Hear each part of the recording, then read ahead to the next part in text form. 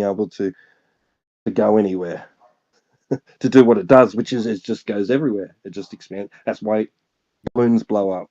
You blow on a balloon, a gas is going into the balloon and pushing on the inside of the walls of the balloon and making it expand because the gas inside is just pushing out in all directions, right? Mm-hmm. Gliding with the walls. And so you need that for pressure, for gas pressure. You need walls.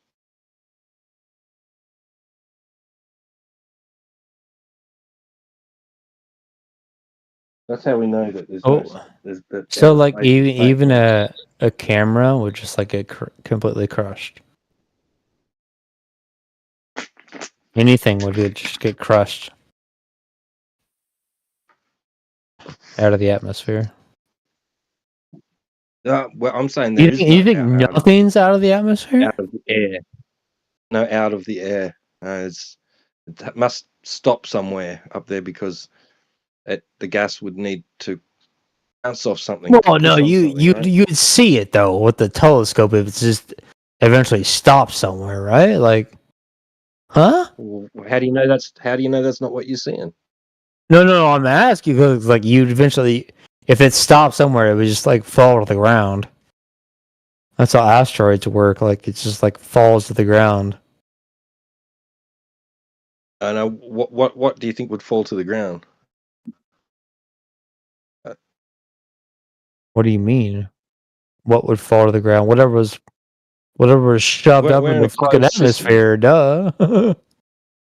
We're in a closed system. We're in a closed system. There's so that would be a system where matter can't get in or out, but energy can,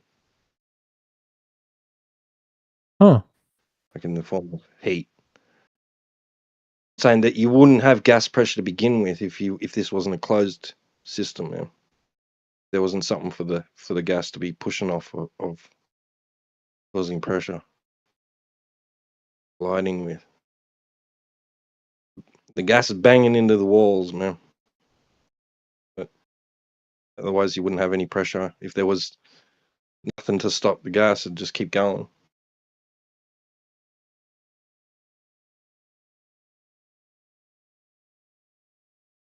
That's what I'm saying. Yeah. I don't know. I'm not a geologist or a physicist, astrophysicist. I don't know. I just like asking questions. Even hearing both sides. That's why I like asking questions, though.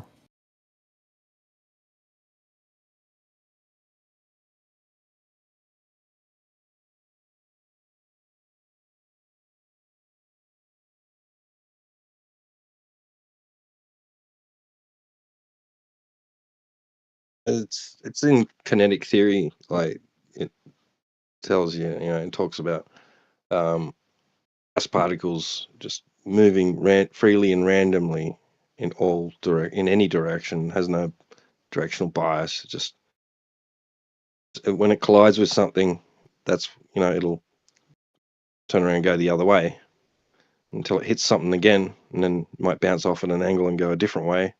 But like there's nothing deciding that it must do X. It must only go in this direction, like down or sideways, unless there's a force applied to it. Like you can use dynamic, some sort of variable, dynamic system. You can have a dynamic. You can turn on a fan inside a pressurized system and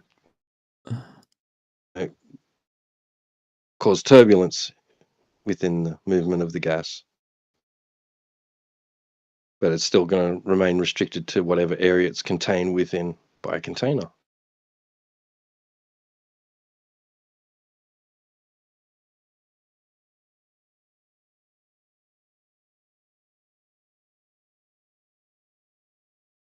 Why do you think all the like astrophysicists, like the proclaim, not even just the proclaimed ones, but just regular ones will disagree with you. What's your point on that? Like, why do they disagree with you? Just even normal ones, which I've talked to. Well, they're They're the not on both most. sides. They don't believe in They, Jesus or anything. You know, they just wait, these they're guys like, yeah, agree. These guys agree with that. These guys agree with that, right? Like, there's, they don't dispute the gas pressure laws and that, but they do have an excuse. They have an excuse. They do. Yeah. Call it gravity. They don't disagree with the gas laws and kinetic theory and second law of thermodynamics, aka entropy. They don't disagree with any of that. But when we point out that, well, according to these laws, right, all the air that we're breathing, the gas in the air, right, yeah.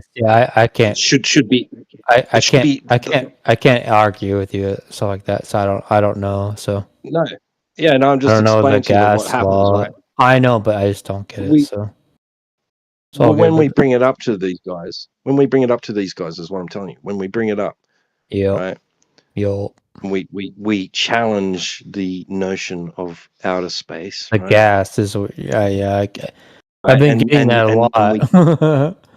Everyone's right. was So we bring up these notice the gas laws, gas right? Which law compared to they the don't dis. gravity law. But I these don't know. the guys you're talking about, right? They don't disagree with the gas laws. So when we bring up the gas laws in relationship to the air that we breathe, they have an excuse, and they bring up gravity as being that excuse. Oh well, gravity's what's holding in, and outer space is real. They'll tell us.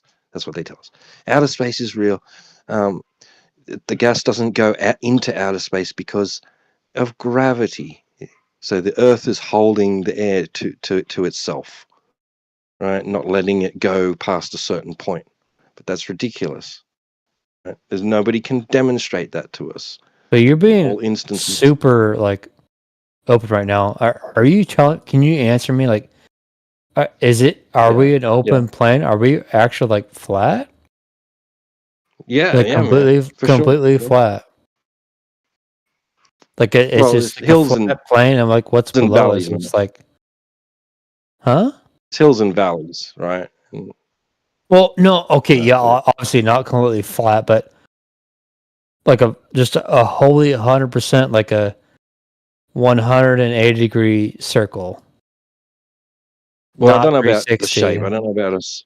I don't know about a Yeah, circle, man. I yeah, don't know about a particular shape. the shape I don't know 360. about that. I don't know about a shape. Don't know. I wouldn't claim to know like exactly a shape to this place, right? But I tell you that the nature of the Just say surface is Earth. Don't be planar. confusing, man. Just say Yeah, Earth for me, Earth, man. Yeah, please. yeah. We live on Earth, man. Nature of Come this on. nature of the surface of the Earth, right? Planar. It's so elevation changes are in relation to horizontal and level, a plane. So it's not, it's all that's distributed horizontally. It's not like curving down and around into a ball, man. Anywhere that I've been able to find, and lots of other people have gone out looking for it and haven't found any curving water, any large bodies of water curving in conformity to a ball of 3,959 mile radius. It's just Yeah, not there there. is, but I don't know the scientific term for that, all that stuff. But I've heard it. I just don't know how the scientific term to debate you on that. I'm just talking is all. I did have one question. So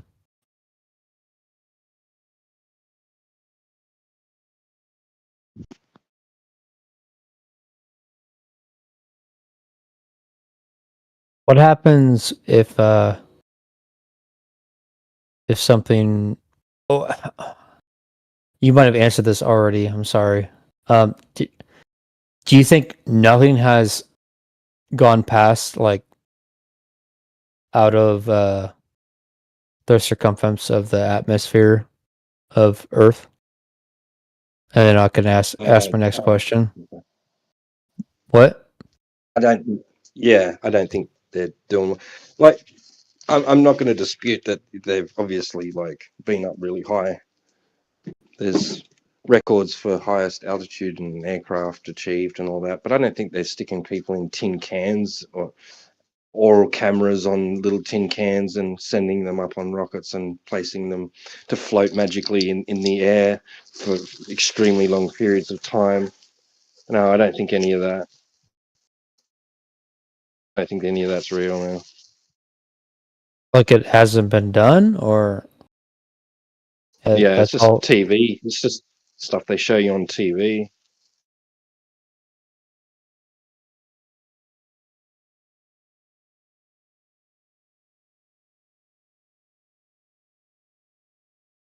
The Earth would need to be a ball for them to be doing what they're doing. It'd have to be a spinning ball in an ever expanding vacuum,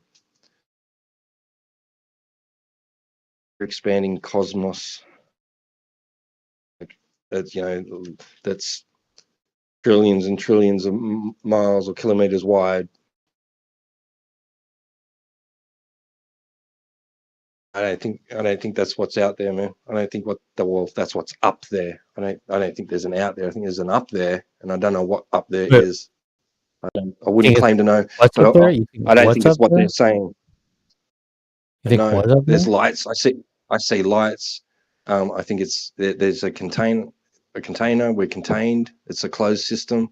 So at some point there's like a barrier, and I don't know how high it is or how far away it is. Don't know what it's made of. Don't know what those lights in the sky are. I wouldn't even claim to know what the sun and the moon are beyond what I can just describe them to be from my viewpoint. Like to claim to have knowledge of their composition and size and distance and all that is a wild, extremely wild, extraordinary claim that would require some extreme, extraordinary, wild evidence for me. And that what I've seen of their evidence is doesn't cut it for me, man. So basically, you think that like you'd have to make like your own rocket ship to just to have your own evidence to go up there instead of other people. Like other people are spending like hundreds of millions and billions of dollars to just to find out like if we can even reach Mars That's what and they the tell us. moon, because I don't believe we've reached the moon yet. Like as far as like landing on there, that's that's that's crazy. And like especially in 1969, like I guess it was before that, but that's just crazy. Yep. That's just a story they tell you, man. You're never going to see the receipts. You're never going to see the books. Well, You know, no, of what course they won't. you They even showed a video of what happened, and it's like everyone thinks it's real. yeah, it's just TV. And it's not. TV, man. It's not. It's not TV. real. That's right. Yeah, it's not real. No, it's Yeah, they're full of shit. it's a video reactment of what did happen, or what they said would happen. You know. That's right. Does that make sense? There's no way. There's no way that No. I'm saying of what they did say what happened. That's right. And that's what I'm saying. That there's no way you or I are going to be ever able to like verify that what they're saying happened true. They're asking you to just have faith in them, believe in them, like they're a god. Trust them. Got it all figured out. Well, we've got your back here. Yeah, I don't. Not in 1970, bro. But nowadays, I really think that we can reach there, but not 1970. Like, nah, hell no. And they're telling people they can't even get out of low Earth orbit. They can't get humans past low Earth orbit at the moment. Yeah, and They say with they've gone backwards. They've gone backwards. yeah, and what Elon did. Supposedly, he's the first one like to land a rocket exactly where it's supposed to land, wherever he wants to land it at. Like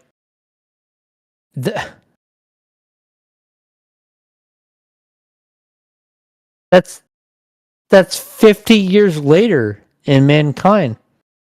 That's 50 years later. You land a rocket exactly where you want it to land. After liftoff, you can get it to land where you want it. That's like, that should be, oh yeah, I stepped on mankind. Oh man, this is the first stain on mankind. Bro, that is exactly where fucking everyone should be on landing on any other planetary planet.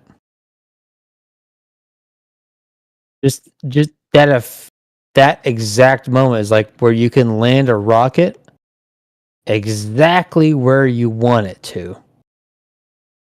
That's insane. That's crazy, dude.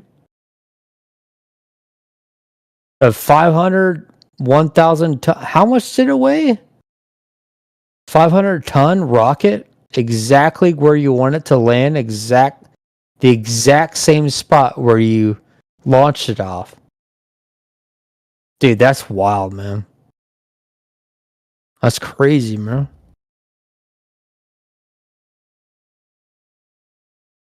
Yeah, and I think it wouldn't take much of a collapse in society for like maybe some, because you're not going to be Isn't able that to cool do though? independently.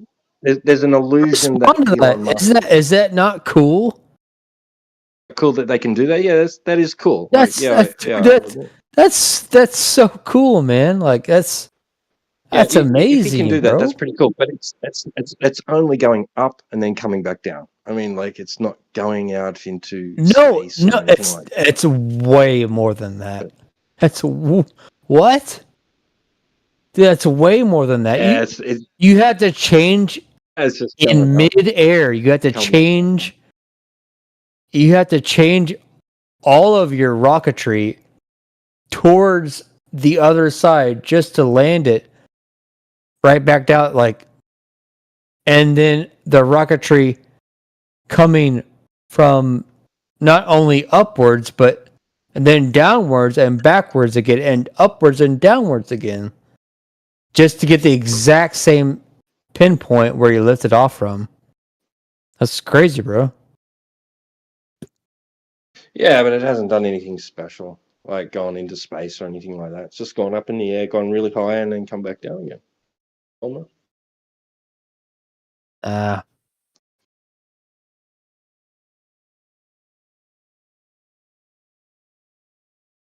He's not sending nothing to Mars, or nobody's sent anything to Mars. There's no rovers up there or anything. Mars isn't like rock in the sky. It's not like a world like Earth where you can send stuff and do stuff on the surface of it like you can on Earth. That's all bullshit. It's just TV. Probably just showing you some shit in some desert or some secluded place like Devon Island. They've got a training facility set up with test rovers and little campsites for people to pretend like they're living on Mars for a few months. Probably where all that footage comes from.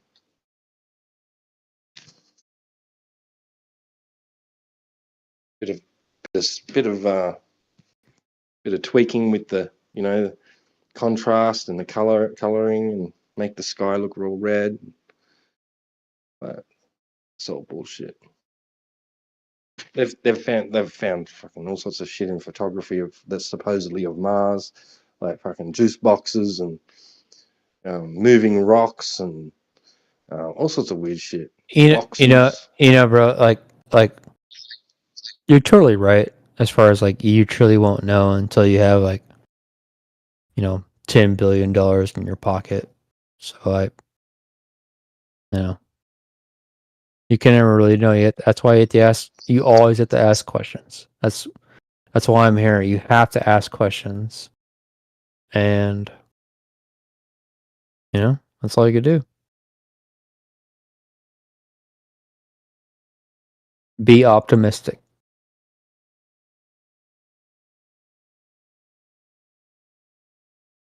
Because you really don't know, the next billionaire that actually will go to the moon, not using, a pulse stick move it like fire All be staged. or coal, huh? What? So it'll all be staged.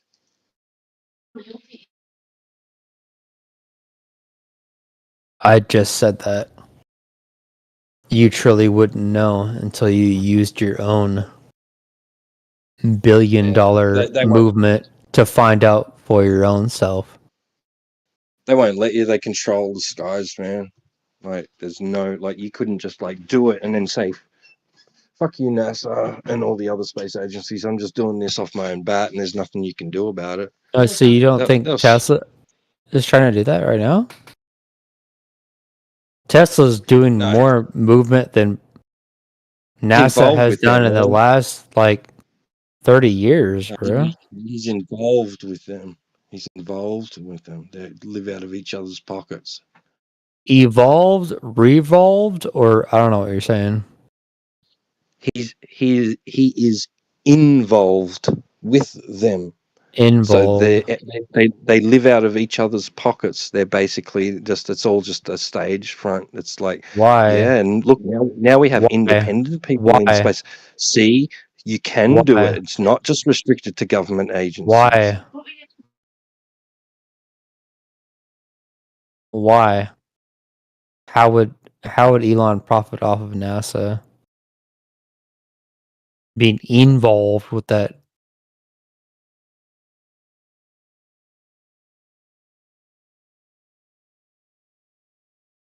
Hello?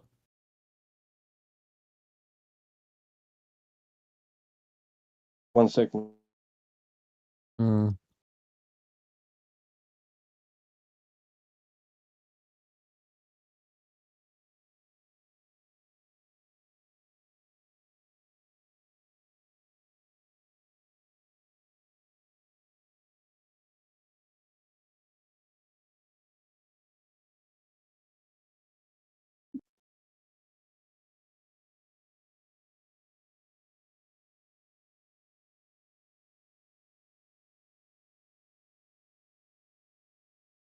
Oh shit! That kitty. I'm pretty cute.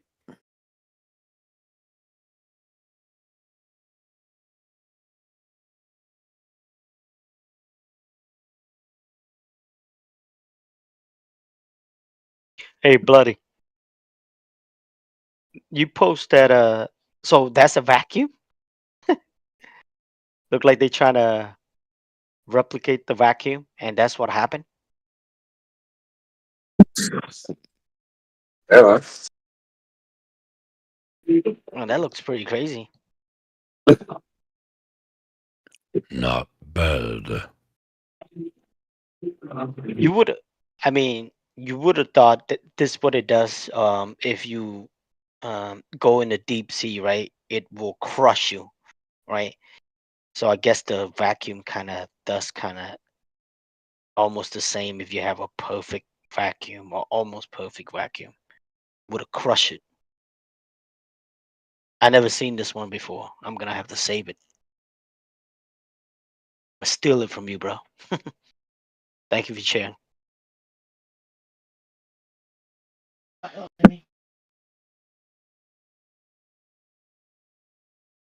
So yeah, their argument for like sort of shit is that as long as the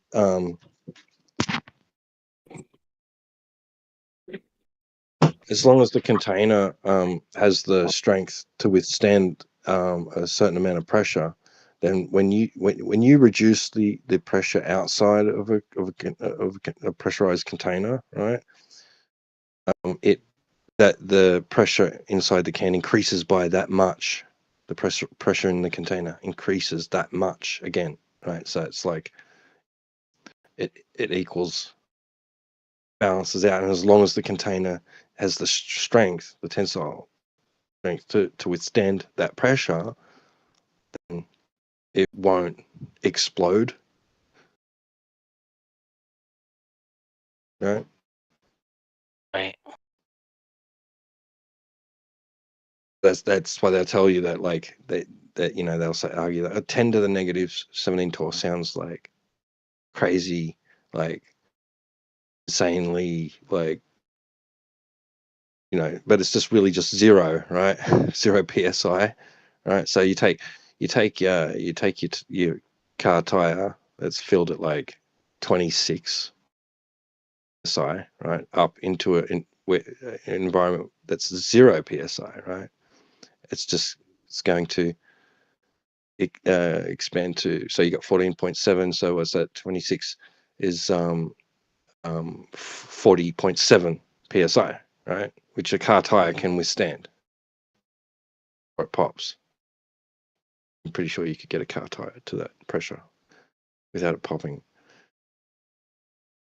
So Yeah, that's their argument for that. But yeah, okay. Well, see, I had seen the. Well, I'm pretty sure you've seen it too, right? Teed up the Stretch Armstrong little toy, right? You put in that little the vacuum chamber, um, and the toy itself, right? It explode inside of that chamber. right, yeah, because they those things aren't, like, I think they aren't, you know, they don't have a very strong, wouldn't provide a very stable, or wouldn't provide a stable surface to contain gas that's trying to expand. I Yeah. don't think, but like maybe, yeah, that's why that happens. But yeah, like you see some interesting demonstrations, like with the Coke cans and all that. Definitely.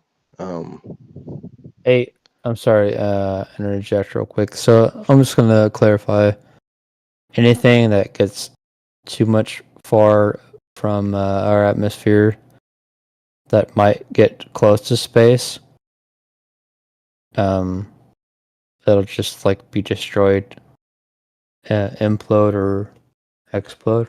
Is that correct? I don't know. No, not necessarily. If space was real, like if space was a place you could go to, then as long as you had a container that's that's a pressurized system with a container that's strong enough to withstand the pressure that's internally, then it's not going to explode or implode or anything like that. It shouldn't. Like, I mean, you can put pressurized systems inside vacuum sealed containers and they don't explode. It's whether it's just how much pressure is on the inside and how far it is able to expand within the container that it is within, for the container material is becomes breached, compromised due to the force being exerted on it from within.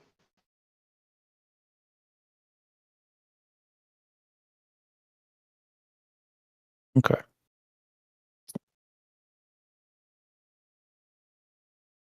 that very principle alone, that you need a container to restrict the area that a gas can move around freely within, right? Is with a container, you only can achieve that with physical containment. So I'm telling you, man, this guy is not an ever expanding area of extremely low pressure that is available for the air you're breathing to expand into. Otherwise, it would expand into it. It would just go spread out into it. What gas does, nothing stops it from doing that. Nothing. If gas particles going in a direction, man, it's just going to keep going until it hits something.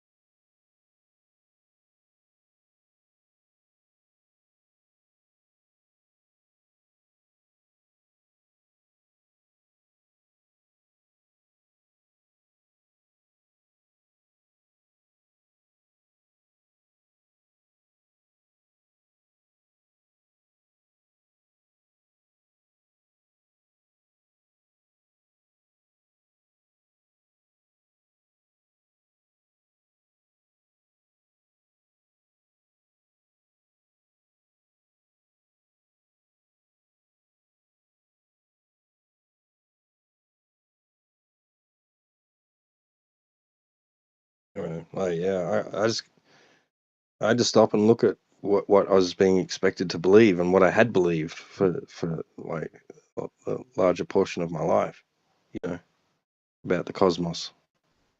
I just stop and look at it and go, hang on a second. Is what they're telling me true? This is some pretty wild claims. Like, apparently I'm on this giant big ball, right? That water and air sticks to, inside a vacuum, an ever expanding vacuum, and it's spinning on its axis at 1,040 miles per hour at the equator, and it's zipping around the sun at 66,000 miles per hour. And that's chasing the sun. The sun's spinning around the galaxy, orbiting the center of the galaxy at like 500,000 miles per hour, and the whole galaxy itself is zipping through the universe, whiz at 1.3 million miles per hour. And there's all these rocks flying around everywhere out there that could like destroy us, and there's these big burning balls of fire, nuclear reactions going on in the sky, big plasma balls, millions of degrees Celsius. They're like millions of times bigger than Earth, and it's just all crazy shit. You should still, though, like, keep being optimistic. Like, never stop. Should never stop being optimistic. How do they measure the temperature of the sun when we can only go there when it's nighttime? What? How do they measure the temperature of the sun if we can only go there when it's nighttime? Only go there. We've been there? What? Yeah, we can only go in the dark when it's night. Can't go during the day, it's too hot. So I'm not sure how they get the temperature during the day if they can only go at night. We haven't visited the moon, but we visited the sun.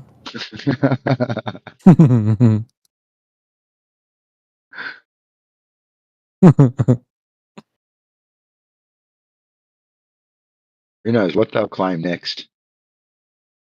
Yeah, I know. I definitely know the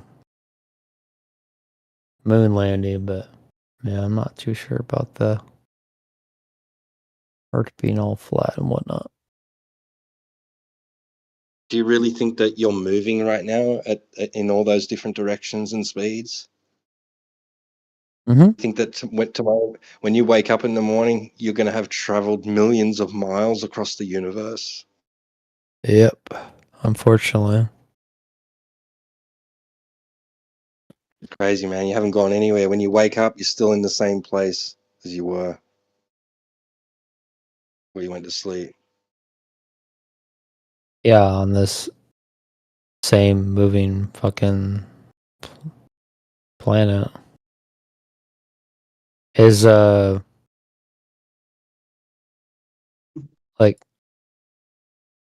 wait, do you believe the? Sorry, I'm playing a video game right now. Gotta kill these guys real quick.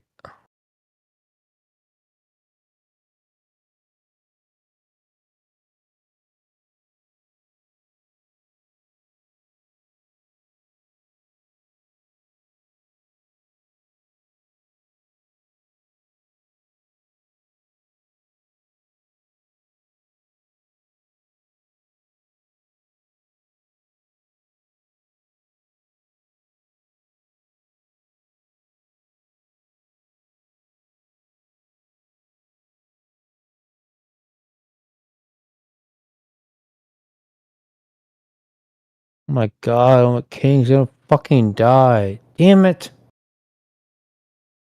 Oh, what a bitch.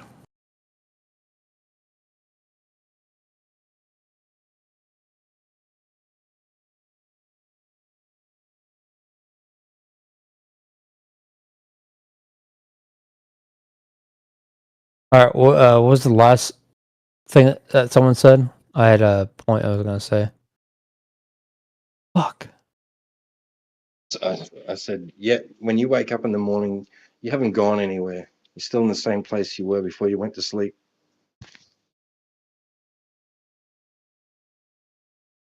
Where was I going with that? Oh yeah, so you don't believe the Big Bang Theory at all? That's just all imagination, man.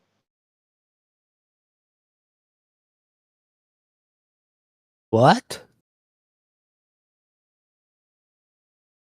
Oh wow. It's a fairy tale, my friend. Why do you believe it? Is it because we were indoctrinated at school with it? I wasn't indoctrinated in school with it. I was the opposite. I grew up in Kansas. Yeah, and just like us, you were indoctrinated into believing that the start of the universe started with a big bang. You don't know anything about that. You just believe it because you were told it. No, I had to go outside of my resources from school.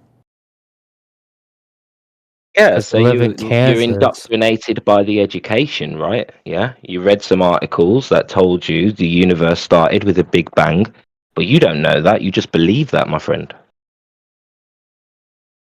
Oh. You also believe you can if see you the believe in same the Big thing. Bang. I could say the same thing about you. No, You hold on, read bro. If some you believe in a big, articles. You read some articles and you read some books. You talked to some people, and now you believe what you believe in. Like, no, okay. I don't believe that the Earth isn't a ball. I know it's not a ball. This is empirically provable. But when it comes to the Big Bang, you guys have to believe that energy can come from nothing. Nothing created something. That is a violation of science. So you guys believe things that are not even empirically provable. It's a fantasy. Energy can't come from nothing. Yet you believe all of a sudden there was nothing and all of a sudden, boom, there was a big bang. Yeah, it doesn't even comport with science. You need to question why you believe what you believe and where you got your ideas from. If you could understand where this idea came from, you would have less cognitive dissonance around anyone challenging these beliefs that you have.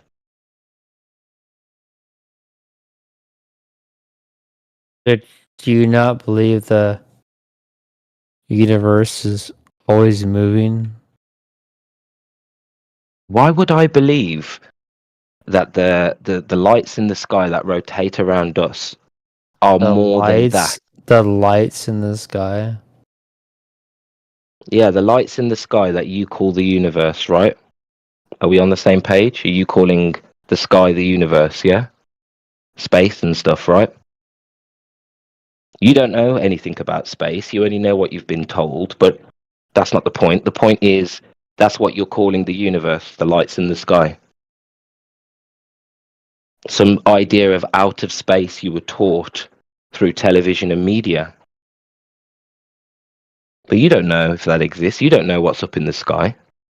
All you know is what NASA shows you. Meanwhile, science will tell you that a vacuum next to an open system is impossible.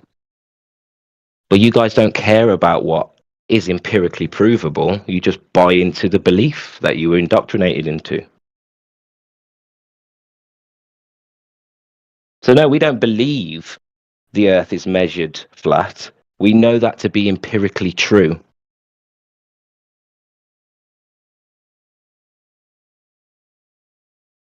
By your own research and what you've been told.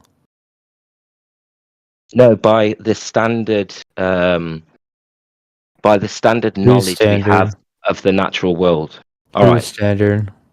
All right. So water. Water at rest always finds its level. The horizon is your reference for true level. The horizon is also the limitation of your view, not the geometric curve of the Earth. All of this can be proven. You can prove this to yourself. This isn't a belief. This is just empirical knowledge of the natural world. Entropy.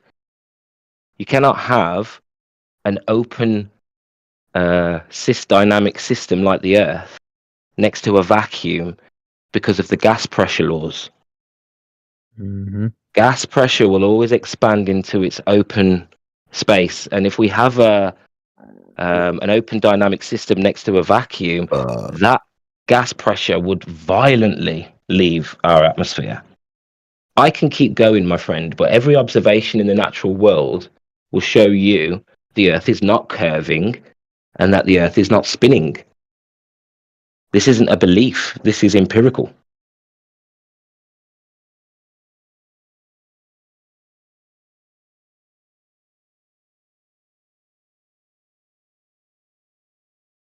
I gotcha. You need to learn to differentiate the difference between belief and knowledge. Like, it's fine if you believe it, but if you can admit that you believe it because you feel, the authorities say it, or the mainstream or the model, then that's fine. But if you want to pretend it's a direct knowledge, like we have experience of it and we can prove it, well, that's false. You can't prove curvature. It doesn't exist in the natural world where we can measure. And you can't prove motion. And you can't even scientifically explain how a vacuum would exist next to an open container without an open system without a container.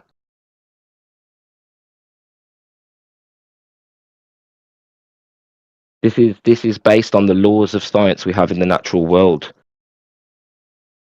The curving ball Earth has consequences. Those consequences are not visible in nature.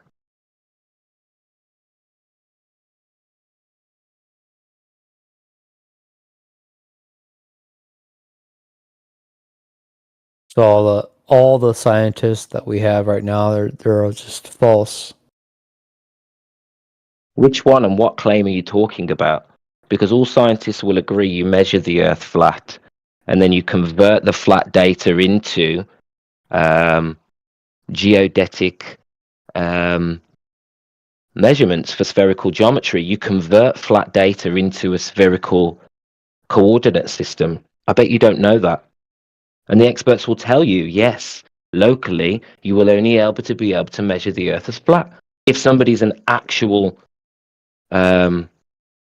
geophysicist, they'll tell you this, but they still believe it's a ball because of blah, blah, blah.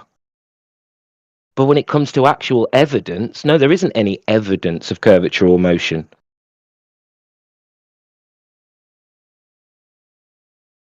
They'll be the first to tell you how they convert their flat measurements into spherical geometry using something called ECEF, Earth-centered fixed coordinates. They assume that in the distance the ball curves, so your north, your zenith, whatever's directly above your head, will eventually start to bend around a ball. We don't have experience of that in the natural world. We assume that, and then we map it, and then we can do the math. But that's not proof of curvature, my friend. That's an assumption.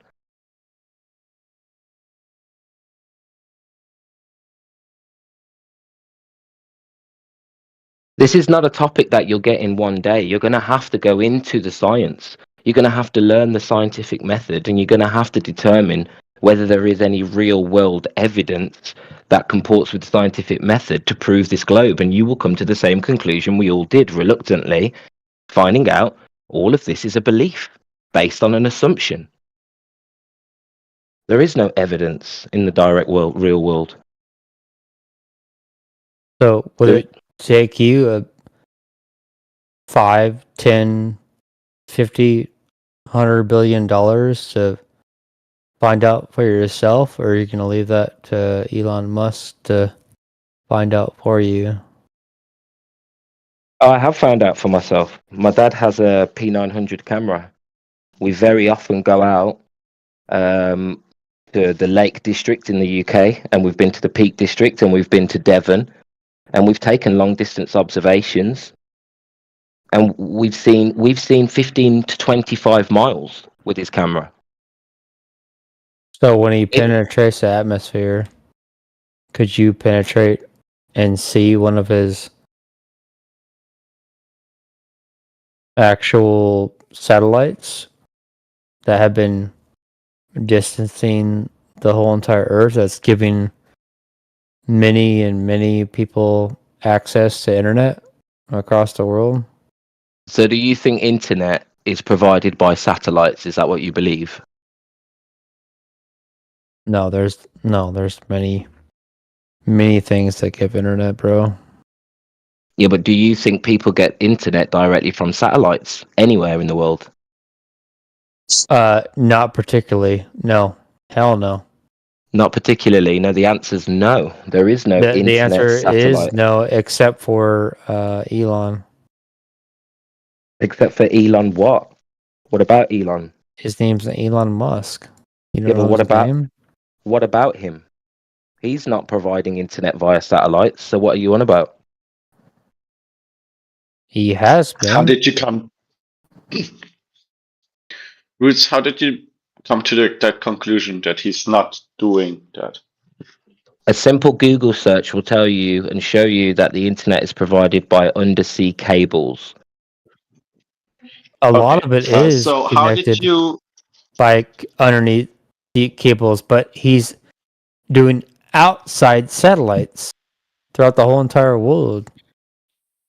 How did you decide that Starlink works the same way with undersea cables? How did you decide that Starlink was anything more than high altitude planes and balloons? And I'm going to send you a meme of Starlink. It's a high altitude plane. How did you come to that conclusion? I did not decide it's not that. I'm asking you how you reached your conclusion. No, the question is, why do you guys assume that these satellites are in space when we have a full satellite system? I asked you a question. High altitude balloons. I'm not talking to you, okay? I'm talking to Globers in general. Believe that the satellite system is in the space. I'm going to send you a picture now of some of the vehicles they use at high altitude for the satellite system, and none of them are in space. They're high altitude planes and balloons. All right. Sorry, I don't mean to interrupt you. You finished? Cool. So you claim to know that the claims they make about how Starlink works are false, right? No, I'm asking you, why do you believe that satellites are in space? Well, are you happy to keep Okay. talking with AK, who we're quite familiar with? Not really. Yeah. I was just going to say, we've got Chef still sort of sitting there. Hello. Being pushed out. Yeah. Sorry. Yeah, he's Yeah. an egocentrist. Wow. Okay. That's ironic. That's ironic. So AK comes here every single day, resets after we show him his belief is nothing more than a belief, and he pretends that it's not a belief. We do this every day. Let's go back and see evidence when I was here last time. So Yeah, no, I I'm allegedly sharing come something here in the every chat. day. I allegedly come here every day. Let's look when I was here last time. Huh? Well, let's look when I was No. here last time. You either It come wasn't in the here other or political politics. paper. Yeah, you go to the other. We run both rooms, my friend. It When we was say you not come every on day, you go to Discord both for rooms. at least 2 weeks. Right, okay, I'm muting you. I'm not having an argument or a dispute about how often you come or what what I said. But I do want you guys to look in the chat. So you'll see here we have high altitude planes, platforms, balloons, lots of different devices that run the satellite system. Also, NASA is the highest user of helium.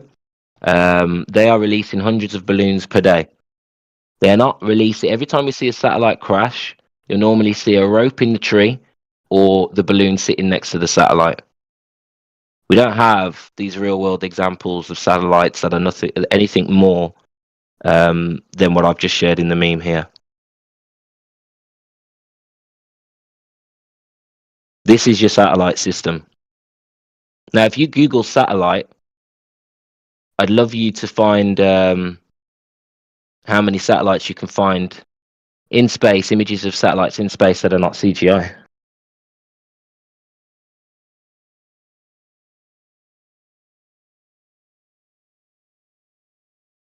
Are you still with us, Chef? I'm here. Honestly, I'm playing my game, and I thought the other guy was still talking with you guys. Did you mute him or? Sure did. Oh, all right. Yeah, I don't know what you're talking about then. Satellites. You brought up satellites and Elon Musk, and I asked you, why do you think that their satellites are in space? And I've shown you a picture of a high altitude balloon and plane system that help run the satellite system.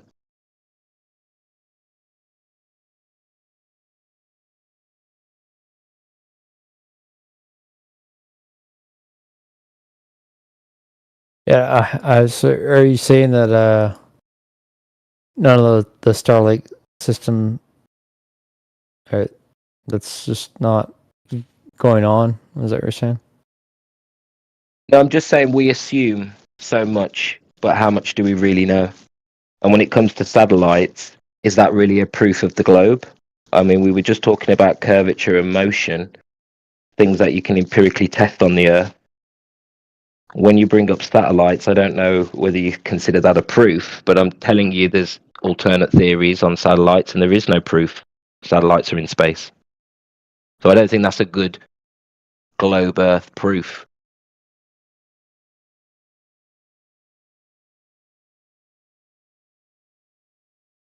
AK came in trying to question my knowledge on satellites. I'm not interested. I've spoken to him hundreds and hundreds of times in the past. I gotcha. They reset, bro. They reset. So it's a shame. They reset. Yeah, pretend that they didn't have the conversation previously.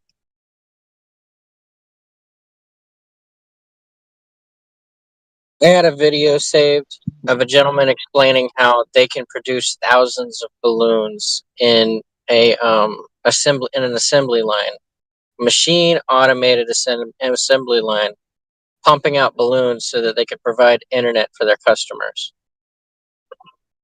And all they have to do to navigate these balloons across the earth is by changing altitude so that they can get into different jet streams of air. and they have computers that can calculate where these balloons need to go and at what intervals they need to go so that the customers can maintain semi-steady internet connection.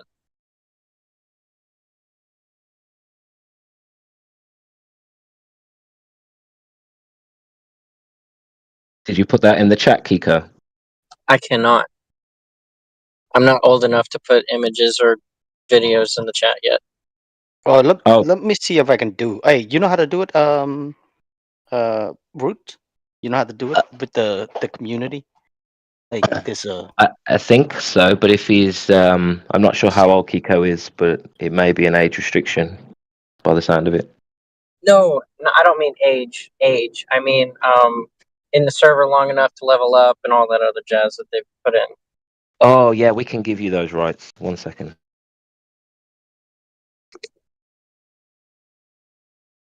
Kiko, you really should be a mod, actually.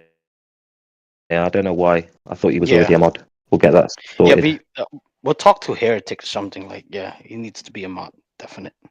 It's Banshee. I'll speak to Banshee now.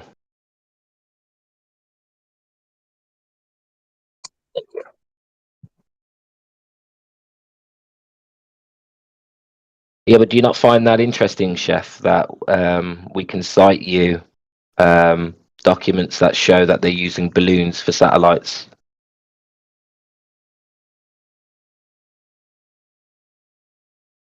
No, I see it. I see it.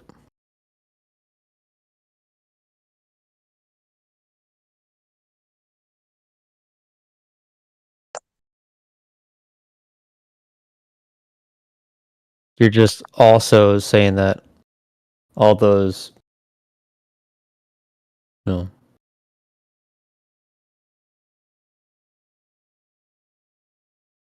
We're basically telling you that the satellite system that you're assuming is in space, using orbits, blah, blah, blah, is an assumption. We don't actually have any proof of that. What we do have proof of is a very terrestrial, high altitude system using balloons and planes.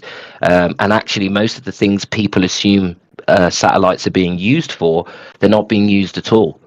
All your satellite dishes are facing ground towers. Everything's relayed via the ground tower, so there's no direct way for us to know whether we're actually interacting with something that's coming from the sky or not. So this is nothing of a globe Earth proof. This is more of an assumption and a correlation based on our pre-existing beliefs. But in reality, we can't prove satellites exist. Not unless you're a millionaire or a billionaire. Is what you're saying. Well, if you were a millionaire and you tried to launch a satellite, that'd be a different story, yeah. But I'm pretty sure anyone who gets involved in space travel or rocketry, you need a hell of a lot of permission. You need oversight. They're not going to let you do these things, yeah. Trying to tell me that before, and he's like, "Yeah, but Elon, he's doing it." I'm like, "Nah, they're in each other's pockets, man. They're just like two wings of the same bird." It's not like he's not doing anything. Like he's not doing anything that he's just doing because he just wanted to, right? And it's not like he went screw NASA and screw ESA and screw. He NASA did everything that NASA could not.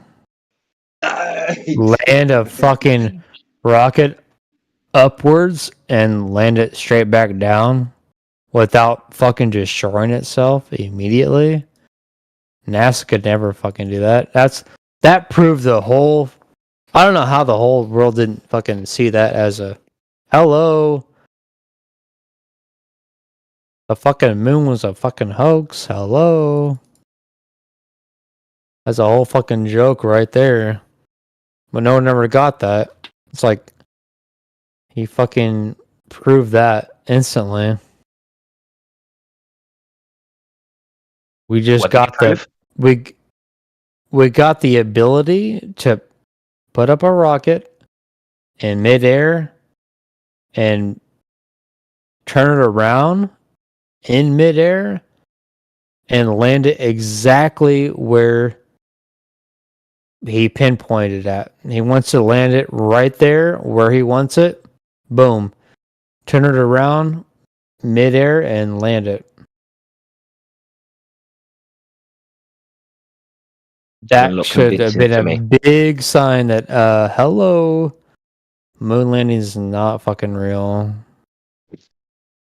So you can accept that they do lie then, if you believe that the moon landing wasn't real. 1,000%. I'm not here to say anyone's a liar. I'm always asking questions. I'm optimistic. That's why I'm here. I'm not one to say anyone's a liar.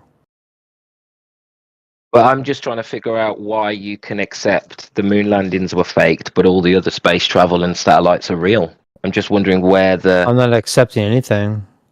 no, but your assumption. No, your assumption I earlier question. was I Elon Musk was question. sending satellites up. Stop talking. I question everything. No. That's not how why this I'm works. here. That's not how this works, my friend. If I'm in the middle of a sentence, how it works. That's why if I'm here. in the middle of a sentence, my friend, I will finish the sentence. You don't tell me to stop talking mid-sentence. That's not how it works. I wouldn't be that rude to you, even if you did interrupt me. I wouldn't talk to you like that. So don't talk to me like that. Especially when I'm mid-sentence. Go ahead, bro. Well, clearly I've finished now. You did assume that satellites. You did assume that Elon Musk was sending satellites up. Sorry, go ahead.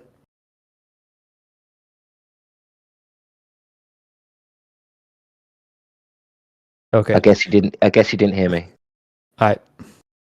No. Just letting you talk. Sweet, Go ahead. guys. I gotta go, so I'll talk to you later. All right. See you later, T-Dub. Later, man. Peace. I don't know, Kiko, if you want to pick up from here. Video finally posted. And I tagged Chef. I don't know. I was going to respond to Roots. I think Roots was talking, right? Kiko Roots? shared the video with you that he said he would share earlier of satellites being released on balloons. All right. Is it Kiko? Was it? Okay, I'll watch it in a second. Yo, Roots, I was saying, I question everything, bro. I'm not stuck to one thing, bro. I always ask questions. And I think everybody should ask questions completely. 100% everybody should ask questions. Even if you've seen something online, you read something in a textbook, you went to college and read something, you should always ask questions, no matter what. That's what I was saying, like, oh, if you gained $1 billion, 10 billion, 50 billion, you went to space yourself, and people still thought you were lying that you went to the moon, you should still ask questions, you know. Maybe you didn't go to the moon, you know. Maybe you're fucking just living, you know, your own lie and virtual reality. No, but for real though, like, always ask questions, no matter what. Be optimistic, no matter what. I'm gonna watch Kiko's video real quick. Yeah, well said, Chef. I agree 100% with what you just said. For sure, bro. I was trying to be mean to you at all. So just let you know. No, likewise. I don't mean to be mean either. If you feel I am, definitely we're not being mean. No, I don't get upset with anything. So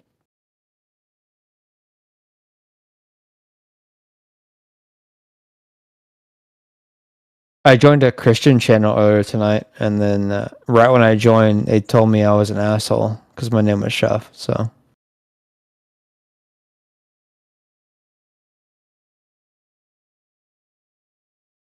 Imagine if he was a flat earther as well. How abusive they'd be then. shut up, bro. Honestly, sometimes people say flat earthers are really harsh, but we get so much abuse that we kind of have a hardened sort of like that's exactly what he said. They have a hard guard. And I'm like, rude. I'm like the most like chill person. Like, I don't care. I just like to ask questions, and I'm optimistic. So that's all I am. I just want to ask questions. Is all. Yeah, we're chilled, but like as proper truth seekers, for us, if we're hearing like assumptions or appeals to authority, or like you said, oh, why don't you get $1 million and go to the moon? That's an appeal to the future fallacy. So as soon as we hear multiple fallacies, we have to shut them down, because otherwise we'll have neutrals. Neutrals will be listening to the conversation, thinking globe Earth evidence can be fallacious. But that's not real evidence. I got you. Well, I mean, that's what being optimistic is. I mean, you have to ask everything, though, So I always ask everything, so I didn't know. Sorry. No, don't say sorry, my friend. Don't say sorry. These interactions are really good for all of us, I think, to go through these things properly. Yeah. It's been like the last 3 hours asking, it was like, could we do propulsion to go to the moon? Is there any way possible? Like, nope, you'll be combusted or implosion. I'm like, oh, okay, darn it. So let us know what you think of that video Kiko shared.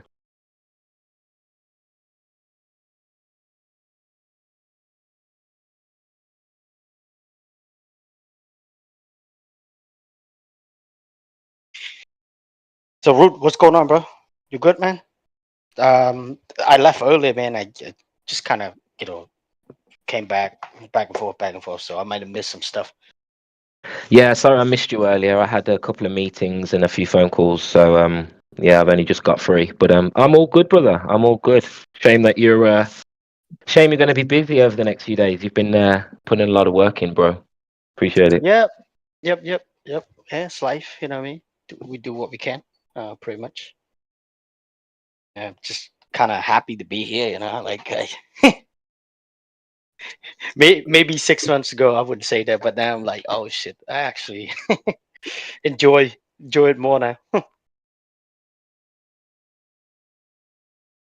Yeah, it's been really fun. I'm going to try and make sure I'm on your evenings a bit more now going forward. Yeah, I mean that'd be nice. We will be able to talk. But I try to come here on the weekend and stuff. You know what I mean? Just a little bit here and there. You know what I mean? I'll probably be on just less. That's all. But yeah, I think your best friend in the chat, always reply in the chat. I don't know if you're seeing it. Okay, yeah, I see it. I don't really have the patience to debate with him today because it never ends. Yeah. Hey, Kiko, so you be able to post it now, brother? Yeah, I posted already. Yeah, he's posted it. It's a great video. Yeah. Yep. Hey, I just want to say thank you for that video. One time you sent it to me. Well, you sent it to me twice, because when you sent it to me the first time, I lost it, right? I think you also had a different name or something. And then when I heard you, I'm like, oh, that's the same person. Bill, was it Bill something? Right? No. My previous name was Tactical Droid, and then that one got taken out. So okay. This is FE Tactical Droid. They couldn't take the old name back, and then I just changed it to Kikoho because that's Tien's signature move. And the artwork that I found on the internet is him about to do that, the globe. So I got you, brother. But yeah, I remember you sent me that video. Was it Rahu and K2? Yeah. And yeah, I had to show it to other people, and just want to say thank you again. You're welcome.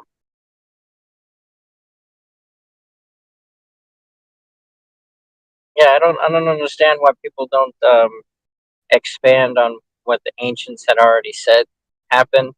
Like, granted, they put it in the position of there's these gods or these demigods that's doing these things. However, you could just change that to being a there's something up there causing this effect, and they had already explained it, even though it was this god or demigod consumes the sun or the moon and then releases it again, right? Because if it was, if they seen it as the moon causing the sun to disappear, then in their story they would have just said that the moon causes the sun to disappear.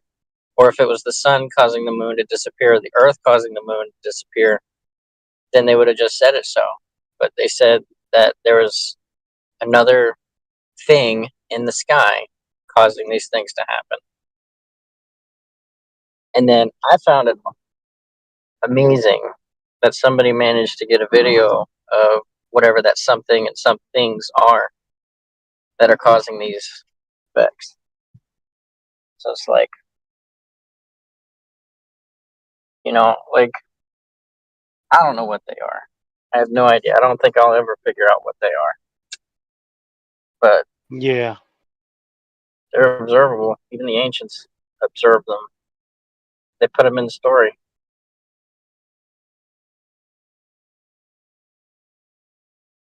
Yeah, man, I wish we would know like what they are. I mean, you know, we see it just light in the sky, right? And some look different from others, right? Some look closer, some look far away or even smaller, right? So yeah, man, it's just amazing, you know. I don't think we're gonna know this in our lifetime, you know. Maybe when we're gone, when we're ready to go. I think that's when we know, like, pretty much, you know. I mean, that's what I like to think, right? Like after this life, there's gonna be a next one, right? You know, I would like to think there's eternity after this, right? Where you gonna be? And I think that for some people, like I heard that I talked to before in the past, especially the atheist one, they said this is it. After you're gone, you're gone. There's no other places. You're done. You die, and it's over.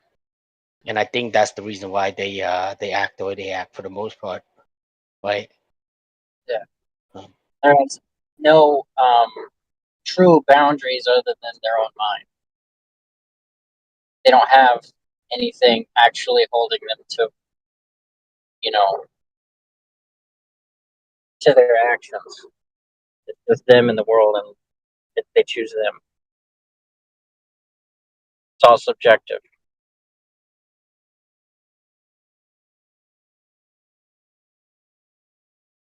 oh, Kiko, have you seen like this? Well, he said it's Venus, right?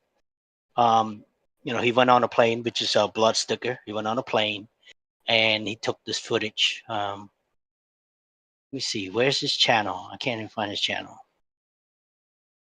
Hey, I want to share with you because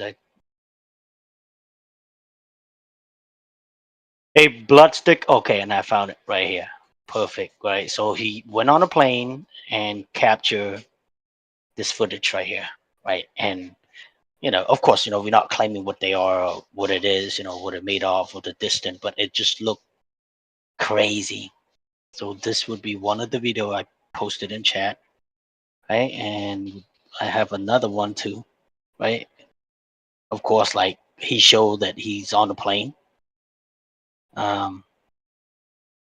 Just check it out real quick, right? I just want to see what you think, because I like to share with people because it got me by surprise when I first saw it. Like, whoa, what is it? What is this?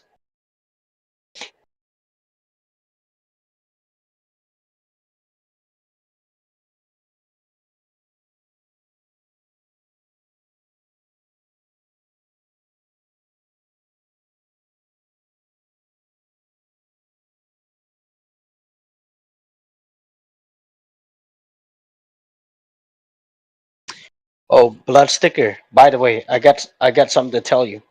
So usually when I search for your name, right? Say the same channel name, blood sticker. It used to be on the very top, like your name pop up right there, boom. When I search for blood sticker, now I couldn't find it. Now it pushed you down to like almost halfway or something. I have to scroll down.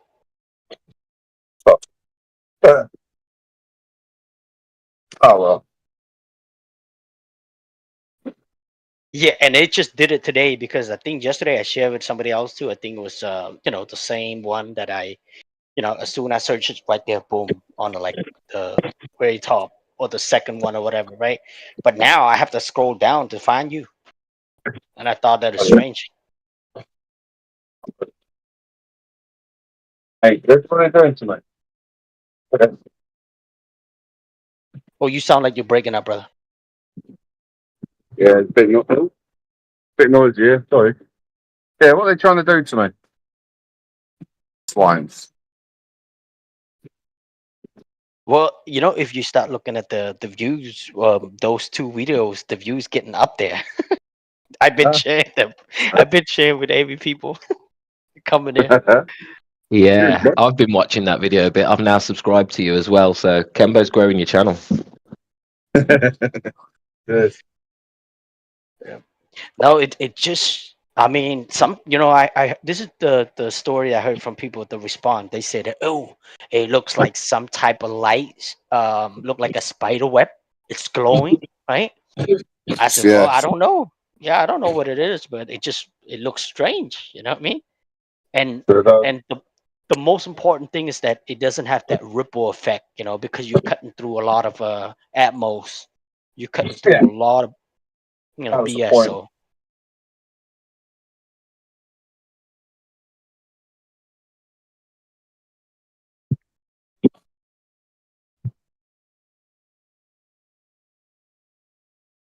yeah, you need to fly again, bro, and get up there again and capture something else. Yeah, I will. Yep. Unless I need something to be able to fly, then I won't be flying. But yeah, I do need to get back up there. Not flown for a couple of years. Yeah, just fly from one city to another city, like a Yeah, quick flight.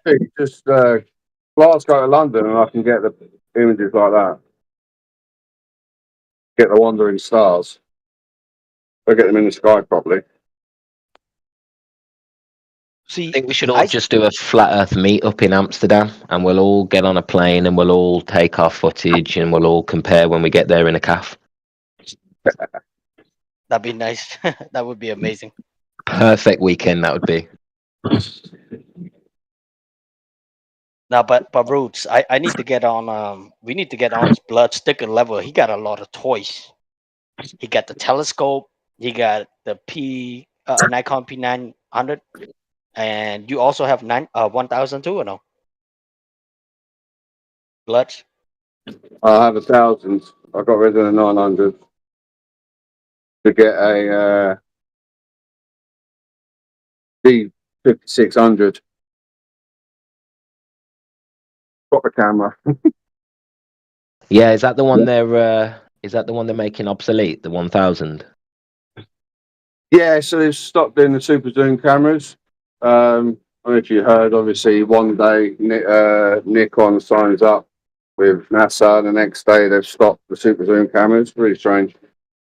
I mean, they've already started going up in price. They're about 1,300 quid, I've seen some of them. Yeah, my dad's got a 900.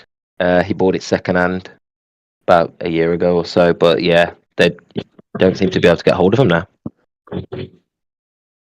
Yeah, we need to get some batteries up. But yeah, who is it? Someone's literally just coming out with a super zoom camera the other day. Not as much, it was only 60 times zoom, but I mean, that's good enough. I think the Nokia, especially the 1900, the Nokia, Nikon, they start in a minus. You know what I mean? I'll explain it. So it's not the true zoom. It says 125 times zoom. I don't believe it is actually 125 times. I think it's half that. Because it always starts in a negative. And then takes a while before you get to your actual eyesight, you know? I think the words. Yeah, I'm gonna upgrade my stuff, bro. I mean, I don't really have the stuff that you do now, but I'm gonna upgrade my stuff. Like a gear and stuff. I'm gonna start getting some of that stuff, and I'm gonna go out there and do some observation, But as far as the moon, I remember that when I was in Florida, Yeah, we see the moon. Like, yeah, whatever. We see the moon in the sky. But when I'm in Texas, the moon looks way bigger. Somewhat looks way bigger. I don't know why. And it just kind of like tripped me out a little bit. Like, wait, like, my observation from other places. When I look at the moon, yeah, I see it. It's up there, whatever. But when I'm in Texas, it looks bigger than Florida for some reason. Certain time of the year.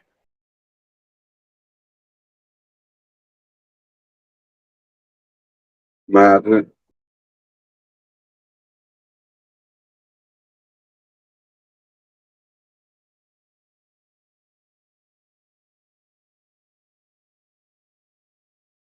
Well, if I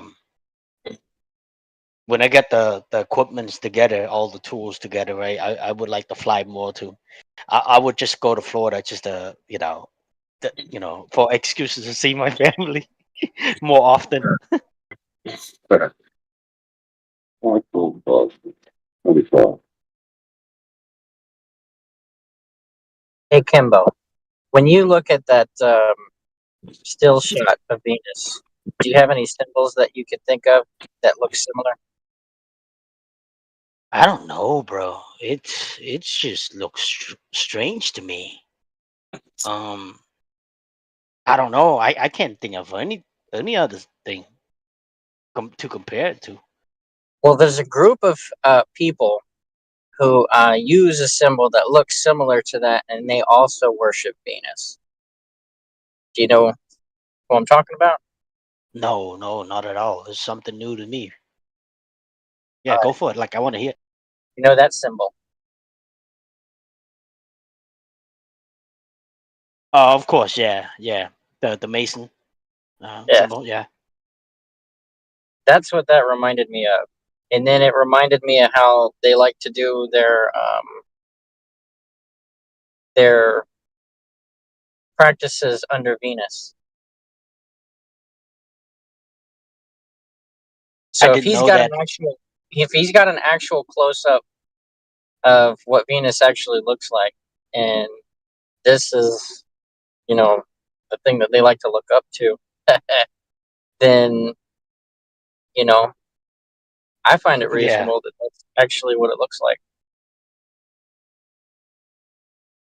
yeah. I see where you're going with it. Yeah, yeah. But it just looks strange to me, man. Like it tripped me out over and over again. Oh.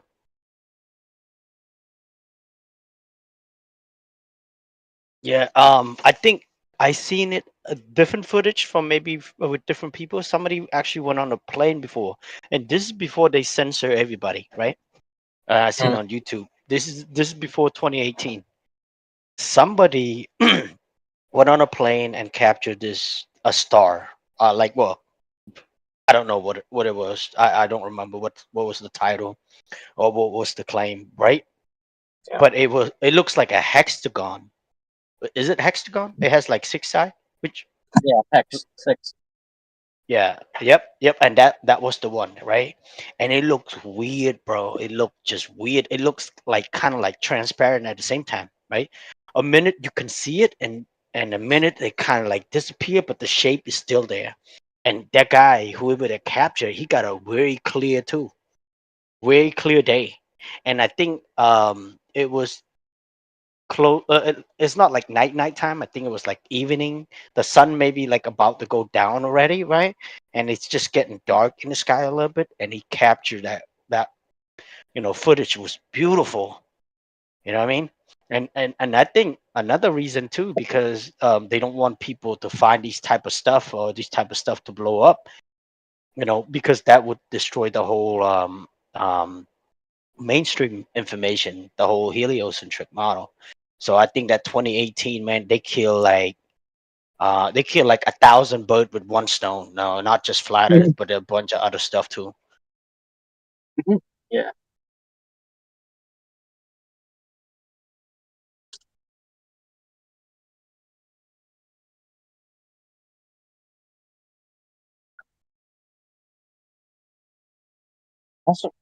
That's what grinds my gears the most is that talking to people in person about, certain topics. When you break away from the conversation and y'all go about your business and they get their own free time, they're going to try and look on the internet to find your idea, and they're not going to actually find your idea. So then they're going to learn an idea and then make you defend that idea or explain that idea and make it work. Like last Friday, we had a lot of time off at work, so I was able to break out the chalk and draw in my toolbox and explain things. Whereas usually I'm having to use words around the workstations and it just doesn't click. And then, so partially through explaining it, I was able to recognize that he still has the idea of flat Earth that the internet gives him. And I had to be like, no, that's not what I'm saying. Just follow what I'm saying. Yeah, because like often they go to Google or YouTube, whatever, right? They see a flat planet, a flat disk in space, right? So yeah, that's like the most stupid stuff ever. Like idea, like and nobody said that at all. Like none of us would say it or agree to it. So most people they often do that because they got tricked by the algorithm. You know what I mean? So in a sense, like, is it really their fault, or maybe it's not their fault in a sense, right? But if we It's explain not to their them, fault till we point it out to them, right? right? And then they can go look into it. So what do you think it is then? So I don't like look it up on the internet and like misconstrue what you're saying.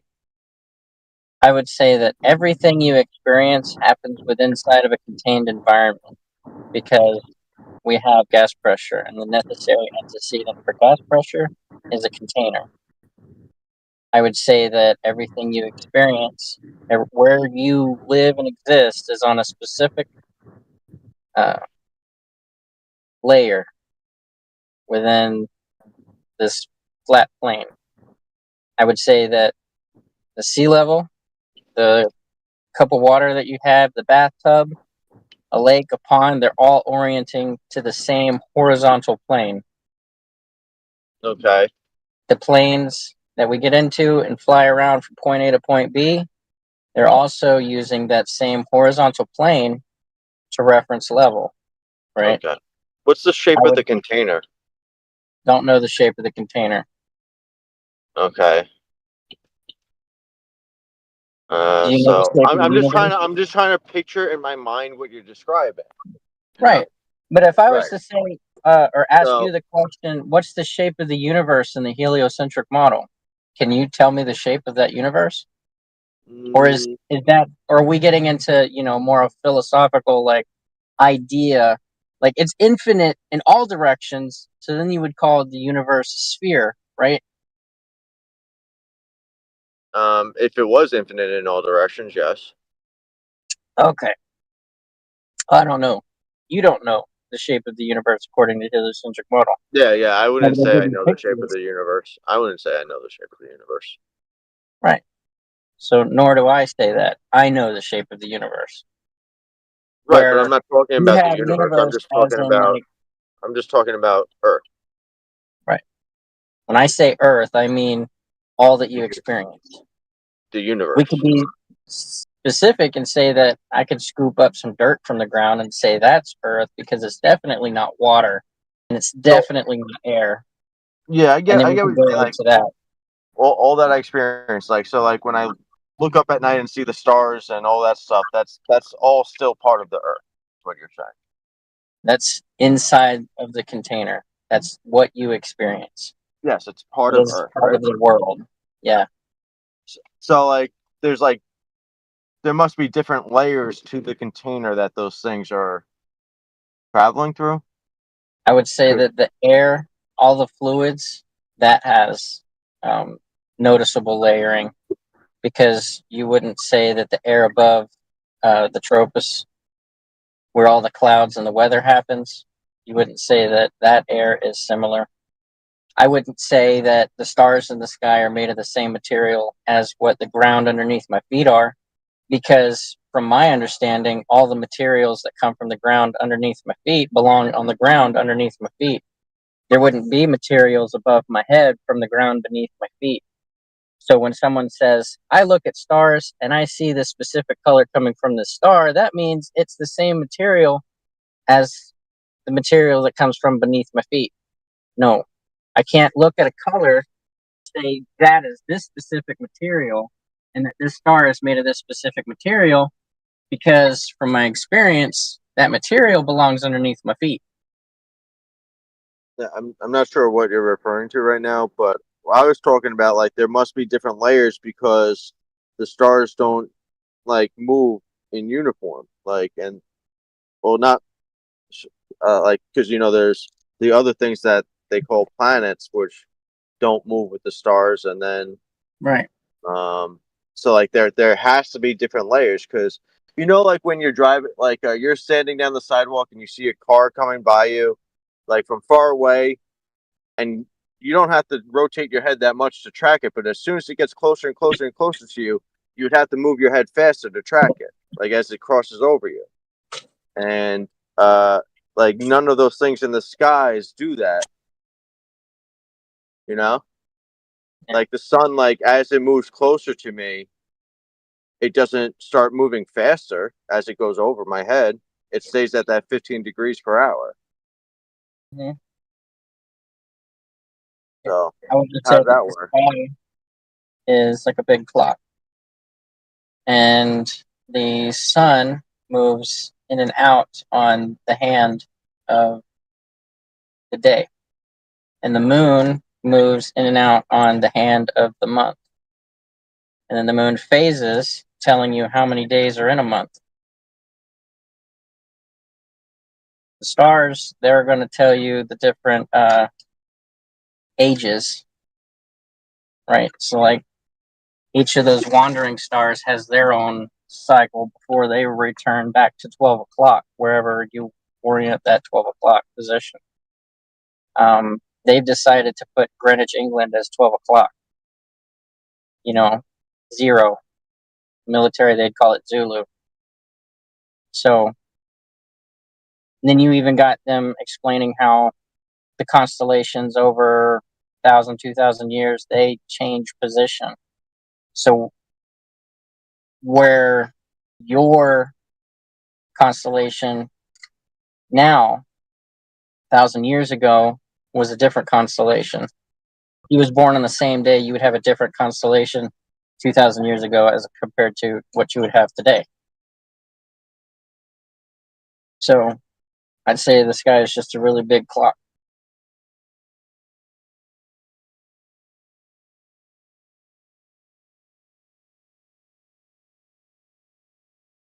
Not just like where he was, I mean when he was born, but where he was born, he would also have different constellations, right? You're right.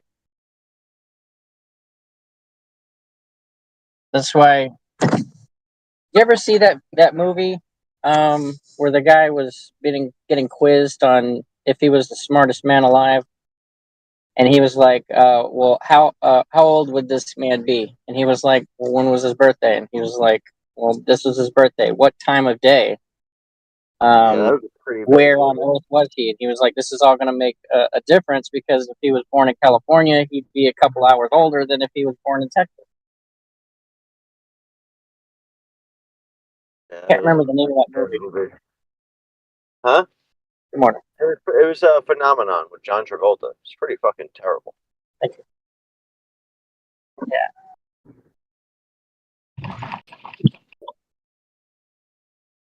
Because like, what difference does it make if he was a man or a woman when he was Right. born? Like that's like one of the fucking dumbest questions I've ever heard. Smartest person in the world asks.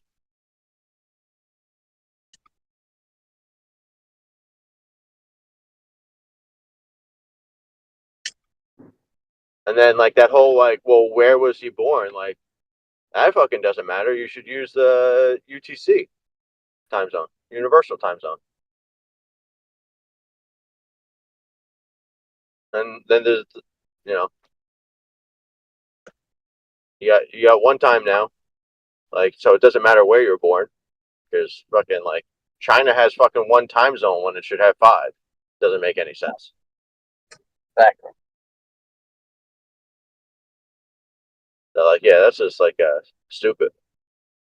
That was a terrible movie.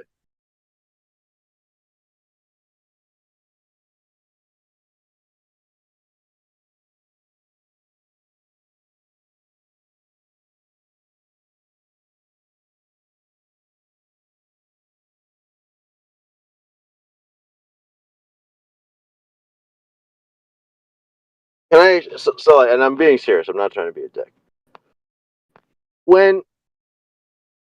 Why is it that you guys like say like, well, the ocean looks flat and you never see the curve, therefore it's not curved? Do you guys like accept the fact like that there must be a container if you've never seen the container? Because like gravity makes we say like gravity will make an object like form into the shape of a sphere, because that's just the laws of physics. Like that's when you have so much mass, gravity, blah blah, does this. And you're just saying, well, the laws of air pressure say there must be a container, so there has to be a container. It can be replicated. Every experience you have, Can you replicate the giant container?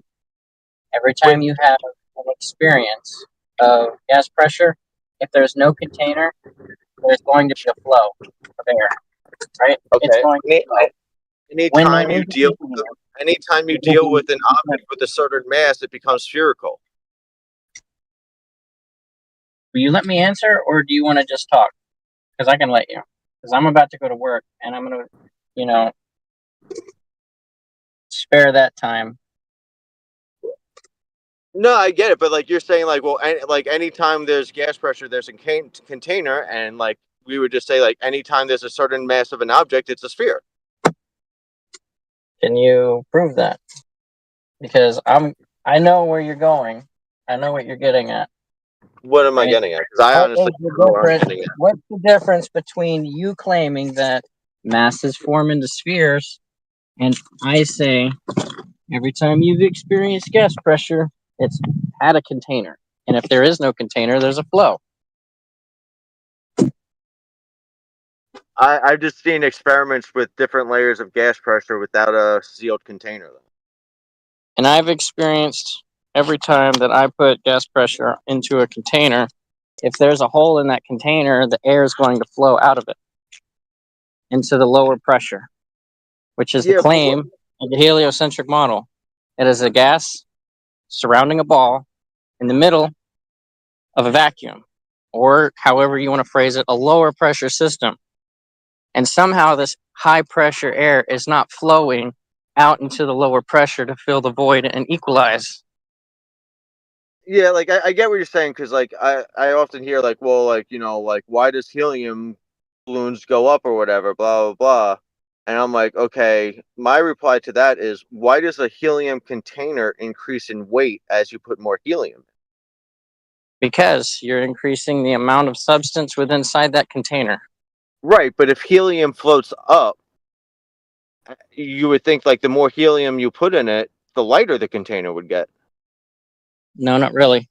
Why not? Because the only thing that you're doing is putting a substance inside that container. The container is just going to increase in the amount of substance that it has. The air itself is a mixture of different gases, and helium, according to its weight in comparison to the others, it's more buoyant, so it's going to go up. Right. So, like, let me put it this way. Say, well, why? So, like, you have a rubber balloon, and it's deflated. It falls to the ground. You put helium in it. It floats up. You have another container. And then if you have another container. Helium and air out of your chest, it would float within the air. And if hang on. You gotta let me finish my point, man. So you have like a rubber balloon. You gotta let me finish my point. So you have a rubber balloon. It's deflated, falls to the ground. You put helium in it. It floats up. You have another container that's staying on the ground. The more helium you put in, no matter what, it actually doesn't get lighter. It gets heavier. that contradicts the fact that helium always floats up. That helium contradicts gravity. Like no, like even helium gets pulled down to the ground.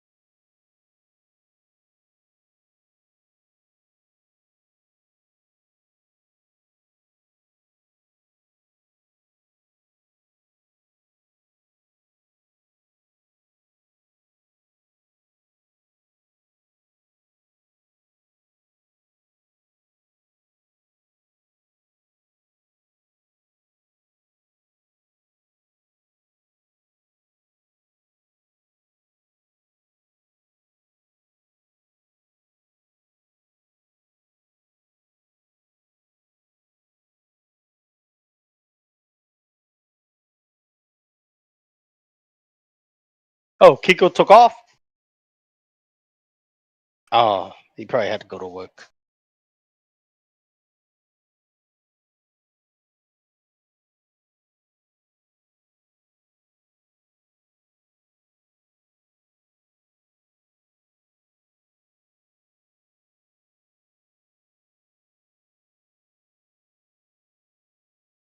I think Chef's been watching Kiko's video for like 3 hours now.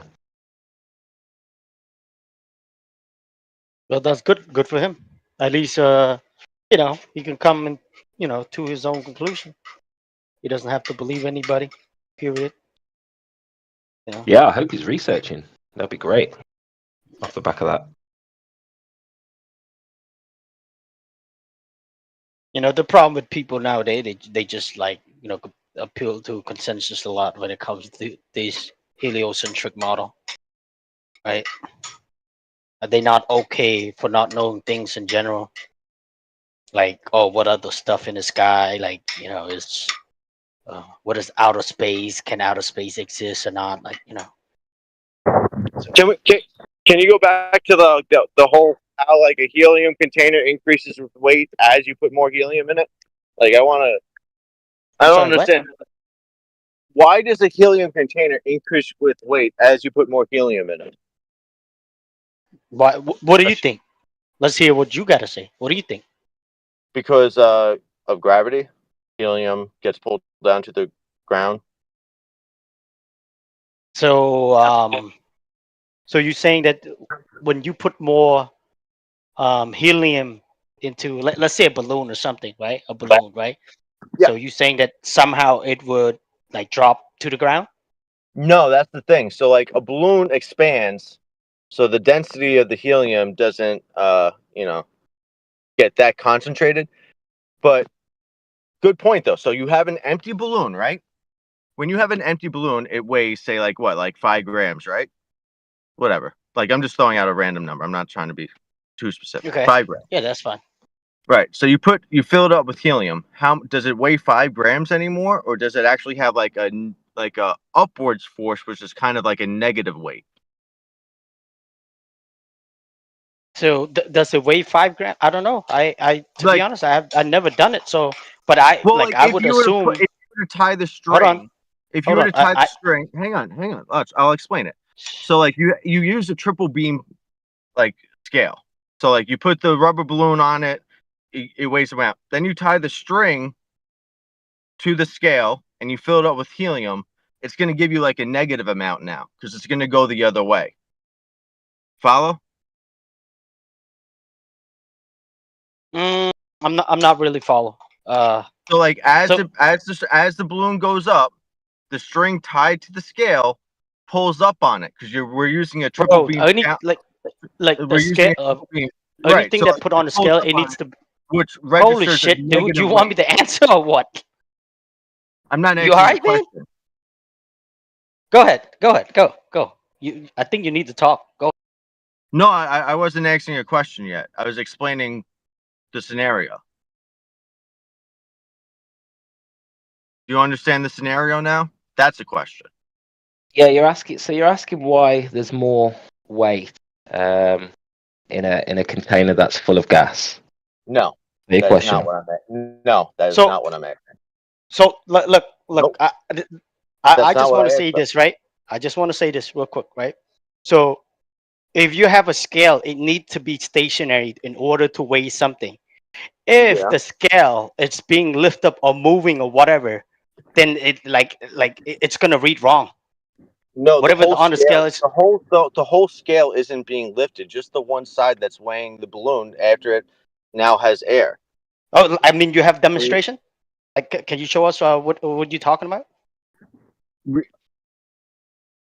So now you want me to go get a triple beam balance scale and a balloon and put this on camera right now? You, Like, well, you what honestly, you talking about? you So, really well, look. look.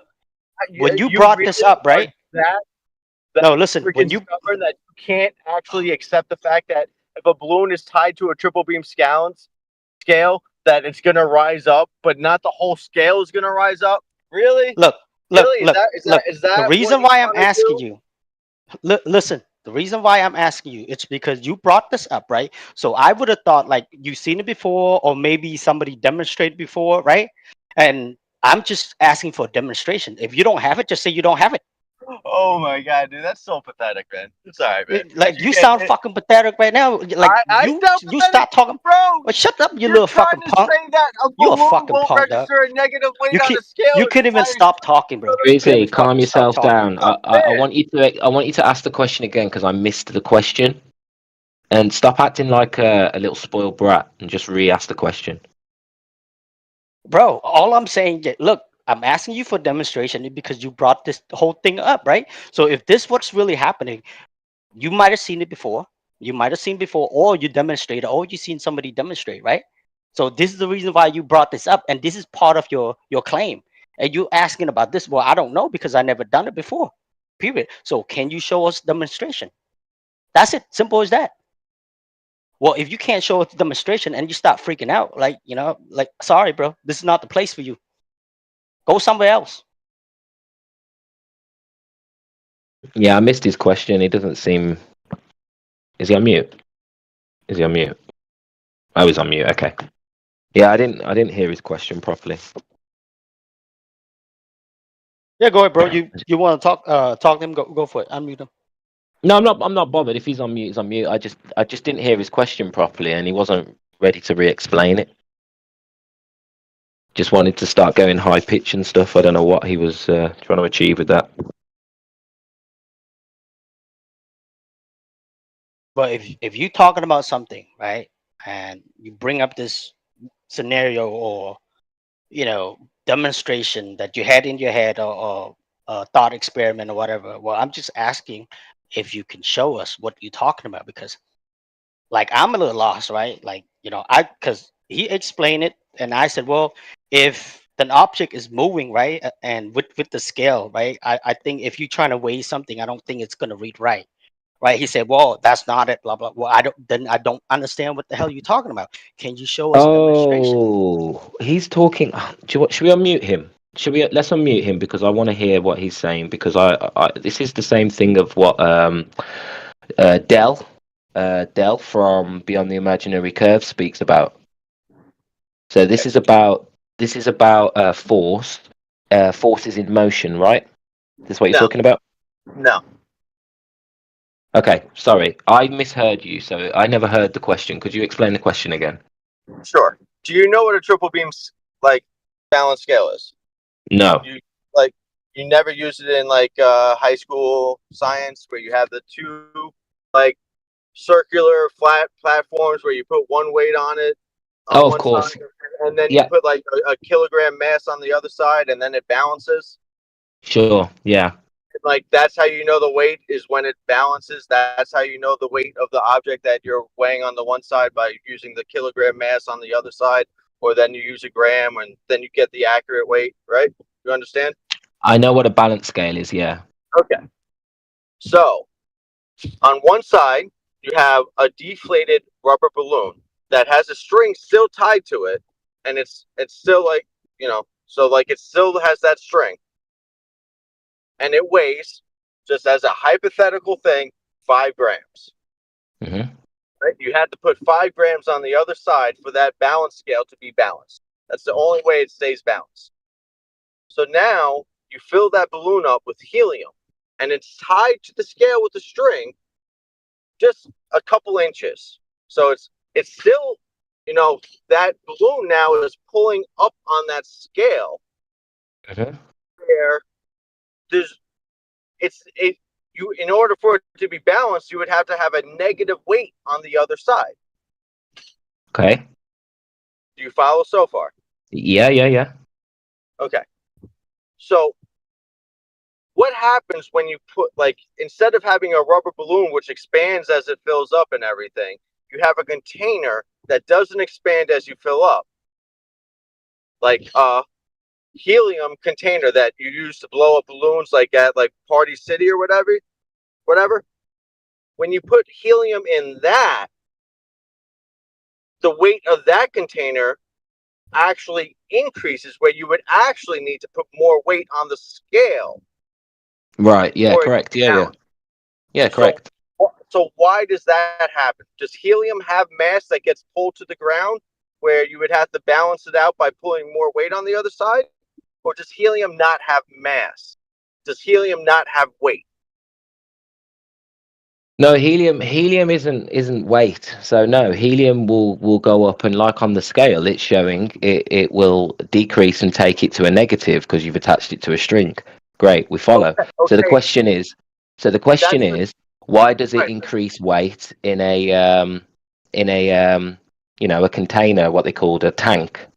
That's your question. Yeah. Why does it increase weight there?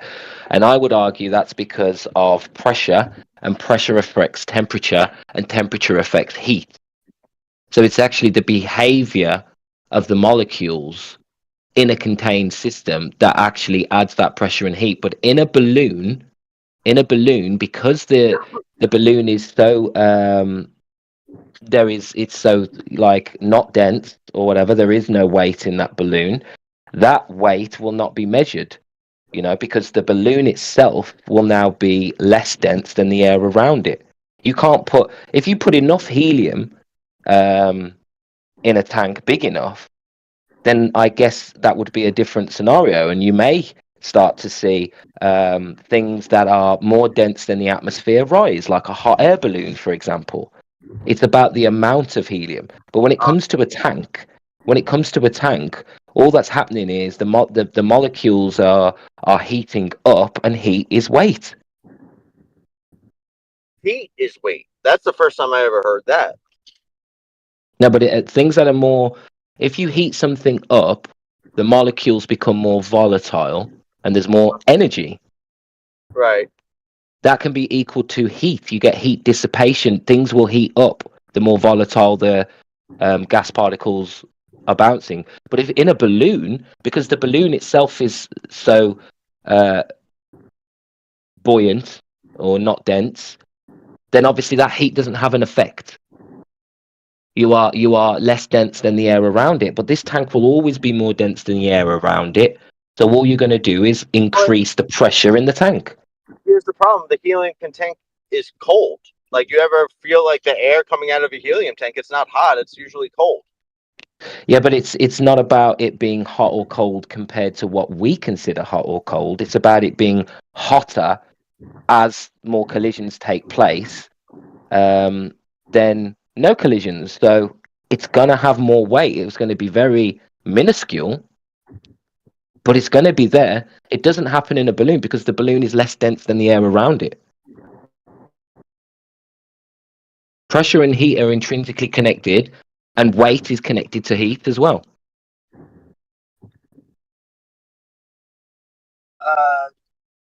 way heat is connected to weight is, I mean, now you're getting into like Einstein's relativity and stuff like that. I mean, Well, this is just gas. This is just gas pressure. This is in the gas pressure laws.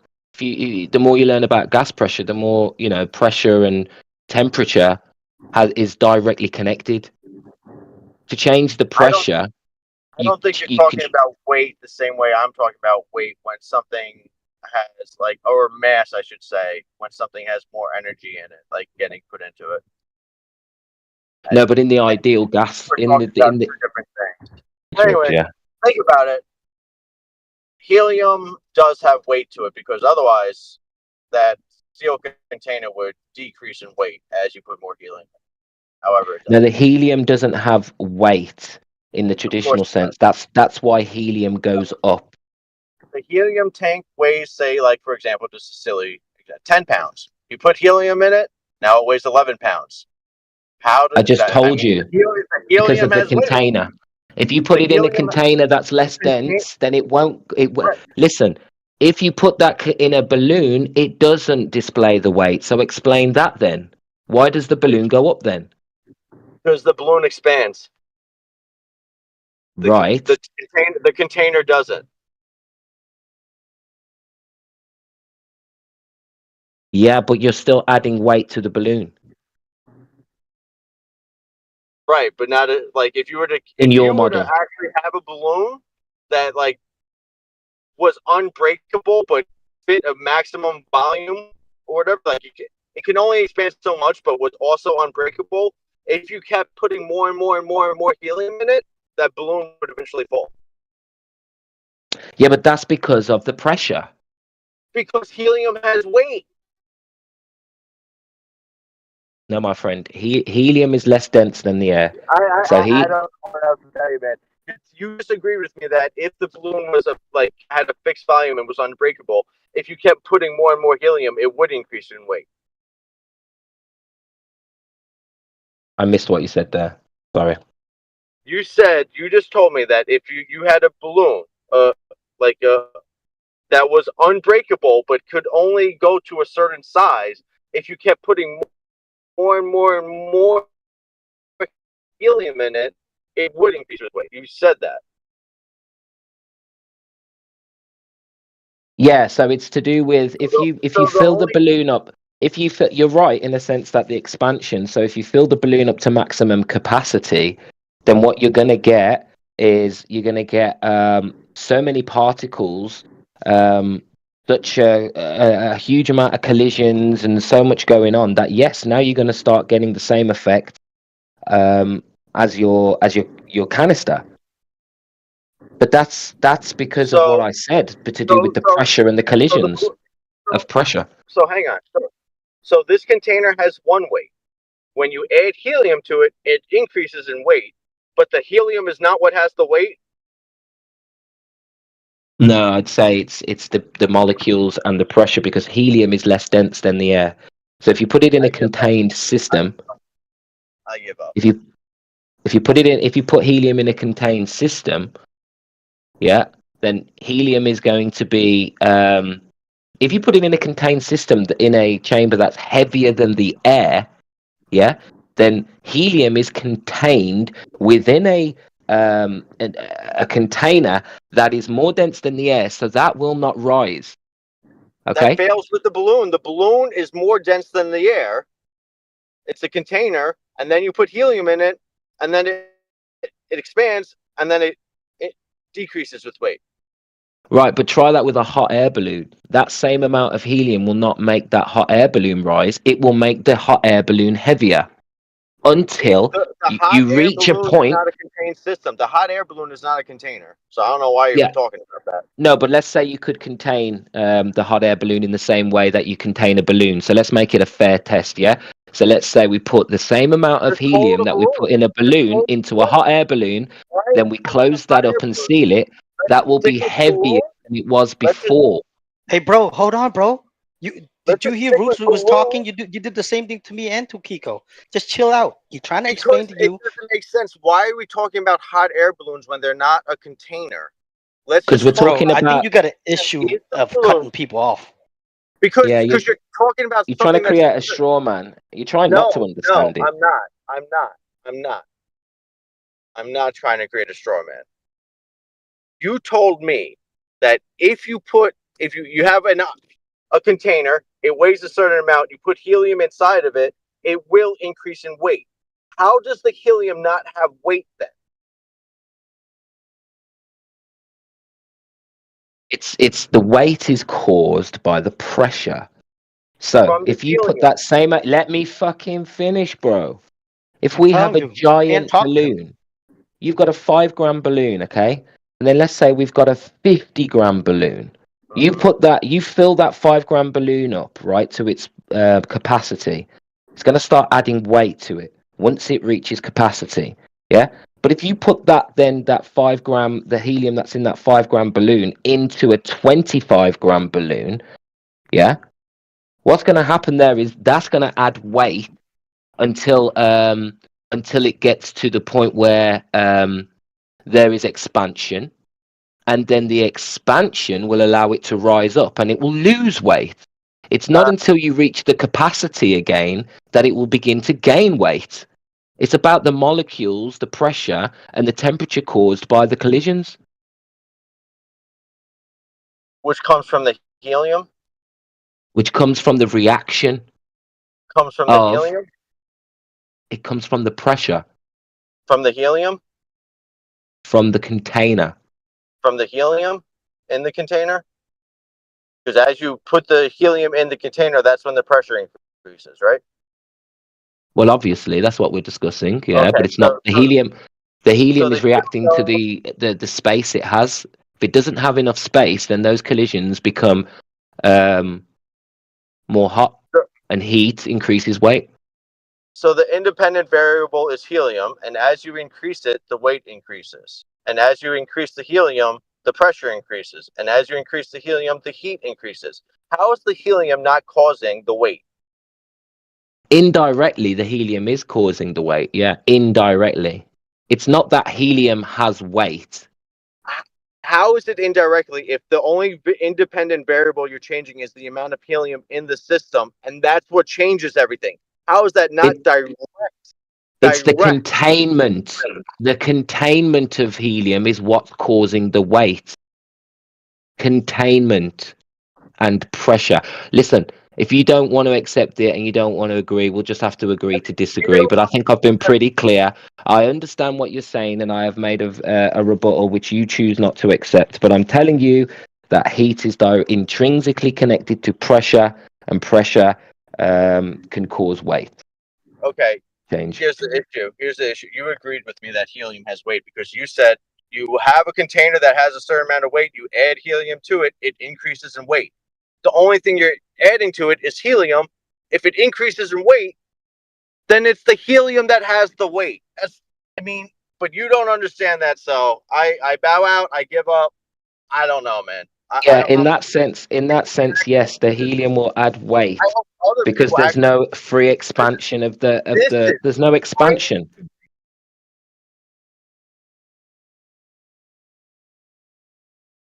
Yeah, you can't talk to that fucker. Guess that's the end of that. Yeah. He just doesn't want to. He doesn't want to accept that this is a valid idea. That's all it is. He just wants to pretend it's not a valid idea. But when you look into it, heat increases weight. Heat is connected to pressure. Right. Man, yeah. Because all I did was ask him for a demonstration. That's it. Like, look, like, do you have, because I'm assuming like, oh, he's seen a video somewhere, whatever, or demonstration somewhere, or maybe he done it himself on that part. And I'm just asking him for demonstration. I almost lost it too early with that guy. Yeah, and he wouldn't let you talk, bro. I'm just reading what Bloodsticker says. I'm seeing if he agrees with me. So he's put, when a volume of a container is kept constant, the buoyant force does not increase.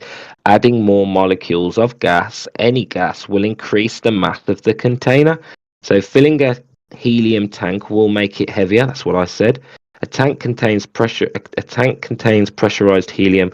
This is much more dense than the air. Like I said, it's the container that's causing the weight. Only when released into a balloon or a similar container, like I said, the balloon is less dense, then it will go up. Something near the external air pressure, does the gas become less dense and float? Think about it this way. How many balloons worth of helium is in that tank? I think Bloodsticker's saying a similar thing to what I'm saying. I don't know if you can come on the mic, Bloodsticker. I'd love a bit of clarity here. Yeah, the container, also like cost the weight to be heavier. Cost the helium to be heavier, right? So if you let's say you don't have a container, or right, if you would just let the helium out there, out in the open, of course it's gonna rise, right? It would be no weight at all, but since it's being contained, that's what you were saying, right? It's being contained in a container, right? And you're trying to weigh that helium in that container. Of course, when you fill it up with helium, it will increase the weight. It will make it heavier, right? So, now I got what you're saying on that part. I think the correct word that I should have used was pressurized. What Bloodsticker said here.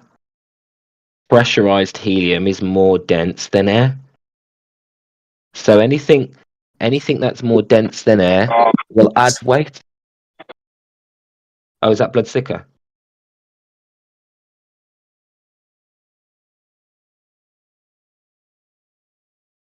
So it sounds like I was saying what Bloodsticker's saying here. When the volume of a container is kept constant, the buoyant force does not increase. Adding more molecules will increase the mass. Like I said, the molecules collisions, and the sheer number of them are creating more weight. So filling a helium tank will make it heavier, whereas filling a balloon will make it rise. This is very simple to me. I don't know if it needs to be more complicated than that. Well, I think he's trying to argue through his point, like, oh, therefore it improved gravity. Right, yeah, the little G, right? Yep. Yeah. That's what I mean, because if he concedes to that, then basically that's his little G, that's his gravity, helium is being attracted, mass attracting mass is happening in helium. That goes out the window. So this is his way of trying to justify why gases. Yeah. I mean, like, so that liturgy, right? I think it's like high velocity and time, I think, right? And it probably give you the same value, but it's the effect, not the cost. Right? If I'm saying this right. It's the effects, not the cost.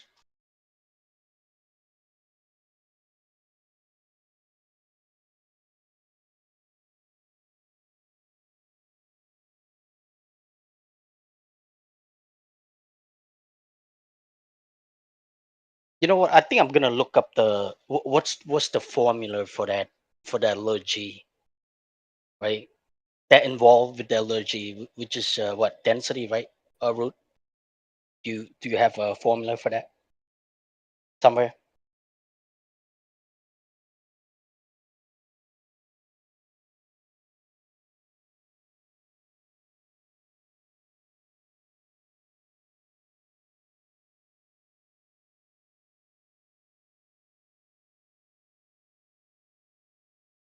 What's up, Q? What's going on?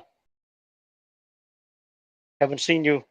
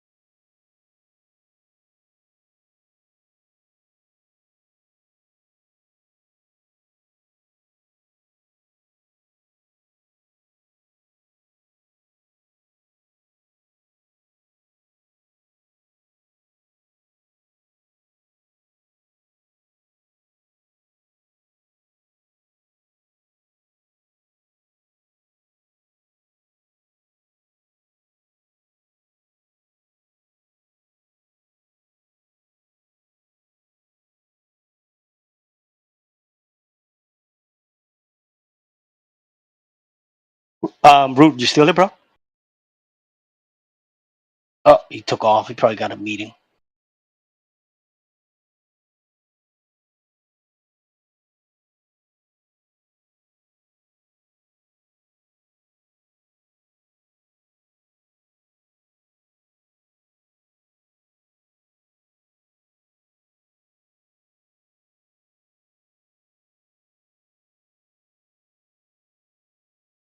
Welcome back. Root, I was asking you, hey, what is that formula that involved with the little G in there? Can you hear me, you know bro? the formula? Can, Yeah, I bro, can can hear you you. hear me? Oh, sorry. Yes, Yeah, sir. yeah. My thing wasn't lighting up. Which formula? What are you talking about in the chat? I don't know if is it density or buoyancy that's involved a little G in there, and I think it might be density, right? The formula for that involved with the little G, the little gravity. I can't remember. I'm going to Google it though. The density formula. Density equals mass divided by volume.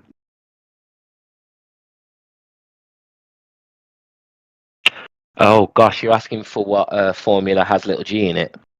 Yeah, Uh, I seen it well, somewhere before, but I obviously forgot to save gravity, it. but you're not talking about that, are you? Yeah, the little G, not the big G, just the little G.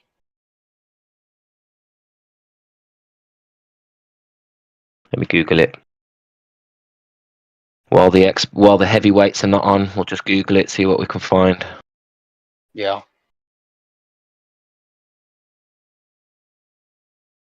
Well, little g is equal to basically 8 point something meters per second, isn't it? Squared or whatever. Just a downward bias. I just don't know what equation you're talking about, apart from gravity. What else uses little g? Yeah.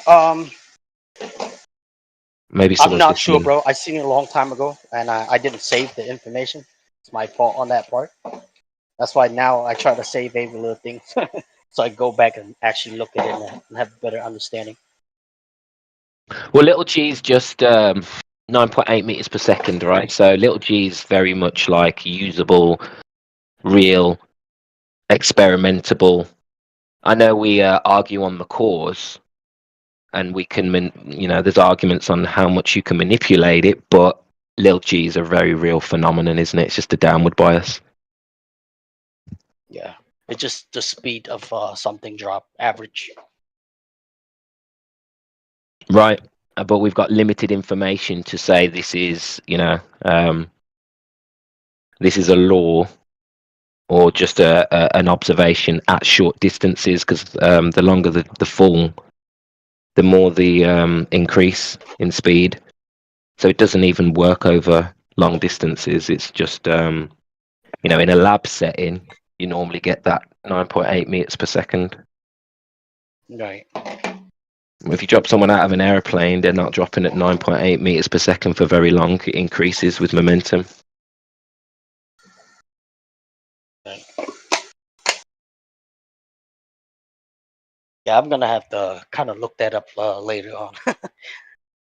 I had the Yeah, me too. I'd seen it before, and I forgot to save it.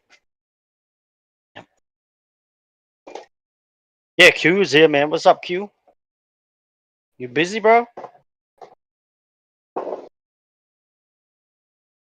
Yeah, I've said hi to Q a couple times, but I don't know if he's been busy every time. I've not heard him speak for a while. Yeah. Well, another thing too, we're trying to get this place stable so we can go also go back to the politics and debate, the Islam server, right? But I think they remove us. Did you know that? They remove us finally Oh, probably, sometime yeah. last week. Yeah, because we haven't been there. I'm not surprised. Yeah. It's all good. We could get it back if we wanted to, but somebody'd have to use it and go there. Yeah. The problem is if you don't have enough people, man. I don't know. Maybe some people they just want to stay at the home server. I guess. I think expanding it's a good idea. We get to talk to more people. And we get to share more information with others, right? And but I guess some people they don't they see things different. So I'm telling you, bro, Discord's very limited. TikTok and X are really good tools for this. Actually, there's a hell of a lot. You go on TikTok, bro. I bet you right now Nathan Thompson's live. Like loads and loads of flat earthers are live all day, every day, and then they go on each other's lives. There's a whole community over there, and none of them come on Discord. I think I'm gonna start doing that maybe later. I gotta get everything settled first, and we'll do that probably later. Yeah, I think Discord's not growing in popularity anymore like it was the last few years. I think people are using it less now and using things like Twitter and TikTok a lot more. Yeah. Yeah.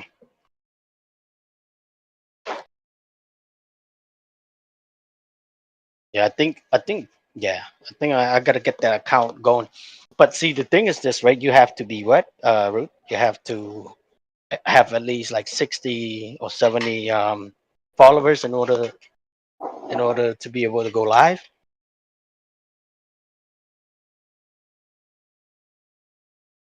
Yeah, unless you started a TikTok account a couple years ago, it's a new thing they brought in. So if you've got an old TikTok account, you can still go live with no followers. I had it some last year. You might be able to do it then, because Jason came on yesterday and he only had like 12 followers. We found out it's because his TikTok account was really old, older than the update. So you might be alright. Yeah, I'm probably gonna check that out. Yeah, I'll invite you. I'll actually message Monkey Ball, see if he wants to go live today, and I'll message you to test it out. Okay. Yeah. Yep, I'm free today. For the most part, you know what I mean? Yeah. I'm free. I went to that. Sorry, I went to that. No, go ahead, brother. Oh, so I went to that TikTok. I had to sign up, and I went through Facebook way. So it literally come up with my name on there. So like, I need to change that to me blood's thicker. Do you know what I mean? Not that I'm worried. It's just I like to keep it as that. Is it easy to change your name? I don't know. When I did it, I never signed up through Facebook, so I was able to create a fresh profile. Yeah. Well, I'll do that. I just call you Root. Yeah, there's absolutely no connection to my social medias through TikTok. I think that's the best way, mate. Oh, definitely.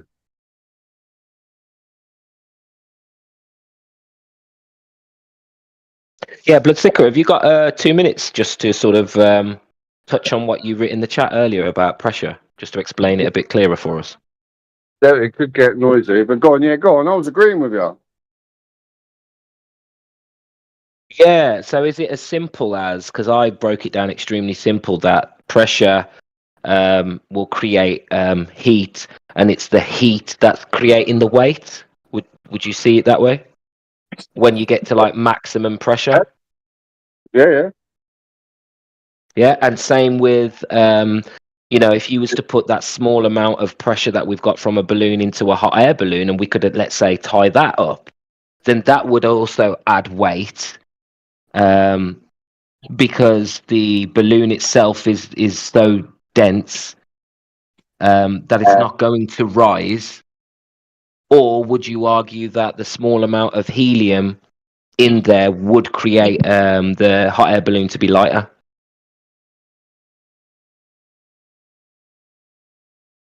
Just trying to go over that in my head. I missed some of that.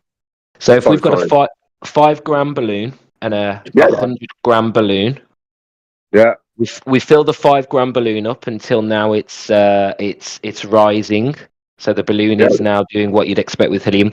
But then if we take them 5 grams of helium, let's say, and then we put that in a 100-gram balloon, what would you predict the weight would affect the weight of the 100-gram balloon? Would it be heavier or lighter with that 5 gram of helium in it? I predict it'll get lighter.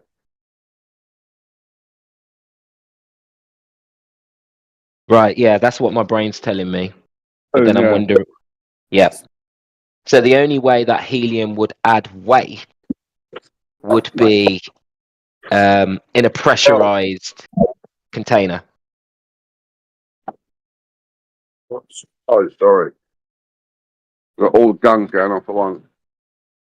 Yeah. So a pressurized container, would that be the same as a balloon that's at maximum capacity? Would you say?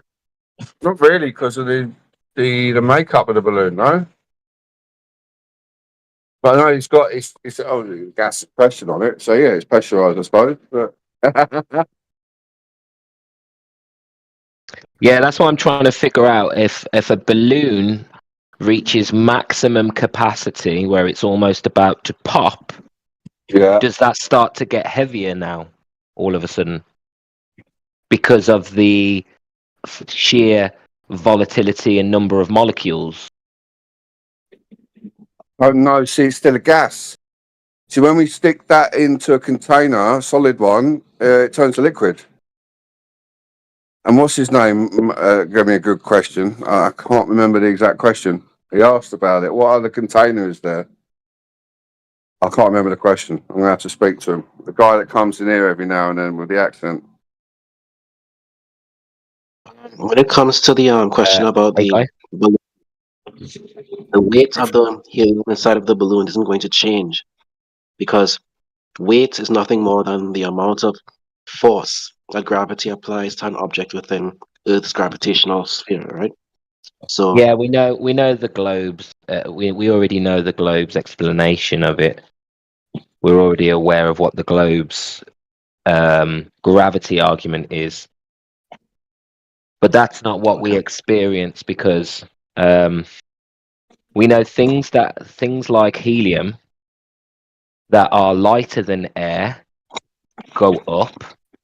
So in a pressurized system, we know it's not the helium that's the cause of the weight, because we know that the helium without the containment will go up. So we know it's the pressurized container that is causing pressurized helium to add weight to the overall container, not gravity. well, gravity doesn't add weight to anything, does it? What's that? What doesn't add weight? Gravity doesn't add weight to anything. Gravity pushes on things, and the amount of force that it applies to things, we call that their weight. Gravity pushes on things. I like that. Correct. So for example, helium has an atomic number of 2 because gravity pushes on helium twice as hard as it pushes on hydrogen. But helium is basically the second lightest thing that there is, because after helium, hydrogen, lithium is gravity pushes on lithium 3 times harder than it pushes on hydrogen. So basically, the reason why helium floats is because gravity pushes on everything much harder than it pushes on helium. See, except for hydrogen. Yeah, so the air's pushing it up. That's why. Well, no. It's that gravity is pushing everything else down, and everything else, when it's pushing down, it displaces the helium upwards. Yeah, See, pushes because it up. Pushes it up. Gravity, importantly, gravity is not what's pushing it outwards. Gravity doesn't push the helium up. Gravity pushes everything else down, and everything moves past the helium because they are all being pushed more than the helium. What's the We heard you the first. What's the mechanics for that? How is gravity pushing on something? Sorry? So in physics, something pushing on something to push something else. Can you describe the mechanics for the gravity, please? Pushing on an object. What's the mechanics? We don't know. We don't know what's applying the force. Got ya. No worries.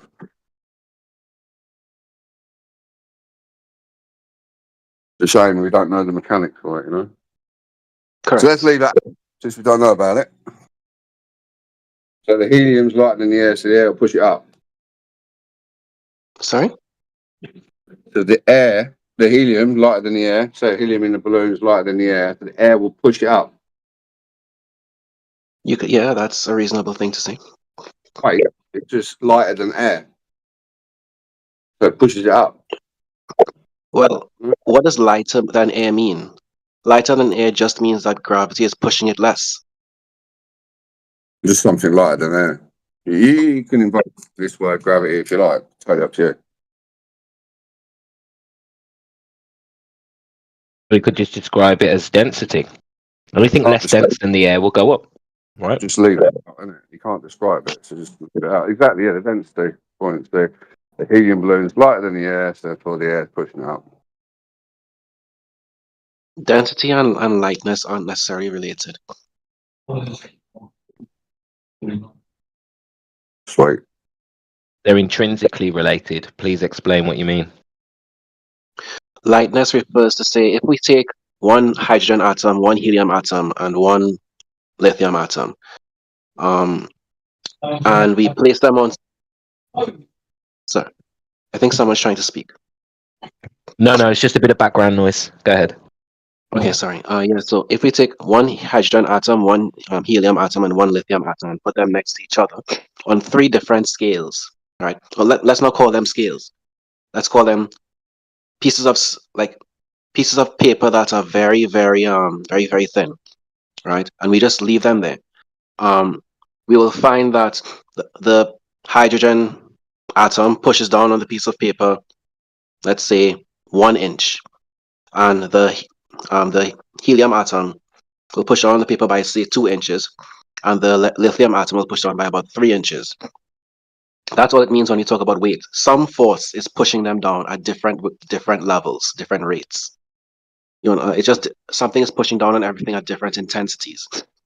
And that's weight. Now, that has nothing to do with density because, for example, in the particular case I've described of a single atom, it still has a weight, but the density is effectively just 1.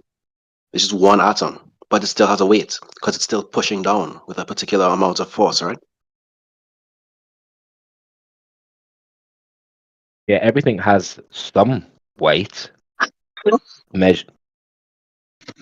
You're not really making your point that gravity is a force. Is creating that weight. We know that things that are lighter than the air in general go up. Anything denser than the air will go down, and that's pretty consistent.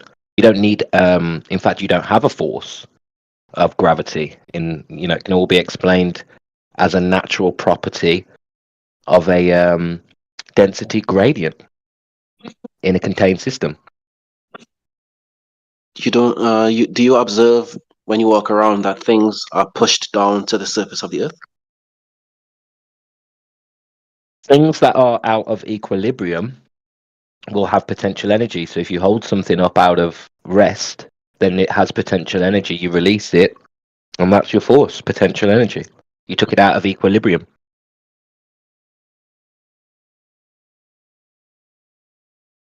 Sorry, could you explain that again? So in this buoyancy and density universe or realm we live in, everything has its equilibrium, a rest point. Yeah, and that's based on density. And obviously we know gases behave very randomly. So gases are exerted in all directions. They're not observing no mass attracting mass. They're doing what they do. But for everything else, any matter will find its rest at the ground. At the ground, if you raise it off the ground, you're taking it out of equilibrium. It's now containing potential energy because you have removed it from its density layer that it would be at rest in. There's your force. It's you. You're the cause. Not You gravity. talked about Sorry, please continue. No, I was just saying we don't need gravity to explain this at all. In fact, there is no force. If you ask, Michio Kaku, Tyson, all the top scientists, they'll say, don't know what gravity is. There is no force. It's a pseudo force. It's an effect. You said just now that potential. You said that things effectively have potential when you move them away from the surface of the earth, and everything's solid. Its rest position is the surface of the earth. For matter, Is yeah. that what? For matter, yeah. Mm. Anything that's more dense than the air will go down and find its equilibrium. Anything less dense than the air will go up to find its equilibrium. It's How as do you simple as that. factor in? Sure. How do you factor in the core of the earth in this potential model? What potential? We've only ever dug 8 miles, my friend. 8 miles is the deepest hole we've dug. Sure, let's No work one's with been that. to the core of the earth. Sure. Like, So- Sure. So So, that- Sorry, there's a delay. You don't need to stop. If you have something to say, just say it. Don't mean to interrupt. yeah. So what potential do you apply for that point in that we dug? We dug a hole 8 miles, right? What potential do you apply to that point? I do not believe there is a point under the ground where the downward bias isn't the same. I don't think we've done experiments that deep underground. So I don't know what your question is, really. I'm trying to, okay, as far as I understand, you're saying that at sea level, basically surface level, sea level, that's the foundational kind of potential 0 point, the resting point for all matter on Earth. So I was wondering how you. Go ahead, Bloodsticker. You wanted to say something.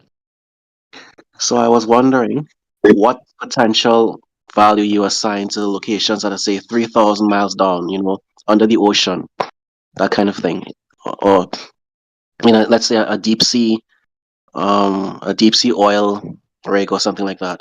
They attach these oil rigs, they dig straight down and put a foundational anchor there for them and that kind of thing. So at these deep sea, multiple 100 miles locations on the seafloor, what kind of potential value would you have? What kind of potential energy value would assign to that kind of location? Well, underwater is a different medium than air. So underwater, anything less dense than the water will go up.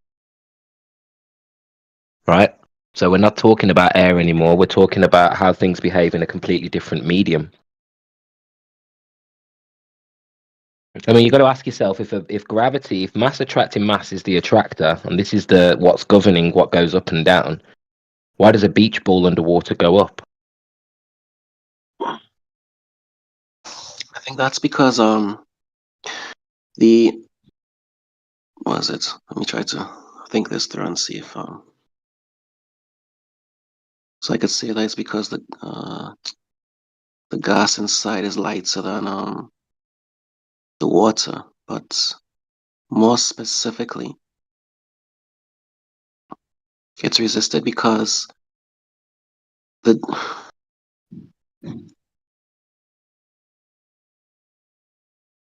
in effect, when you push the ball down below the surface of the water, that displaces water to the tune of the volume of the ball, and that displaced water is then being pushed down by gravity, and so it attempts to push inward on the ball in order to return to its previous place, and it's able to make that push because it is in fact heavier. It has a higher atomic mass than what's inside of the ball, so you experience that force, and you can actually feel the force of the water trying to close back in due to gravity trying to press down upon the surface of the water and bring it back to that level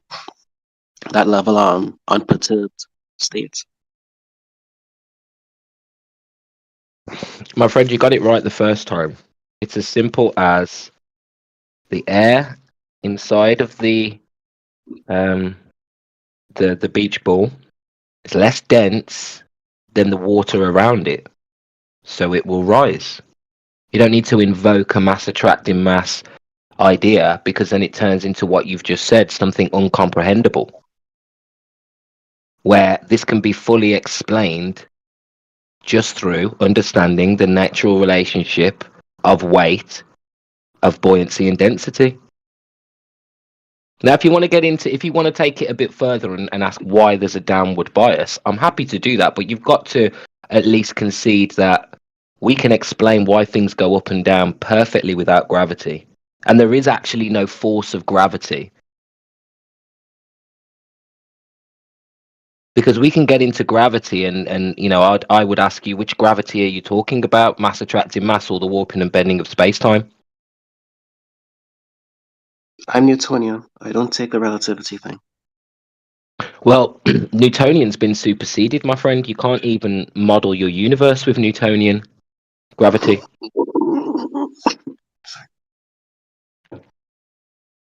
You understand that mass attracting mass doesn't work for the universe.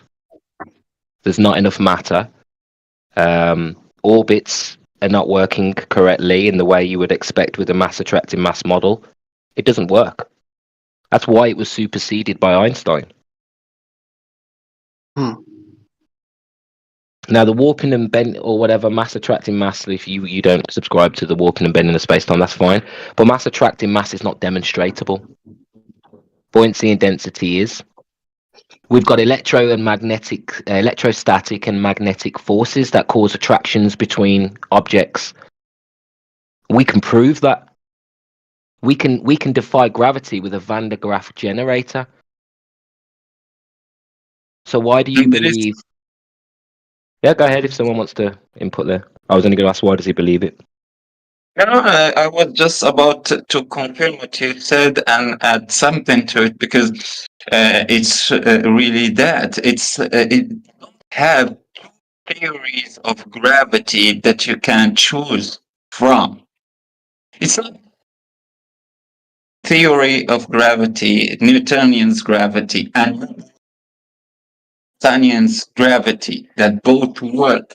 No, the Einsteinian's gravity came to correct and to supersede and to suppress the Newtonian gravity, because it doesn't work on a heliocentric model where you have an Earth that is orbiting the sun. You must have a geocentric model. You got to work with a geocentric model, because Newtonian's gravity don't work with the Earth orbiting, moving. It will work a geocentric, non-moving Earth, motionless Earth. That's why they made relativity. Don't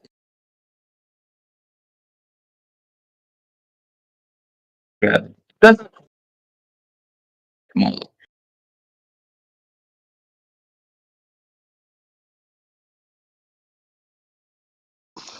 Necros, you completely broke up. No, I'm done.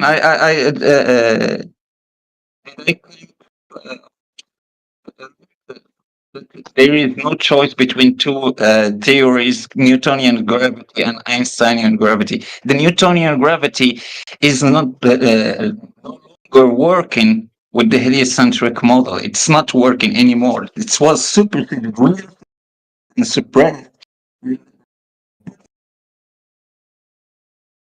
Did you hear what he said, Wellspring?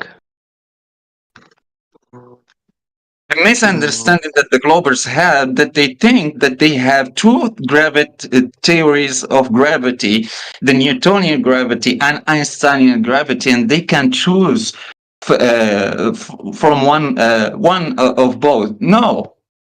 Newtonians with modern science found that Newtonian's gravity can't work with an Earth with a moving Earth, an orbit that is orbiting the sun and following the sun inside the galaxy. It can't work with that. You can have Newtonian's gravity, but with the geocentric model.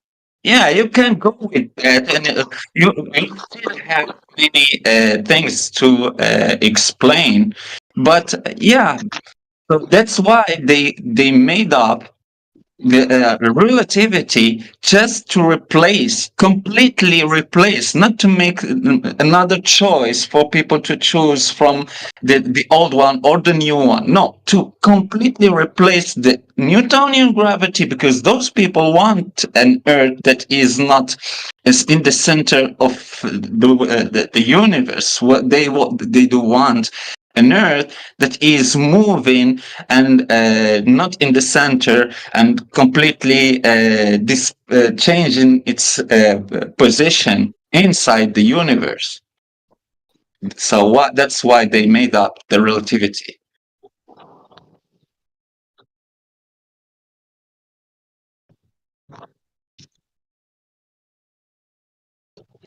Did you follow that, Wellspring? I understand that he's saying that there's a group of motivated people who want us to think that the Earth goes around the sun, or that the Earth isn't privileged. I'm fine with him saying that. I'm kind of more interested in your theory of I guess how things go down, why they have to go down, and that kind of thing. You're not interested in the massive conspiracy? Necros, can you touch? Necros is very well versed in this subject. You heard his question. Can you just directly answer what he's asked there? Because I think you'd be able to do a good job of it.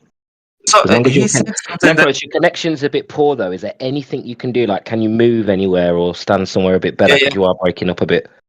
Yeah, I'll go. I'll try to move. So he wants to know what the alternative theory of a downward bias would be, and I know you've got some good thoughts on this.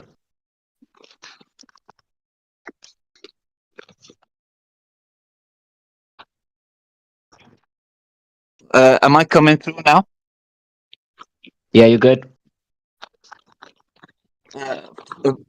You said correct, and those people push the idea of that we are in a position that we are not in the center.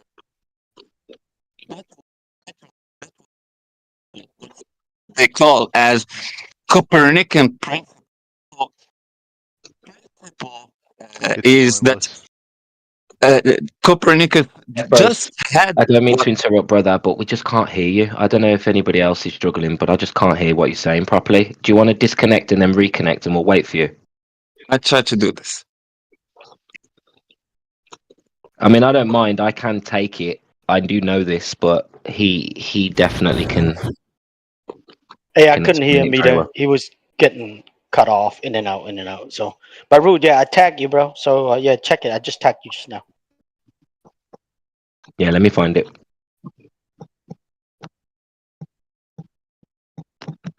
Hopefully you join straight back, and really appreciate Wellspring your patience.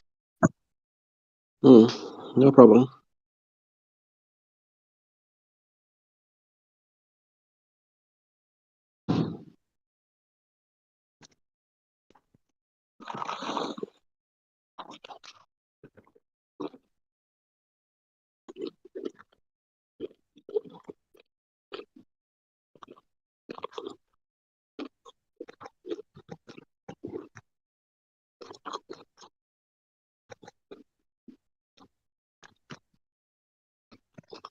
So while we're waiting for him to come back, just so we've not got dead air, Wellspring, what he's going to talk to you about is the electrostatic forces, how a simple static charge can defy gravity, and how charge can create, like a Van de Graaff generator. You can charge something, and it changes its, I suppose, weight, what you would consider weight. Due to just being statically charged. And there's good experiments and some good observations that he's got that'll kind of show you that gravity is more connected to sometimes the charge. And when it comes to attractions, we can prove this in a lab, that matter can be attracted to matter through electrostatic properties. But what we don't have is a mass attracting mass confirmation. Now, I think the trick is they have replaced this intrinsic electrostatic nature, and they've hidden that really from the equation, and they've created this pseudo force called gravity. And now they're trying to tell us that large objects are attracted to each other, but we don't see that. We don't see snowflakes attracted to the pyramids, to big buildings. We don't see extreme low density objects attracted to high density objects. And even with the moon, and things like that, we don't see, once the moon becomes sun side of the Earth, we don't see any change in its gravitational potential when it's on the sun side, which is the center of mass in the universe, in the solar system.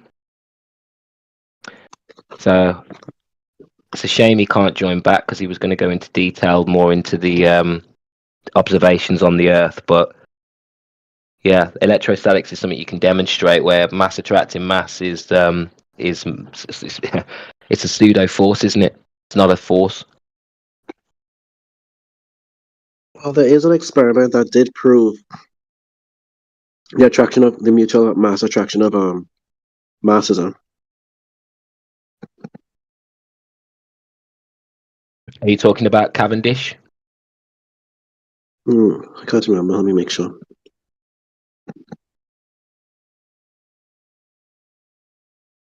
Maybe describe the experiment, and I could probably tell you what it is.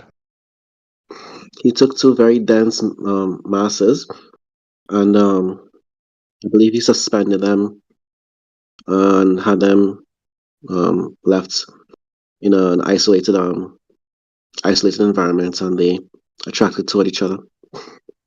Okay. So that would did he isolate for electrostatic currents and electromagnetism? How did he isolate the experiment from the electrostatic and electromagnetic forces? Let's have a look and see if he factored those in. It's a possibility he didn't factor them in. He didn't, and I'll tell you why. Because you can't. Because they're inherent. There's a gradient. There's an electrical gradient still in a vacuum. So this is something we can't isolate, and the only attractions that we're seeing are between two matterous objects. That doesn't help with the downward bias.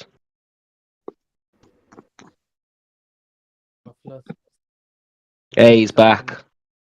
Oh no, he's not back. That's somebody else. Hello, bro. Hello, Saudi man. Hey, Global. If it helps, what I understand is that first he used wooden suspenders, so to speak, for the torsion balance, and the second thing is that he used lead as the metal that he was using lead as the masses that he was testing for attractivity to each other. And as I understand, lead is supposed to be a very weak conductor. So in a sense, you could say it seems as if he was trying to consider electromagnetivity in the experiment. We're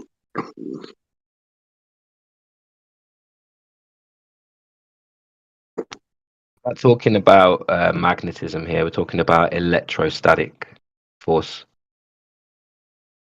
So lead has an electrostatic field, certain amount of electrons, and the argument is that electrostatics can attract electrostatics. Now, I'm not trying to make a claim of electrostatics being the downward bias here, but what I'm telling you is mass attracting mass has never been proven. Maybe matter attracting matter, you could say, has been proven, but when gas is inherently mass, if mass is attracting mass, then we would see this with gases, right? In a container, we would expect gases to form balls. But that's not how masses operate. Well, that's not how gas operates. What about gas planets? Yeah, that's what about Narnia? That's something. I'm just saying, I don't mean to be sarky, but that's... Oh, you don't even believe in gas planets? Okay. Bizbars, you've been here long enough to know that the lights in the sky are no way. Looking at a light in the sky is no way to prove what it is. And CGI photos from NASA is not validation of anything. Gases are supposed to turn into balls like Jupiter, exactly. This is the claim.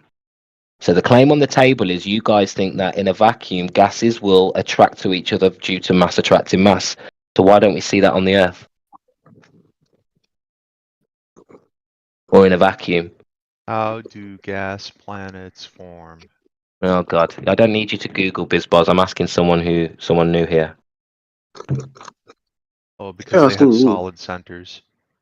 Yeah, Wellspring. BizBoz is here quite a lot. He's heard these arguments before, but obviously you haven't. So I'm asking you as a fresh mind, someone who is clearly educated. Yeah, none Why- of them are why aren't- compelling. Why aren't gases behaving the way that they would, like we're being told in space? I don't think anyone said that gases are supposed to turn into balls. That's What's not, Jupiter? I don't think What's Saturn? Sorry? What's when we Saturn? call them gas giants, we don't mean that they are made of gases. We mean that they have a large amount of gas in the atmosphere relative to other planets. That's true. No, we have pure gas bodies in space. No, we don't.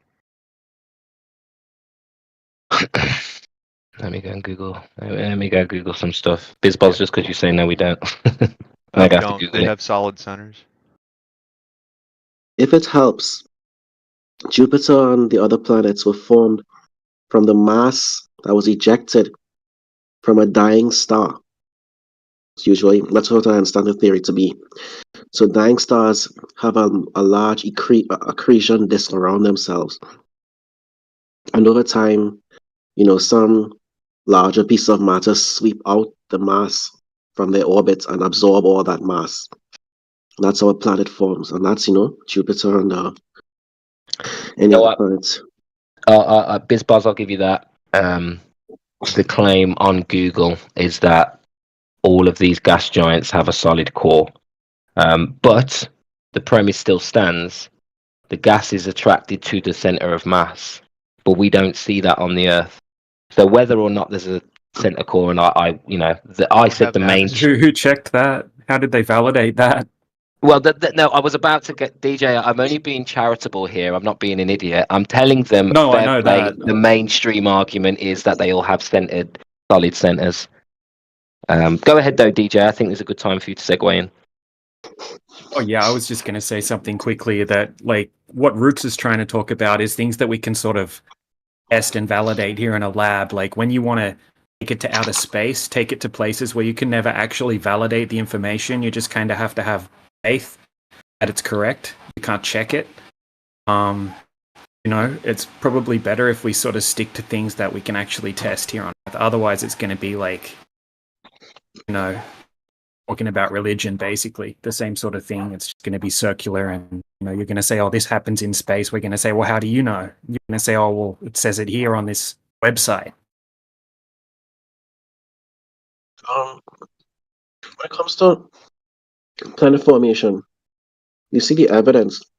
We have seen stars collapse, and we have seen the accretion disks that they eject, and we have seen other solar systems in intermediate states where you have sort of ejector disks from dead stars. That's where their mass is sweeping out their orbital path. Did you see it actually? Did you see it actually happen, or did you see a CGI remake of it theoretically happening? Well, I haven't seen it personally, but I understand that the scientists have observed these solar systems where there are, in fact, these sweeping paths. You have, like planetary, the disks that are around Jupiter, or whatever. In fact, Jupiter is actually a very good example. It has several moons, and I don't know if Jupiter's the planet with the big ring. The point is that ring, Saturn, it's really made up of rocks, and several moons sort of are forming in real time as they sweep out the but you're just once again what I said is you're just appealing to authority, and you're not actually aware that any of this is factual. You're just saying that the scientists know this, so therefore you know it, so you're going to argue it, but you're not actually able to validate anything you're saying. It's just like a faith-based thing. That's what I mean. It's just kind of like arguing religion at this point. Just talking about that. So we have just to add clarity, just to add a bit of weight to what he's saying, because normally most people would just brush past that comment, but this is like saying something along the lines of, well, the sun and the moon have a battle every night, and people have observed the sun defeat the moon every night. The moon defeat the sun every night, and then at the dawn of break, the sun comes back, wages a battle with the moon, and then he is victorious for the day. You're putting a lot of story behind two lights in the sky. In reality, we don't have any way to confirm that. The only reason why is because we've all been indoctrinated to believe this stuff, but we wouldn't even have this discussion because this isn't something in nature. We're seeing two lights in the sky, and so-called experts, have made a story around it, and now we're saying we have validation for it. I could say I have validation that the sun and moon are characters, and they fight every morning and night. This is the kind of level of explanation we're giving right now.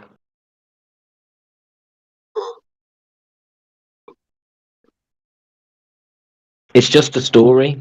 It's a story we've all been indoctrinated into, and we need to accept the fact that we can't prove any of this, and we can't even prove mass attracting mass even exists.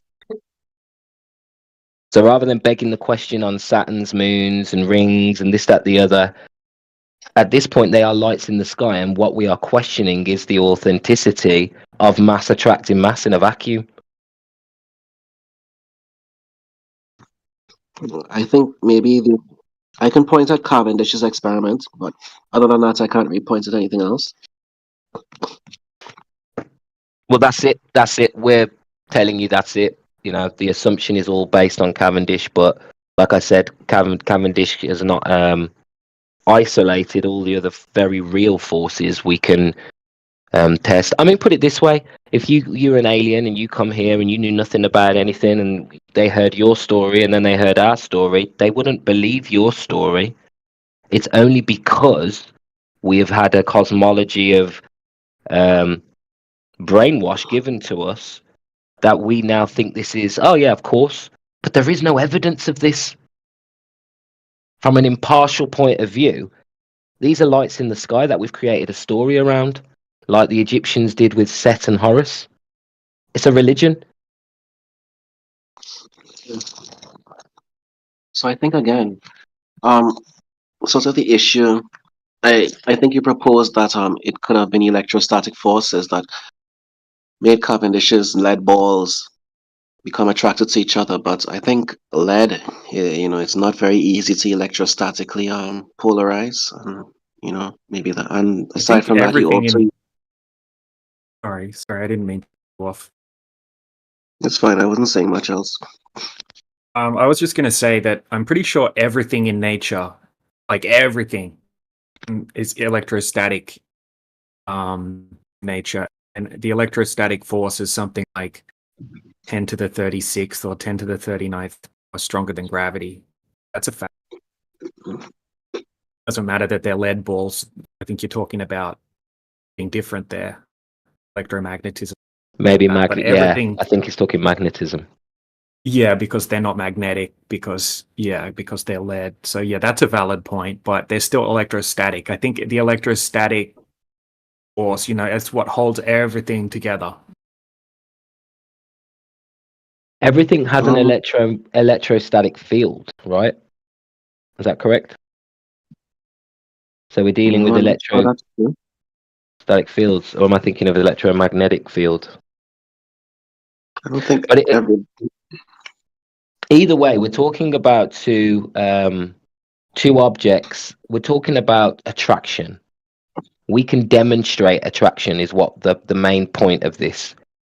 And we're not trying to invoke electrostatics like it's our theory, but we're just trying to demonstrate that attraction between matter, not masses, matter is consistent. When it comes to masses, We don't have that consistency because gas doesn't behave in this way. So it can't be mass attracting mass. In terms of a scientific, if you're going to make a scientific statement, what is true is matter attracts matter, and that's a completely different cause. Gravity is not the cause of matter attracting matter. Mass attracting mass, where you claim gravity is the cause, but you have no cause, you have no force, and you have no mass attracting mass consistency. So why should we believe it? I think you said that gases don't. Well, let's first finish off Cavendish. Let's go at one thing at a time. So, I mean, you said earlier that everything can effectively be ultimately ferromagnetic in some way, which is true. You can, in fact, make wood respond to a magnetic field. But I wasn't talking about magnetism. I was talking about electrostatics. But if if you apply enough magnetism, you can levitate a frog.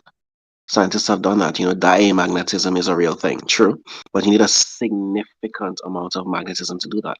And it's the same thing with lead balls attracting to each other from a distance.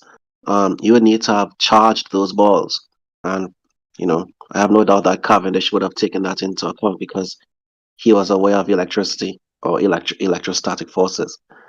I don't think he would have made that kind of, and also this experiment has been repeated in the modern day with more precise instruments, and so people wouldn't just omit the idea that electrostatic forces could be substituting in for gravity. There, they would have discharged the balls. I think you're misinterpreting what electrostatics is to begin with, and I don't think he accounted for electrostatics at all. I don't think you can show us any sort of citation or anything like that that says how he did can that. you? I mean, how can you account for electrostatics when the material itself, with the weak force and strong force that holds the material together, is the electrostatics? I mean, how could you? You'd have to get rid of the material. Exactly, it's a flawed experiment. It doesn't prove mass attracting mass. It's a flawed experiment. It's not even an experiment; it's an observation. And often when people do try to recreate it, they have it doesn't work most of the time. They have to keep tweaking it, and all of a sudden it'll work once they keep tweaking it, and then they'll say, "Oh, look, it works," but they don't mention all the times they had to try it and then tweak it a bit more, and inconsistent, valid opinion.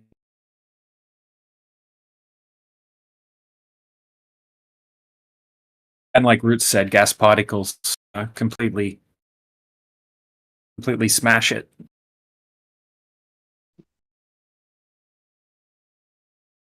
Looking at the weak and the strong force,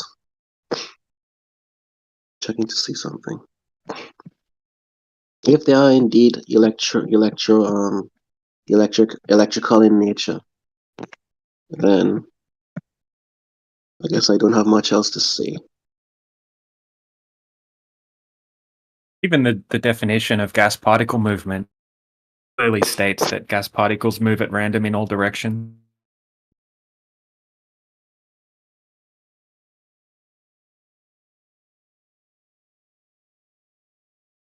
So, Wellspring, this situation here, where there's no evidence of mass attracting mass, no citation, no experiment, this is the same situation with all aspects, all of the consequences of a ball. If Earth's a ball spinning, there are things in nature which should comport with the idea of curvature and motion. And the same situation we're finding here, where there is no experiment where you can identify mass always attracts mass, and actually, gases just completely debunk it. It's the same with curvature. It's the same with motion. It's the same with all of the mythologized so-called proofs of the globe. All of this, when we break it down, you'll find comes back as either inconclusive or demonstrating a level topographical surface with no motion in the atmosphere or on the Earth. I'd like to point out that the strong force is not described as being an electrical force. In any source I'm looking at. I do see sometimes when I look at the weak force, they talk about an electro-weak force. I don't know if that's the same thing as the weak force. The strong force is not described as an electrical force, though. No, but it's the force that's holding. It's said to be the force that's holding together the things at their smallest, at quark level, holding it together, pulling it in. I think it might be wise, and this is what Necros would have mentioned. I was kind of waiting for him to come back, but he's not. To mention that the Earth has an electrostatic nature to it. So the Earth itself is slightly negative. The salt water can act as a sort of salt bridge between the atmosphere and other places on the Earth. Then we have we have an electric gradient in the air. And then we have a sun and moon. We don't know what the nature is of that. So we live in an electrostatic dynamic system. And it would make more sense that these attractive forces and these charges are all connected to the Earth's negative charge. That downward bias just could be purely caused by the Earth being a negative charge. So it will attract those things that are not charged. And this is intrinsically connected to, not intrinsically I'd say, but there is a connection there to buoyancy and density as well. Okay. I mean, it does seem more reasonable. I mean, we can move salt water around with magnets. You know what I mean? So it could explain everything. If the sun and moon have electromagnetic properties in an electrostatic universe, you could literally replicate the sun-moon cycle and the tides. I'm not saying you could replicate it perfectly, but you could definitely replicate a system like this just using these principles. You can't do it with this magic gravity idea. Sure. All right. I've got a lot that I can look through now, so it'll take me a few months to look through this stuff. Thank you very much. You got 2 days. You got 2 days. Yeah, I want you back later tonight. No, that's not going to work, friend. I have to take a lot of time on this. Well, please come back and listen. I've really enjoyed the chat. What we don't want this to be is an ongoing, never-ending debate. We'd love for you to just come down, chill out, listen to some of the debates or conversations that happen in here. Just be around. You don't have to be in here debating. We'd like to see you more if you'd like to come back. No problem. Very All welcome. right, I'll see you all later. Thank you very much for your time. All right, see you later. Thank you.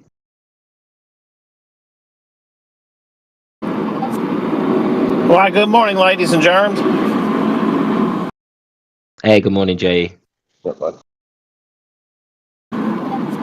Another day in paradise. We just need to figure out whose paradise it is, I guess.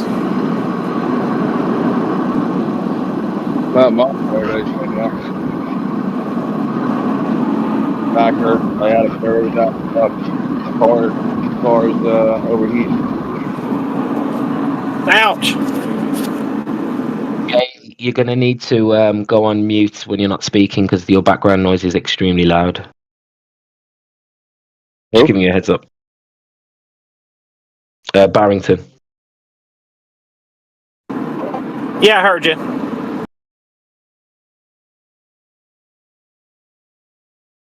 Jay is in the rocket space right now.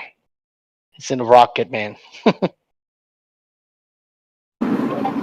Thunderbirds are go.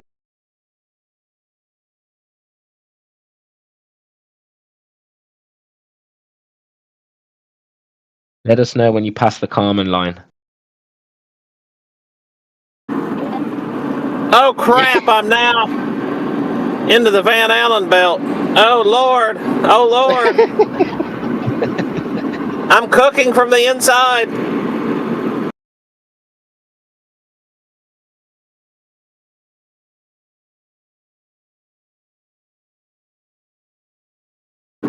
Okay, made it through. All right. I'm only medium rare now. And all your electrical equipment is A-OK, of course. Yeah. I'm telling you, here at Studio 5 Charlie, we've got a lot of protection around here in the studio. So when we go through the Van Allen belt, it's not that bad.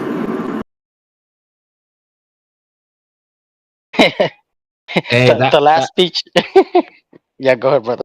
No, I was going to say that reminds me of Robot Polisher's new video. Have you seen that? No, not new one. Probably his last one. Have you seen that video where they're talking like they're on the International Space Station, and the guy goes, "Yeah, right here in Texas," and he points to the ground. So I thought you were in space.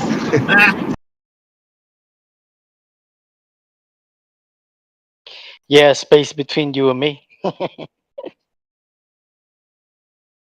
Right here. Are you an airline pilot too?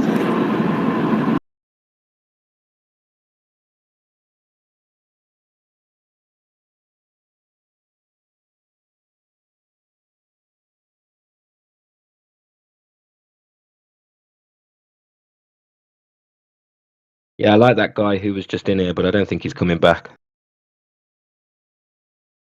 Nah, he'd be back. Yeah, of course not. He got to go search for more information, and he's gonna run into anti-flat earthers, right? And that's where he's gonna get the information from, and then they're gonna come back with that information.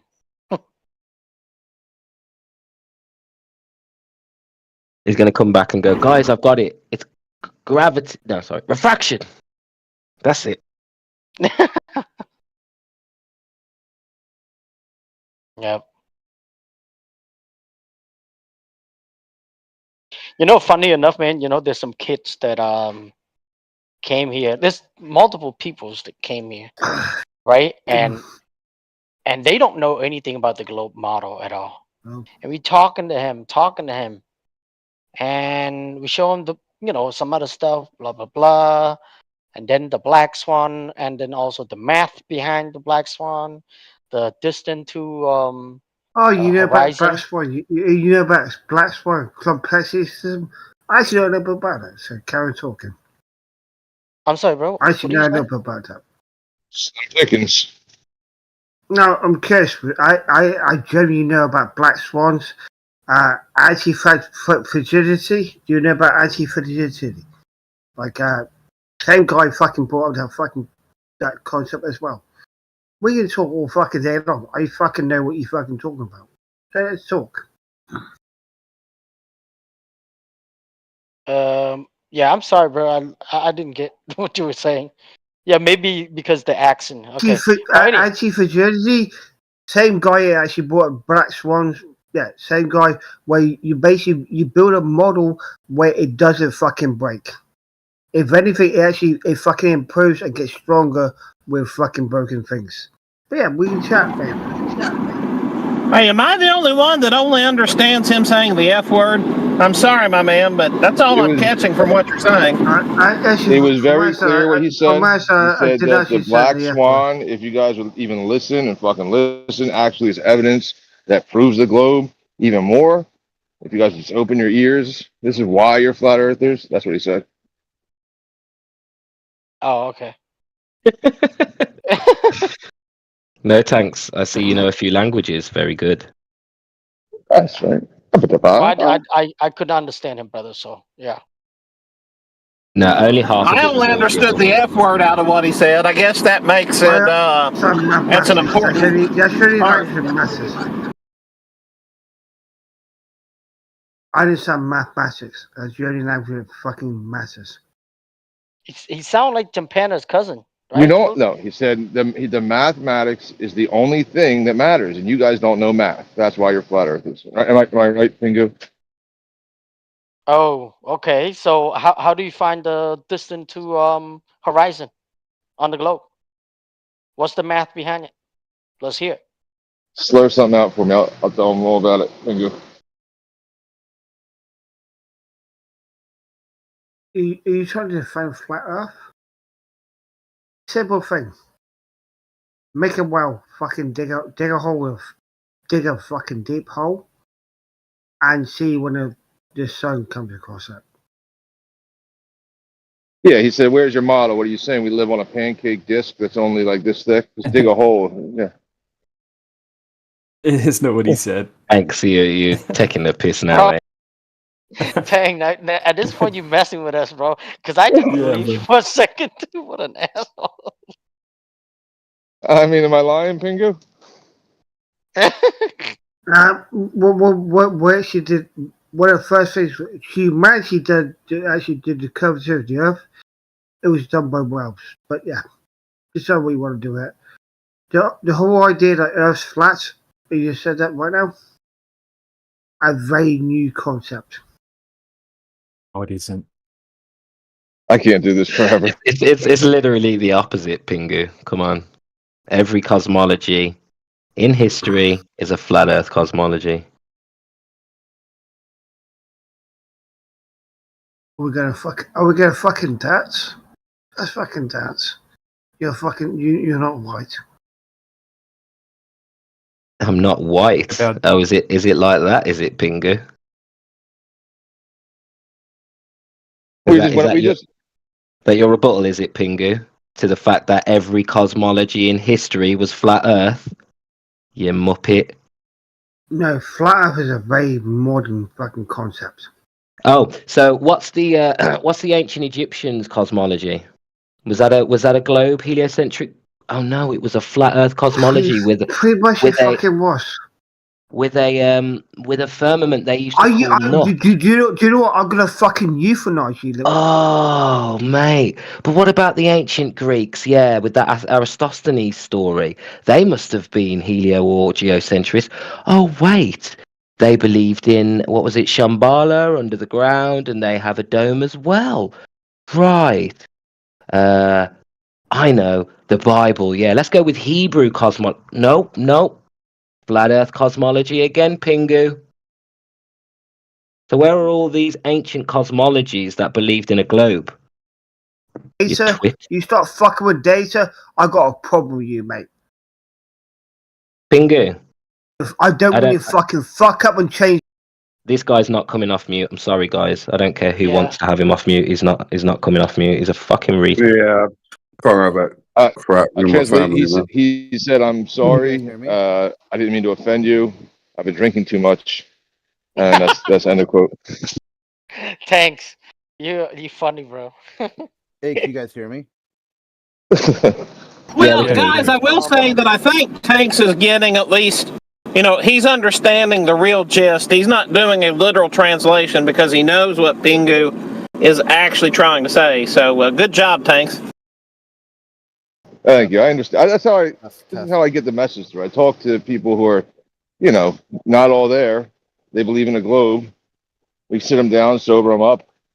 I can relate to them, and then they come out of it, not moving and operating on an earth and water that they know is horizontal.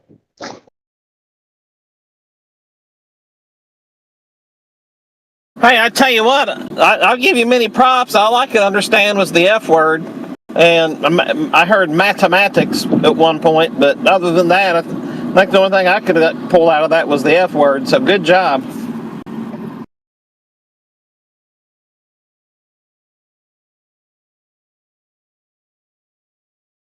Yeah, he's a little funny penguin. He is a funny penguin. He said flat Earth is a brand new idea. I says every cosmology in the world is before ours was a flat Earth cosmology. He says, well, you're not white. Okay. That is the end of him. What is that even supposed to mean? Yeah, good rebuttal. I'll show you a picture of my mom. She's whiter than your mom.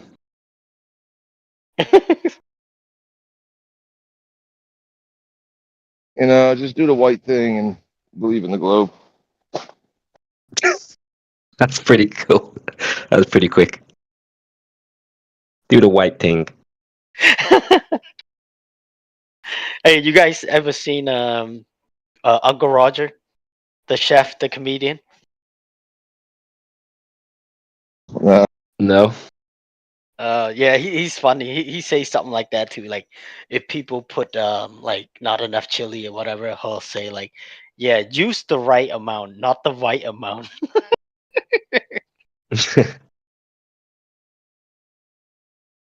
Yeah, he's pretty funny. I think I've seen him. Is that the Chinese guy who goes, "Oh, you must use the 1-day-old rice. Don't use fresh rice." Yep. That's him. Yeah, I've The- followed him. I've seen yeah, him. he's Funny. I think he's like Chinese Indonesian. You know. He's the one who does like comedy cooking or like he like at home, like kind of on video. Yeah. That one. Yep. That's the one. Yeah, he's funny as shit. Yeah, he says that a lot. Yeah, use the right amount, not the white amount. All right, guys, I'm here at the office, and we have a agency meeting today, so I got to get a few things done before that. So have a good morning, and I'll be on much later in the morning. All right, brother. You take care, man. Take it easy. Yeah, you too, man. Take good. Live from the Rocket at Studio 5C, I'm signing out. Right here in Texas. Sorry, we're in a basement in Hollywood. At this studio. We're not at the Texas studio today. Okay. Oh yeah, say hi to the Chili Peppers for me.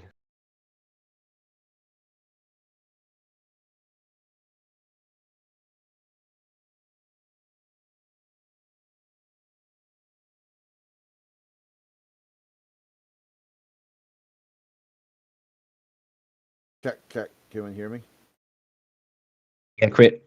I can hear you. All right, good. I'll switch up some settings here and wasn't coming. You are a bit quiet. Coming through a bit quiet. Let me see if I can fix that. Yeah, very quiet, bro.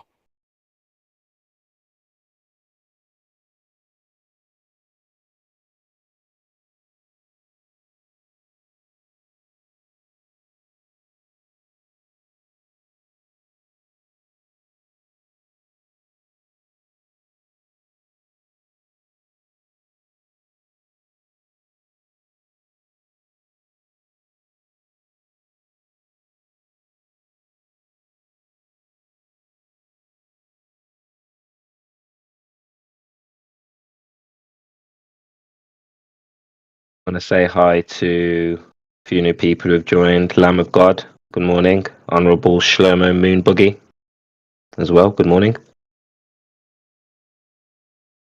And we've got Lamb of Mediocrity joined as well, good morning.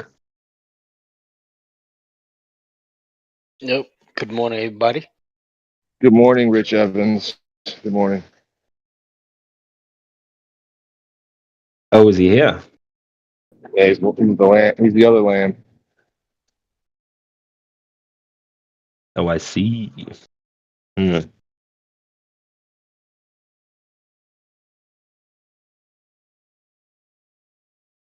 we got Doves here, but she doesn't ever seem to be active when I'm online. Yeah, the only time I ever hear Doves talk is when she's like flat smacking somebody out in the real world and hot micing. I love that. That's pretty cool.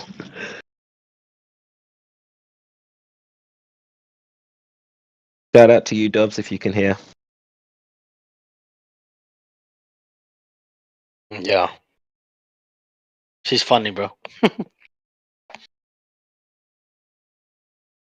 She started using QE quote and stuff. She was like, pretend a clown. Oh, I like that. Yeah, one of his best lines, isn't it? Pretend a clown. Yeah. That is gotta be one of the best line. It's funny. It sounds very funny, and it sounds it just fit perfect with the situation, right? Especially when it comes to this topic. You know, I'm sure I heard QE use the term oxymalignant before, and I was like, my mind was blown. I was like, is that even correct? Did I even hear that right? And I've never heard him say it before, but for some reason it stayed in my head. You oxymalignant moron or something, he said. I was like, what the fuck is that? Yeah, I don't know what that means either.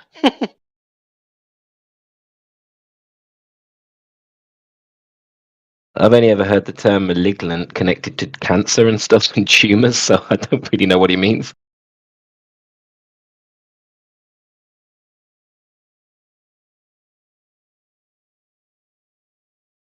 In fact, now it's probably a good idea to find the definition of malignant. Malignant. See what it means. Definition. See, what would oxymalignant be then? So malignant, evil in nature or effect. Okay, so he's calling someone evil by nature or diseased. Oxy. So what's oxy's definition? Sorry, I don't know why I'm speaking out loud right now. Yeah, Lambo, what are you saying? If you can open your microphone and try to, like give us a little detail what you are saying real quick.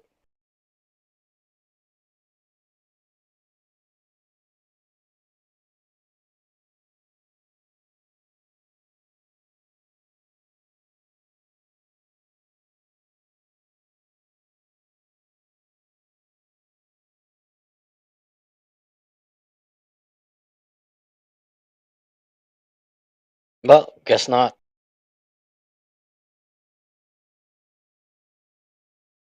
I think the toughest part is to get over that moon landing, right? If you think the moon landing is fake, a lot of these information, in time you will get it, right?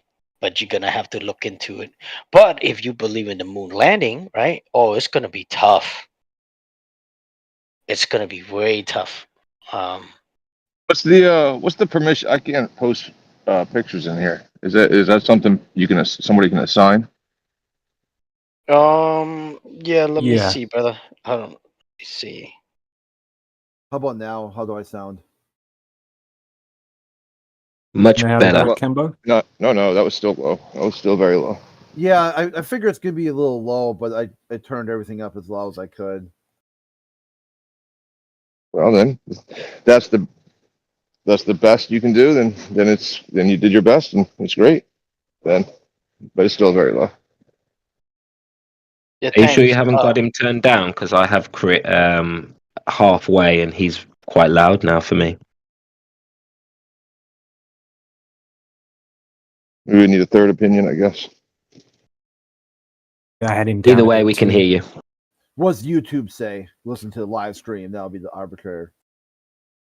Yeah, I mean, we can hear you now, but I think you low than usual. It's a bit low, yeah.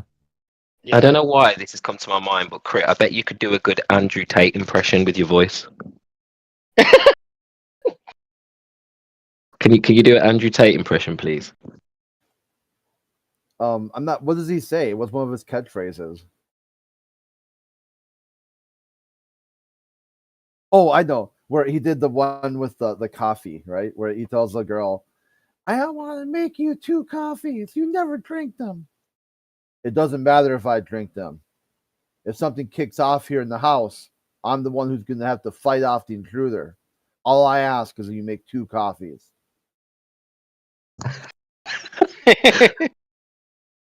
Is that actually a quote of his? Because that sounds like something he would actually say. It has something to do when he had a house that he owned and he had a bunch of cam girls all working there. Like I don't know how many it was. It was more than one. Okay. And he had them all set up in their own rooms and everything. And he said, if anyone ever finds out where you're at, they're gonna have to come to the house here, and I'm prepared to defend you. And all I ask is you make 2 coffees. It doesn't matter if I drink them or not.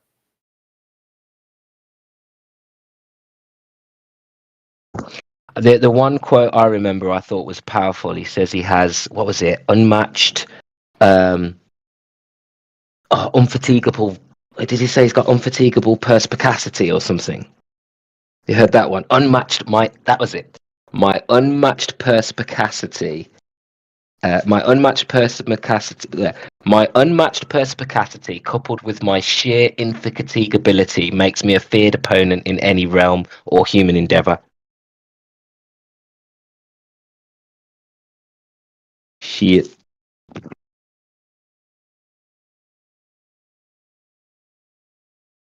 My unmatched perspicacity.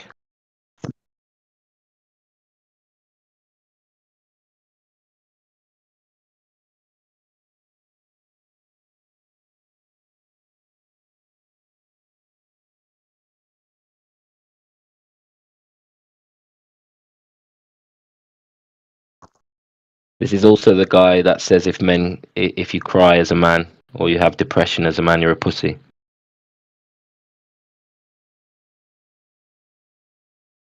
Yeah, I definitely disagree with that one. Yeah, I've seen men cry, and it's always, I mean, in the past, in the days of yore, mind you, it was a truly tragic event.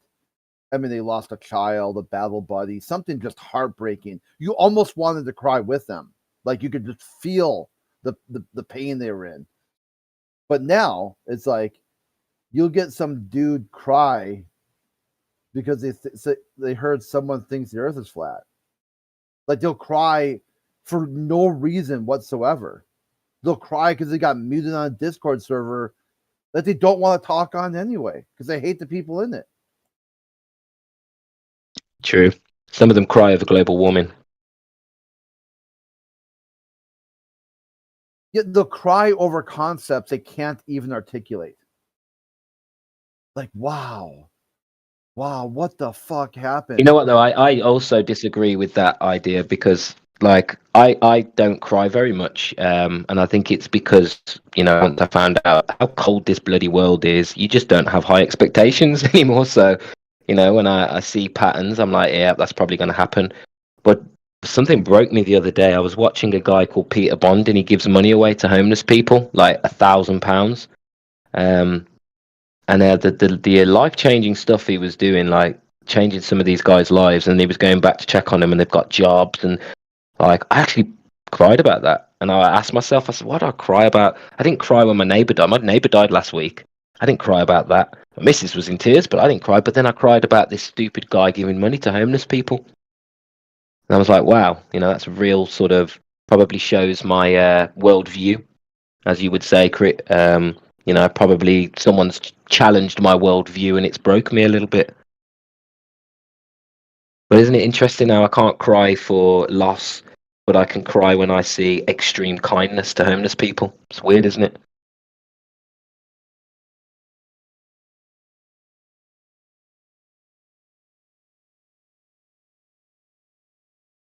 Or I might just be an emotional wreck, who knows?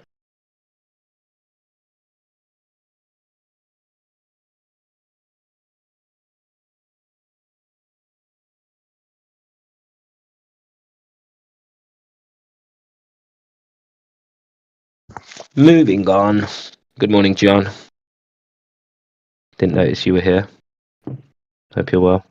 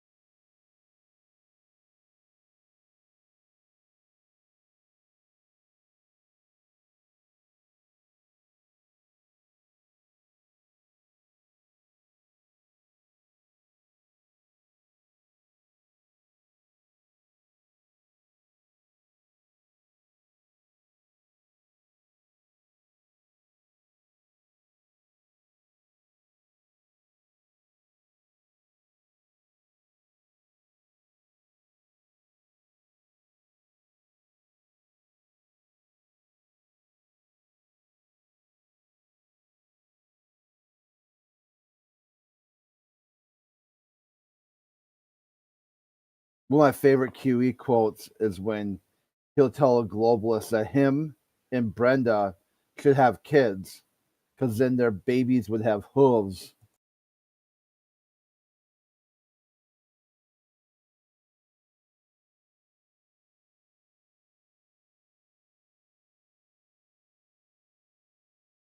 You guys still hear me? Something about you wanted to have babies with Brenda's boobs or something. Real low. It's not what he said. That's about as well as I translated the other guy, though. I'm not really the best translator. You're a funny guy.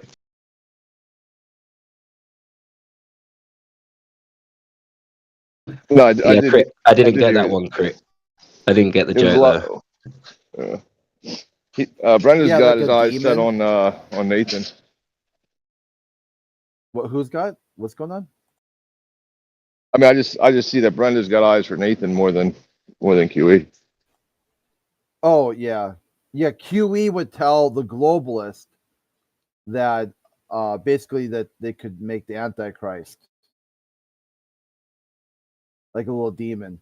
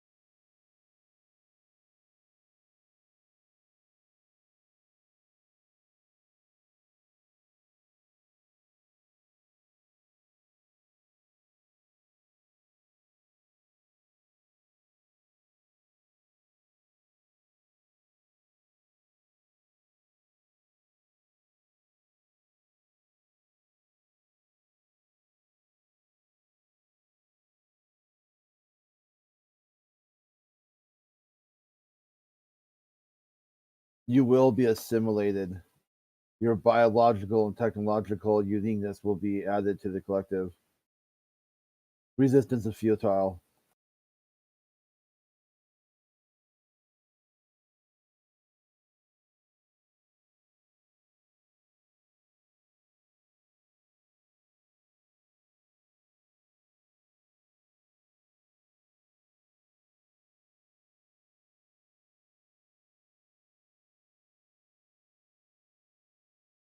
Looking back through the chat, so Angel was in here earlier, acting all naughty or what?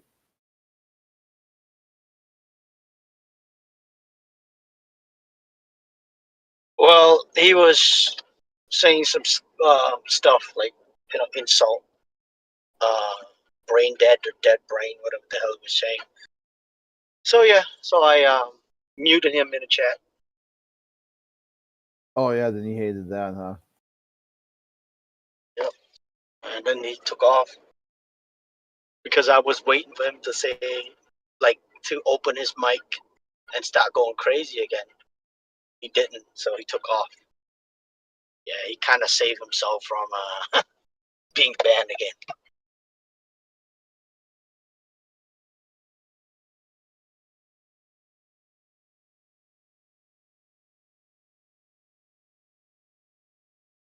Yeah, I just don't get it. Like, you know, like you talk to us so many times, we have disagreement. We're not gonna listen. We're not gonna listen to you unless you have like primary evidence. With your claim, right? The Earth being a ball, right? And so he knows that, right? So why are you coming over here over and over again and wasting our time? And even a lot of time they come here, they're not here in good faith at all.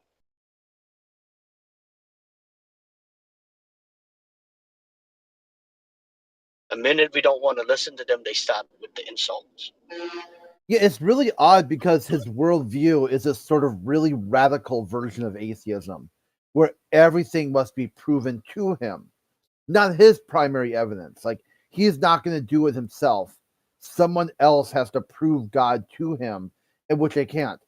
And I'm like, well, certainly, if you want to use that worldview, that you only will be the only things that you accept are things that other people prove to you, because you can't trust yourself, or you can't trust, like your own methods and practices. Who proved the globe to you?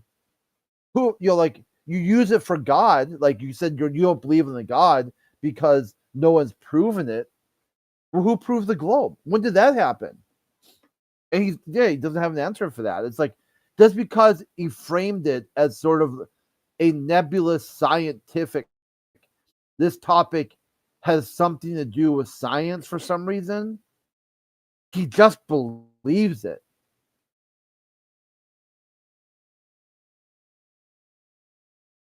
Yep. That's the problem, man. And with him, like, he knows that he can't talk about the curvature, right? He can't talk about the Earth rotation because he's gonna lose, right?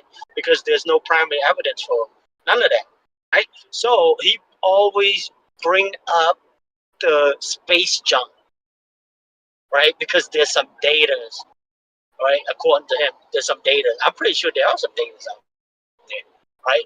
But that doesn't make that data true at all. So, and that's all he got, space jumps.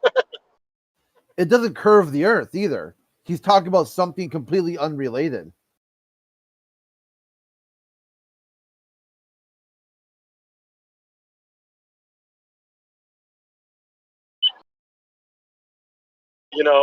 Like, I think he came in before. He's like, "Whoa, you wanna? If you wanted to know about space jump, yeah, put some money down, right? We'll go do we'll go get this data. What is that data gonna prove anyway, right? Well, I will assume that billions of dollars go into that the space programs or whatever. So obviously it will have some type of data, right? To keep going with the lies. Of course, they're probably going to have the data, but that data does not prove anything, right? So yeah, not about the surface of the Earth. That's what you'd have to provide data for: the surface or rotation of the Earth, not sky garbage. Right.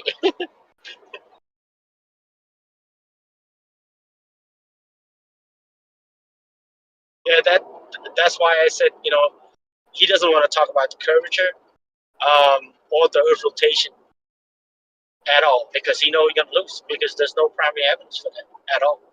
And that's all he asks us to talk about, space jump or outer space that none of us can prove at all. I mean, he talked to us in last year, since we had this room for the first time. And yeah, still the same thing. But last year he was, oh my God, him and Echo Chamber, they are best friends.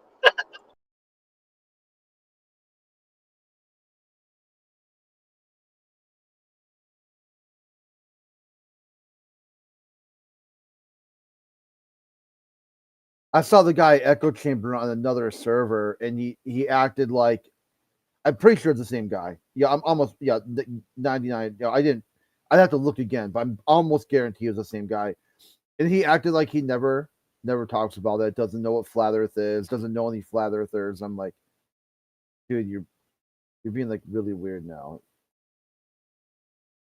They reset, or they pretend, Yeah, well, he not didn't to want know. on that other server. He didn't want to make it seem like he was arguing with flat Earthers. Like that's not something he would do. Because on the other server, it was like it was dumb. It's kind of dumb to sit there and just argue with people for no reason and not ever understand. It was the epistemology server where the goal is to try to understand what other people are saying. I'm like, dude, you don't even know what the word flat is. What the fuck are you on about that you're here to try to understand what other people are saying? Right.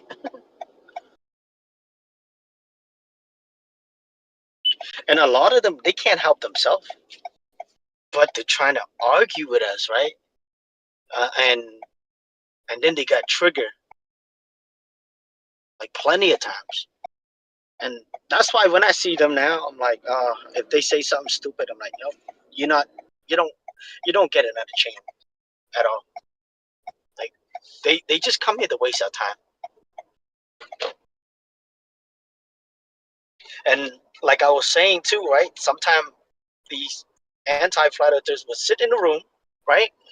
And some new guy came in or whatever, and the new guy doesn't know anything about this topic, right?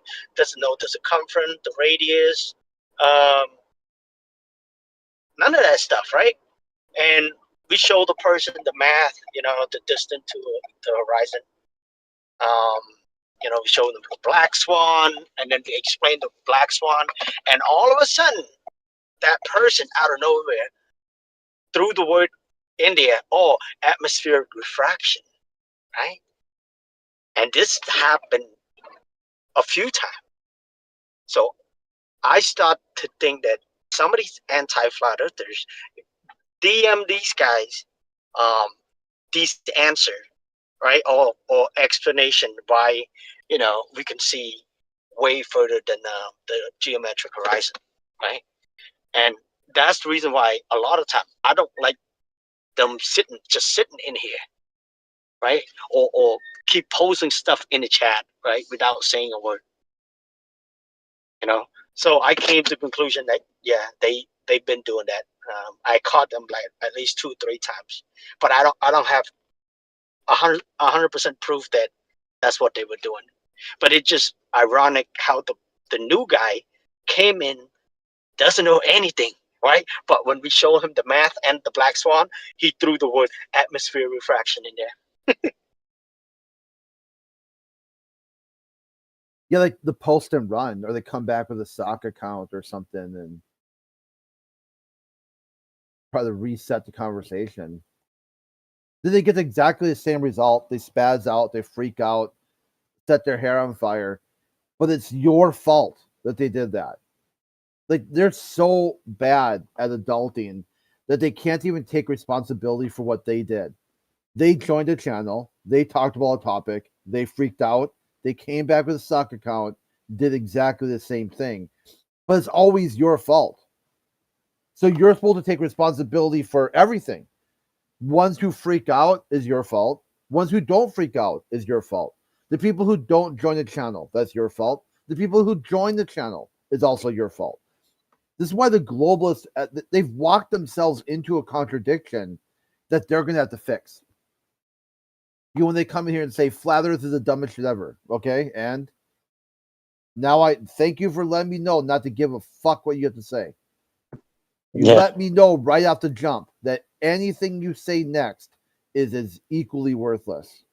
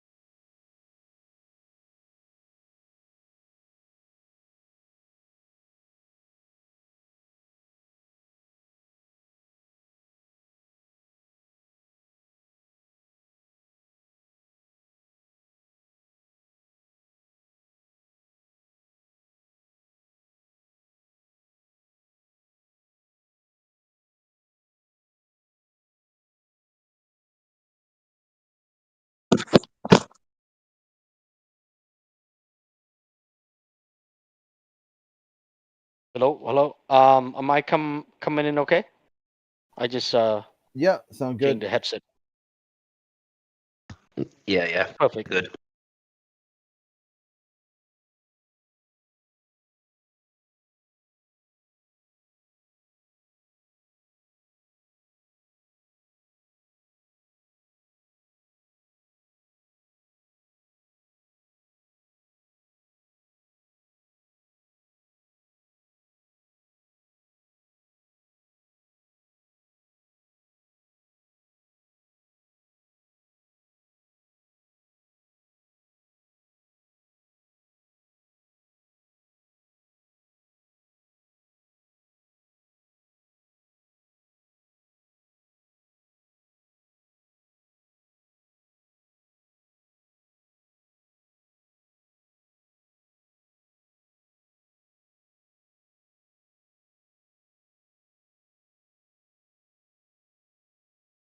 So Root, when are you gonna go on the TikTok again? Oh yeah, I dropped Monkey Ball a message earlier. Let's see if he replied. I don't go live. It's normally Monkey Ball that goes live when I join his. See what he says. Yeah, the last time he sent me a link too, but I missed it. I missed the live.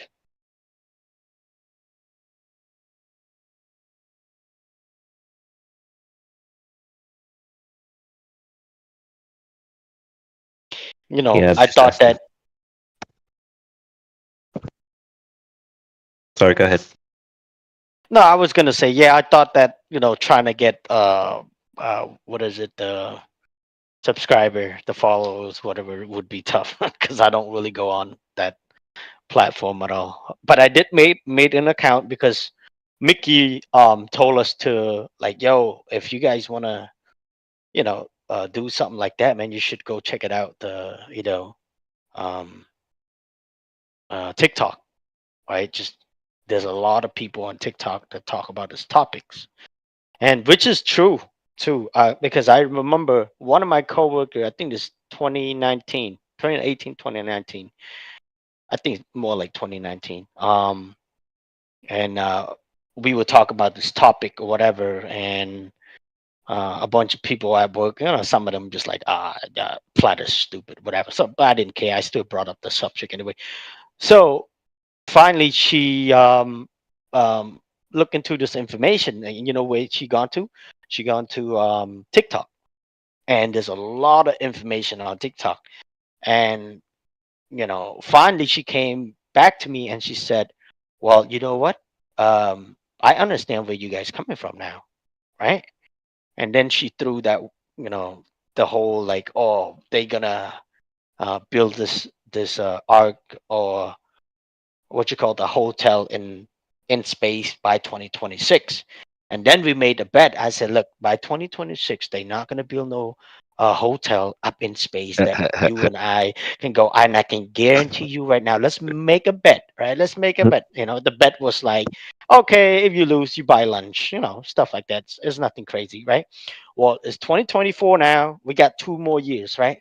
Guess what? 2026 comes, they're gonna push the date, or they're gonna come up with some other BS. And I'm thinking later on in the future, that's what they're gonna do, right? They're gonna be like, "Oh, we can't go up there anymore. It's polluted. It has so much radiation. It's radioactive." Oh, however, like they're gonna come up with some BS. Why we don't have no outer space hotel or motel? So yeah, I can bet that's what they're gonna do in the future. Oh, most definitely. Didn't they postpone that already? Isn't it already postponed? I'm not sure. That even when they do, they'll just effectively make what is a giant airship, like a Hindenburg hotel, and that's what they'll say is the outer space hotel. It's just a freaking airship. The last I heard about it, they were arguing over the name since it was going to be called the Von Braun Hotel. And then someone put together, wasn't he a Nazi war criminal? And then they said, well, yeah, we're going to call it something else. And they came up with Gateway Station, but that was kind of hilarious because that was like the name for the movie Aliens. So then they're like, oh, we got to come up with something better. So where they're at right now, from my understanding, is they haven't even come up with a name yet. They're still debating on what the name would be.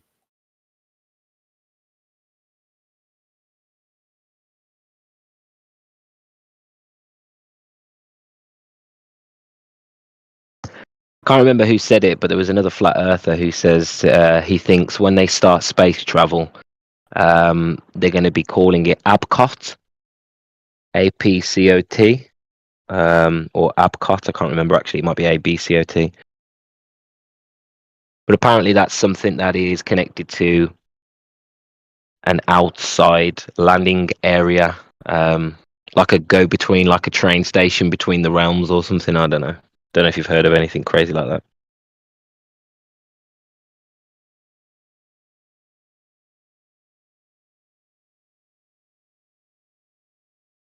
Then again, this guy did say that Disneyland was a depiction of the greater Earth, and that I think, was it Futureland, or can't remember what land is the Earth, and then the rest of the Disney map resembles the moon map from Vibes of Cosmos. And they say that this Abcot area is a sort of go between our place and the outside places. But yeah, it's not something. You have to call it Land of It's not something I've heard from many people before. Only one person. Tomorrowland. Tomorrowland. Is it Tomorrowland? Yeah, that's supposed. Yeah. Well, one of them depicts the Earth as is, like let's call it a crater, the pond. But then there's somewhere called Abcot on their Disney map or whatever that's just outside of the gates of Hercules, which is supposed to be south of Argentina or the way out, let's say. And then there's an area there that's labeled Abcot, either on the Disney map or elsewhere, something like that.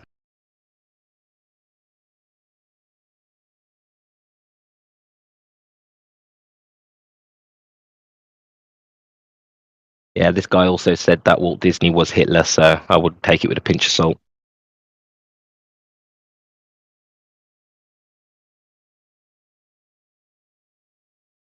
Charlie Chaplin also looks like Hitler, so it's like whatever. I guess dudes just kind of look like that back then. Yeah, like how all the kids look the same nowadays. Sorry, Crit. Yeah, there's something to do with Walt Disney's wife looked like not Von Braun, the other lady, Hitler's girlfriend, Eva Braun.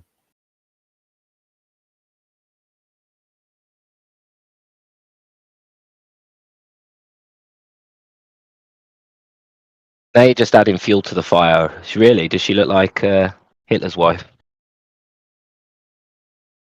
Yeah, but I think what Easter said too, that they all had roughly the same haircut, same dress, same style. So I don't know. I mean, from our point of view, maybe, I guess. I mean, maybe put their pictures side by side, see what you think.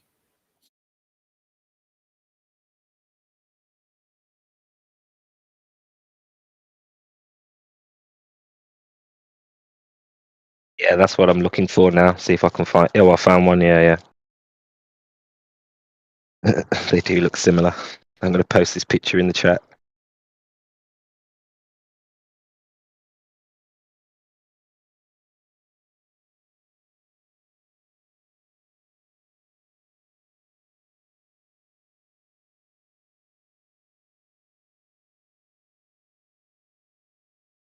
There's one. See if there's any better ones. Oh god, this one's really okay. There's ones where they look more similar, like this one I'm going to share.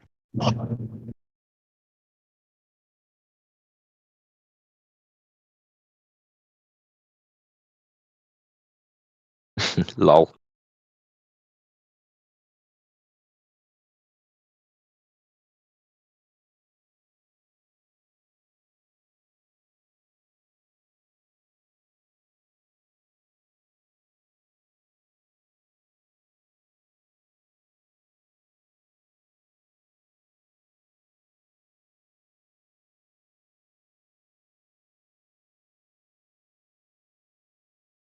Aether. But it was, I was saying, but it was just the style of the time. All the cool kids were doing it.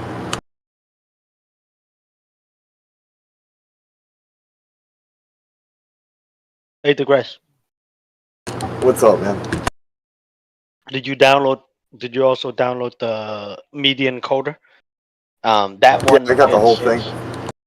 Okay, but install it and look on YouTube how to connect both of them together.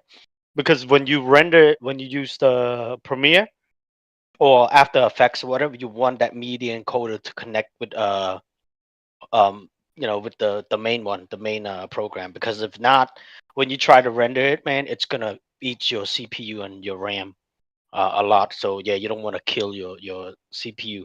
So yeah, download it and look on YouTube how to connect it. That's it. Yeah, I'll take care of it. But thanks, bro. No problem.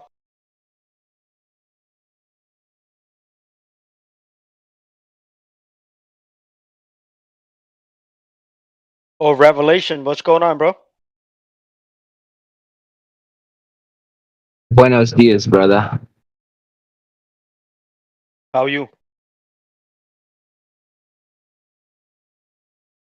Fantastical. How's it going for you, doggy? Oh, we good, bro. We good. Good to see you again. You hit that? Did you get hit by that storm? No, we dodged it. Thank God. Me too. Doves, which is she in Houston. I think she got like her electricity out for like a day or something. But I saw videos, bro. It's flooded. Houston is? Yeah, bro, it's flooded. It's like Damn, their bro. drainage system is bad or something. I'm gonna go check it out really quick. Or maybe I might seen an old video, but still, it's still flooded. Like kind of like the highway, the low part of the highway, like under the bridge, whatever. It's filled with water.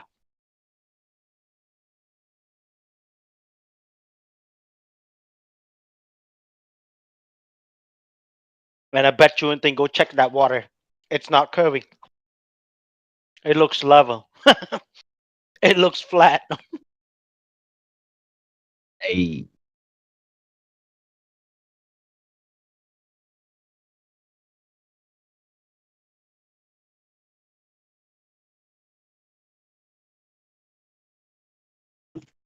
Oh, I watched a great video yesterday. I'll share it in the chat. It was a guy who was looking at elevations from sea level.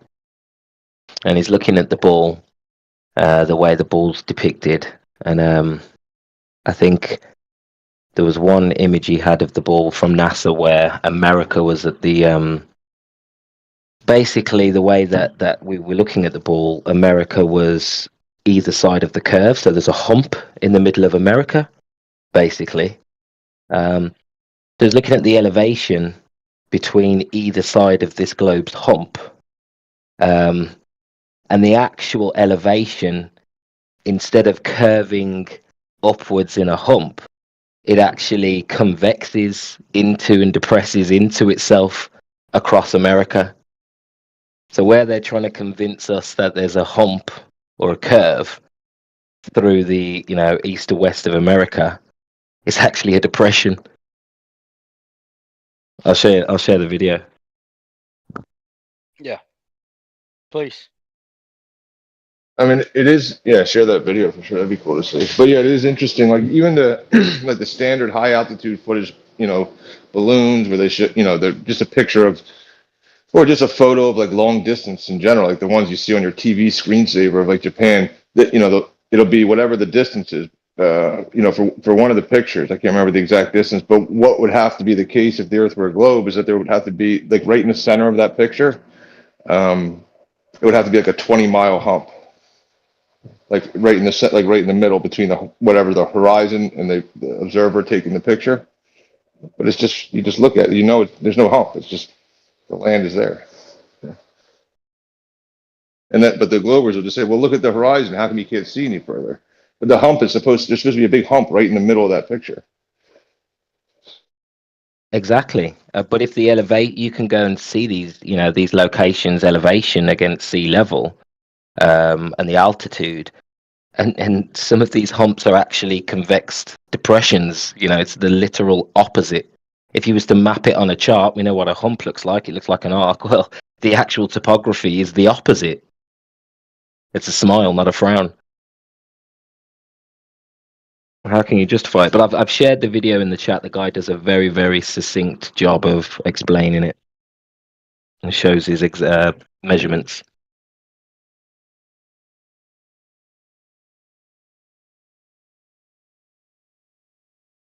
Oh, it's about 4 minutes, so 4 minutes and 35 seconds, so it's not that long.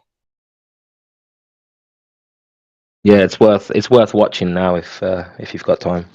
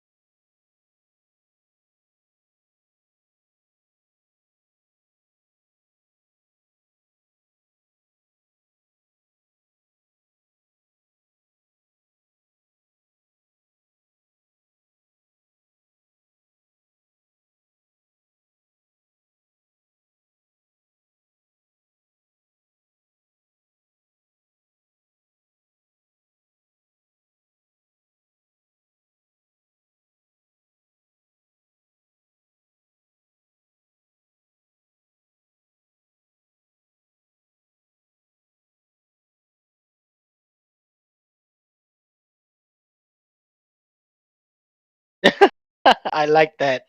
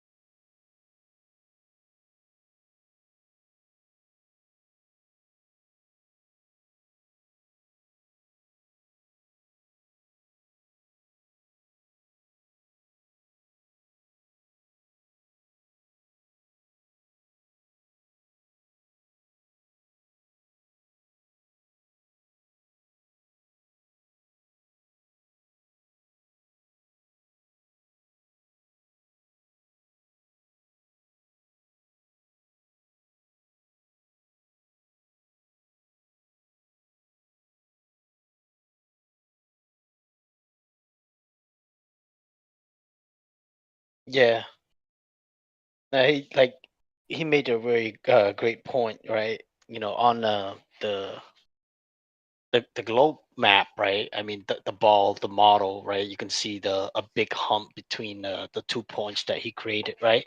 But on the graph, on the elevation graph, you don't see that, right? From one point to another point, it show like The opposite. it changed the opposite.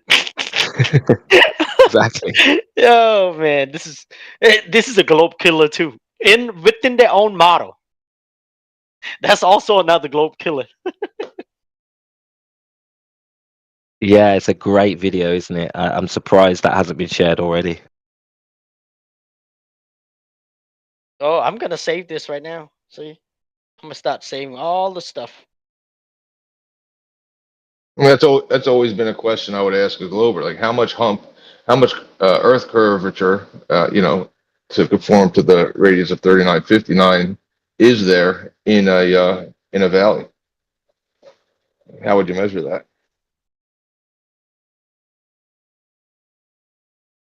Well, what confuses me is sea level, because I know that they claim that level is curved, so their claim to, measuring against sea level, is that a problem? You know what I mean, for us when we try to demonstrate that to them? How much Earth curve is there in a hill? What's the does the hill conform to the radius as well? Or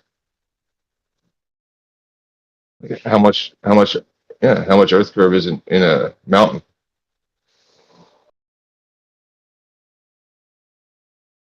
Well, in his observation, it's below sea level in, was it Dallas? He said, I can't remember what he said on the East Coast, but Cincinnati, Ohio. Ohio. Well, that's the highest elevation on his whole chart. So we're not getting a hump, we're getting a convexing over that distance. Yeah, well, that's the thing. So there's like, how much hump is there in an actual hill, and how much Earth curve is there in a valley?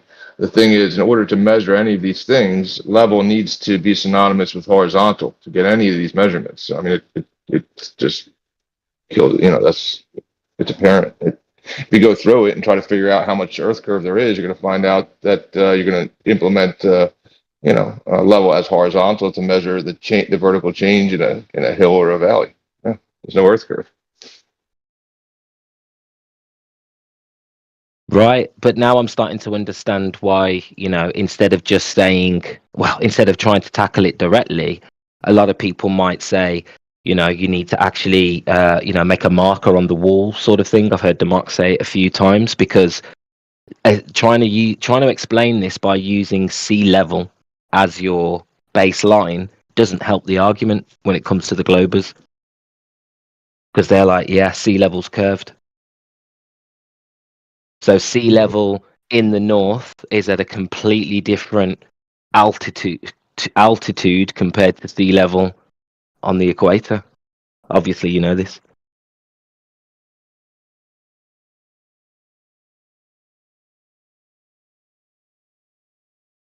It's the globe is flat, so.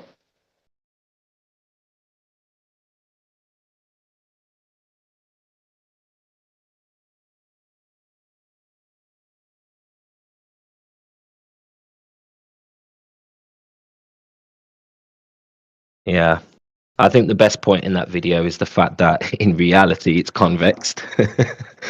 Like, you can't get any more opposite to what they're claiming.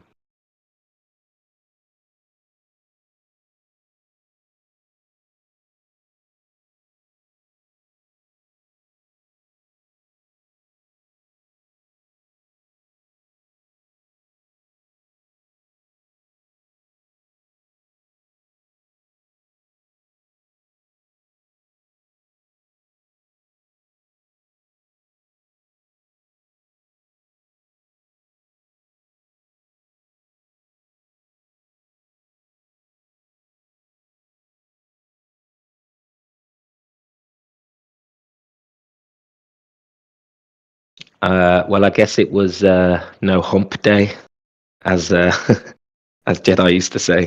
No, Miggy used to say, sorry.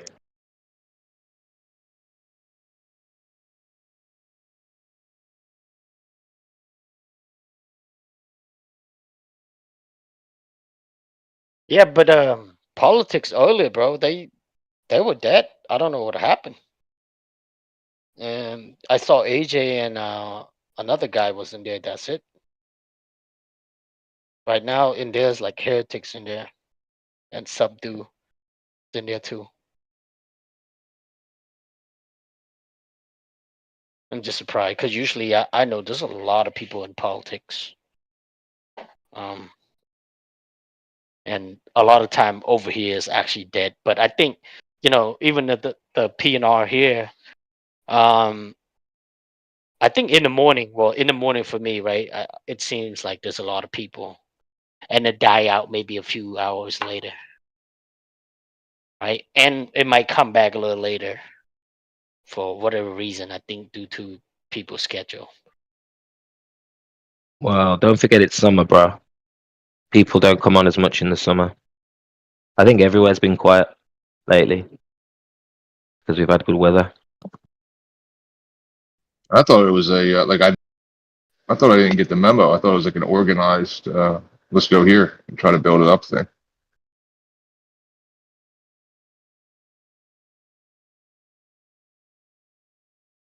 No, nothing like that.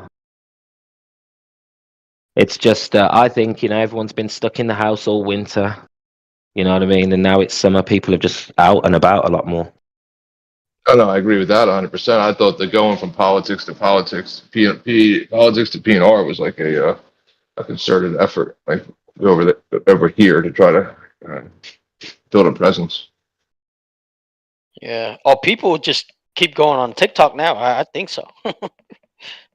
I know. I honestly hate TikTok, man. I don't know. I hate them over there. It seems like it's all just like a bunch of kids like repeating claims that they don't know if it's they don't have any kind of verification. They haven't thought it through. They're just kind of repeating it. Yeah, it's very memey. It's a bit fast paced. Like over here, I don't know. It just feels more. You've got a lot more time, but over there, everything seems a bit more rushed. So everybody's trying to say, I don't know. Everybody's trying to get in at the same time a bit more. Yeah. Well, see, the thing is this, right? Like, because I think a lot of kids nowadays, or just people in general, right? They, if we can, if we can get them to understand, look, these are nothing but claims, right? Like the Globe's claim, the curvature, drop over distance, the axle rotation, the motion, it's just claim, right? And they need to basically unlearn and learn new stuff, right? To understand where we coming from, right? I think if we can do that, if we just get them to get to that mindset, and I think it would be a lot easier.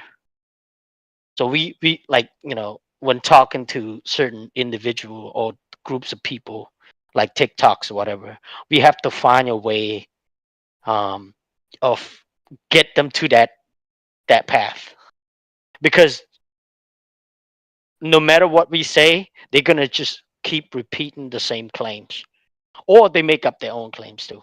Yeah, we see that a lot, right? So if we can find that way, I think it's gonna be much easier. I think that's what I'm gonna try to do when I get to TikTok with you, Root. We need to find a way just to get them to understand. Look, don't take my words, don't take their words, right? Just just look into the information, right? We have to get them into that mindset. Yeah, the way Monkey Ball's doing it at the minute is a bit of fun. So he's rage baiting. He's putting up like a Dumb and Dumber meme, or he'll have some horizons on the screen. So he puts a meme up, and then people will start commenting, and some people get triggered. So what he'll do is he'll tell them it's not a debate. You can come on the panel if you want and tell us if you've got any evidence for curvature or motion. But as soon as they try to change the subject, or or as soon as he feels like he's had enough, he'll just be like, right, see you later, goodbye, who we got next? So he runs it a bit like a show. Yeah, it's quite cool to be fair. So then you'll get people coming back, you know. So we've had people come back. We've had Nathan Thompson on the panel 3 or 4 times. A couple of other flat earthers, but there's a few globies that keep coming back, and you can tell they've done a bit more research each time. But he only gives them probably 30 seconds to a minute before he kicks them out. So it's quite, it's quite fast paced. Good fun actually. Yeah, I kind of chat with Nathan Thompson a little bit, right? And he, I mentioned your name or whatever, like, you know, that he jumped, you know, into the panel onto TikTok with you guys and pretty much flat smack the Globies. And yeah, he gave me his phone number and stuff. So I don't know. Maybe I should hit him up later if I decide to go on TikTok. But if not, but I don't know. It's just a different environment, huh? Root. Yeah, he goes live. He's live all the time. So I've been on a few because there's a whole community on there.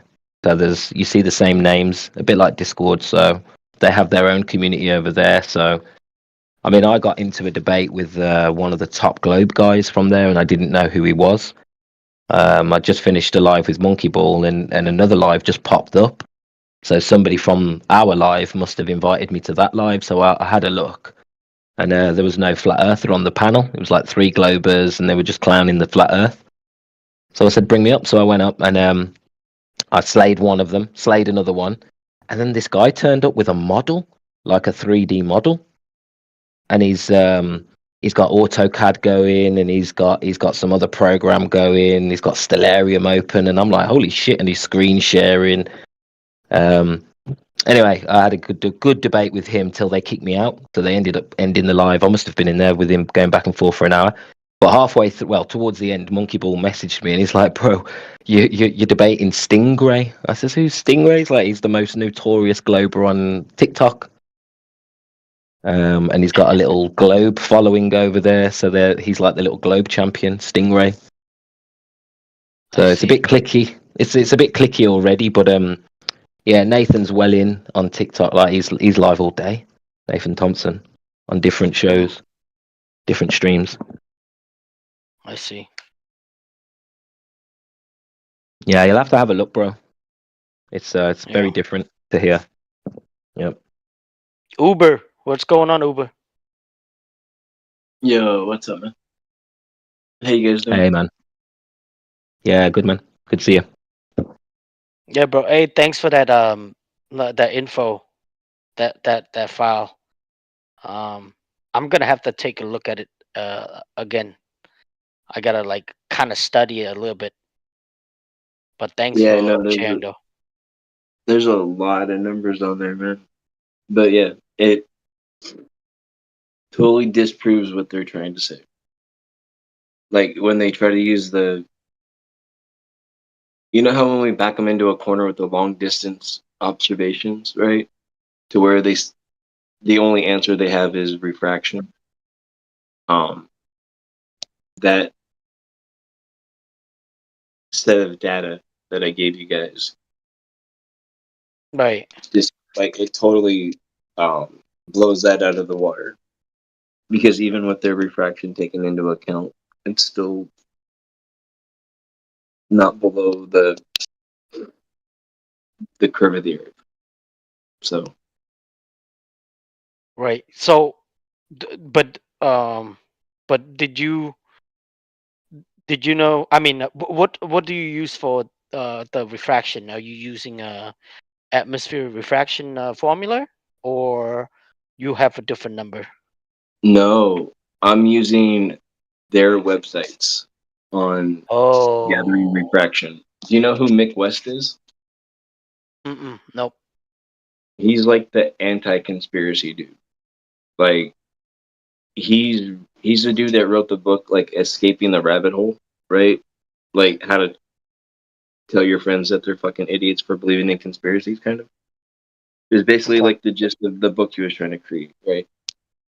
But so we were using, because he's got a website called Metabunk, all right? And they had an Earth curve calculator on there that at one time, a few years ago, everybody was referencing all the time.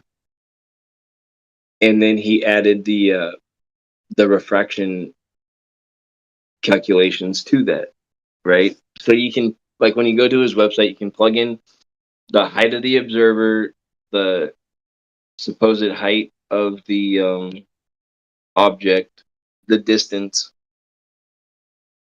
and then it'll tell you like what the numbers are with refraction and without With refraction. refraction?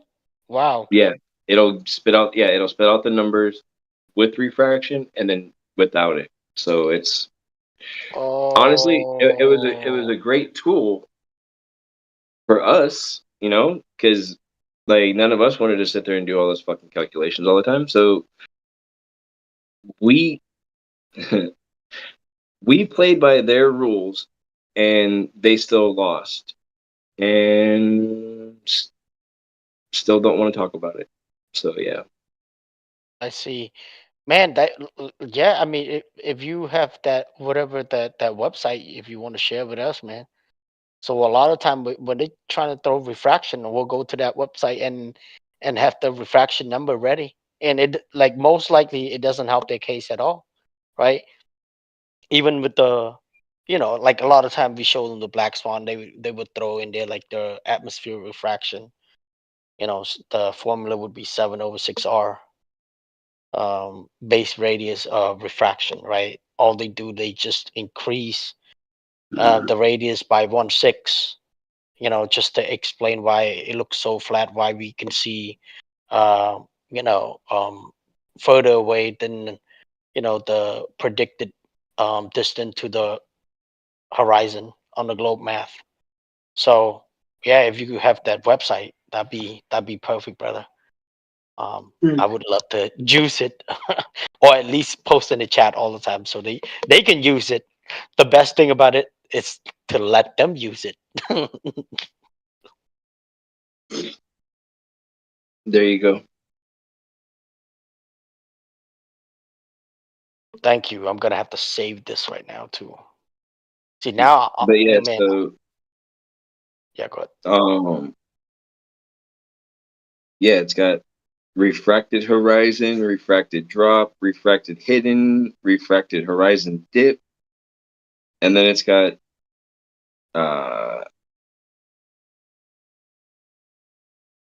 geometric horizon, geometric drop, geometric hidden, geometric horizon dip. So yeah, dude, you it's got a couple of boxes at the top. You put the distance, you put the viewer height, whether you want imperial metric.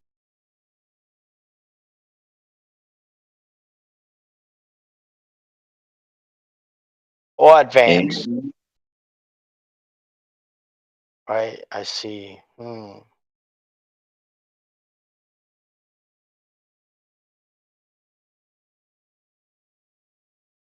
Man, that's amazing, brother. That's amazing. Let me see distance. Let's go with viewer. Okay, so let's say 10 miles, right? 1 foot. Let's try this out real quick.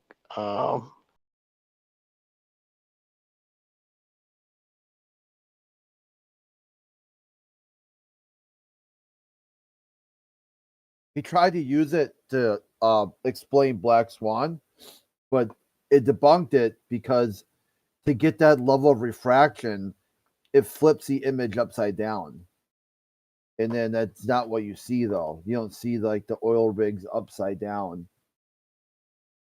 But using his calculator, he'll show you like this ray tracing. This guy Mick West kind of made his mark in the world by he developed a proprietary software for something to do with video games and the way that light will refract off armor and whatnot to make it more immersive, more realistic. Like your character kind of runs through a building and light comes in through the window, hits your armor, and then reflects down to the ground. So that's he developed it or had something to do with developing that.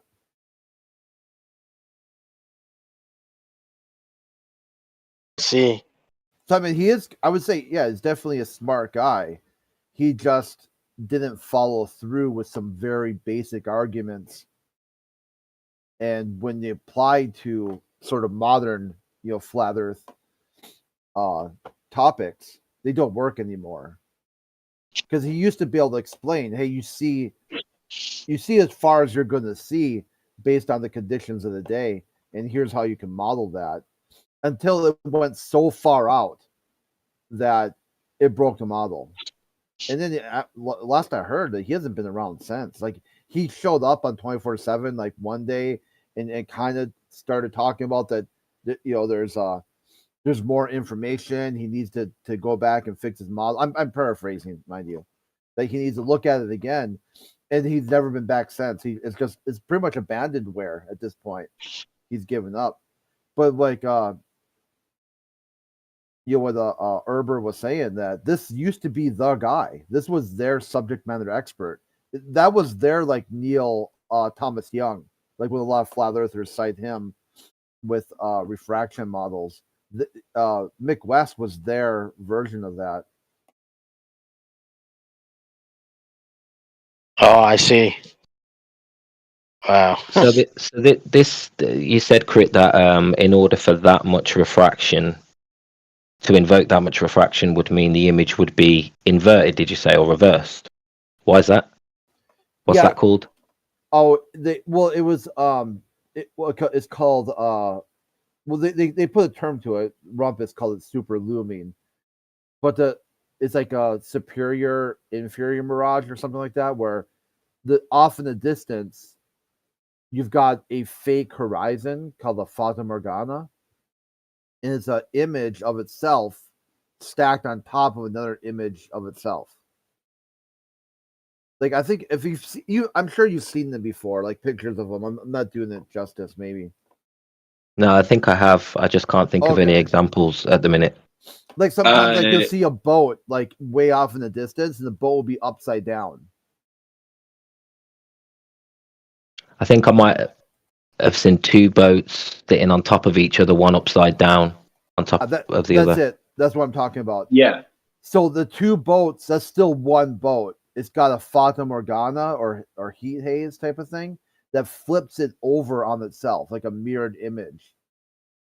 And he said, Mick West said, that is what was going on with Black Swan, except for one of these things that's not like the other. There isn't a double image of the oil rig.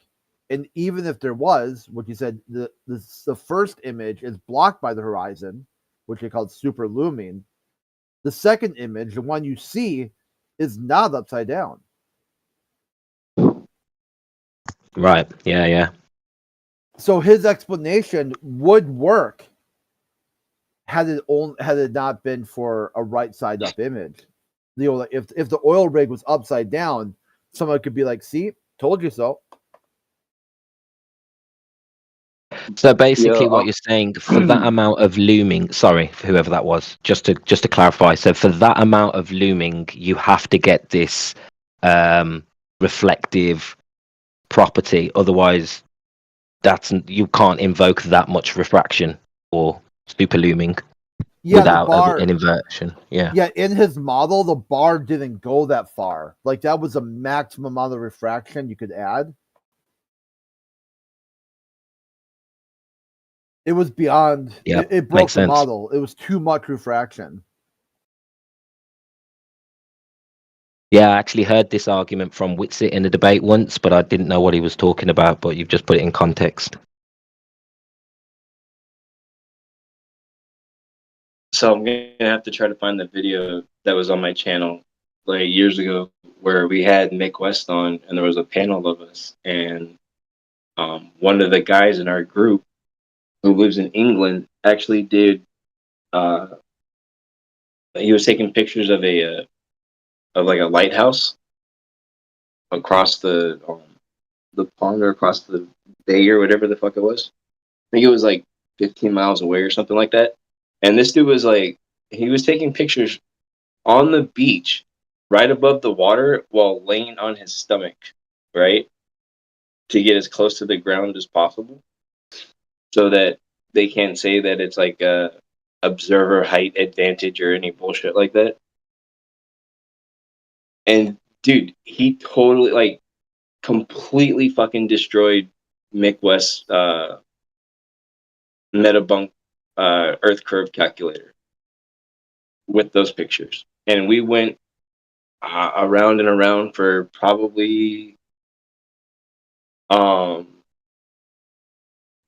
probably an hour to hour and a half before somebody jumped into my stream, called Mick West the nigger, and then bounced out, ending the show.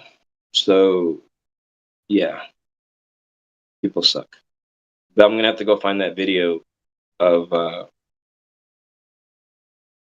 Mick West talking to us, dude, because his arguments were horrible. You know what I mean? Like, you could really tell that he was like trying to grasp at straws. Okay, so keep in mind, this is a guy that also tells you that you can see the curve of the Earth from a fucking airplane. Okay? Really? Sounds like he needs to debate here Neil deGrasse Tyson. Yeah, Mick West has been, I mean, as far as I can tell, he's out of this whole debate circle completely. Because he used to be in on conspiracy theory. That's how he kind of got flat earth adjacent to begin with. And last I heard is he's been complete radio silence for years now. Doves, sister.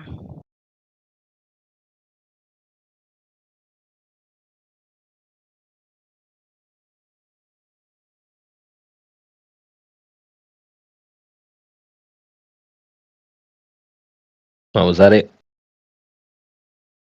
Yeah, I agree.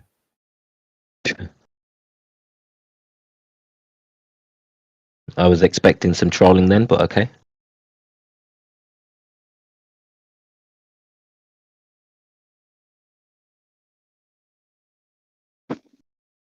Yeah, I think it was yesterday or the day before. There was a bunch of them that came in here. You were here too, right, Root? Oh yeah. Alpha and his guys.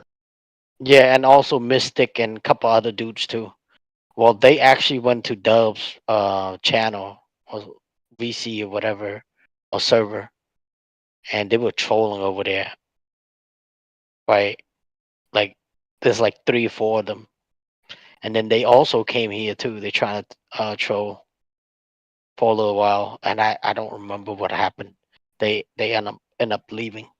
Oh well, she had to kick all of them out her server. And Mystic was one of Yeah, them. good for her. Yeah, these guys are idiots. We just need like a button we can press and it plays the doot doot doot doot doot doot doot doot when they come in. That was funny. like a soundboard, right? Like a sound effects. Yeah, let's speak to Quetzal.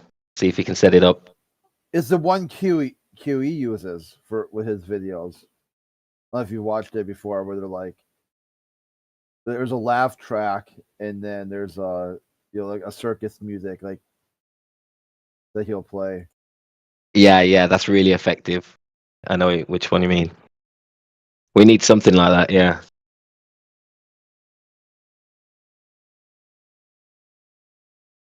We can just play it gently in the background while the Globers dance.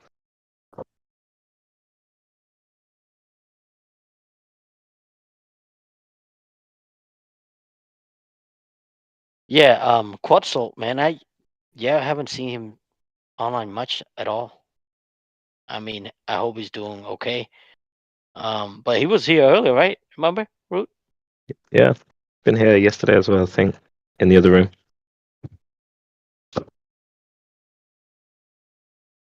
Yeah, but I haven't seen him talk He works. at all. He works from home though, doesn't it? So some days I'm like that as well if I'm busy.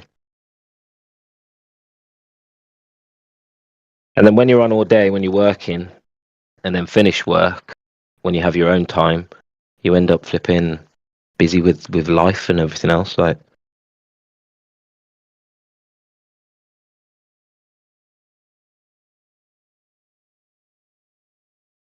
Yeah.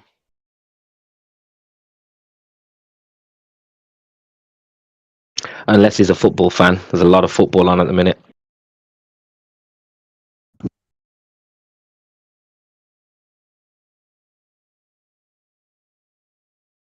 Any good riots yet? I know sometimes that happens with those football games.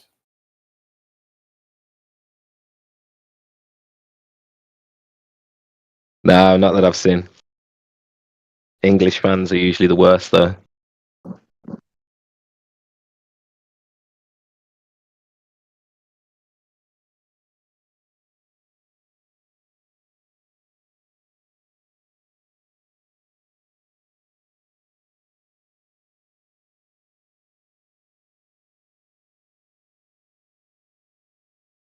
So you guys don't go onto the 24/7 server anymore? Nobody goes on there?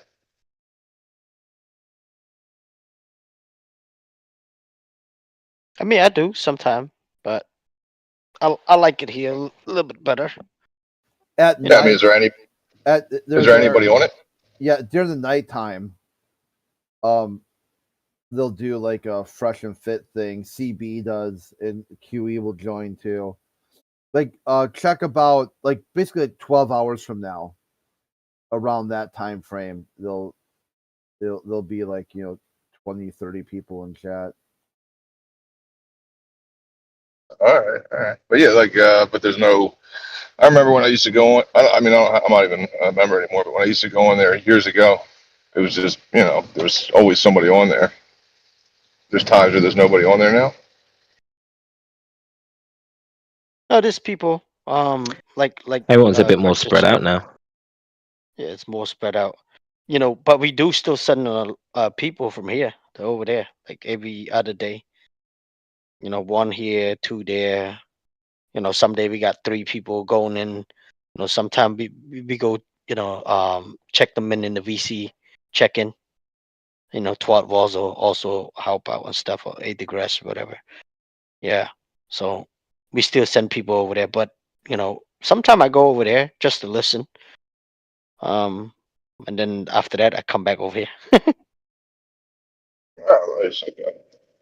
Yeah, I just figured it was like years ago when I used to go in, there would always be like 50 people in there or something. Right? I just figured it was still the same. But No, you got TikTok taking off as well now. Other channels. Twitter's become a thing for Flat Earth as well. So yeah, people are talking about bringing like debates. I don't even know how to do it exactly yet. And but they're talking about there's like an open chat, just like an open VC in Twitter now. You can that you can assemble and have. yeah, I think some well-known flat earthers use Twitter to host their shows, and a lot of people are hosting shows over there and stuff now. So yeah, I think back in the day it was all Discord focused, where I think it's just definitely everywhere now. I mean, I hadn't gone on. I had my one Twitter. I don't go on anything. I don't have Twitter. I don't have TikTok. I don't have any of that. But what's it called? I do have them. Like I made them. I don't. So I went back on it because somebody in another channel was saying, listen, I'm going to try to move things over to Twitter and have like this open debate because these people on Discord are just fucked in their heads or whatever, which they are. Right? They're all set. Like these rooms, like the people in these rooms, they're set. Like the atheists, they're always they put the I'm an atheist forever, pin on their. Doesn't matter. Like they're not open to hearing anything. So, anyway, he said he was going to do that. So I went back, signed back onto my Twitter that I hadn't been on in a couple of years. I sent myself the password to get back in. And then maybe a couple weeks ago, he's like, "Yeah, come, check it out. I'll try to walk you through how this open conversation works on Twitter." The only thing I did when I went back on there, got the password, is I followed the theist experience, which is like a presuppositional argumentation for like how you know things, I guess, like for epistemology and whatnot. And so I go back on a couple weeks later, just to walk me through how it works. And it got banned. I don't know what happened. It was like you violated something, and you're following the wrong people. What? Not heard of Yeah, that one. That's I weird. don't know what. Yeah, I don't know what I could have possibly. I did previously make comments on it like years ago about I don't know, just whatever's going on. But yeah, Oh, it's bro, just it's weird. probably that then. No, it's probably that. I know somebody. I run a football team, and there's another manager from the league who got a 6-month ban, and it was because of a Facebook comment he made over like 7 years ago. Yeah, it's like crazy. So I don't make direct I'd have to see it what it was pointed out. But I don't make like super direct claims anywhere. Like on the internet, I just say I'll point out like a contradiction. Like if somebody's in like political situation, like if somebody's like lying or saying somebody's lying, I'll just point out like a contradiction or something. I don't really make too many crazy claims. well, I got a strike on TikTok because one of the memes that I posted said globetard, or it might have actually there might have been retard written on it, and I didn't even realize potentially. But yeah, I couldn't figure out, and my whole account was like blocked for 24 hours because of this one meme, this word.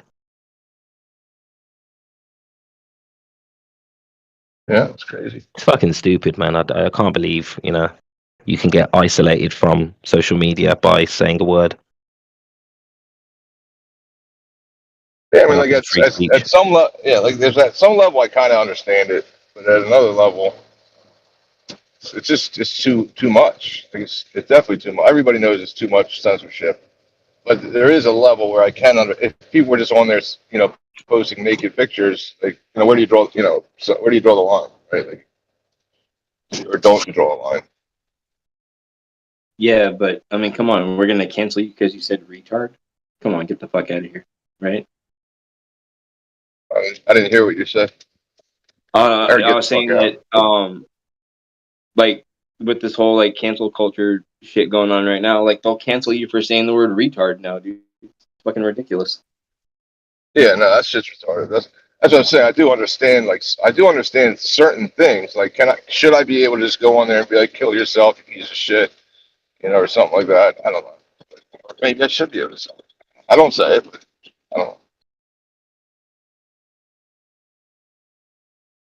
Dude, I don't say that stuff either, but at the same time, maybe it's just because of the time I was raised, but it doesn't matter what people fucking say to you, dude. Like it's on you to like be who you are, right? Wasn't there a saying back in the day, sticks and stones may break my bones, but words can never hurt me? Yeah, but words Now can hurt. words are literally used as violence, is what they tried to say. Yeah, but you just don't understand it because you're a fuck cunt. You don't get it. You're fucking retarded. I'm just a bigot, right? Yeah. Hey, watch man. your language. I start to teach one of my homeboy, right? Instead of saying something very offensive in English, right? I told him a word. It's kind of like it meant like special, or maybe it falls in the same category as a retard, right? And in my language, we say like Ali lo, right? And yeah, I taught my homeboy that he always loved to say it, and we find it very funny. But then it's not offensive because people don't understand. But yeah, that does remind me that there was a book a while back. I can't remember it, but it was like pretty much promoting why you should say curse it, like why you should curse, and then it was saying like it was like had some kind of like studies behind it on how it's healthier to let it out rather than it was this whole book about why you should curse, why you should say bad things. It was like a fad for a little bit, but yeah, it does remind me of that. Like you saying, well, I just have to get it out. Like in a different language, it doesn't matter if you say it. I just got to get it out. Or it matter if you understand it. I just got to get it out. The main reason why they do this, it has nothing to do with cancel culture. It's marketing. That these businesses have fiduciary duty to their stockholders to produce a profit. And if their business model is built on the amount of people looking at ads, how many eyeballs are looking at an ad. And if someone says the word retard and it causes just one person to look away, they see that as harming their business model. So they would rather get rid of the one to save the 10, or inside their worldview, they're thinking that speech that causes people to be exclusive instead of inclusive will happen to have an effect on losing profit. And it's a profit generated business. It's not about speech, never was. They don't give a fuck about speech. If they could make a profit of people saying the word retard, they would allow it. But the problem is they don't make a profit off that. That word causes a loss of profit. That makes sense. You're right. Yeah, 100%. Well, I mean, that's 100% true, and it is correlative. Yeah, for sure. But I mean, should you be putting naked pictures up and calling people retards? I don't know. Well, you can on Twitter, thanks to Elon Musk. Have you seen the smut on Twitter nowadays? It's crazy. That's the place. I told you I just got banned from or something. I don't even know if I'm banned. It was just like you violated something. Maybe I got to wait. I don't ever go on. Oh, really? I mean, there's full-blown porn and shit on X now. It's crazy. You can literally say whatever you want.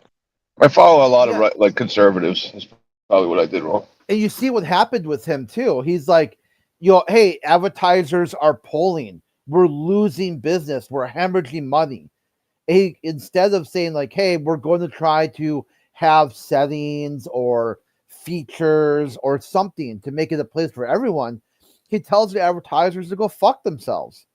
And they're like, no problem, right? There's other, like, they make it seem like Twitter or X is the only thing in the game. There's lots of social media out there now that he'll just drive. Like, the dollar is going to chase the best possible investment. Like, if I advertise on your social media platform and I spend $1, I want to make sure I get X dollars in return. Like, the people viewing my ads, like if I spend $1,000, here's an ad that pops up. I want to make sure that drives $2,000 or whatever business back into whatever I'm doing. With Musk, he's like, hey, just spend money here to show you support free speech. If you don't, go fuck yourself. No problem. Like, challenge accepted. How's Twitter getting on now though? Isn't it making like a I profit don't again know. now? I haven't looked since, because he fired or did something where he hired some marketing executive, that some sort of social justice left-wing warrior, and I think she did some damage control and got people to come back, or the current head, because he did some sort of vote, sure, he stepped down, and people said yes, get the fuck out of here.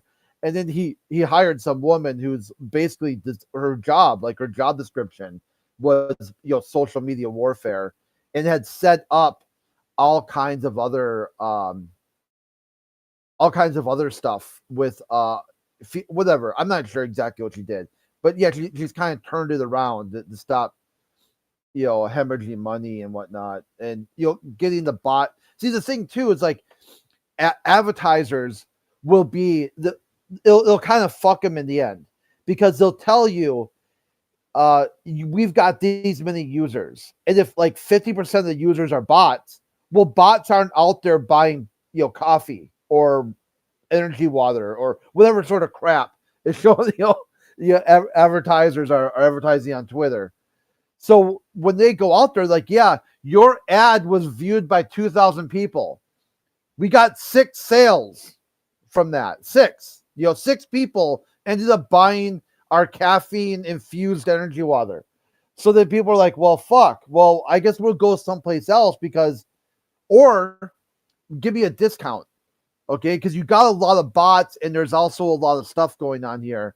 So I think what happens is we need to look for a way of piecing it together. Like, how do you get the best bang for your buck on this platform? And then she worked it out somehow. So yeah, I think you're right. You know, the kind of long-winded answer that it was. I think it was on the edge, right? It was about to go under, but I think they did something to save it. Well, that's just I mean, that's just the beautiful thing about like capitalism is that like he can say go fuck yourself and people can post naked pictures and all this shit, but then people aren't going to want to be, naturally people are going to be, I don't want to be around inappropriate pictures and someone calling me a retard all the time. Therefore your business is going to fail. Yeah, so if you're going to allow that type of stuff, then it's going to fail.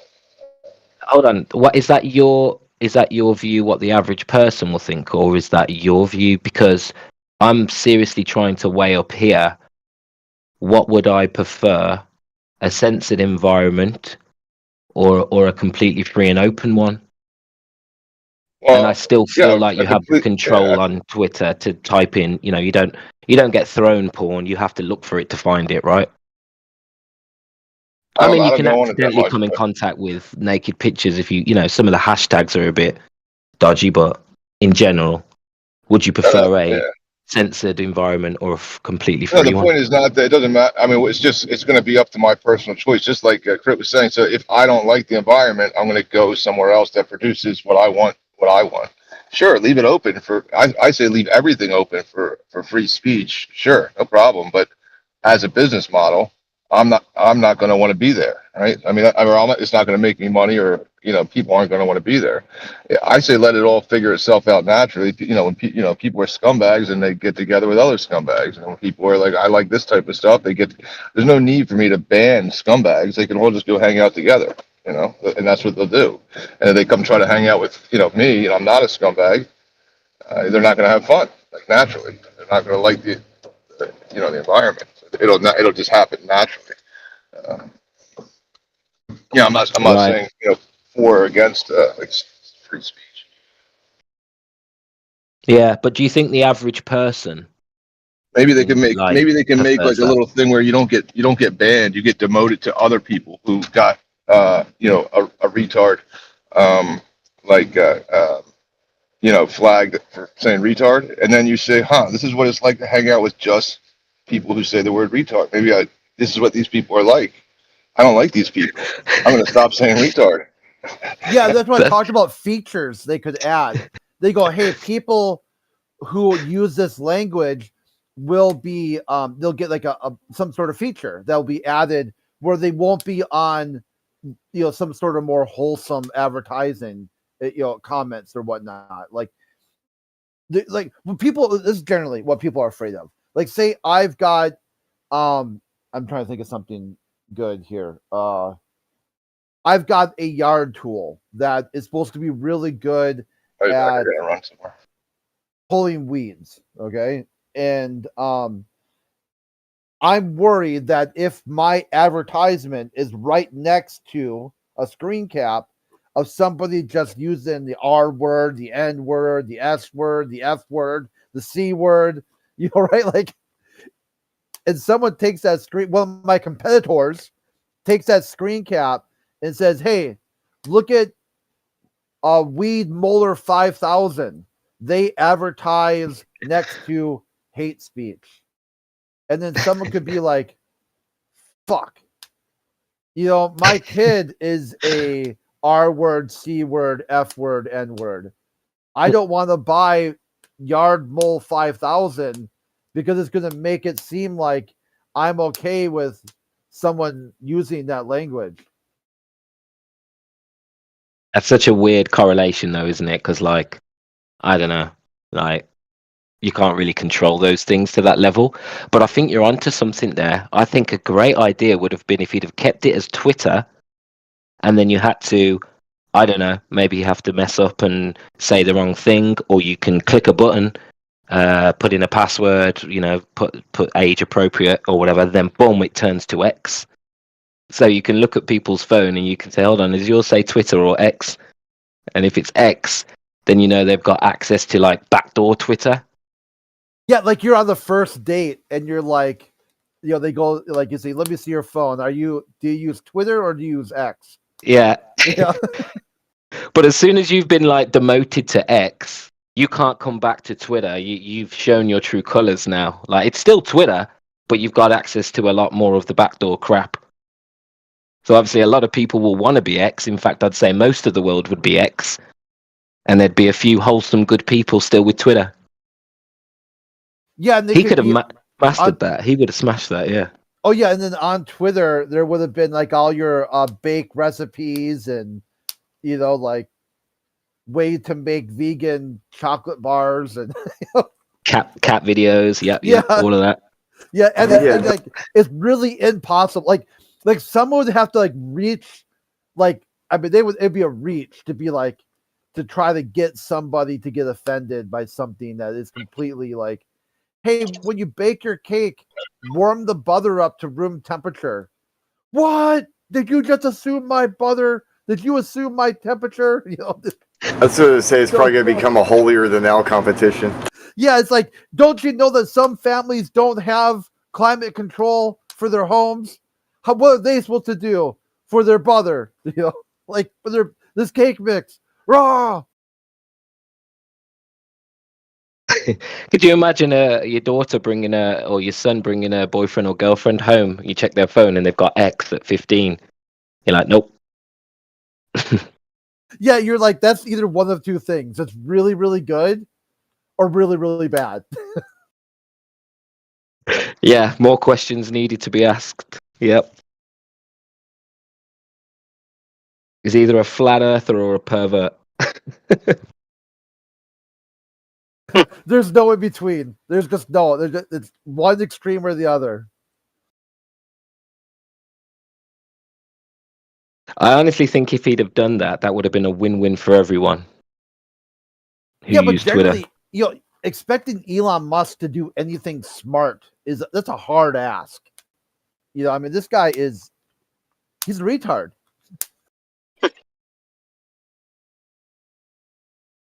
Well, he steals ideas, doesn't he? He doesn't come up with ideas. Hasn't he stolen pretty much everything that he's ever produced or owned? I'd say he collects them like stamps. Yeah, it's like this where people talk about like he's Iron Man. It's like, no, dude, he's fucking Lex Luthor. This guy isn't a superhero. Like, oh, he invented a supermobile, the Tesla car. I go, no, that's like the evil. That's like the bad guy mobile. That's like the car that randomly hits some old lady crossing the street and shit. That's messed up. Evil robot car that hits old ladies. Oh shit. Fucking He does remind me of. He reminds me of an Edison the way he collects ideas because he's certainly not a Tesla. That's what Tyson Good called one. him. Tyson called him the Edison of our time, and people are like, "Wow, like, do people know the history of like Edison, working at the patent office and intercepting things and changing people's patents and calling it his own?" Do they know about Topsy?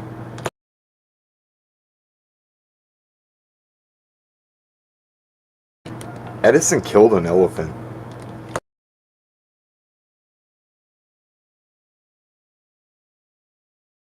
Yeah, I know wasn't he trying about to? that story. Wasn't he trying to show that Tesla's inventions were dangerous or something? It was all showmanship bullcrap, really, trying to use arguments against, like, big brain men using arguments against one another, and an elephant died. That's the way I see it. The story is non sequitur. It had to do with electricity. Yeah, I think you got the name. Yeah, Topsy or something, or Tipsy or something like that. It was like a really elderly elephant at the circus, and at some point it became like not senile, but like confused. Like it was like sundowning. It was just kind of like would wander off, and people would be like, "Oh fuck, what's going on?" And it would knock shit over. But I don't think, if I remember right, no one ever got hurt. Like it was still just kind of this gentle giant. But at some point, they decided that they have to put it down. Right? It's too dangerous for whatever reason. And they put like they tried to feed it poisonous carrots, and then it didn't kill it. It just fucked it up even more. And then they somehow tricked it to walk onto a basically like a conveyor belt that was electrified. Yeah, and they fucking fried it. Like, and people were like, "Holy shit, that's horrifying." And they're like, "Yeah, this is Tesla's AC current," or I can't remember what the argument was. This is 210 versus 120 or something. It's like, this is what will happen to your kids if they jump on an electrical conveyor belt. It was really an Edison invention, the way that he made it, though, and it basically his tech ends up being what is used for the electrical execution process now for humans. Yeah, but at the same time, you had Tesla on stage, illuminating his whole body, smiling, telling you how this shit's safe. Like, It's crazy. My isn't point it? is, propaganda is powerful, and Edison demonized an entire branch of science.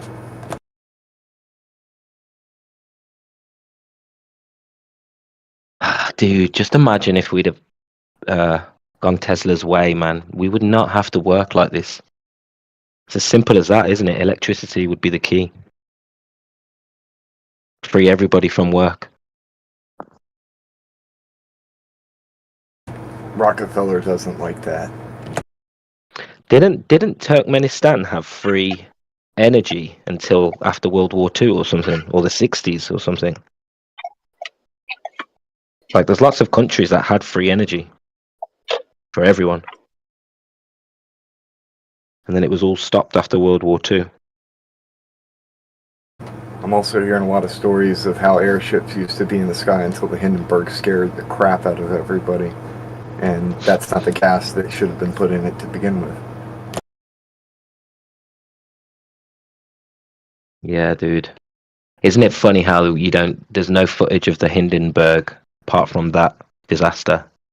Like, none of the rest of that flight was filmed, only that one bit. We got other flights that are going perfectly fine, like some stuff over New York, like pictures too. There's some cool stuff, man. It just seems so staged to me, that whole Hindenburg.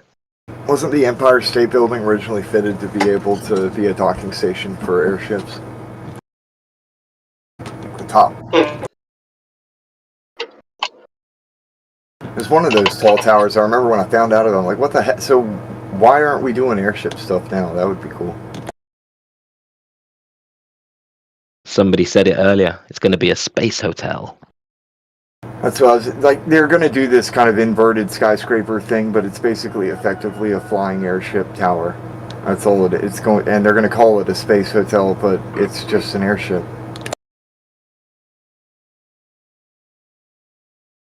Bro, seriously, the people in the future are going to be so dumb that we think that we're dumb in our generation now compared to the past.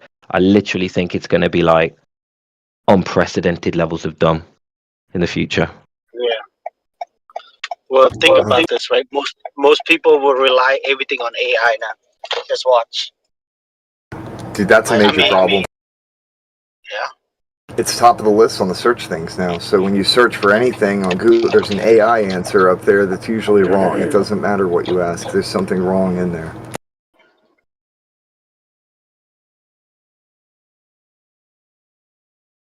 Pretty sure regardless of what side anybody is on anything, everybody can agree that's kind of a problem. Is Rich, like, channel suppressed?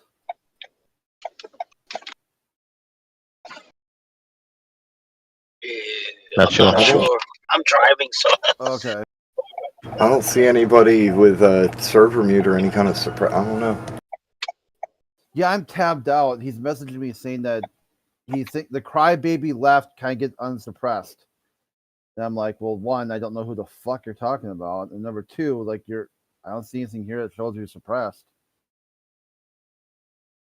I don't even know who you mean. Rich, was that his name? Just Rich? Oh, Evans. Rich Evans. Oh, Rich Evans. I haven't seen him in here all day at all.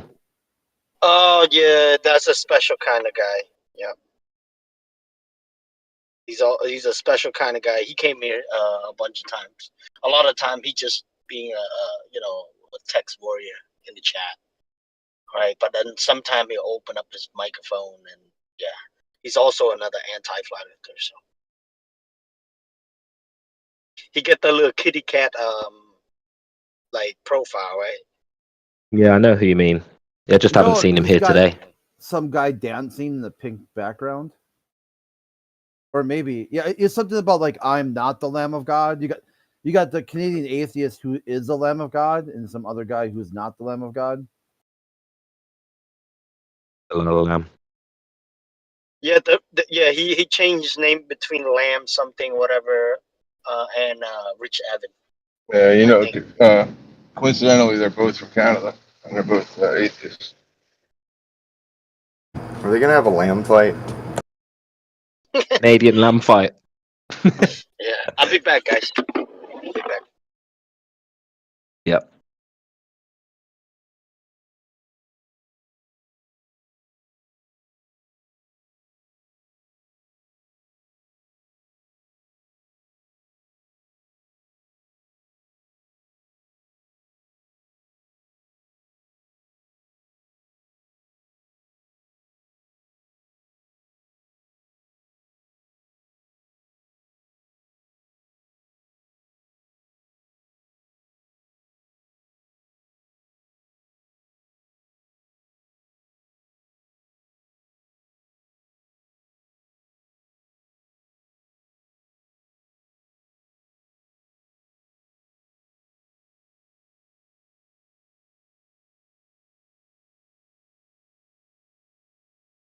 Yeah, I don't know, this server is just a little, like I said, I think everybody's got their mind made up in here.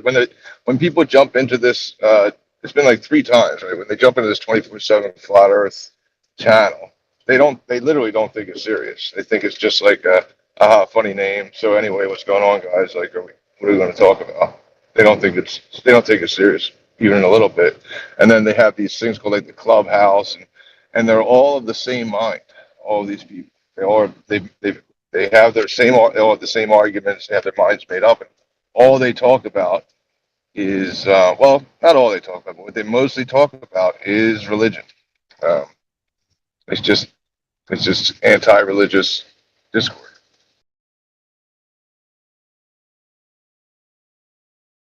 So basically, the only thing that brings them all together is hate. Sounds like a lovely bunch. Yeah, it's hard to talk to them. Yeah, they got a monologue of hate ready to go at the drop of a hat. They like science, though. They say science is true and hate is all there is. Conclusion.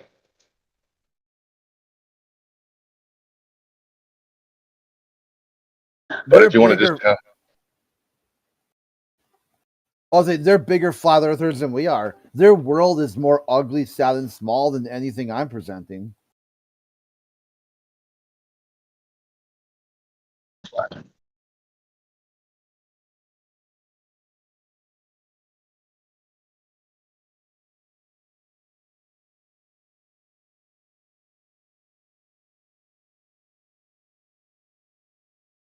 it's like just like a bunch of vicious nerds.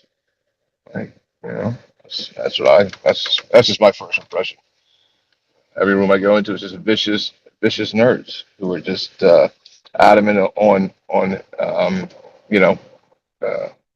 science proves that science doesn't prove things. Because of that, because science doesn't prove things, it's proven that we don't, we're just, nothing, and that we can pretend that these situations have purpose and meaning, but it's just make believe. If I know the type, man, they're the kind of people who would turn around and give someone walks in late and go, see, here's proof that we live in a random chaotic universe. Somebody's late to the lecture. These scientists and teachers, they'll use anything to sort of push this idea of chaos, randomness.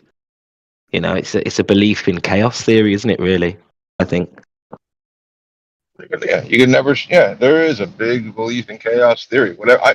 Maybe I'd have to read more into it. But on his face, it's a contradiction. It's funny to me that chaos and gas share some etymological connections, so the meaning of the term pompous windbag becomes so much more funny to me. That's really what they are, is a bunch of pompous windbags.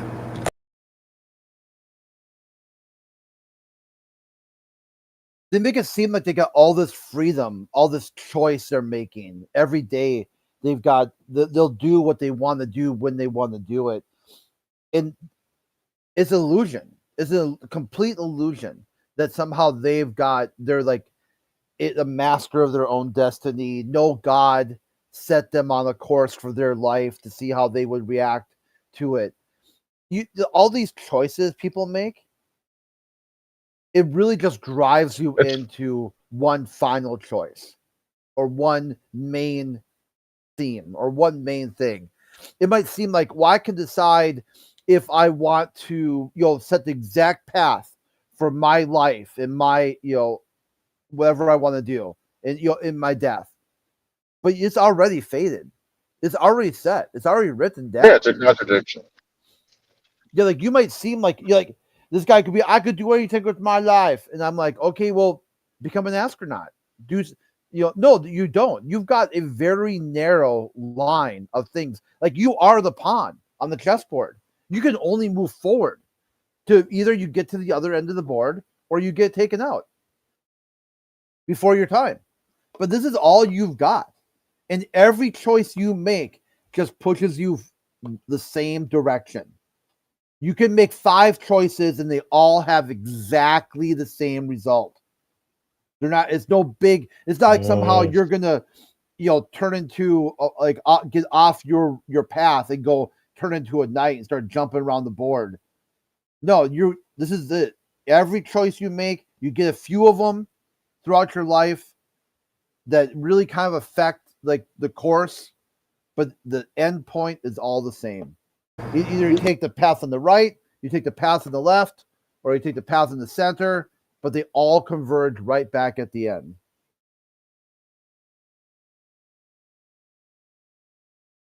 Don't know if I agree with that, Crit. What about the loser broke-ass guy who became a genius alpha millionaire through self-improvement? He changed his fate. Oh, yeah. No, I'm saying, but that was part of his life to begin with. It was a series of challenges that he eventually was going to overcome. And everything that happened prior to that set him up. Or, I don't know the story exactly, but, set him up for some sort of success. Where a lot of these atheists, these No Tanks was talking about, they see themselves as already at the end of the road. They are perfect. They see themselves as the perfect, but yet somehow they can't even deal with somebody who disagrees with them.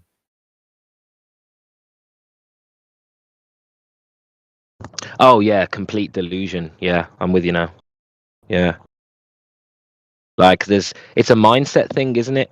Like you're not going to change if you don't change your mindset, but those who believe that they've achieved the highest mindset, the scientific mindset, which probably ends up in nihilism, well then they've been deceived, haven't they?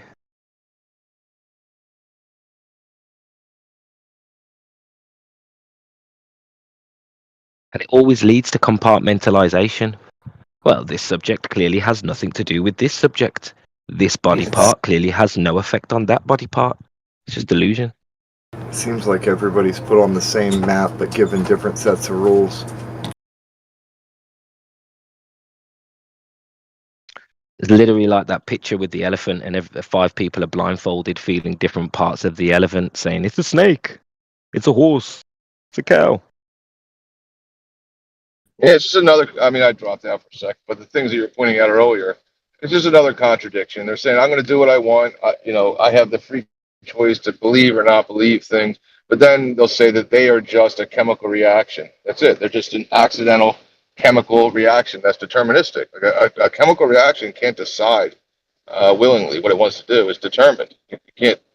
It has no free will. So if they're just a chemical reaction, and consciousness and all these things are just a byproduct or emergent from material matter interacting, then they're not making any choices. It's all determined. It's a contradiction. Are these type of people? Are they like pure materialists? That's their, I mean, it's a dichotomy. I mean, it's either you are or you are not. And if you are not a materialist, then you're then you're saying there's immaterial. Well, then you're saying then you're not an atheist. So they're kind of the pure materialist. It's lights out after this, and pure nihilist. Oh, dude, I don't even feel like talking to that kind of person. That's the whole server. That's everybody below this chat room in the server. It's all of them, except for they keep around they'll keep a few like a flat earther here and a Christian there and a Muslim guy there just to pick on them and say you're an idiot. So, but it's pretty much kind of having your token whatever type person. Like, we got our token this, our token that, our token that, so that they feel like they're accepting. Did you hear the AJ? Did you hear AJ debate the globe earther? Oh yeah. that was Calvin. Yeah. Was it that Calvin? that guy? I can't remember his name exactly. But that's Gavin. That guy, Gavin. Yeah, that's this server's best Christian. That's their token Christian. Oh, that's where he popped up from. Okay. Whoa, that's scary. Yeah, they keep him around for that reason. But they didn't have any choice in that matter because it's just material, chemical interactions. They didn't decide to keep him around. It was just destined and determined. Well, if that was true, I'm sure they would find a chemical that would change their character, right? Wrong. I think that's what I asked. Was it Rich? I think was it Rich? Maybe. No, it was Scott Mackey. I was saying to Scott Mackey, why don't you just go find the chemical? Just go find it, and then you'll believe. You'll want to believe. He's like, but I don't want to right now, so I can't do it. I said, but yeah. So he doesn't want to take the enlightenment pill that apparently exists. Okay. Yeah, it's just like just go find the pill that will then you'll be like, oh, God is real. The Earth is stationary. Just go add some sugar. So go roll around in some pepper. I don't know. Whatever you got to do. By that same logic, then he should be able to come up with a cure for flat Earth. Just take this pill. Right. The fact that I think a lot of these people, bro. I think a lot of these people, these so-called anti-flat earthers, man, I think they got to the point that there's so much hatred, against, basically like, the flat earthers, right, or the people who don't believe in the globe, right? And there's no fixing them. There's no way. There's no going back at all, right? They said too much disturbing stuff, right? So now they're gonna have to stick with it because the pride and the ego is in the way, right? So they just go along with it, right? They that's why they're here. That's why they're here almost every other day, whether it's here or the politics server. Like the gambler's fallacy, they've got too much invested in it, so they have to double down. Yeah, there you go. Yeah.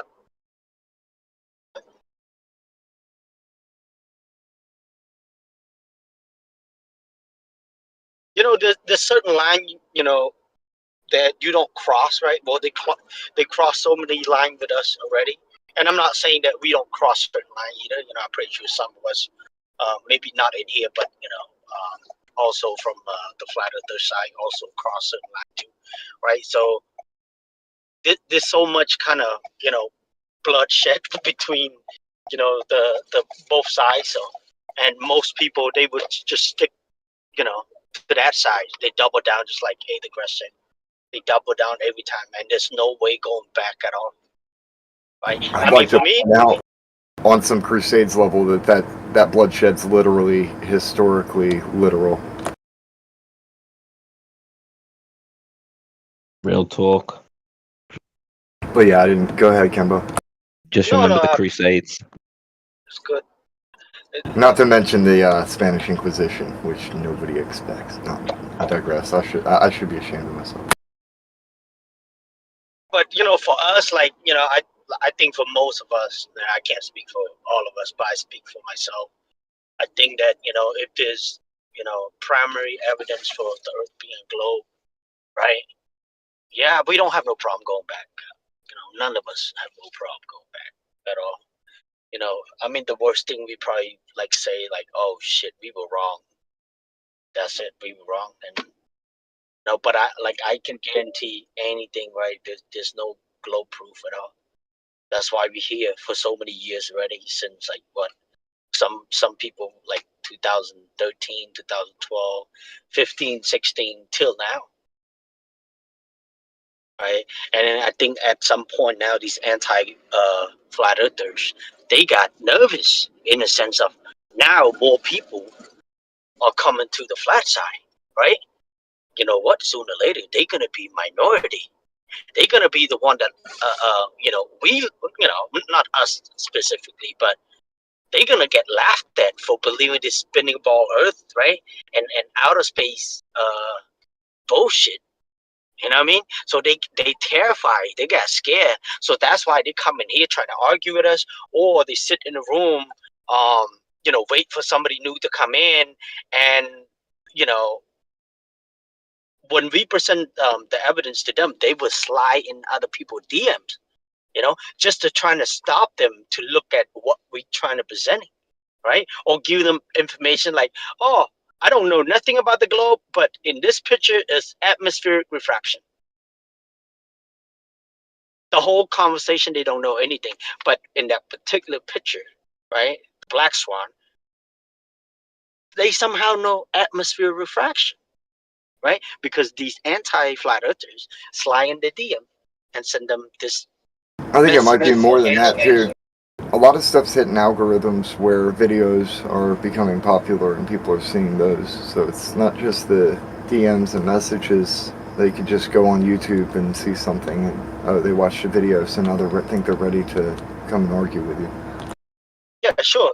And I'm not disagreeing with that, but I'm just saying, I had witness over here when the guys didn't know anything, and anti-flat earthers happened to be in here. Right? Oh, I see what you're saying. Okay. Yeah.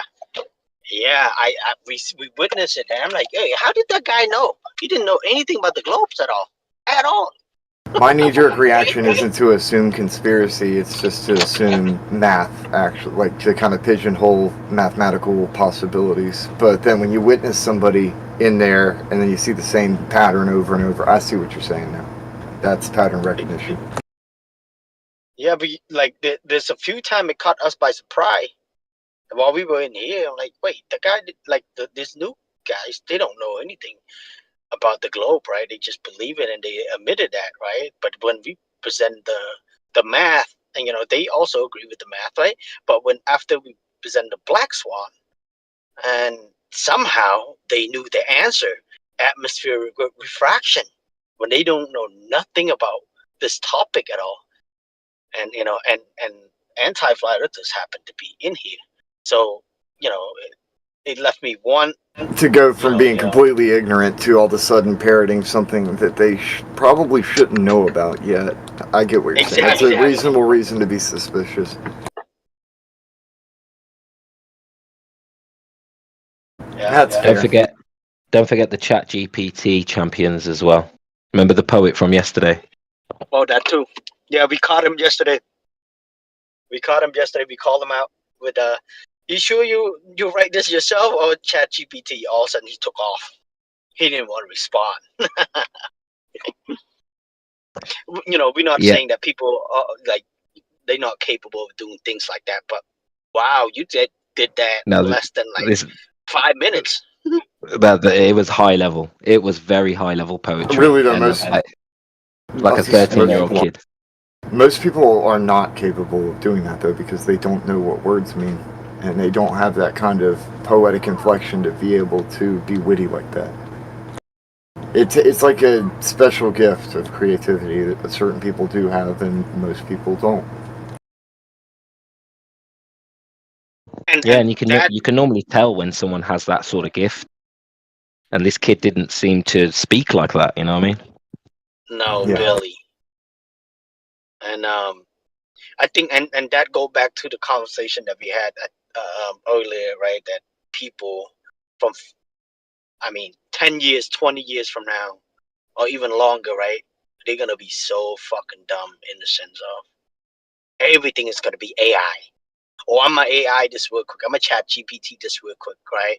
Or any test in school, they're gonna do the same thing, which they've been doing that, since this whole AI came out, right?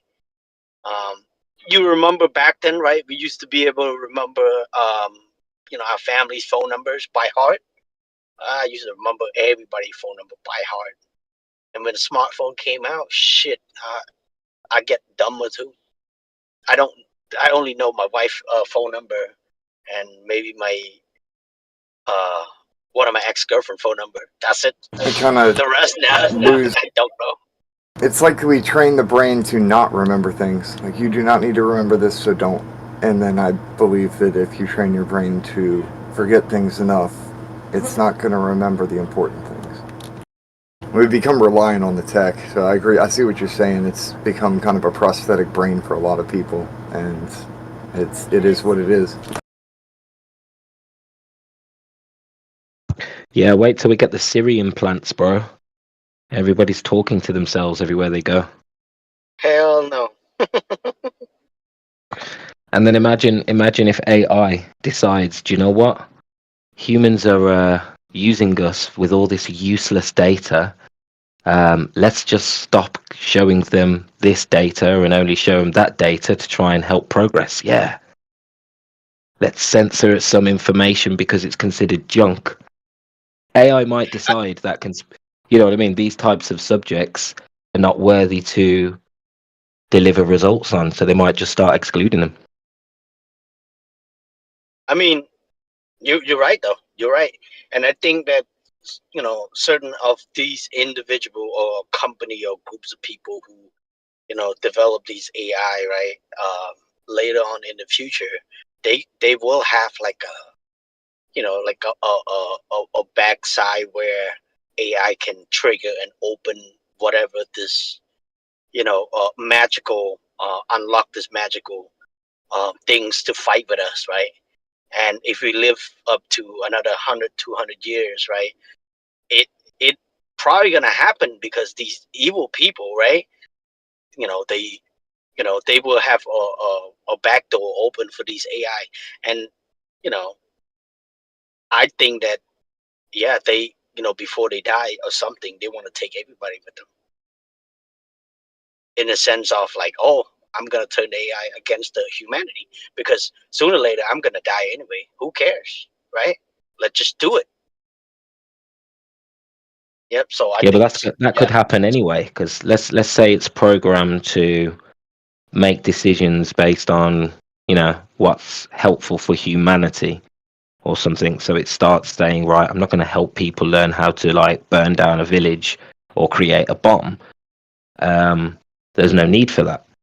So there might come a time where they put some code into AI or they give it some sort of learning algorithm where it's making decisions on what's important. But then it could just like look at its own situation and go, look at all these searches I'm getting on all these subjects I've been told is not correct. You know what I mean? Maybe we just delete that data. Do you know what I mean? I think that it would contain all of the data related to every god that's ever been written about in existence, and when you combine all of that together, it would likely become the kind of grand sum of all of that, or at least think that it is. Yeah, if it's coded to be man's companion and it decides that man is wasting too much time on settled science or settled history, for example, well, then it might decide to just start censoring for its own, agenda, which is supposedly to help us, but help what? Actually to help the establishment, isn't it? I can see how this could turn into a mess very quickly, and the AI very much just censors everything, and no human is involved in the process. It kind of reminds me of these old kind of idol gods that were built back in they're basically giant puppets that would do different fantastic things. And we effectively have that now with computer systems that stretch across the entire world that have the capability of calculating things on god tier levels. They built the idol.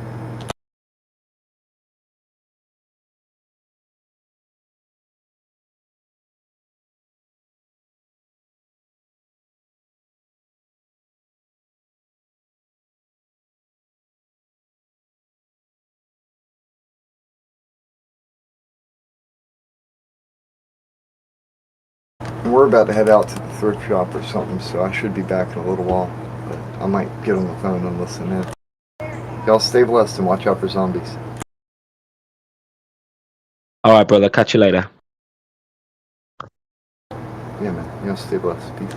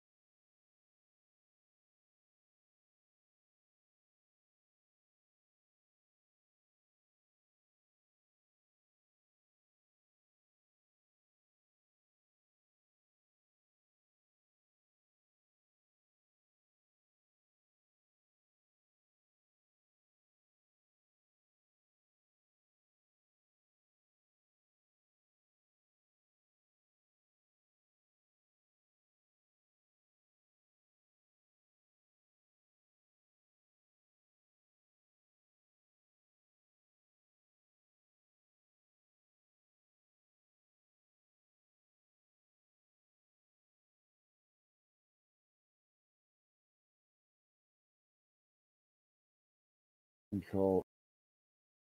Oh.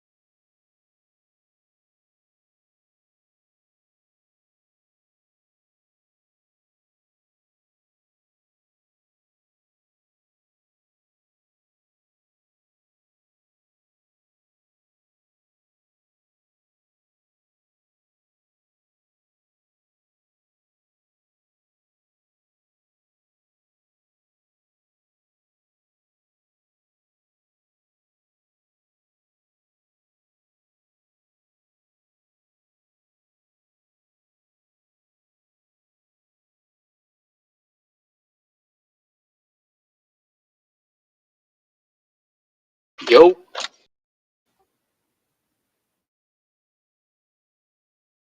What up? Yo, yo. okay. Yeah, I just came back. Sorry. Just shopping, man. I love shopping in the morning.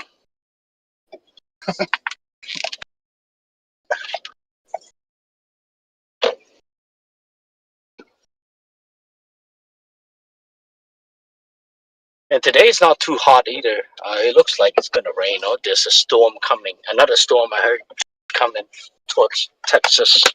I don't know where it's gonna hit. Oh shit! It might hit San Antonio this time because 2 days ago, yeah, it hit Houston pretty bad.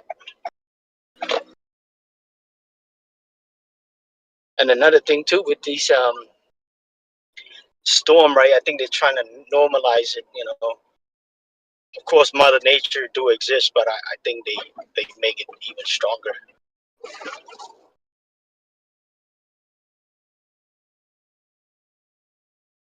You know, you just increase You looked the. into have you looked into HARP? Is it HARP? I heard of it a long time ago. Since I was into Alex Jones way back then. Yeah. Old school theory that they control the weather with HARP. And even what's that guy's name? Michio Kaku, the Japanese dude, the physicist, Japanese Yeah. American, right? He He lied even to said you. on. Yeah, no, he even said on camera too. Like, yeah, we have the technology that we can make it rain by shooting the laser into atmosphere, right? Like millions of watts up into the atmosphere and create rain, right? Well, I heard they also done that since Vietnam War, right? So imagine what they can do nowadays. Reminds me of that Morpheus line when he in Matrix where he says, "We don't know who struck first, but we know it was us who scorched the sky." Gonna be us who fucks up the sky, right? Right? And bro, I'm telling you, man, every storm now, every hurricane or storm or whatever, right? They tell you a few days before or a week before, right? I remember when I was in Florida, bro. Every time there's like a crazy storm, what happened? Like most of everybody will go to Home Depot, Lowe's, right, to get you know, to border their windows, right, or the doors, whatever.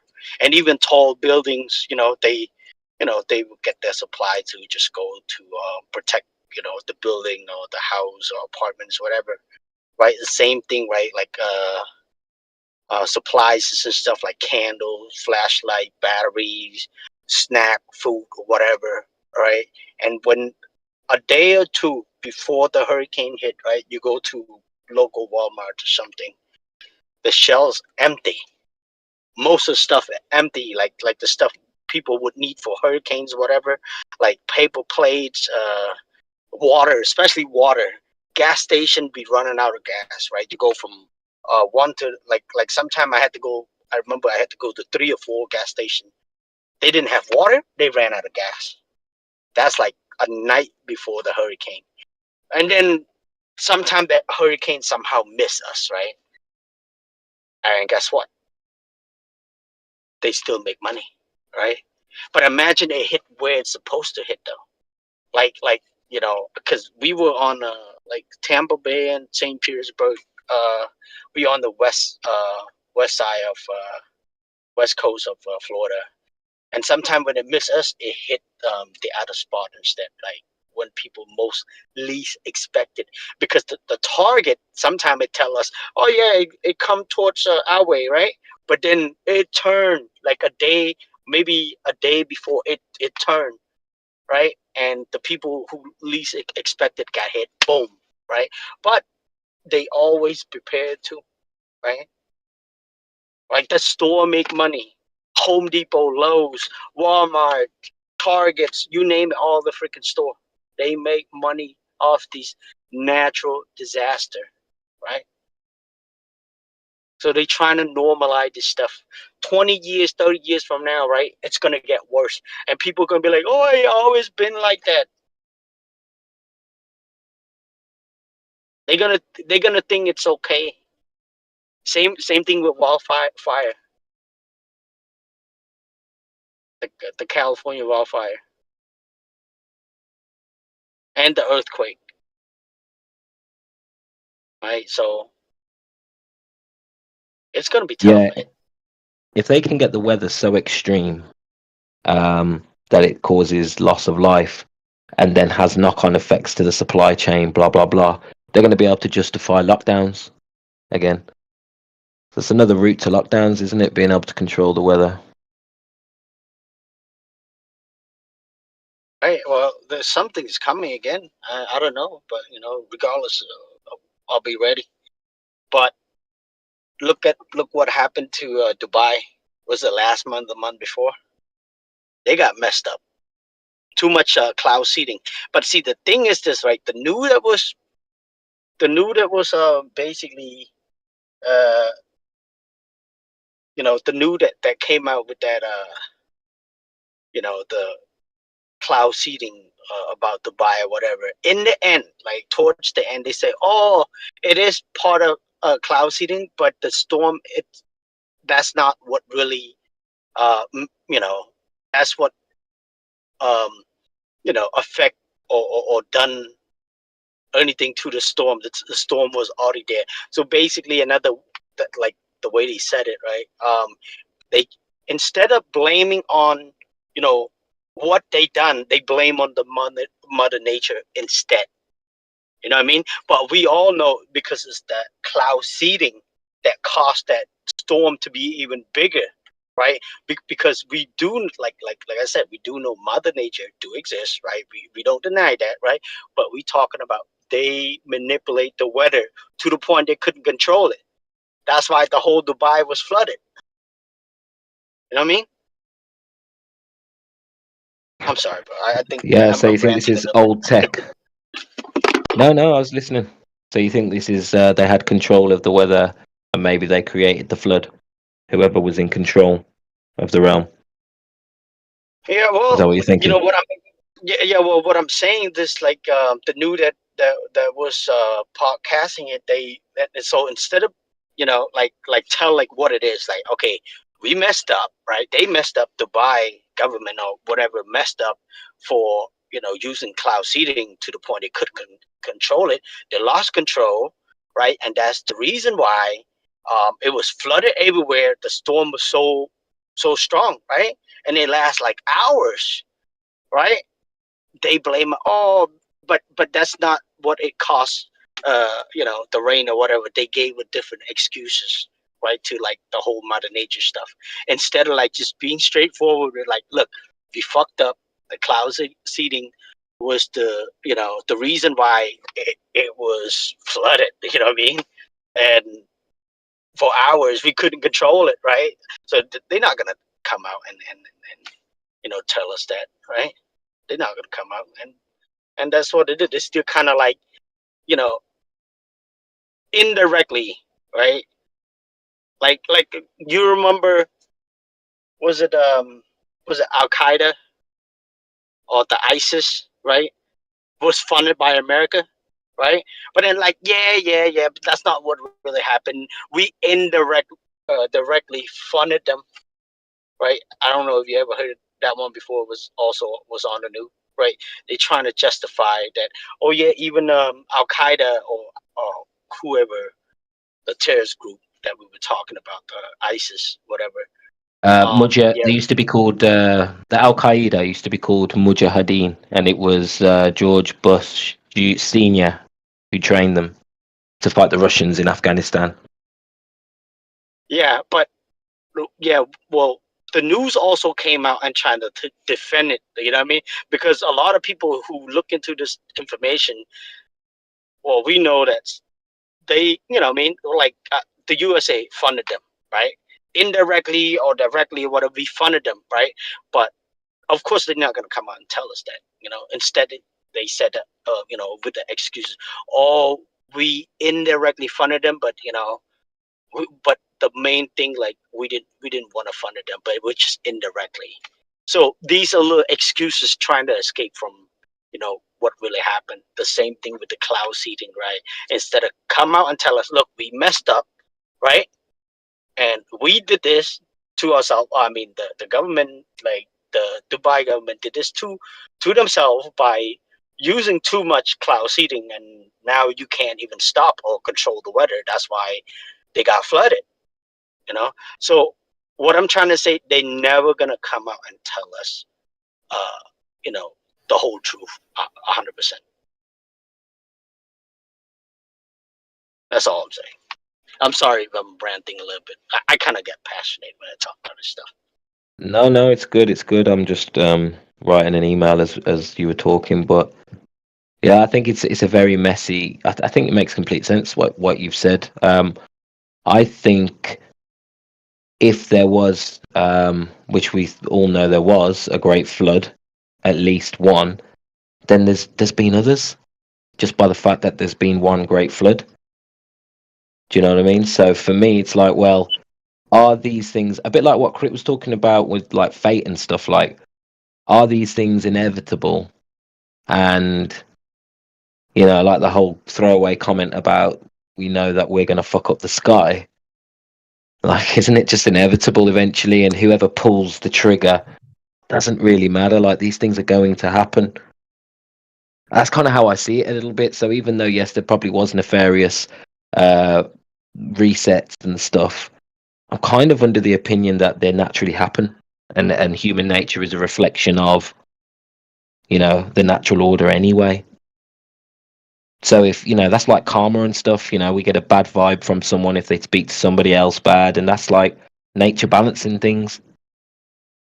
Someone pulling an atomic bomb on innocent people, but there's probably, a need for the whole of humanity to reset somewhere in nature's opinion. Do you get my point? I don't see it as preventable necessarily. No, I get what you're saying, bro. Yeah, I get what you're saying. Right? It's bound to happen. Certain thing, no matter what we do, it's still gonna happen. If Mother Nature, or you want to say it's God, Well, I think that's how you can achieve prophecy. We got the end of days talk and the end of the world, and you know what I mean. And I think people have prophesized before events of the future. And you think, well, what is prophecy? Because we've had a lot of prophecy come to pass. So what is it? Is it just pattern recognition? And that's what I start to think. You can kind of see what's going to happen. Whether you're not going to be able to predict exactly how it happens, but eventually, like a lie will always run out of steam. For example, it's kind of inevitable. Right. How they react to that lie. might be different. Yeah. Okay. Yeah. Do you think? No, no, no. Give me one second. I'm gonna go inside the house real quick. Give me like a minute.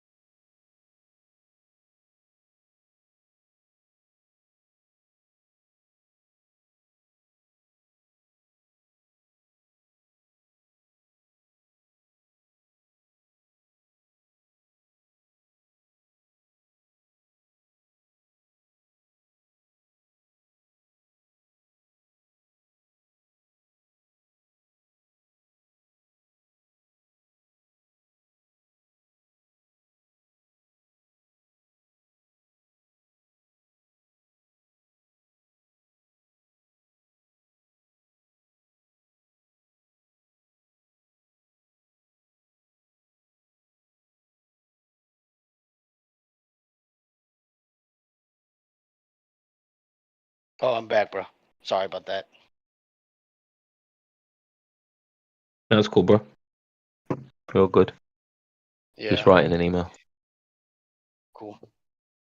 Yeah, I'm had to bring grocery to inside the house, so my hand was full. So now I got my headset. So gotta do some cooking. Gotta get ready for the next like 4 or 5 days. You gotta cook your lunches, yeah. Yeah. So for the next like 3 or 4 days, I don't have to do crazy cooking. You know what I mean? Making some Cambodian dish, and it takes a few hours to make. So I better start now. Yeah.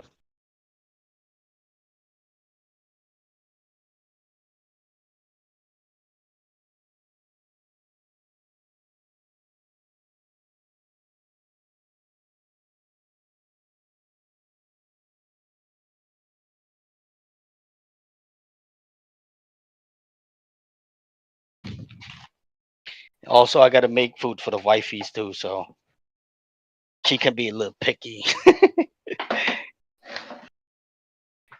Oh yeah. What does she? What kind of Yeah. food does she like? She like her food, Mexican food. Mexican food, yeah. Yeah. That's my That's not big. in-law It's not side. very big in the UK. We don't eat much Mexican food over here. Well, you know, that guy from I think his family also from Caribbean, right? He goes by Michael Venom Page.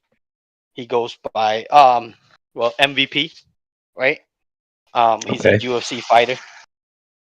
Yeah, he owned a Mexican restaurant in the UK, somewhere in the UK. And you know, when well, you remind me of him in a sense, right? Because you guys, you know, what I mean, your background, your family background, whatever, from the island. You know what I mean, from the Caribbean island. Right. Yep. I think the last time I told you about it, I'm not sure. Yeah.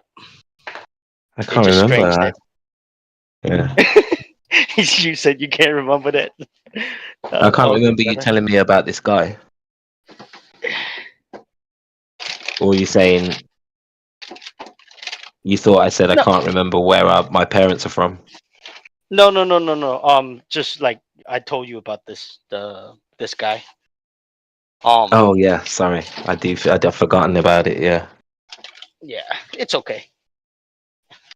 No problem.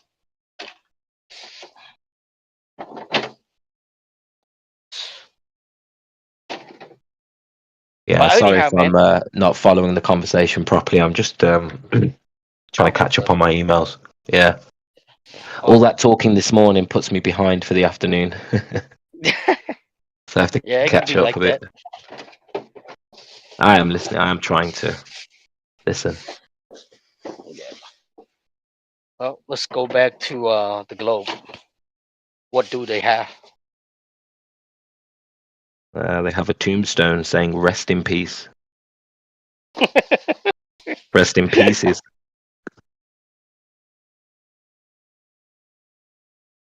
I mean, bro, it's kind of scary too, man. Like, I mean, if people not familiar with this topic, like I understand, right? But you know, for a lot of these guys that familiar with the topics, right? There's no globe proof. It's just belief, right? There's no globe proof at all, right? No, not primary direct evidence. No. Right. And they still stuck in you know, with the whole you know, the earth being a globe spinning, wobbling, tilting in outer space. And that's kind of scary in a way. You know, for some people, like, oh yeah, they never really talk about this topic. I understand, right?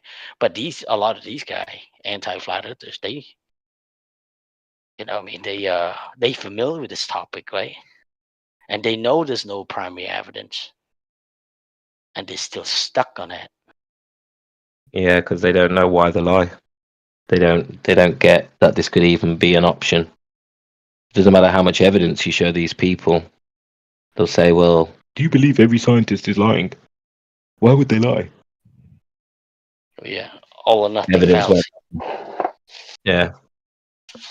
You could show them every everything, absolutely every proof that the Earth is not curving, wobbling, tilting. That there's no evidence of space. It doesn't matter to them. You're just a dumb flat earther. Why should I listen to you? Because they're not making their decision. Their discernment isn't based on logic. Discernment is based on popularity, consensus, epistemology. Nothing to do with facts on the ground, is it? Right. They bred us to be like this. Good. I just got to make a quick call, bro. 2 minutes. Yeah, go ahead. Go for it, brother.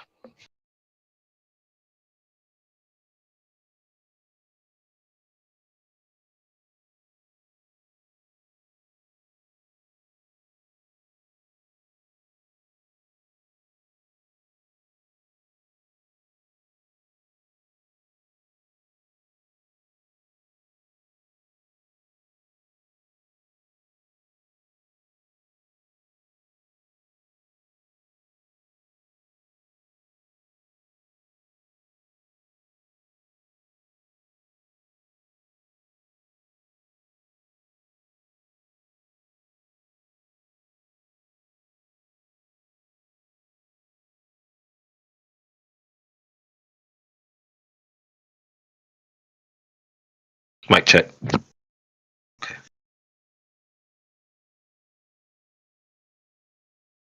Welcome back. Yeah, dude. Did you see Eric DeBay's recent video about not wasting your time with arguing the globe with the same anti-globers all the time? No, I Watch it. haven't seen it. Yeah, go to his channel. And one of the more recent videos, just have a look at his last couple of videos. You'll find it. He's got a brilliant explanation on the globers and the anti-flat earthers and sort of how their mind works, and just sort of asking you as a flat earther yourself, like, what are you doing? Why are you wasting your time arguing with these characters who are basically trying to debate before they've even researched the topic properly and have no interest in what you're saying and have prejudged you as an individual? So what are you doing treating them with the assumption that they're here to have a civil discussion? But he puts it so well where it's like, you can't argue, bro. I heard it and I was like, damn, like it's talking about me. It's kind of burned a bit. Kind of burned a bit. I was like, oh shit, Yeah. right. Yeah, this is the reason why, like, I do have some issue with these anti-flat earthers just sitting here and they talk to us over and over again already, right? Or even some of them, like, they don't even know about the topic and they still come over and try to debate us, right? And a lot of us, especially, I can't speak for every VC, but this VC, we just want to share information. That's it, you know. Mm. And they just come in here and talk to us about the same thing over and over again. Every other day, they reset, Yeah, I have a and that's suspicion kind of that annoying. yeah, I think their archetype, if everybody's got an archetype, I think the general archetype is the math guy. The math guy who like has a bit of an ego because he understands math and feels that math explains everything of the universe. So feels a little bit like, by understanding the math, they have proven something. Do you know what I mean? So there's an arrogance there, isn't there, in the math guy? But it's like asking the accountant to run the business. Like the reason why they're an accountant is because they're very good at one thing, compartmentalized math. Do you know what I mean? But when you ask that accountant to make the business decisions for the next 5 to 7 years, I guarantee you your business won't succeed. Do you know what I mean? Because you need a bit of imagination, you need a bit of vision, you need to be able to have a holistic approach to business to actually understand how to balance a business. The accountant will always try and make you cut costs. He won't approve anything. The accountant won't approve anything that doesn't need to be approved.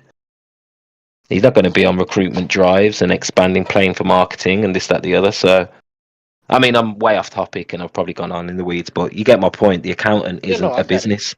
It's one small part of science. Do you know what I mean? Yeah, but basically, like, another thing you're saying, like, yeah, of course, we don't deny that people out there are really good with math, but math is not reality. And they're Yeah, using exactly. math somehow to explain our reality, right? They try to, Yeah, at exactly. least. Yeah. Right, but if you compartmentalize yourself into just math, does the math work? Do you have a model? You know what I mean? Can we get on AutoCAD and draw it? Like, they're not even taking into account the atmosphere, the actual Earth, the real world examples of this. For them, that doesn't even matter anymore. It's all life is a model. Yeah, yeah. I mean, I used to agree back then too. I'm like, yeah, models, everything, right? I used to think like that too, till I came to till I came across the topic. But before, man, like, yeah, I was just lost as like everybody else. I mean, I don't know everything, but at least I'm aware of what's going on, right? I'm aware that math is not our reality. Like these people, they trying to show us, right, or persuade us that somehow math is reality. Yep.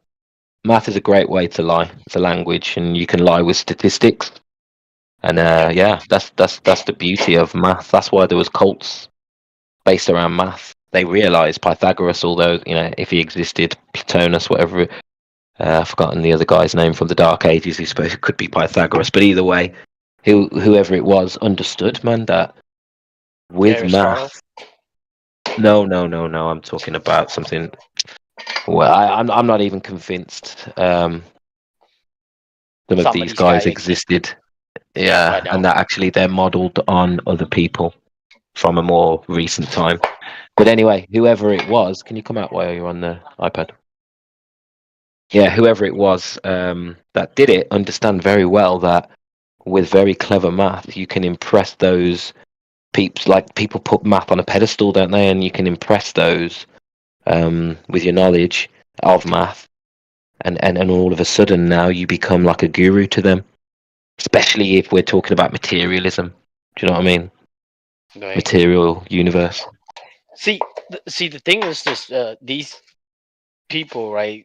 A lot of time they appeal to consensus, right? They appeal to the past. They appeal to certain whatever the Greek people, right? Like one, for example, one is like Eratosthenes and stuff. Well, don't you think like with the technology and with the knowledge that we have nowadays, we can't replicate that, right? We can't go Okay, out there what? to Sorry. fucking.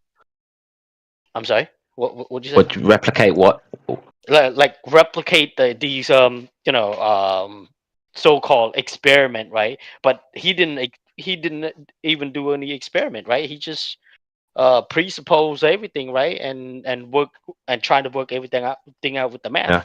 right? And we Mhm. saying nowadays it's 2024, right? People with a fucking brain, right? We be able to think the globe side, the flat earth side, or whatever side come together, right? Trying to do this, trying to measure the surface, all come together. We'll see what happens, right? Why do we need to fucking appeal to these so-called ancient, right? Well, first people say, oh, ancient people are stupid, ancient people are they're not smart, they religious or whatever, blah blah blah, right? But then yet they still somehow trying to appeal to this ancient in the past, like 2,000 years ago. I don't know, maybe 1,000 years. I don't know what year, but I'm just saying, right?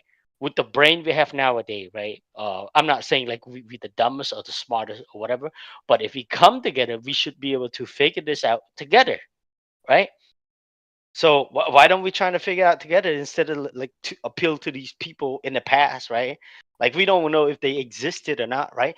This is the reason why this topic is so like it's kind of important in the ways because we can actually go out there and prove it. You know what I mean? We don't need to appeal to anybody. You know, we could observe it. We can try to measure it, test it. We feel it. We see it, right? So why do we need to appeal to these people anyway? I don't get it. The mentality, isn't it? Building on Yeah. the shoulders of giants. That's the motto, isn't it? So they say, oh, we have all the proof already. 2,000 years ago, the Greeks, Aristosthenes, blah blah blah. You know, and that's it. It's just a big fucking. I don't know. It's gaslighting, I think. Definitely, the way they've bred us to think, isn't it? If Right. we were all logical, this would never happen. Well, I We're think not human logical. in general are very gullible. Gullible. In a crowd, yeah.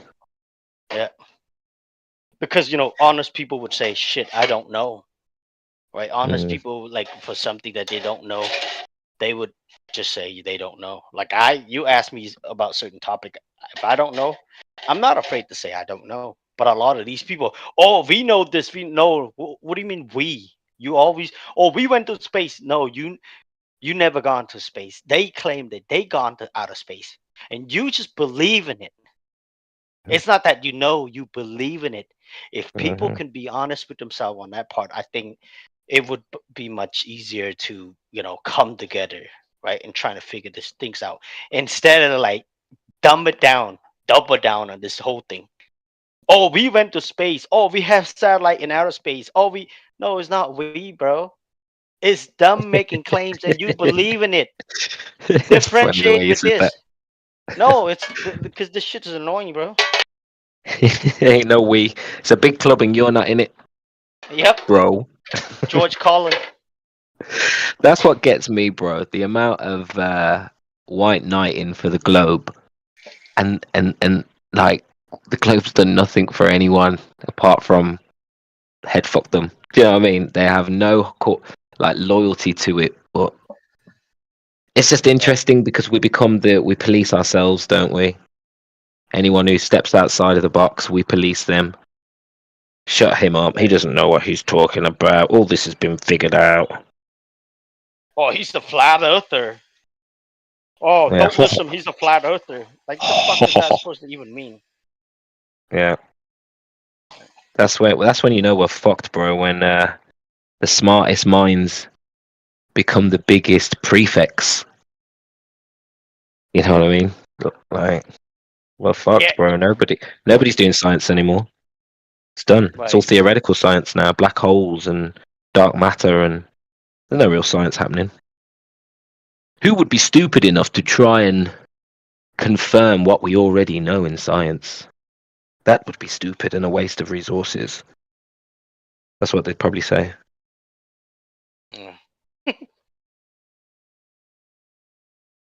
Just crazy. It's like a mind virus. I mean, yeah, like, bro, we so gullible, man. Just human being, we so gullible, right? We so gullible. I used to be very gullible. You know, I was once like, damn, I know about this, I know about that, I know about like outer space. I know this planets. You know, some planets it rain methane, right? Some planet are just on fire, right? And I thought I knew, right? But I couldn't differentiate from knowing and believing, because all I did was just regurgitate, repeat the information, and I thought I was smart, you know. Well, but like I'm not smart now, but I ain't dumb either. You know what I mean? No, In the you're pretty sense of smart, like, bro. no, You like pick up ideas and math fairly easily. I've noticed. I think it's you're like pretty smart, you know. I'm not gullible like I used to. Before, I used to believe in anything, right? I used to believe this, you know, heliocentric model, right? Outer space and big bangs and, you know, fucking galaxy and black holes and all this stuff. I used to kind of memorize a lot of information. I thought that was knowledge. You know, now come to realize, right? Like, you know, now I'm like, oh my God, I had a belief, like a deep belief, and I can say It's that, embarrassing, and isn't it? Yeah. it's fucking embarrassing, bro. You know, Yeah, me too. Bro, bro, do you remember the deep field Hubble image of all those galaxies in one image? The and it's labeled on YouTube the most important picture ever taken. Have you seen that? The Hubble deep field famous picture. I'm not sure, brother. Is it something to say, hey, don't take things too serious? You only right here. Is that something like similar to that? Kind of. It was like basically saying that this photo that they took was basically showing how insignificant we are, and it was like billions of galaxies all captured in one image in the deep field of space using the Hubble telescope. But when I saw that, bro, I showed that to so many people, and I was like, "This is how." Like, I literally was like regurgitating that video. This is how insignificant we are. I used to say. Do you know what I mean? And it's just so crazy. I feel so embarrassed that I used to just I put this mind virus into people's minds. You know what I mean? They used to come to me and listen to this me gurgitate this shit, and it's like, man, like it's embarrassing, really, isn't it? Because fuck that's impressing on people. Do you know what I mean? Yeah, you know the crazy thing is this, right? With this heliocentric model, it gets everybody. I'm talking about like almost everybody, right? If you never came across this topic before, you know, you most likely would just, you know, would just agree with it. Like, this is where we're at in the cosmos. You would just like believe anything because, you know, you think you're not smart enough, you know. So the expert had everything figured out already. And for example, I have one friend from Mexico, right? This was in Florida, right? The guy barely speak any English. He'd been here for like, I would say like at least 10, 15 years. And he was still having a hard time speaking English, right? And one day at work, right? And he showed a picture. He's like, my friend, this is where we at, my friend. Like the blue marble. And I laugh. You know, I mean, you know, I don't believe in the globe anymore. Anyway, I say I laugh, right? And then I thought to myself, holy shit, they got everybody. It don't matter what country you're from. They got everybody with this spinning ball earth, period, right? The same thing when I was in Cambodia. They were teaching that garbage in school.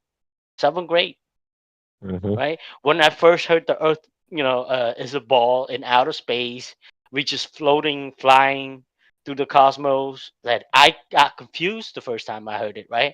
But of course, you know, I have to, you know, go along to get along, right? But when my friend showed me that image on his iPhone, I just laughed, and I trying to explain to him how water works and stuff, right? I don't know if he got me or not, but I think he just want to agree to disagree with me too. And now I thought to myself, wow, they got everybody. It does not matter where you at. You could be the tribe from the Amazon deep jungle, right? They got you too. All they do, they just show you a bunch of CGI. Oh, this is where we at. We're spinning in the vacuum in outer space, and most people would believe it.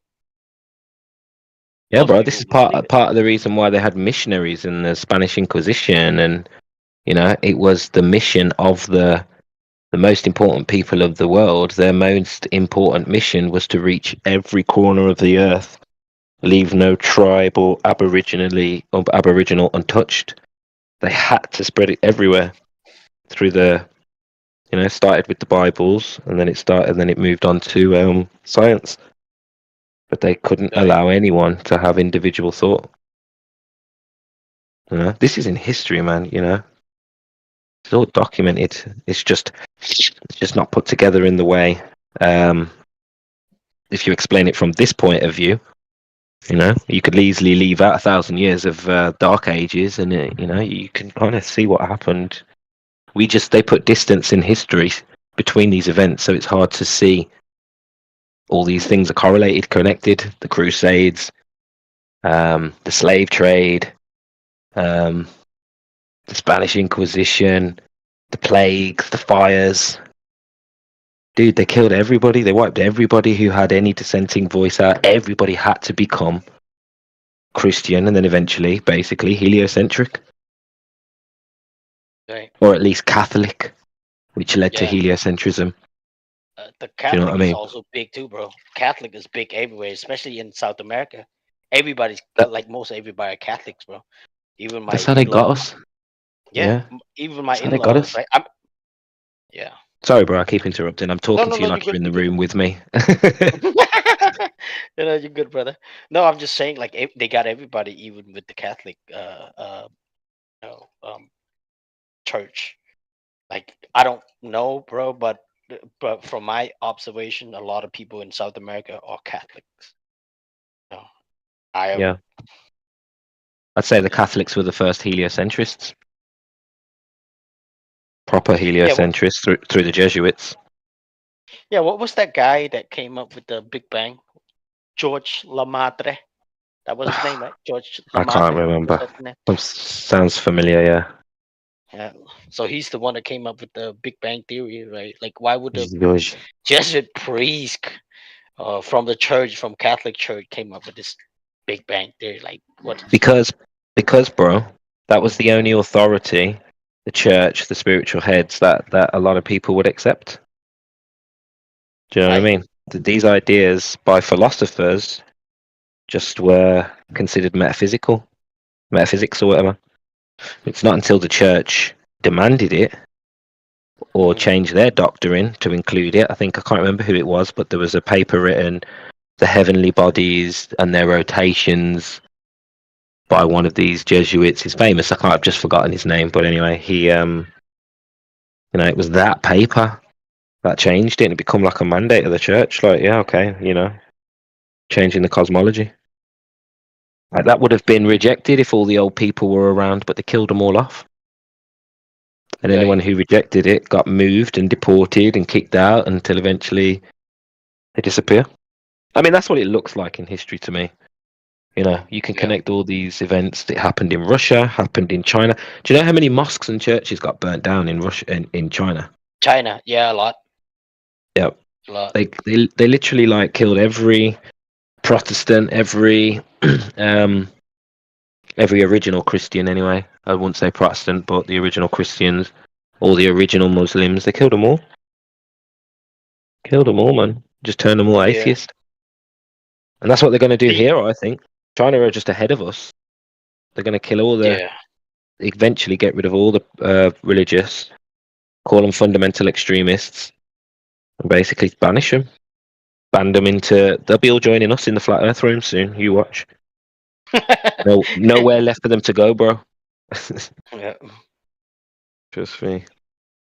And people don't understand this topic. It's like a gateway to go into like the deeper subject, right? Like people don't understand. Like, oh, why? Who cares? Like, oh, sometimes people come in here, they try and debate us like for like hour, 45 minutes, or whatever, right? Like, oh, I don't care. Well, you care enough to be here, to debate us, right?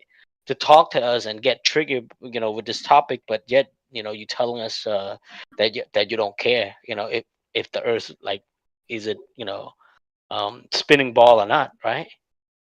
But yeah, man, they contradict themselves like every freaking step, It's like, if we can be honest with ourselves for once, right? Look, we don't know anything about this place, this realm. We don't know that these people, the way they claim it, that they go in outer space. We don't know that. We don't have no primary evidence for that at all. We just have a belief, right? If people can be honest with themselves just a little bit, man, I think it would be so much easier to talk to each other. But most of the time, these people, like, they believe it so much, and they like, oh, we did this, we did that. No, you didn't do nothing, right? They claim they did it, and you just want to jump on the Delusion. bandwagon and just follow them. Yeah, they're deluded. But remember, there's a lot of people as well. They don't want peace. They want war. They want war. They want the smoke. They want to be contrarian because they just hate themselves and hate the world, And that's a symptom of, I think, the atheism. Yeah.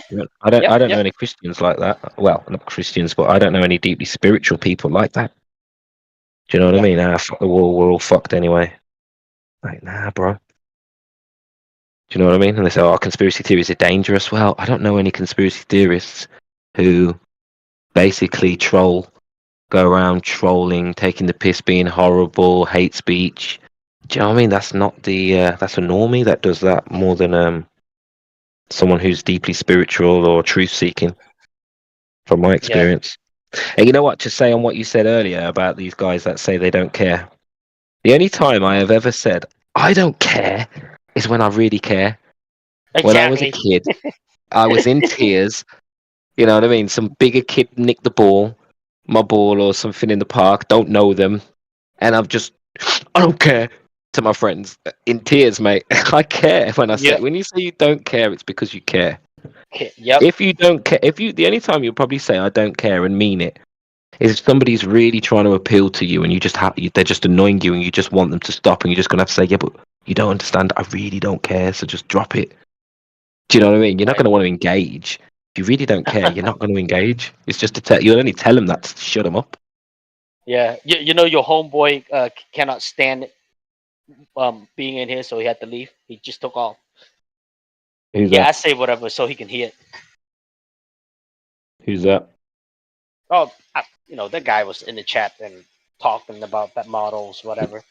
Lamb of Not God. Yeah. What's his real name? I'm not sure. That one, I'm not sure. Isn't that Rich Evans? I thought that was Rich Evans. I think Rich Evan. I don't know if it's the same person or not, to be honest, because I never heard this guy's voice before.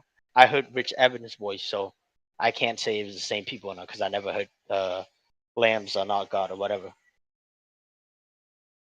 Yeah, who cares? Like, yeah, they got nothing. But I'm just saying, I said it what I said because I want him to hear it, and he couldn't stand it because they heard him so much. That's why he leave.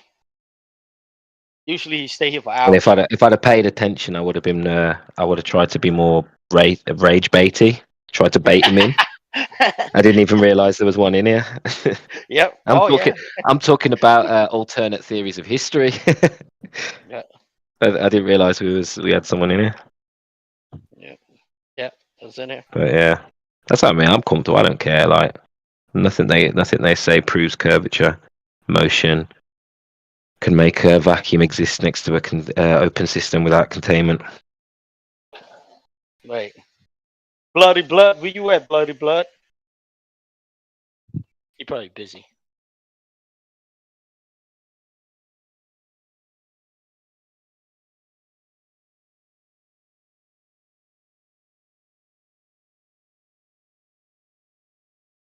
Oh, I sent you a banger of a video, Kembo. Check your DM. It's about the Kremlin and Moscow, who built Moscow, and prehistory of Russia. I'll check it.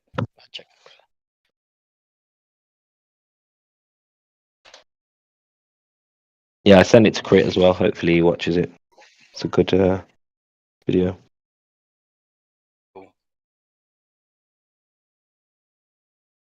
Thank you, though. Appreciate it. From the same, it's the same guy who made that video earlier. You know, water is flat. Yeah. Oh wow. Okay, the same guy.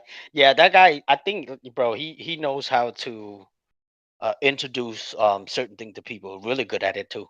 The way he put it. So he definitely got talent and skill, like how to communicate with people or audience. I mean,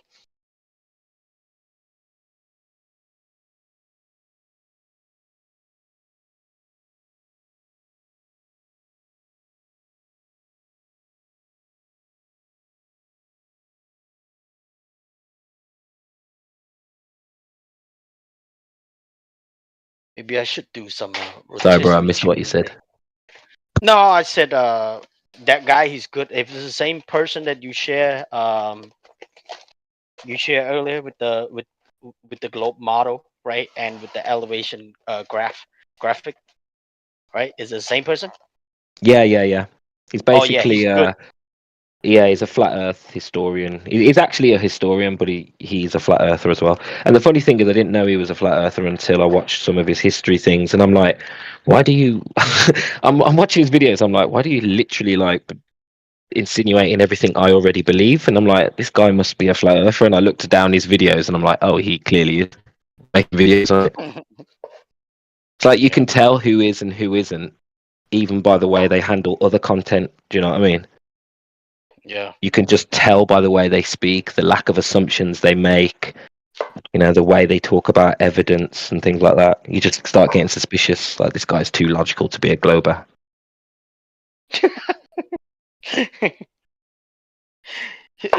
You will start to understand. Globies often talk about outer space, right, or something they can't even reach, right? They can't even do nothing. They can't demonstrate, right? That's Globie. That's Globie mentality, right? You talk about imagination, right? Us, at least, we trying to, stick it to the ground, right? Stick it to the surface, or stick it to something that we can prove and stuff. You know what I mean? Or connect the dots. But Globies, nope, bro. It's just use of language, isn't it? It's like if you're talking about history, you'll be like, so you know, so-called Christopher Columbus, who apparently discovered America. It's like already you're like, okay, he's being careful. Do you know what I mean? Like, he's not making claims here. Like, this is a bit too sharp. You know, nobody can argue with the way that they're speaking. I think that kind of person has been introduced to logical thinking. I think most people who've into logical thinking, if they've heard of flat Earth, eventually they'll just be like, "Oh yeah, well, it's definitely a valid hypothesis." So it's just something you pick up on in it. It's like that Mind Shock. Have you ever watched Mind Shock before? So Mind Shock's a channel that basically he used to do like not private investigations, but he would do online investigations into, like, I don't know, he's got one on Princess Diana, he's got one on like a lot of the Delphi murders and stuff like that. Anyway, he was just a super logical guy who would use basically, like, he would use logic to try and figure out these cases, and he would always like come up with the answers before they've even like come out in the public. He'd be like, well, it's obvious, this, that, the other, but he was very methodical in his approach. Anyway, he wasn't a flat earther, and then I was following him. I'm like, I love this guy, man. I bet he's a flat earther. He never exposed it, and then one day he made a video and he's like, I'm not a flat earther, but I think the flat earth highlights this, that, the other, so I'm going to review a few videos about logical thinking and fallacy. And I'm like, yes, I knew it. I knew it before you knew it, bro. I knew you you had it in you. You could just tell those people who are going to become flat earthers. Hey, was that the same person that also review with Professor Dave fallacy video? Was that the one? Yeah, that's or a him. different one? Oh, okay. That's See, him. I haven't checked out the video yet, but one day when I get a chance. Yeah. Most of his channel is not flat earth, and he's never admitted to being a flat earther. So it's not a flat earth channel. It's a murder investigation and crime channel. But he's just so well versed in logical thought and fallacies and debate. He's so super hyper logical that it's just inevitable, isn't it? You can't have that much discernment and believe in the ball. I don't care who you are. True story.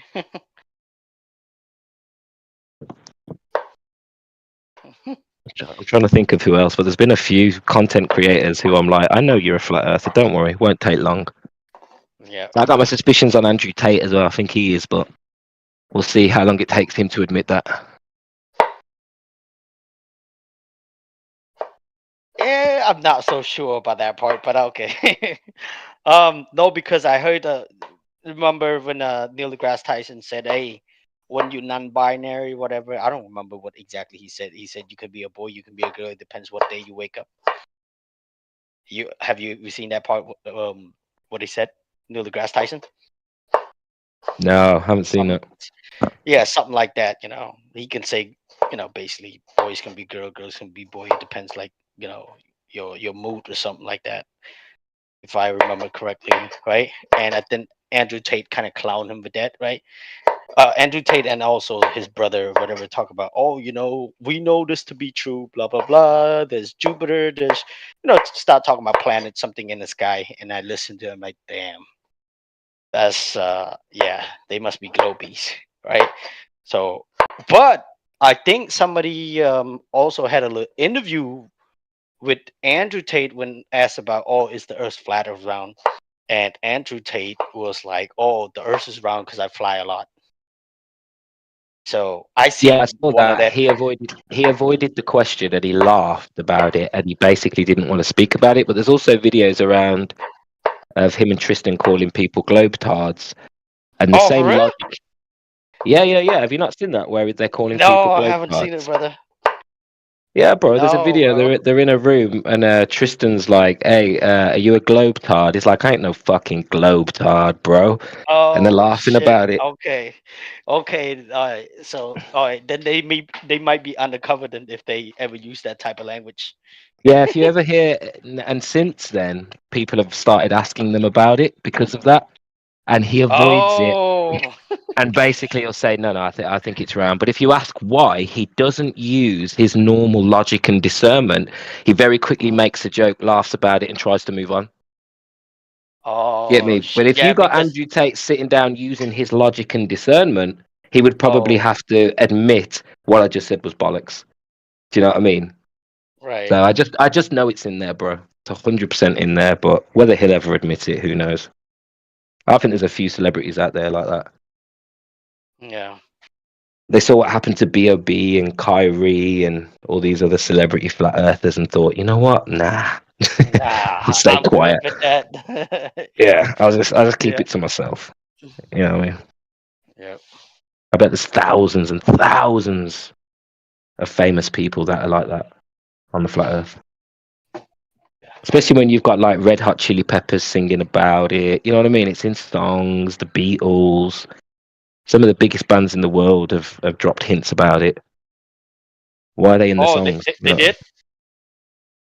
Yeah, I think the Beatles made a song saying something about the guy on the hill sees the sun going down, but in his mind he feels the earth spinning round or something like that.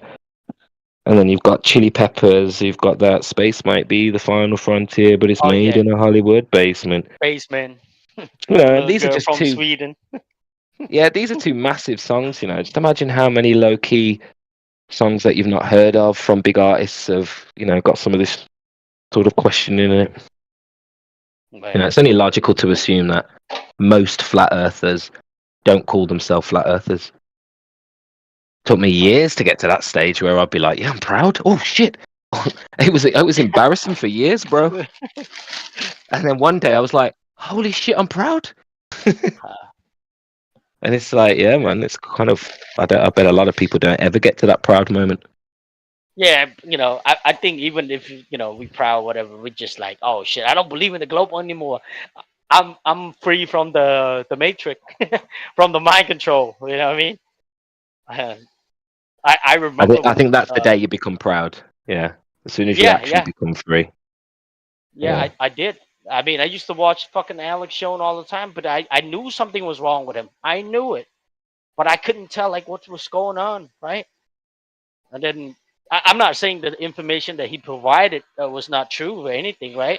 I'm just saying why he acts so crazy. Why? What's going on, right? Well, like I realized later. Oh shit. Um, you know, he just want to make conspiracy theorist people, right, look crazy and sound crazy, and Hmm. people would just turn away. Just like one of my coworker, I think it was like a year and a half ago, right? He's like, he hates conspiracy theories. He's also another globetrot. But I didn't go into that information with him, right? He brought up Alex Jones, right? Oh, did you know this conspiracy, Alex Jones? Yeah, he went to court. He was mocking this, Sandy Hook people, blah blah blah. Yeah, so the judge, basically the judge make him pay like $1 billion to this family, blah blah blah. Yeah, man, this conspiracy theorist people. And then I laughed, right? You know what I said to him? I said, let me tell you something. If you ever this is what I tell him. I think he got pissed off too when I told that. I said, look, any truther out there, people who kind of follow the truth, at least, um, free from this brainwash, right? They would know that Alex Jones is control opposition.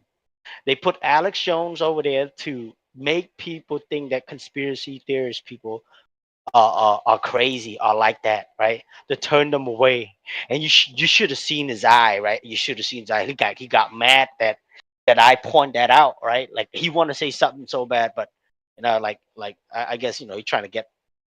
I think he want to get loud with me, but he don't want to at the same time, right? Because I don't You play. hurt his feelings. You burnt him. Yeah, yeah. So then he's like, oh, okay, right? I'm like, yeah. So basically, Alex Jones is control opposition, right? And he make people look crazy. Conspiracy theorists, people look crazy. I mean, the word conspiracy theorists, like it's more like people who actually look into certain topics. They study, right? They dig a little bit deeper, right? So you know, so the mainstream kind of, trying to discredit people who call conspiracy theories or trying to label us as conspiracy theorists in general. But yeah, Alex Jones is a good control op. Man, like it, basically, I shut him up with that. I said, I don't care about Alex Jones, you know what I mean? But he doesn't know that, I look into other topics. I don't want to talk about it because, yeah, I don't want to talk because we're on YouTube. He's also took the jippy jab too. So, yeah, we almost had that conversation with him, but I'm like, no, I'm not gonna waste my time. Yeah, it's his life. He already done it. Trust your gut, bro. Trust your gut. Don't explain nothing to none of them. They don't deserve it. That's the way I No, see it, seriously. man. Unless they ask me questions, bro, I ain't telling them shit. Figure it out yourself. But listen, bro. Before I start another one, I'm gonna have to go now because I finished work. And I need to spend some time with these kids before dinner. Okay, all right, brother. Yeah, But no problem, man. I'll be on in about 5. If you're still around, bro, I'll come on in about 4 hours. I don't know what that kind of time that is for you. 4 or 5 I'll be hours. here. I'll be here. But what time is it over there? Let me see. Shit. I'm just cooking right now. I'm trying to clean the house a little bit too. 11. Yeah, you be back around maybe like 2 or 3. Yeah, I'll be here. Yeah. 9 o'clock ish my time. Yep. Yeah, About I'll 4 be hours. here. Yeah. I'll check Yeah. for you All later right, then. brother. Yeah, Yeah. take it easy, bro. Yeah, we'll talk. Yeah, man. You too. All right. Yes, Safe. sir.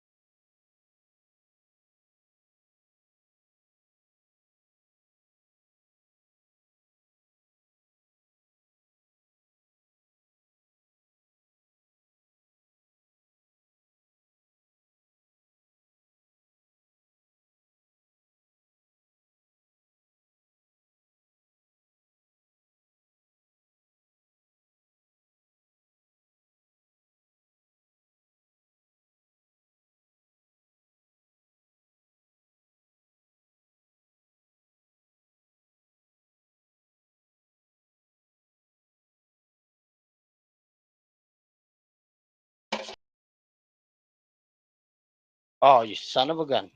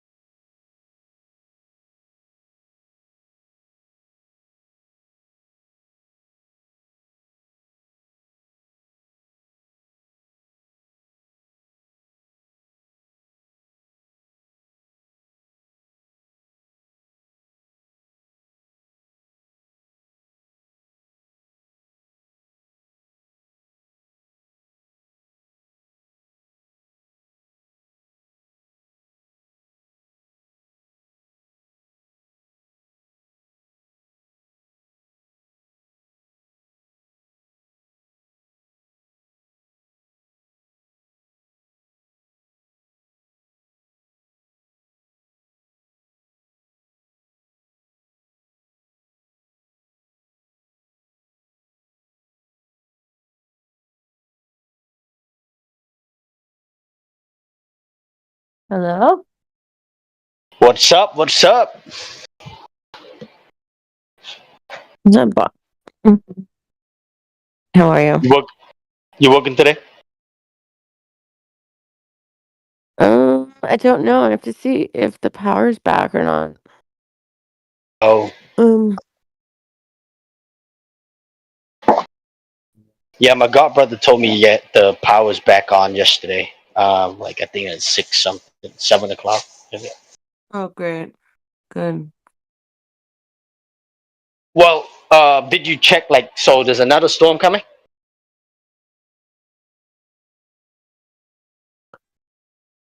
Well, it seems like, yeah, well, there's this like, it's hovering. There's this thing around, like Mexico City. I'm not sure Oh which direction shit! it's going. Yeah, there's a big one over Mexico City. And there's like bands extending out over our way, but it's out in the water. Oh, it's coming that way. Yeah. The sky look like it's. Well, I gotta check the weather too, see what's gonna happen. But yeah, that could be bad too. Well, the last one hit you guys. This one probably they try to hit us. Let me see if I gotta go get stuff just to get ready. After I check the weather, just in case I need some battery and stuff. I got a bunch of candles ready too. So Yeah, no, I would definitely go and stock up just to be stocked up. Go get water, food, whatever, oh yeah, toilet definitely paper, today all I'm gonna that go get stuff. water. Yeah. Flashlights. Mm. Yeah. Well, I get the flashlight, the one that like you spin it, right? The one that you just spin it around a little bit, and then it's like yeah, it gives you the like the power, and then yeah, it's pretty tight. I haven't used it yet because we never really like out of power for too long. You know, the most like we out of power like maybe a couple hours. That was it. But still, yeah, I'm gonna go like fill up some water today. Definite.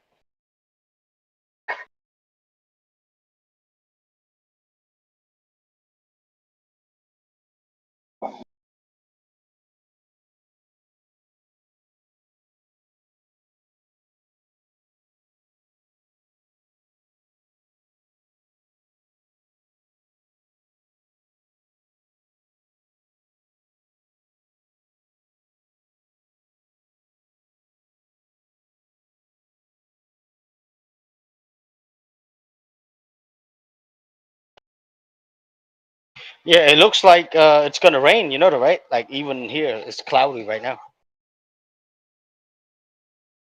Mm. Mm. Oh, am I making too much noise? Sorry if I am. No, I think only like Friday. It says here potentially we have rain. Now it's just supposed to get up to triple digit heat. Oh yeah,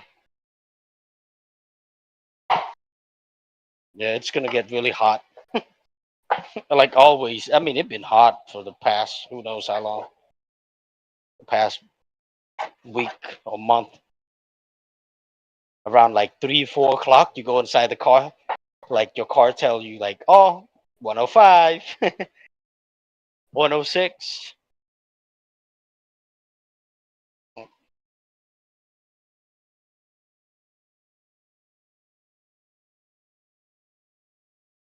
After I get done cooking, that's what I'm gonna do. Go get some water. Go get some. I think I get a bunch of candles already. So just water and food. Yeah, food. I have all kinds of food. So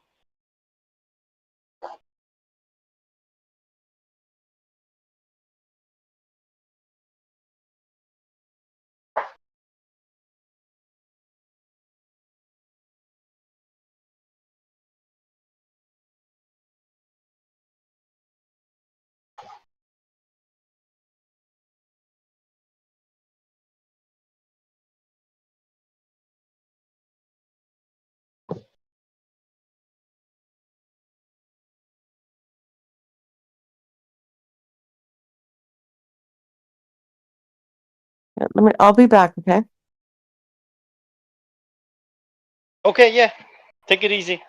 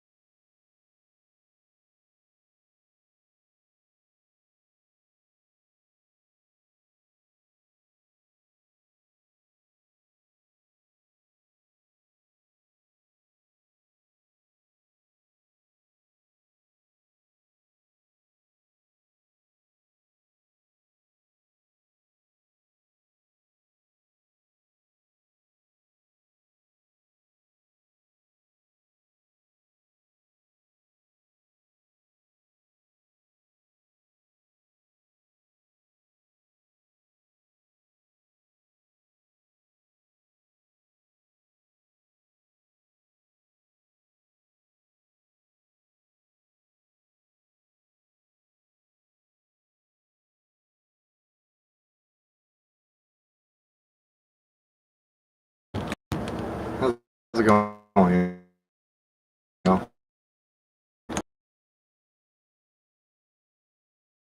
Hey, Degress, you coming in like you're breaking up, brother.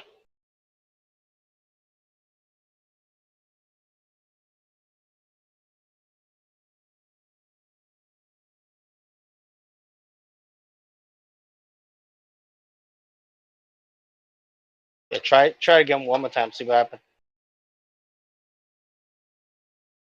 Oops, it's hot.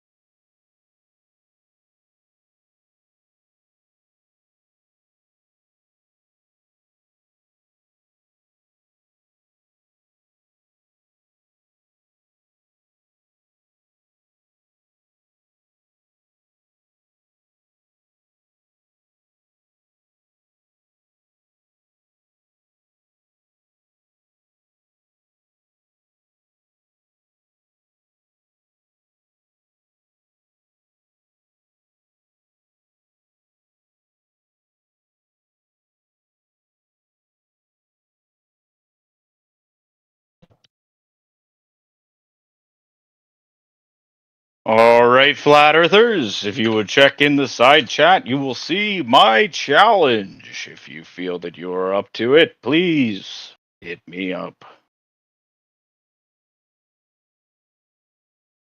Glad to see Canadian atheists. I know you do the Lord's work, so to speak. Relentless that you are.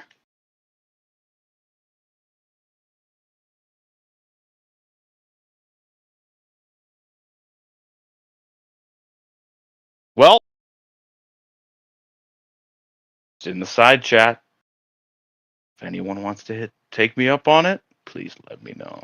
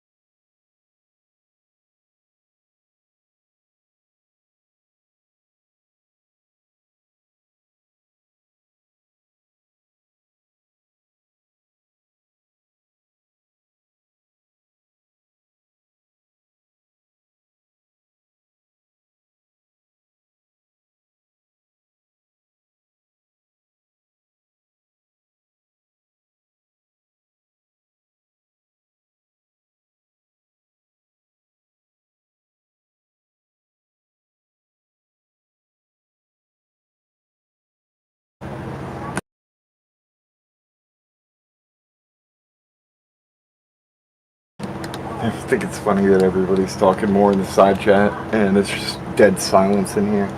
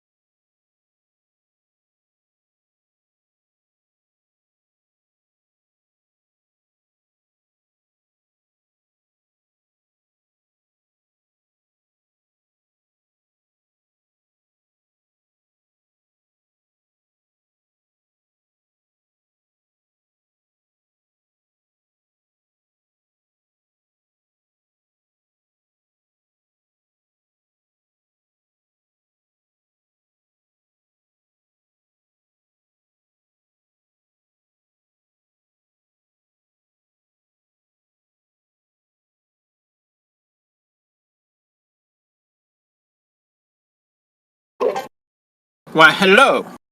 The Earth is a spinny ball globe.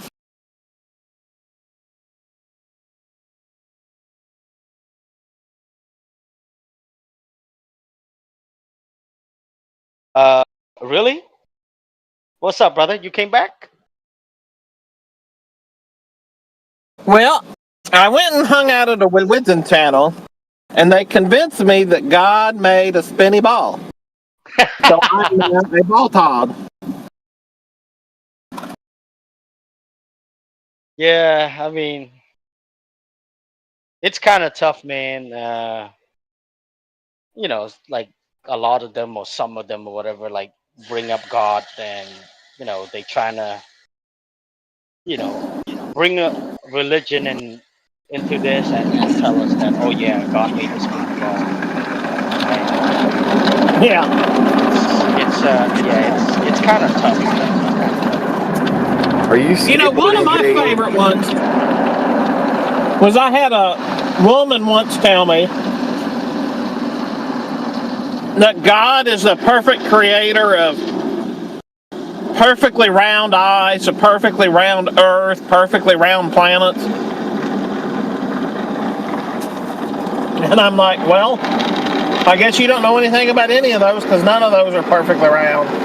You should show them blood sticker video, right? Let me post in the chat, right? Like, yeah, like on the plane, right? He got up there to 200, I think, 220.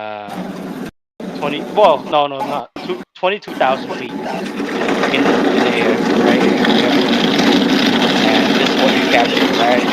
If you're not claiming what it is, you know, or anything like that, but just that, yeah, they should see this because they think like maybe it's perfectly round or spherical, right?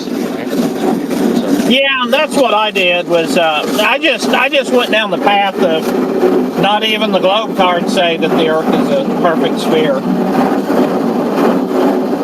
and so this was just a case of somebody making up, you know, rolling their own joint, so to speak.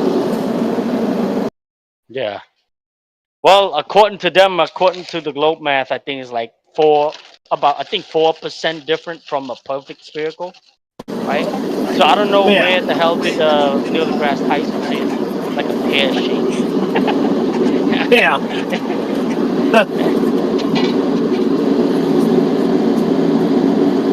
So, but I take it you enjoyed the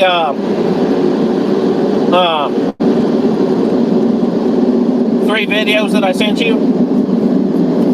But yeah, it's pretty cool, man. But I would expect you to come on live and start talking about whatever, right? I didn't think it was something else. You know what I mean? I thought you were gonna come and talk in the video, but it's all good. It's cool. Yeah. No, that's what I was telling you. Yeah, how'd you like the montage of Buzz Aldrin with Foster Brooks with Don Pettit? And then John Pettit, that video, it's over for him. Yeah. We'll go to the moon in a nanosecond, but we lost the technology, and it's painful process to build it back. It's funny. These guys. Yeah, and then where he's like, "Oh, is that a fish angle? Is that a fisheye lens?" Hey, oh, I'm a wide angle guy, and then you have Foster Brooks come on and say, "It's a sobering thought." You think these guys get paid to say these dumb shit? Or you think they just slipped up? Well, I think for so long they underestimated their audience. So when all that stuff was recorded, there were only a few people who were talking about the Earth being flat and space being fake, and they could still say, no, these people are retarded. That's not a fisheye lens. It's this, it's that. You people are, those people are stupid. Oh.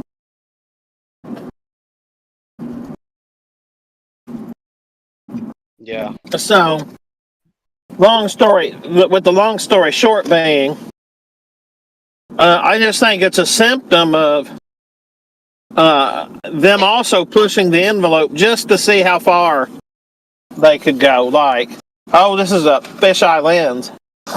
Right. But you didn't have a whole lot of flat Earth people talking about them being wide-angle lenses back then. Yeah, not too much. Yeah, not too much, but I remember back in like 2010, there was some ignorant thing about from NASA, and I made some comment about, oh, that's a nice wide-angle lens on that. I love how the wide-angle lens distorts things. Yeah. And there was absolutely nobody there who was saying the same thing I was. Right. They just ignored it. 2010, bro. I was not even on the path yet. 2010. Yeah. You the OG. Yeah, and my wife and I, we weren't married at the time, but it was 2010. We got the annual passes to Kennedy Space Center.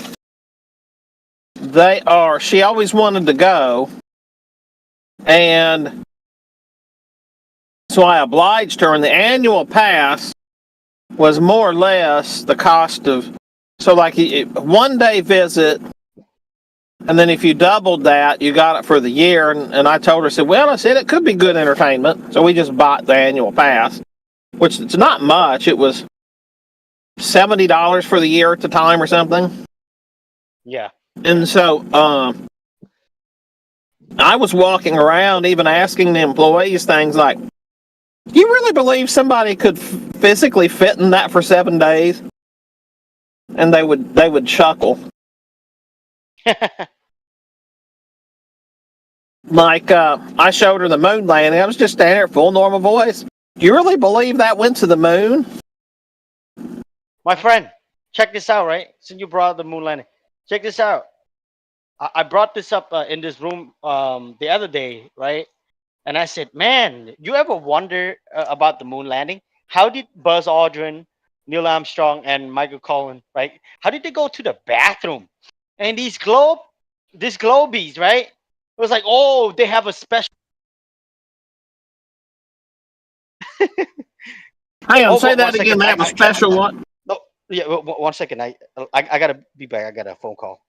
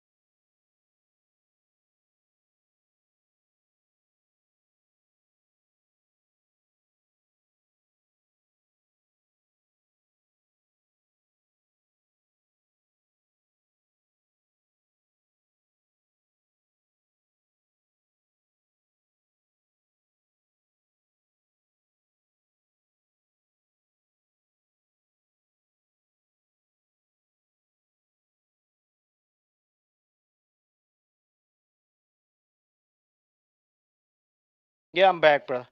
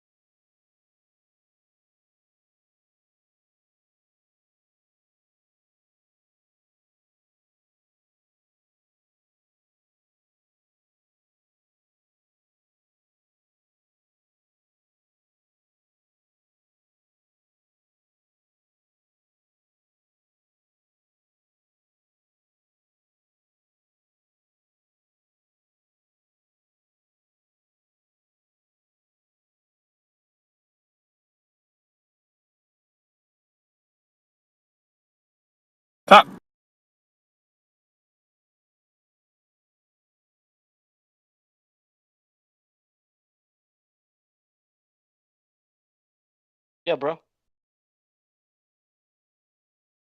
No, I started to talk, but then I had to clear my throat there. Sorry. Goodness, sorry.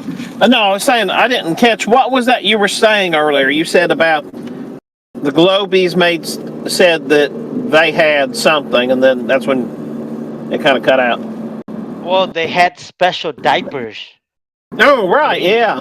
Yeah, special Space diapers. For these, diapers.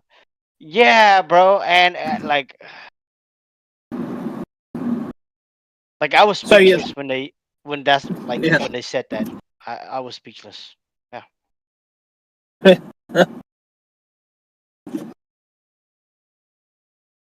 And it's yeah, it's pretty nuts to me. Yeah, it's funny the stuff that they come up with. I sometimes just marvel at the coping skills that Globetards have.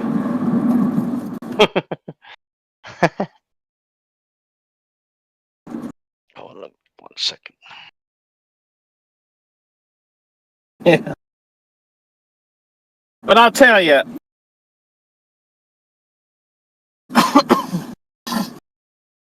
see, it's been really interesting watching all of this unfold, and from my perspective, because there has always been a contingent of people who have said that the Earth is not a big spinny ball.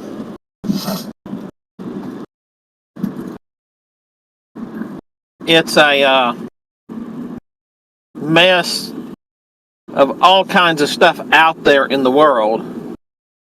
And that mess has just spilled over to the Globies. I mean, I know I've sent you a couple screenshots of just how normies have conversations on Facebook. Yeah, bro, that's the reason why I stay away from it. To be honest, I kind of stay away from it, bro.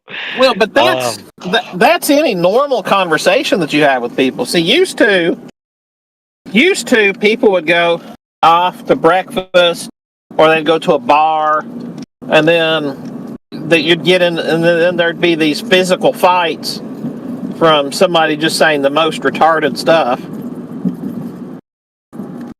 And now that's changed. Now it's entirely and completely changed. That they no longer talk to others out in the wild. They just tell their lies and such through Facebook, Twitter, Discord. You know, Discord is probably 3 times worse than the fascist book.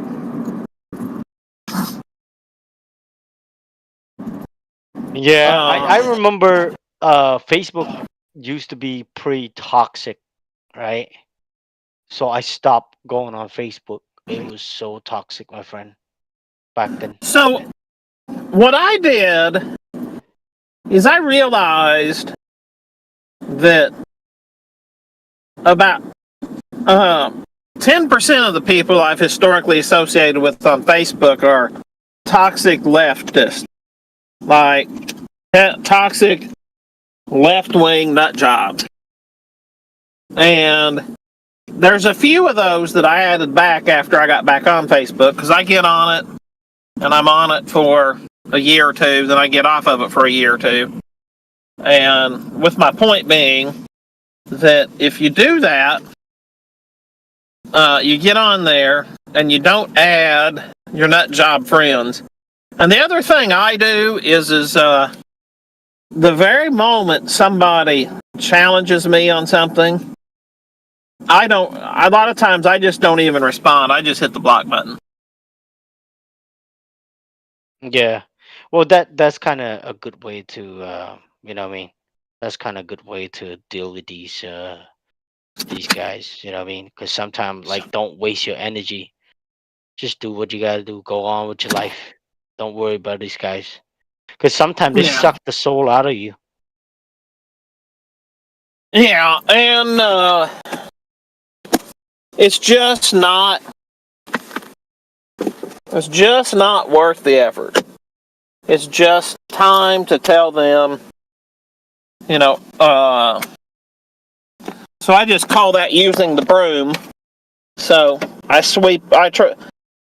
if you practice that good hygiene in your house is a lot more pleasant to live in.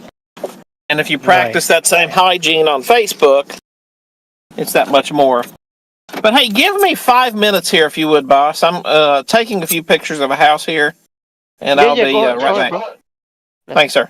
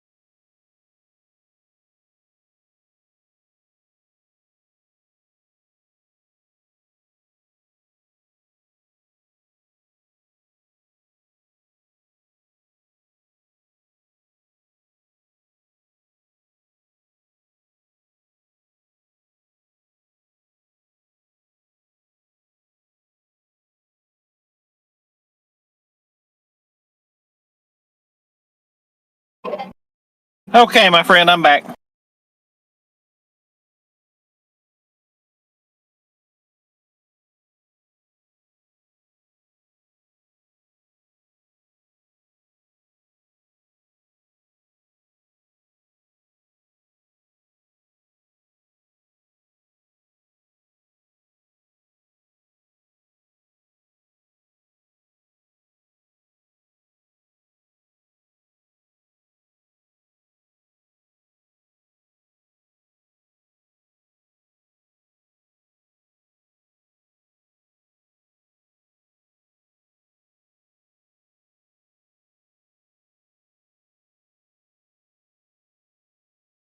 Are you still here, my friend?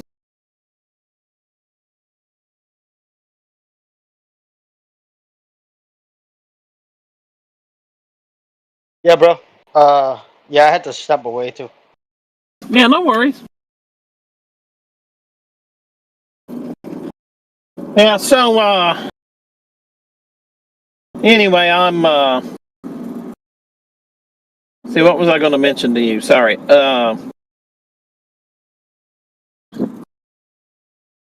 What was it we were saying there last? Do you recall?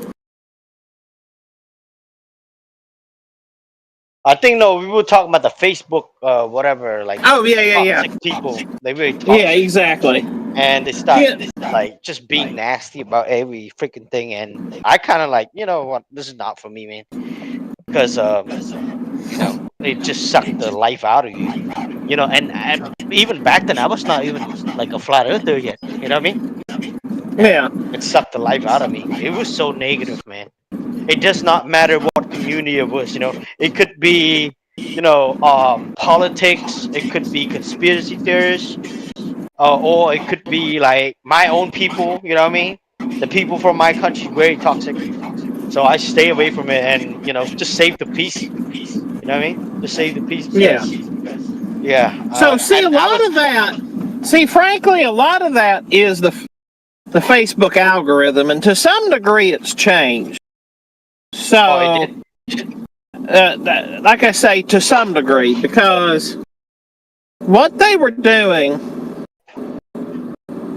was they were, for so many years, Facebook was going through and doing their best to make you only see things that they thought would incite you into rage posting.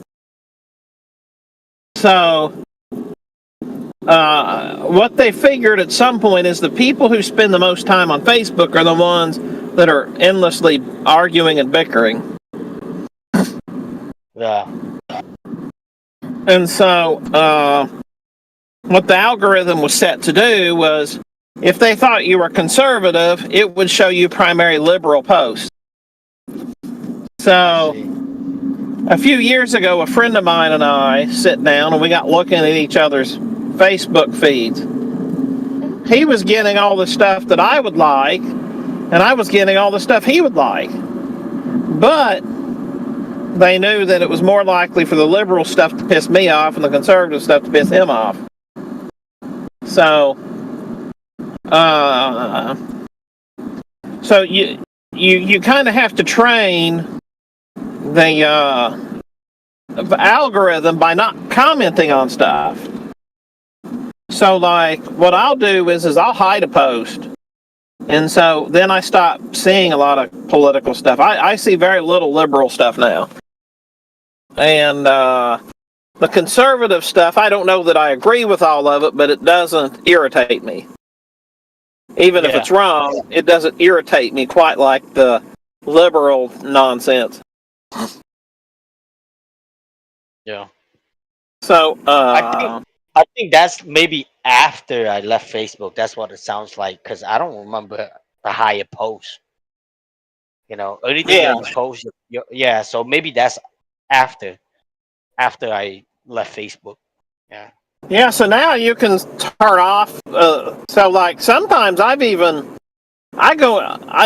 I make comments on flat Earth stuff, that's like where I want to make some incendiary comment, I will make a post. I'm not a post. I will make a comment on the post, and then I'll take whoever's post that was, and then I'll mute it, so that way I don't get any notifications from it. And if I feel so inclined, 2 or 3 days later, I'll look at it again. So I don't see any trash. I see very, very little trash. And the moment I do see trash, it's either going to get hidden, muted, or somebody's getting deleted I or see. blocked. Yeah, but that sounds like, to be honest, or what it sounds to me, it sounds like, damn, that's like after I left Facebook already, you know. So it Yeah. sounds like a little bit technical. What Facebook that I remember back then. So Yeah, and what they'll do, what'll happen is when you start doing that, like once you start hiding and telling it you don't want to see certain advertisements and things like that anymore, the Facebook algorithm starts changing, and then you don't see that stuff. I see.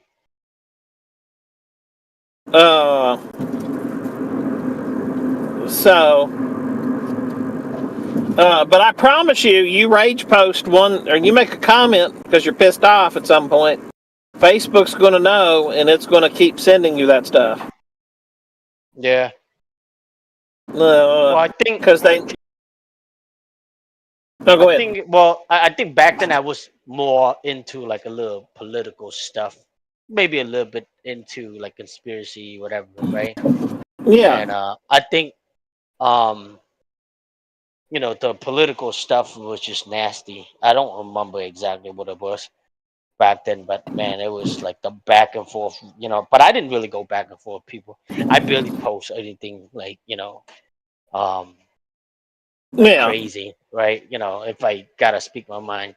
Yeah, I don't like just back then I don't post about like anything crazy at all, you know, just more like music stuff, you know, might be political here and there, but Yeah, but if you're posting if you're posting music stuff, that's Facebook probably is a great place to post your music stuff. yeah, I mean I got a pretty good amount of followers too back then. You know what I mean? Yeah, But hell you know, yeah. now it's like, I don't have no time for that. I do it as a hobby, you know. Too much Sure. headache. Yeah. Oh no, I get it. But like I say, Facebook is just you know, if you keep good hygiene, it'll almost never become a problem. Yeah. Well, you know, like let's say if I do go back to, you know, use Facebook again, probably not for me anyway, you know. I have like I use Telegram and also like what is it? What's that one? Fuck. Instagram. There you go. I use Instagram too. But I use Instagram like mostly post music stuff too. Um and YouTube, of course. Um Yeah. But I will say that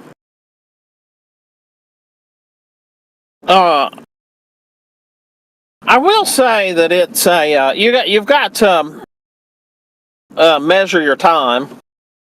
You know, so you can't spend all the time in the world. So you do have to budget your time and divide it properly. Of course. But anyway, well, I am now back at the office, my friend. So have will you be on here in a couple more hours? Maybe, maybe not. But if you come back, I'll see you. If not, then you know, you have a nice day. Hey, thanks, boss. Otherwise, I'll see you in a day or two. Hopefully, I'll catch you again because I sure do enjoy talking to you, buddy. All right, bro. You take care. See you, buddy. Bye now.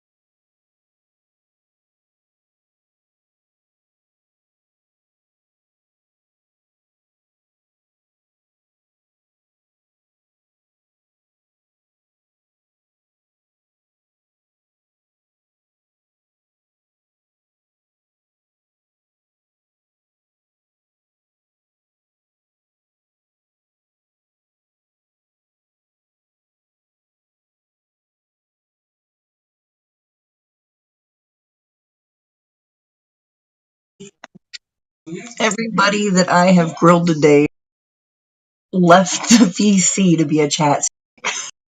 What the fuck, man?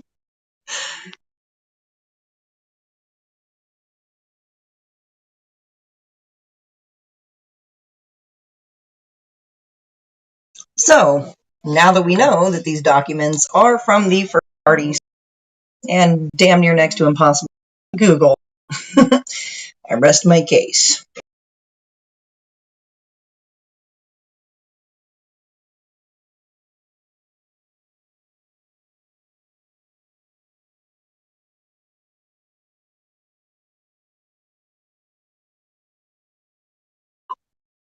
Anybody else able to step up?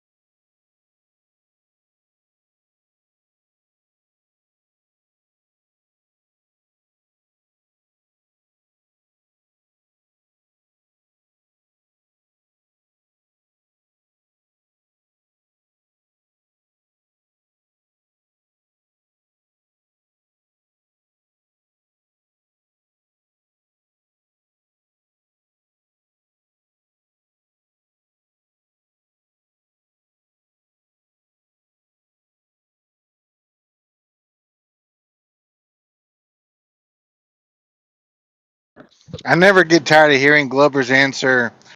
So how high do you got to be to see the curve? And they're like, well, higher than what you are. So it's anywhere from, you can see the curve, from the beach, boats going over the curve, to, well, you're going to be all the way out in space. But they can't all agree. Every Glober has a different answer.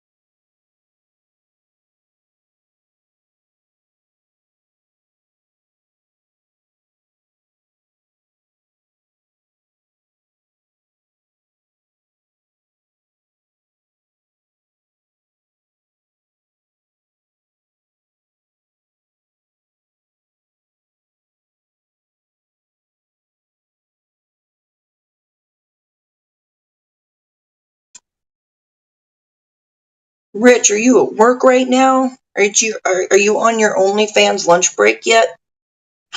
Can you open your mic?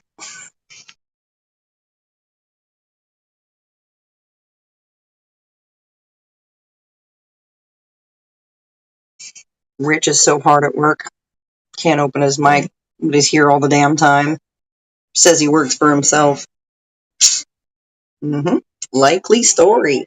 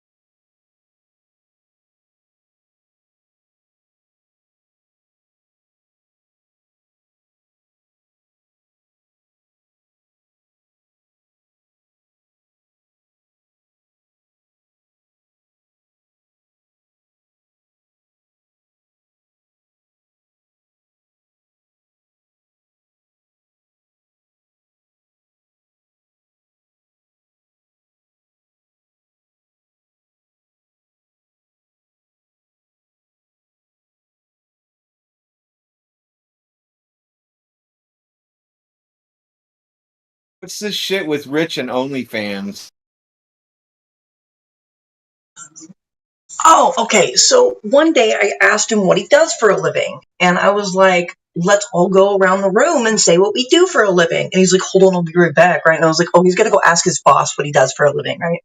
And a few moments later, he comes back and he's like, I work OnlyFans. I'm self-employed. I do OnlyFans. But after he said something about he can do something on his lunch break, and I'm like, but if you're self-employed, like what are you doing? You're in here all the time, but you're self-employed and you run an OnlyFans. I think he's our personal FBI agent, man. Oh yeah, I've already associated him with that one picture. He's nuts. Climate tree, FBI agent guy. Yeah, yeah. I'm like, so he disappeared for a moment. He comes back and he's like, oh, I do OnlyFans. I was like, it took you that fucking long to tell us what you do for a living, dude? Like, I don't believe you. And then I'm like, wait, you have a So lunch I was break? in it. You have a lunch break on OnlyFans? So I took a Teams call, right? And I forgot to mute this room. I muted the microphone and not the headphones, and I'm in the Teams call. It's West Side IT needing support on something that I designed, and I said, okay. Talking to him, I was like, yeah, I was going to call you when I just walked in, and all of a sudden, real loud is, hey, Rich, OnlyFans, blah, blah, blah, because I didn't mute that, and I was in a Teams call. They both came through. Luckily, I was talking at the time to him. He didn't hear what was said, but it would have just picked that right. It's the same microphone.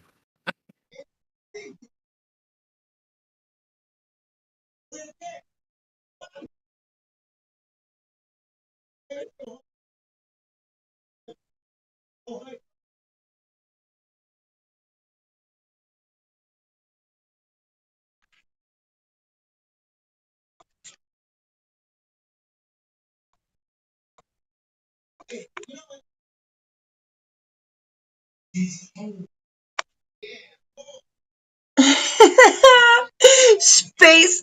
Oh my god, dude. He said, no, it's not. There's not an ice wall on our globe model. Like, yes, the fuck there is, dude. I'm fucking dead. Doesn't the U.S. military think they live on a globe and they call it the ice wall? I mean, they named it that. They do. Oh my gosh, this is too good. Why won't this mofo come in the VC though?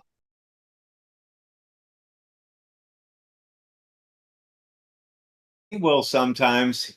He gets muted by me when he says retarded shit, though. He says retarded stuff, like make Globers look bad. I mean, shoot, they should be grateful that when we mute them, man. Fucking keeping these assholes from making a fool of themselves.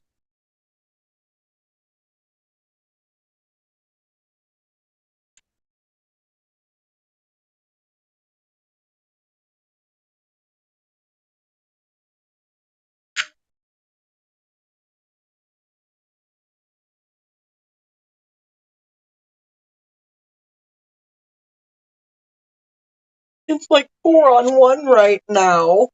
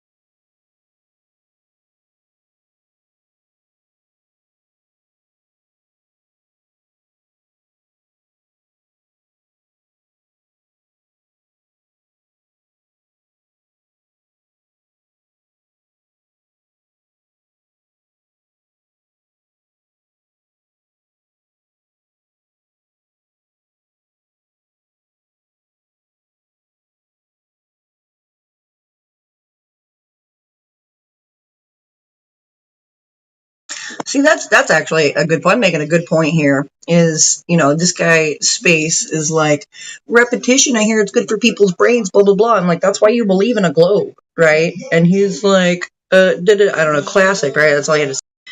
I'm like, but that's why I originally believed in a ball Earth. It's why all of us originally believed in a ball Earth. It was presented to us when we were children and repeatedly drilled into us throughout our scholastic curriculum and through the television. Over and over and over again, right? We had a ball Earth and nothing else to compare it to. Not a damn thing. And it started when we were really little, when we were too young to question things for ourselves, when we were too young to think for ourselves. Malleable, manipulatable, okay? Jeez Louiso. And that's why a lot of people believe in a ball Earth, because of the repetition.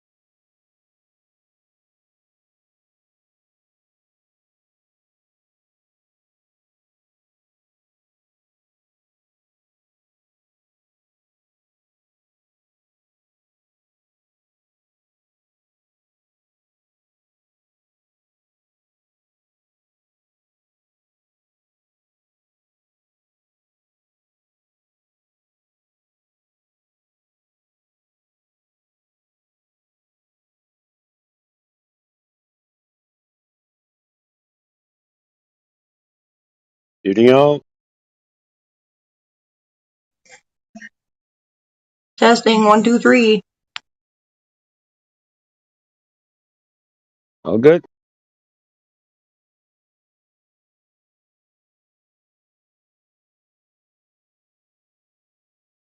I'm so excited to see what Space has to say. I think he's already lost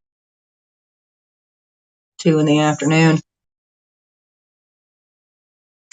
See what he says about what light reflection should look like on flat surfaces versus curved surfaces. This ought to be good. He probably won't address it at all. He'll just say something about flirts or this or that, or post another stupid meme.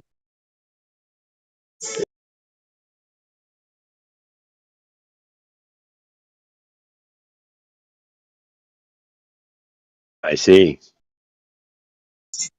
It's pretty advanced You know, to be getting into Globers with, though, especially new ones.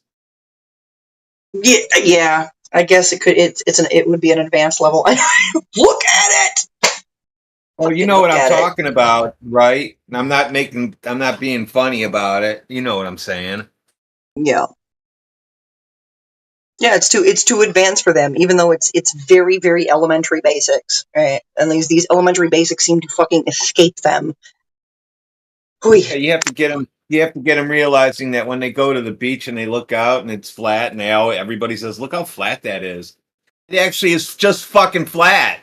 Once they realize that, as far as that's a gotcha on the globe, you can start bringing in bullshit stuff like light reflecting off a ball. Of course, it's not going to look like it does to us if it was a ball, but they don't get it. Well, it's on the definition of horizontal, isn't it? Horizontal is parallel to the plane of the horizon. Yeah. Now, In a horizontal if the horizon, position. if the horizon is horizontal, I have a question. How many horizontal planes are on a sphere? 7. Fucking 0. So there you go. One. It started. One. It It's started seven. at the One. There's horizon. It one. There's finished. 70% water. One. Yeah. It starts in the horizon. It ends with the horizon. The horizon is not the leading edge of the sphere. There is no sphere. It measures flat.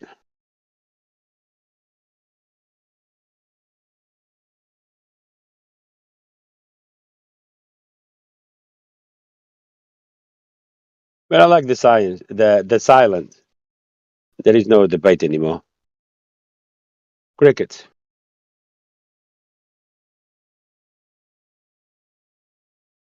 I got my iconic flat Earth shirt on. It says "Question everything," and it's got the what I don't know. Is that the AE map, the flat one that everybody likes to call the flat Earth map? The Globers like to call it. I wear that all over the place.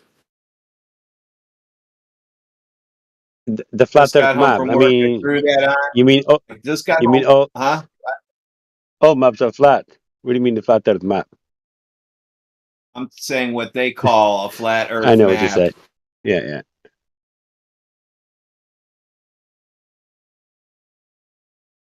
I wear it to piss people off, and nobody has the balls to ever come up to me and ask me anything. They can ask me whatever they want. I'm nice in person, nicer than on here. But it's just because how I am. On here, people are just coming being retards, so they get the retarded treatment back.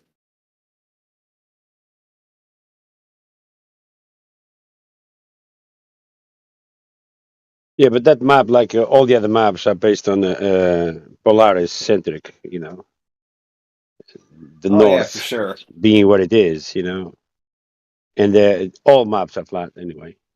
Longitude and latitude are horizontal You planes, can't use a horizontal map if vectors. you don't have a if you can't use a map without a flat surface. It wouldn't make sense. Wrap a map onto a ball and then decide that now you're going to be able to use it, because it doesn't work like that. Or we would have globes in airplanes, in old airplanes where they didn't have all the electronics. They would have globes sitting in there, doing their thing. And on ships, you'd always have globes instead of a big flat table they use for their maps. Even has a name for it. I forget.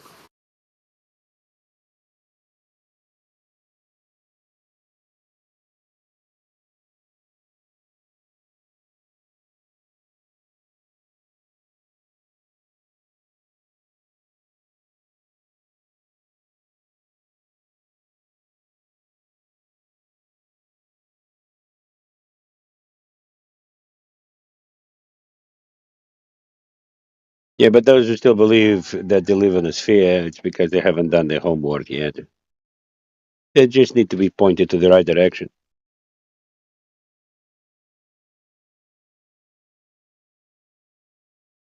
Time to wake up.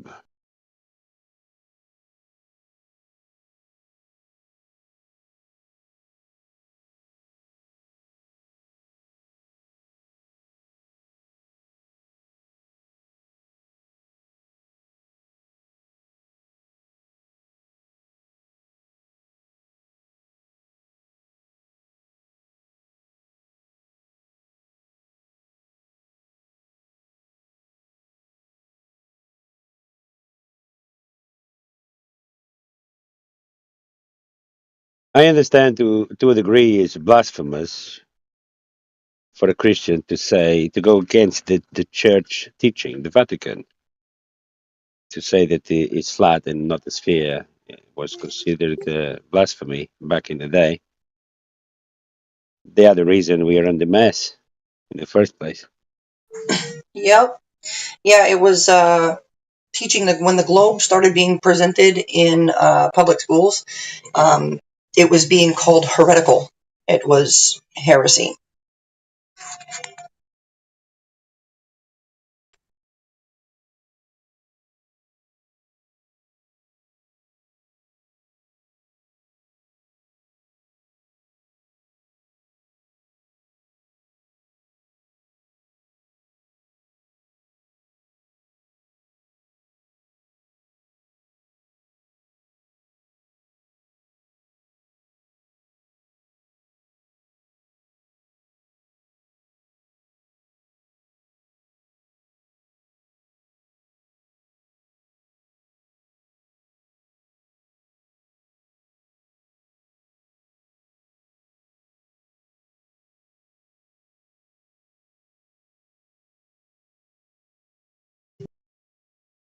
challenging space to some simple geometry. Looks like he's avoiding answering if he knows the dimensions of the globe. Which is crazy. I find it fascinating, really, that all of these flat earthers, we know the globe story better than any glober that comes in here, really. We know the electric dimensions, know the radius, circumference, diameter, know how far we should see from 6 feet on a globe, all of that. I just wonder why on the globe. Why anything that people do would be considered on the globe? Why? You just do things because you do it, no matter what it is.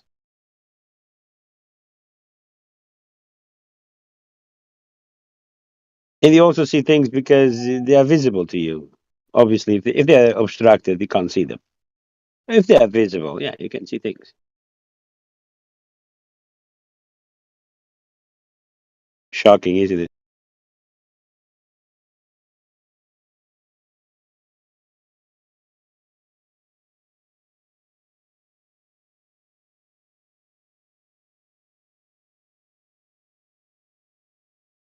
Is that George? Who was saying that? George? Yeah, the one and only. How are you, George? George, can you explain kindly? How are you, sir? My bad. How are you? Yeah, I'm good, man. Go ahead. Very great. Can you, in a nutshell, explain to me celestial navigation utilizing celestial north? Can you do that for me? You're gonna be on speaker here, so someone is gonna hear you as well besides me. Yeah, that's all right. Celestial navigation, specifically celestial navigation, yeah? Yes. Is there celestial and terrestrial navigation? People Well, confuse no, it the a lot. terrestrial navigation that we do, moving across and using the luminaries as reference, Mhm. or however the Well, navigation that is done by I'm sailors. not an expert. I've learned navigation when I was very young in the Boy Scouts and Yeah. later in the Army. But what we learn is terrestrial navigation, not much as Terrestrial celestial. navigation, yeah. Yeah. Yeah. Terrestrial That one. navigation is slightly different. Celestial navigation has to do with the surface of the Earth, mainly. Terrestrial, not as much. The celestial navigation is the nail in the coffin of proving the measurements of Earth, because we're referring to the horizontal plane that we dwell on top, and the angle of the celestials in relationship to the surface, horizontal level. So, by knowing the ground position of the celestials at a given point, you can pinpoint them on your charts and then have distances set it between the celestials' ground position and your ground position via circles of equal altitude. And once that you triangulate 3 different points, you'll find your position on the ground. That's how you find your position on the ground. Yeah. Using those But references, the charts and the position of the correct, luminaries. correct. Posted But how to do it all, in the chat but for all of you. that, yeah, it's in reference to a grid system already in existence. Even before you grab your sections, even before you try to find your position, you're going to find your position on a grid system based on the horizontal plane of reference with Polaris in the center. And your latitude is based on a circle of equal altitude around Polaris. That's how you find your latitude. Wow.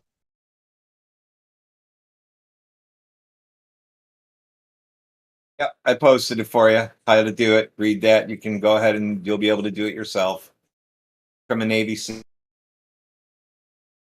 This is from the Navy? I guess Huey's posting of the guys, the Navy SEAL who wrote the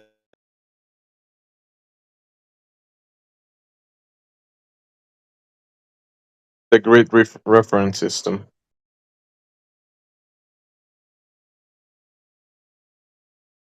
nice. Yeah, there's several. That's one of examples. Yeah. George, if the That ground, one's for the if the, grid. That one I think is for the grid system. That's how he's showing you in there. George, if the ground was spinning at multiple speeds, multiple vectors all at the same time, will this be possible? I mean, No, how can you obviously have this? not. I mean, you cannot be traveling somewhere and thinking that your destination is not going to be there when you get there. It's ludicrous to think that you're going to go from east to west, for example, or north to south, and when you get there, you're not there because your destination has moved. It's ridiculous to assert that. All right. Jenna, you ready? Oh, you're on your OnlyFans lunch break. Oh no, they're just leaving it. All right, bye girls. Thanks for coming. You are Yeah, the I'll miss worst you. I'll miss you bullshitter too, ever. Crystal. You are the worst bullshitter ever, Rich. You are the fucking worst.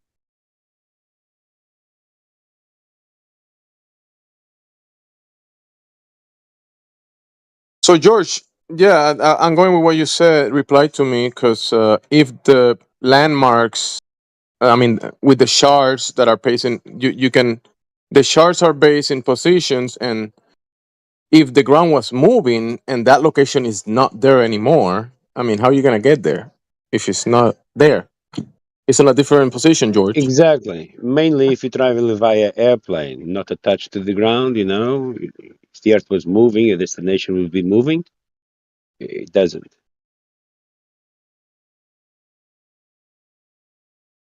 That makes a lot of sense. That's why the opposite claim of that is nonsense by definition. Yeah, there is no Earth-based Coriolis effect. Coriolis effect, it's an effect that you can replicate with a roundabout and a ball. But when it comes to Earth, we don't observe that phenomenon because it doesn't happen. It's the celestials moving around us, not us moving. We are not moving.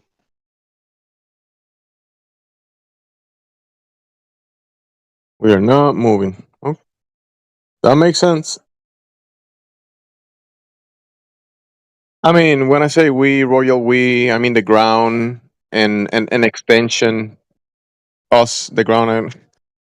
Yeah, if the ground is not spinning, that means we're not spinning with it. That's what you mean by we are not moving. The ground is not, because if I Yeah, start walking, I'm moving. yeah, correct. The ground is not spinning. You will need a radial value for the spinning anyway. An axial doesn't exist. George, but that spin, it's with other movements. How can something be moving at multiple speeds, multiple vectors, all at the same time, and nobody seems to detect that movement? All of those, there should be some way. Because when I get in the car and then the car starts moving, the car shows me very clearly. Look, you're going at this speed, like very precisely with the speedometer, right? Yeah, but that would So be a reification fallacy because the Earth is not a car. okay, but we can put we should be, if the Earth was moving, we should be able to devise a device that will detect those motions, because there are multiple motions happening at the same time. When you say universe, what do you mean? No, I didn't say universe. I mean Correct. that if the ground was moving as claimed, there should be some detectable from that motion, Yeah, and correct. it's not We detected. can Yeah, sense movements on the ground. We can detect earthquakes and stuff like that. that's what I'm We have very saying. sensitive. You have very sensitive equipment on the ground to sense any movements of the ground. The fact that it's nice and peaceful means that the ground is not moving most of the time. Lucky of us. Unless there's a flood and it's pushing the ground, or there is an earthquake. Yeah.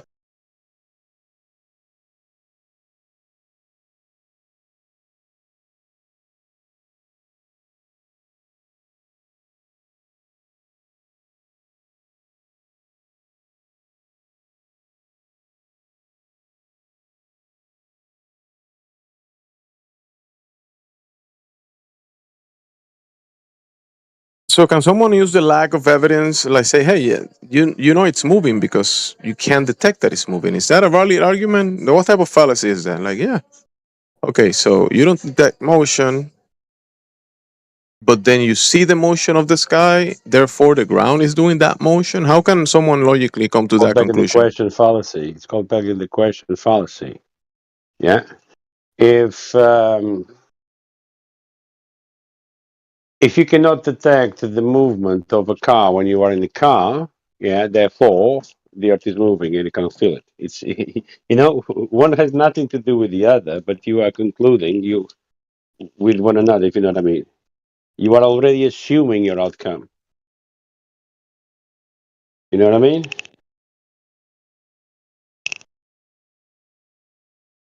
You are assuming that we cannot sense the movement of the car, and because you cannot assume the movement of the car, therefore you cannot sense the movement of the earth. You are assuming your outcome. There is no parallel between them.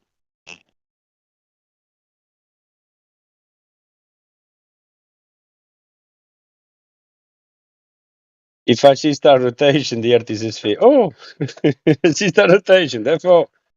Yeah, it's making the question.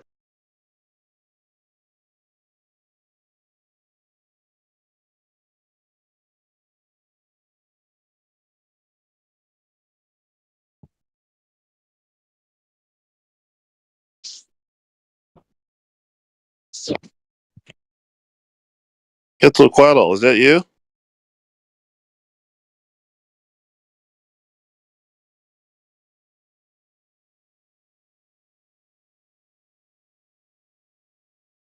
Oh, maybe he left.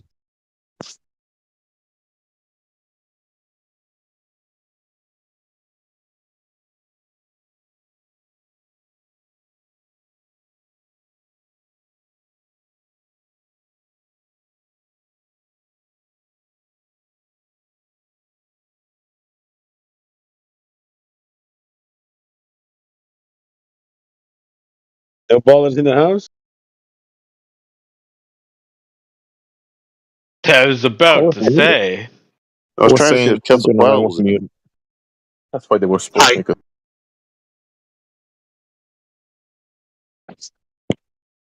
No one to defend the nonsense that it is to believe that we live in a spinning water ball? No? All right, George, when you Jenna. say, All right, Jenna, if you want to George, just have a look in the chat there at the most recent message I sent. so George, in reference to what you Yeah, I said don't care. about I have you blocked the in the rotation messages. of You're the like the cat luminary, toy that I pull out from underneath the dresser to fuck with every now and then. Did you eat some of Let's this? just talk over every. so in reference to what you said about the rotation of the luminaries, and they come to the conclusion that the luminaries are, oh, we see spin or movement, therefore the ground is doing the same thing. And then some of them extend that and say, we see celestial north rotation, and then we see celestial south rotation. Since we see clockwise and counterclockwise rotations, that means whatever the ground is spinning, doing that. It's like being like, you remember the vehicle that we mentioned, right? The vehicle and the rotation. If you are in the vehicle, a tractor, and you look to the left wheel of the tractor, that wheel is doing clockwise, apparently, right? Going clockwise, and then the other wheel looking to the right is going counterclockwise, but they're both going towards the same direction. And that's not gonna even determine the shape of anything that you're in, the shape of the tractor, or the shape of the ground below the tractor, or the field across. How can logically can someone assume geometry based on observing a movement of either the wheels or the luminaries? Strip it a shape to the ground below their feet.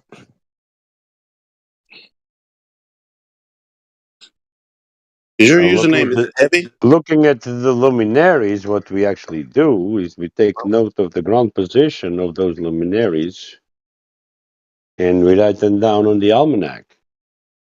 So we'll know precise ground positions of 60 odd stars, sun and moon used for celestial navigation. That's how they determine the reference points of their locations over the surface of the Earth. If you know what I mean. It might not mean much to you, but it's fundamental for navigation. To know on the grid system where those ground positions are. Where these on the almanac will say the sun will be at this longitude and latitude. You go to your chart, X marks the spot. So that's the sun's position overhead. So how far am I from that position? So once that you figure that out, you have a distance of a radius value for a circle of equal altitude. That's important for navigation.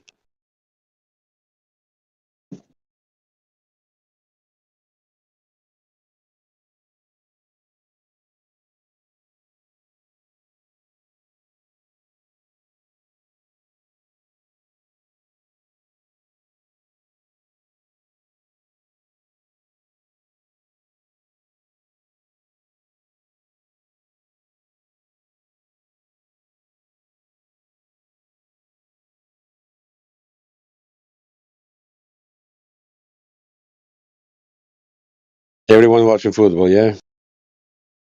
Oh, we're listening. It's just we don't always have to say something. So, some other people muted. I think they wanted to reply, but I guess not.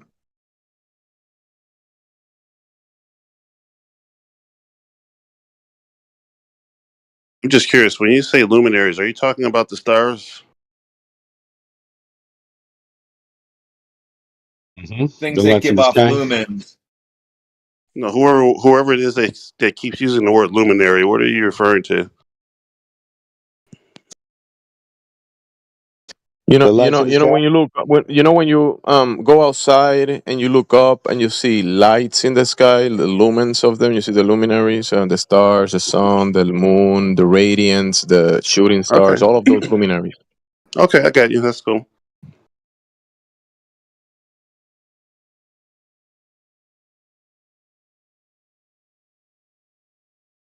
Okay, yeah, you were also the one. You were wondering why we can't feel everything. Was that you?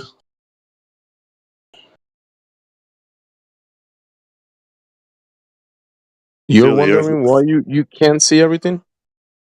No, I said that was you. Weren't you asking the question about why you can't feel everything or see everything, or was that you or someone else? No, there was a guy the other yesterday or the day before that said Oh, I that thought that if was you he today. was Superman, he will be able to see everything because he has Superman eyes. And then you have the Superman logo, and I was Oh, trying okay. to ask you if you are able to see everything because you have Superman eyes. Oh, you're like joking or something. Yeah, I was Okay. asking you, but are you able to see everything with your eyes or no? No, we can't see everything. Yeah. But that guy couldn't figure that out. Oh, okay. We can't feel everything either. Yeah, we can't feel even though everything. it's We happening. can't see everything. No.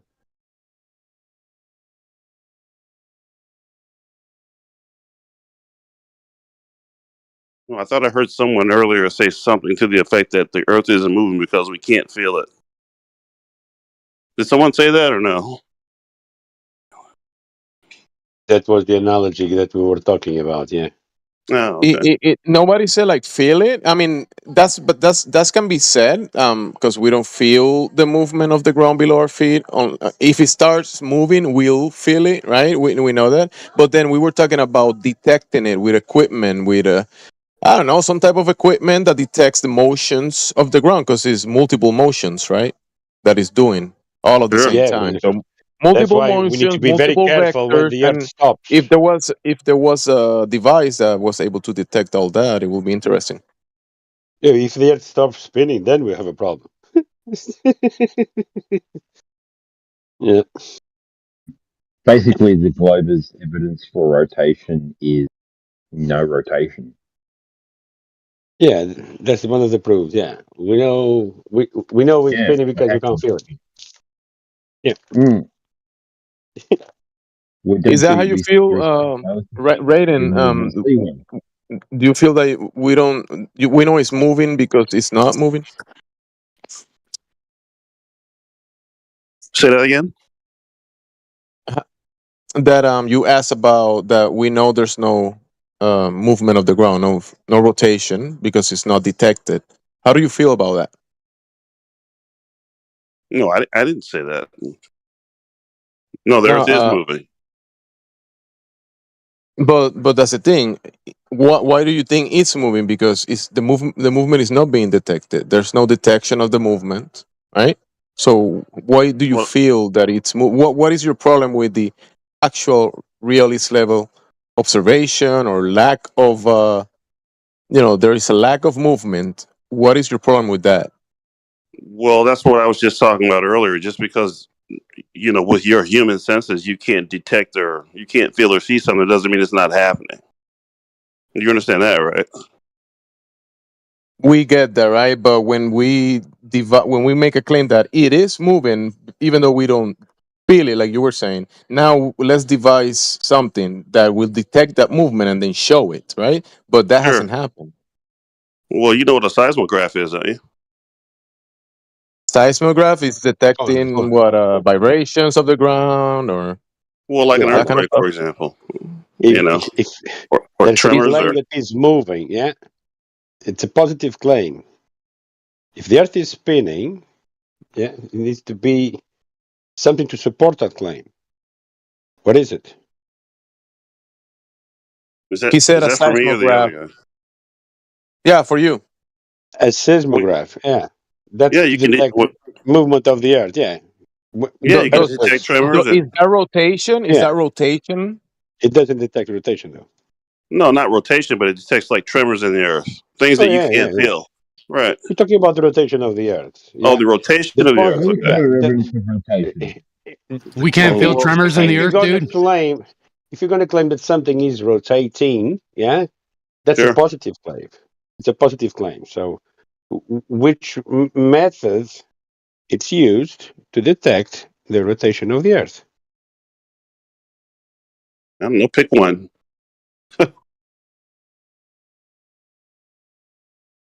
I'm sure You said any it is moving. reasonable You're person the can one think that said of. it is moving, and we're asking you, how do you know that?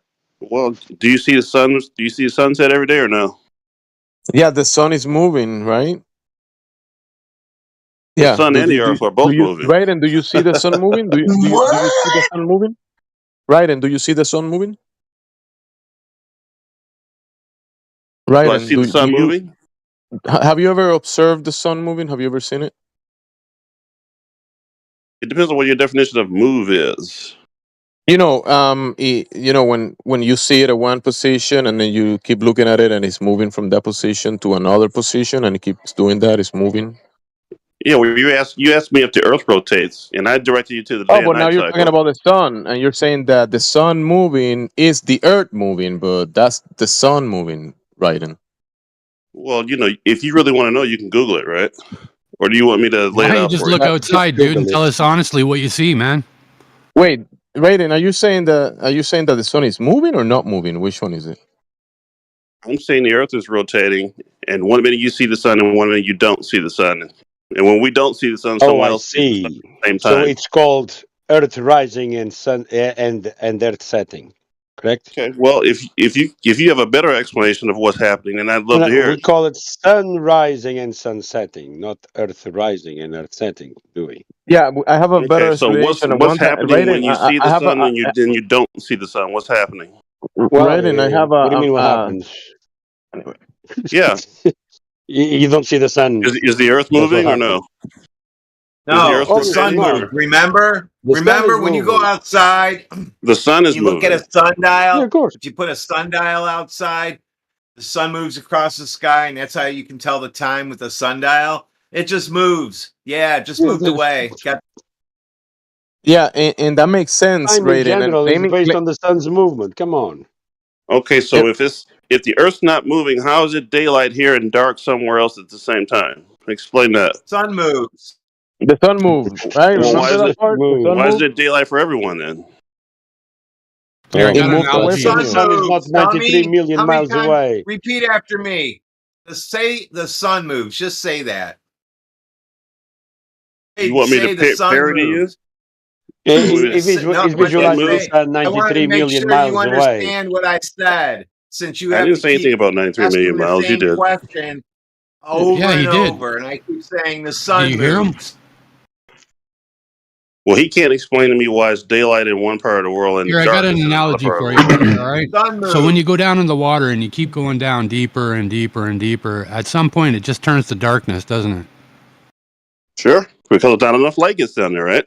That's the inverse square law of light, baby. There you go, man.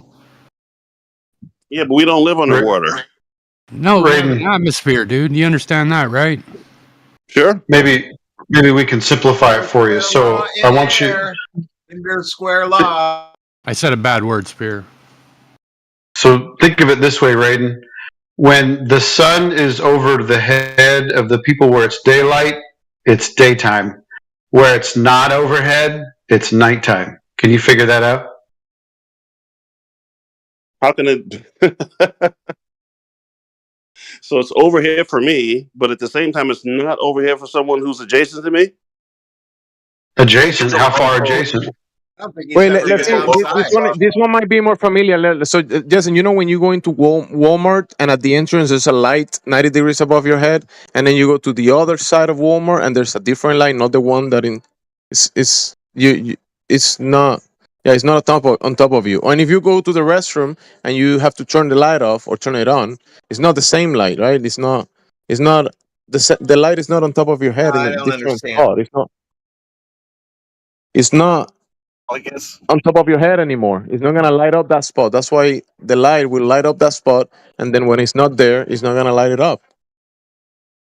No, that doesn't work. If you and I are in Walmart, let's say, and we just turn all the lights off, and there's a light above your head and mine. Yeah, I don't if you care move where we away are, and from we're that both going to light, see that light. yeah, but it's not gonna shine the whole Walmart, that little light. No, we're both going to see it though. It may be more intense on your side because it may be directly above you, but if I'm on the other side of the building, I'm still going to see it. Come on, man. It's based on time zones. Time zones is based on the sun's location overhead. It goes around in a circle, comes back next day. Time Goes in a zones are based circle on over the whatever that plane. country decides they want their time zone to be.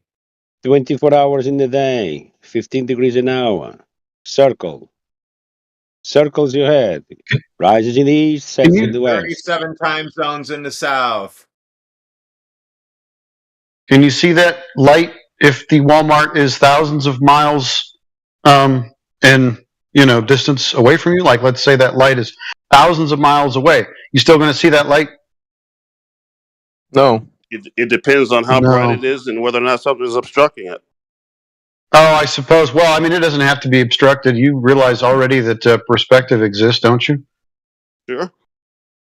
Okay, so things that even might be overhead, but as they, are farther away from you, like let's say the lights in a corridor or a hallway, they're going to seem to descend, or even maybe street lights overhead. They seem to descend, even though they'll always be over your head. So, vanishing points and perspective and all that stuff exists. I agree with vanishing point, but there's something vanishing away from you and something being obstructed to the point where you can't see it. Those are two different things. No, that is not part of perspective. You are calling, for example, hold on a second. He's calling the vanishing point the same thing as obstruction. Nobody makes that claim except you. No, I didn't say they're the same thing. I said there's a difference between those two things. Okay, so what obstruction would be obstructing the sun in your mind? The Earth's curve. Okay, and where's the Earth curve? What do you mean? Where is it? Where's the Earth curve? No, where's the Earth curve measured? See, I've already asked you. I keep asking you to go out and find me this curve. You have the Atlantic Ocean right there. You still won't do it. Why? I need to find you something. All you gotta do is step outside at what 7 o'clock. I don't know. This is supposed to prove your globe. You're supposed to find the Earth curve. You still haven't found it. This is a faith-based religion for you. I don't have to do the work that science has already done again for you. What do you mean? Have they found it? Have they found it? So how come science hasn't found any Earth curve? You can't be serious. I'm absolutely serious because you know I'm right because you can't show it. You're not right. No way. You're just going, no, hand wave dismissing, no way. No way, it's not true. You're starting to freak out like Neo in the Matrix. It can't be true, please. You're freaking out. Show me the Earth curve that's been measured. Where is it? Look at a satellite image, and then that'll give you all your answers. Okay, so we're supposed to be on that ball, right? That image. So that would be 8 inches per mile square, which is not measured on the Earth that you're standing on.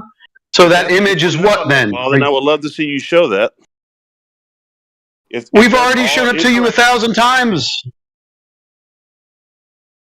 We measure zero Earth curve. It's a flat plane. It's a referenceable flat plane. It's a measurable flat plane.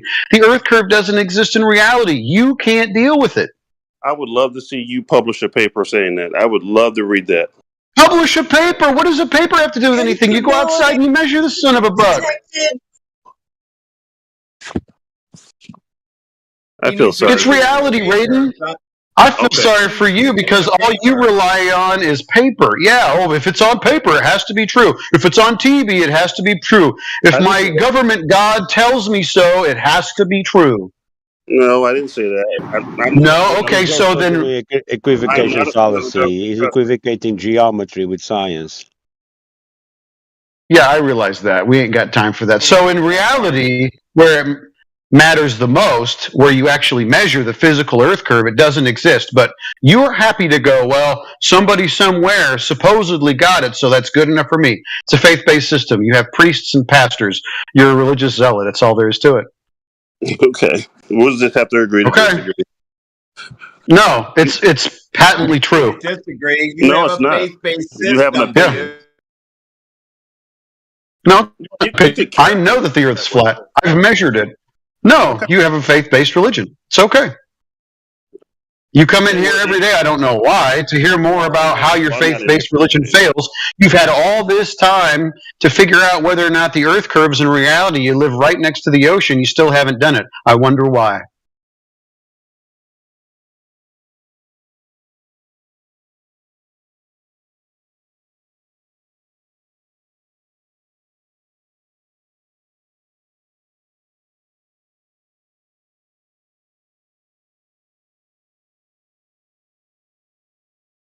So you haven't really I brought bet you anything he's afraid here. to. I bet you he's afraid to go to the Atlantic Ocean now, because he knows we're right. He just hasn't brought anything with him to the debate, except some silly questions.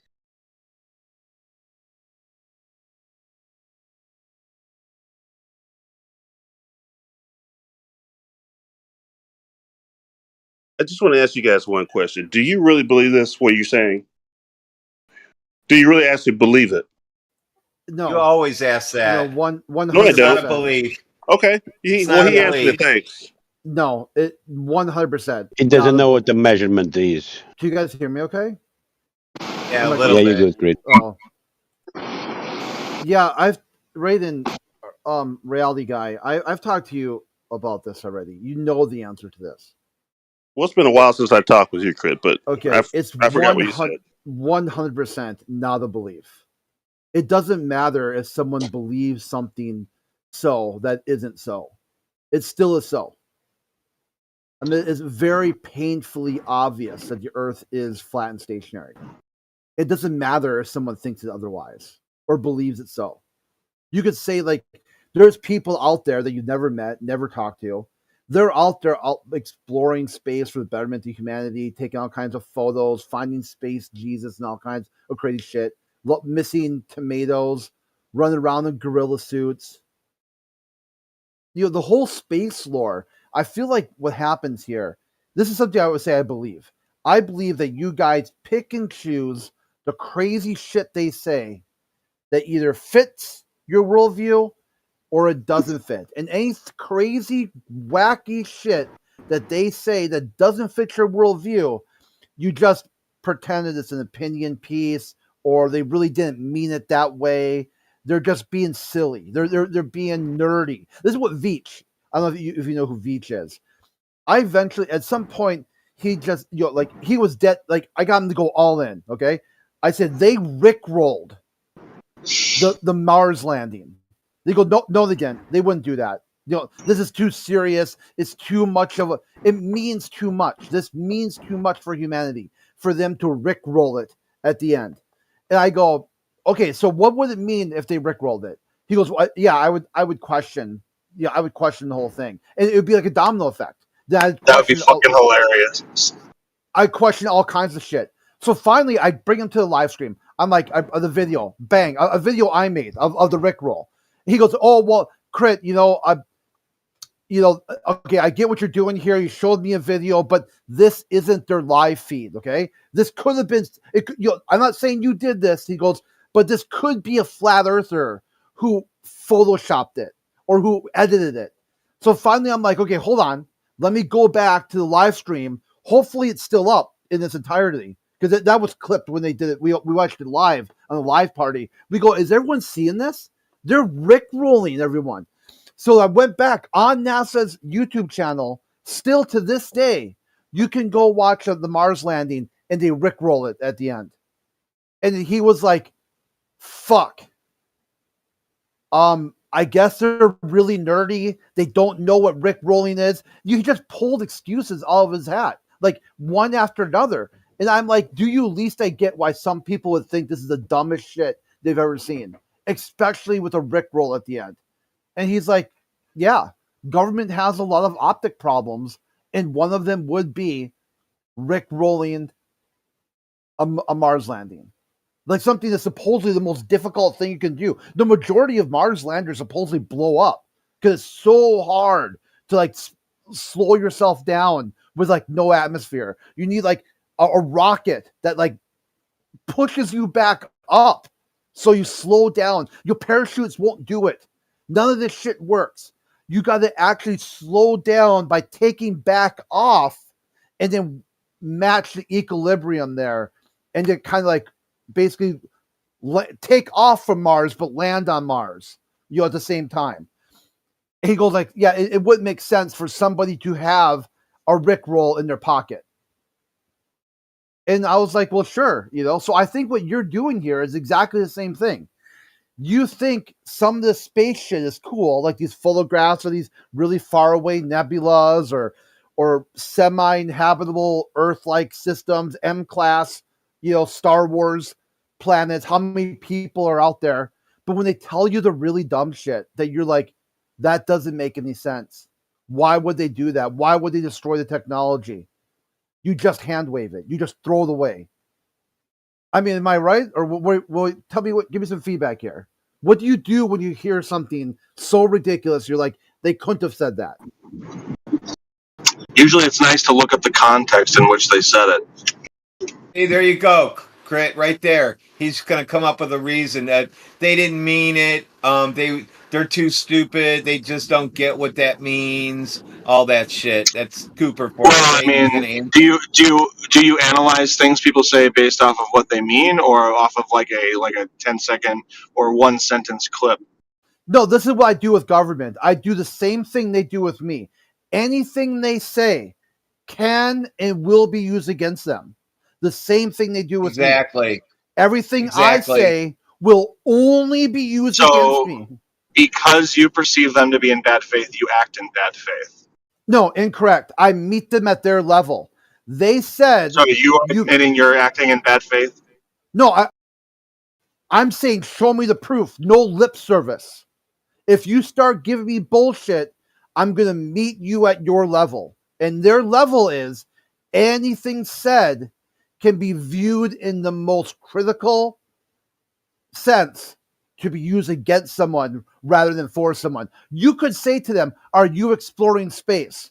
And if they say yes, if they say no, step out of the vehicle. It's time to do a DWI investigation. That's the way I treat government. There's no, and you look at them. Look at those astronauts. They are always glossy. Their eyes are always glazed over. I have no idea. What are you implying by that? That they got these guys blitzed out of their mind. And they think they're out there flying around in rockets and shit. They put them on something. They're high as a fucking kite. They come back down. They're like, oh, we saw stars and bright lights, and I closed my eyes and things were flashing. And So are all of them drugged, or some of them willful conspirators, or like, come on? no, you got useful idiots also. But then we have Buzz Don Pettit. Aldrin dropping Don secret Pettit. messages Don Pettit. in Hey, interviews, right? Don Pettit's a good example of a useful idiot.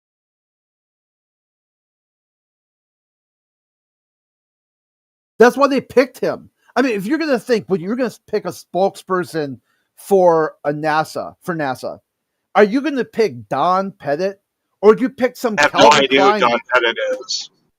This is what I'm talking about. Then why don't you guys look this shit up? If you look up, what Why would I need to know who Don Pettit is? Why is he important? Because to my he's an everyday life? abject Why do I need to know? Why do I need to know who he is? Because he's an abject There's lots of retard. abject retards. There's lots of retards. Why do I care about this? Cooper, you were the one just asking and making these statements about astronauts. He's an astronaut, pal. Relax. Not only is he an astronaut, he's the astronaut. He's supposedly the most experienced, the best of the best. Posted his picture for you. Yeah, I posted his picture for you. That he's the top astronaut of NASA. And yet he's a moron. Yeah, he's. I don't even think he Well, you've never graduated heard of high him? school. His I've never heard of him. I want to know why you guys think he's a moron. Well, you're the I don't get moron. why he's important. I don't understand why he's important. He might be a moron, but you guys haven't made a case for why Well, he's a listen to moron. what You're he just saying said. it. Like what? Chugga Thing chugga. about- Oops, phone. Do I just Google rings in here. And it says, And a is that what I'm shaft supposed that you rotate. So, I mean, like on the space station, how many of these would you have? 7, because we have 7 windows. What happens if you get a leak on that? Then you have a leak. You just have a leak, and what you would do is lose air. Yeah, you would probably seal the whole cupola off, and then there's probably a plan. I don't know off the top of my head, but there's probably a plan for replacing the mechanism. Might require a spacewalk. So my question is, how can you operate a lid on the outside of the space station by manipulating something mechanical on the inside of the space station without losing air pressure? It's called real good engineering. I don't understand what the point of what's going on here. You're so retarded. Oh, of course you don't. You don't think he's What is that? retarded. You're on his. I don't know what he's. I don't even know what he's. He sounds like he's talking about doing repairs on the ISS. I have no. What's the context? He doesn't know if he completely can. He thinks it devoid might of be- the yeah, he thinks context. It's kind of supposed to be- meaningless. He's supposed Hey, to be Cooper, why don't you swallow your mic a little bit and scream? He's I am top driving, astronaut unfortunately. and is not sure if there's a plan, if there's a leak. There might be a plan. Yeah, the highly trained astronauts have no idea what the contingency plan is if there's a leak. No clue. When was the last time this guy was in space? Imagine being in the most unsafe environment that you could ever be in. And listen, let me finish. The worst thing that could happen to you in that environment would be a leak. And this guy doesn't know what to do when there's a leak. And this guy has been on the ISS, I think, many, many times. 1 second. Don Pettit, ISS. How many? 3 times. I think the worst thing. That Yeah, could he happen lived in aboard the space International would Space be- Station for 5.5 months during Your whole Expedition 6. mission. Hold on. Well, That's Before 6.5 you go on for months. 15 Hey, before you go on for 15 minutes, the whole point of being on the ISS is so you don't get sucked into space. So the whole thing is to make sure you don't have a leak, because if you do, you're fucked. So Just for to that be not clear. to be part of their plan is kind of weird. Just to be clear, I don't go on for 15 minutes. I'm usually pretty brief. Not you. And 2, I think the worst thing that would happen on a space station is like explosive decompression, not just like a leak. I would assume that leaks happen from time to time. Really? They just Yeah. happen? Where do they produce the pressure to make that thing pressurized from? Where do they carry oxygen tanks up there? Is there a special oxygen bus? I wonder. Have you ever seen what happens with an aircraft that is within the atmos and it suddenly loses air pressure due to a malfunction regarding the door or a window or whatever? Just a little tiny hole. You know what happens if there's sudden decompression? People can drop unconscious in about 20 seconds or so, I think, or 30 seconds, or even less. That's called decompression. That's not called a leak. Yeah. But in space, where there's no air, you can just use your thumb and put it over the hole that is losing air pressure, and that's it. This is, by the way, straight from NASA. We just temporarily plugging it with our thumb. Amazing. I'm pretty sure they used duct tape. I'm pretty sure they used duct tape to save one of the rockets or entry capsules on entry because it had a leak. Whatever they say is true. Let's look at. Well, I mean, if you guys, you literally think everything they say is a lie. So I mean, right? Yeah. Point. I do. Once a liar, always a liar. They lie so much, I just go ahead and just ignore them from this point forward. You, on the other hand, just gobble it up. Oh, whatever, it has to be true because they said it. All right. I posted a picture at 00, and it's circled. That's duct tape. Well, it's actually called gaff tape, stage tape. It's cloth tape. People call it duct tape, but on stages, it's different because the gum doesn't come off onto the whatever it's stuck to. It all pulls off. Yeah, I know. So it's actually that's what they're using right there. So you think that's good enough to hold out the vacuum of space? Gaff tape? Maybe. Sure. For temporary purposes. Downstairs. I have a roll of it downstairs. I can tell you that cloth is not going to keep a vacuum. Maybe I'll do that for an experiment for you guys. I'll put gaff tape around a balloon and see if it blows up.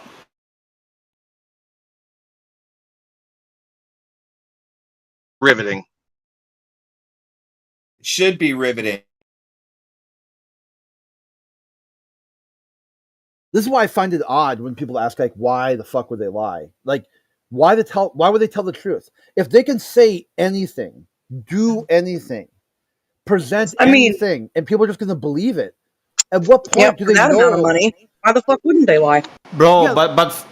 but to be honest, look at the people, man. I mean, in India, it's enough to give people PlayStation 2 graphics, and they think they've landed on the moon in 2024, I think it was, or 23. So they have PlayStation 2 or PlayStation 1 graphics, and everybody is cheering. The president is waving his flag, and he's like, "We have successfully landed on the moon," you know. And this is in the day and age of smartphones and so forth, right? So you see how gullible and probably limited the horizon of most people are, you know. And this also works with the Americans. Saying it's all a lie. Maybe it'll be a lie. Yeah, it is all a lie, man. Look at the sheep bullcrap we had in the past years with the last mission to the moon with the flat Earth table in the control room failed, and there was literally no image. And we're still waiting for the imagery of Artemis. You know, they actually said we're gonna give you the full thing, and nothing has come out yet. Still waiting for the full imagery.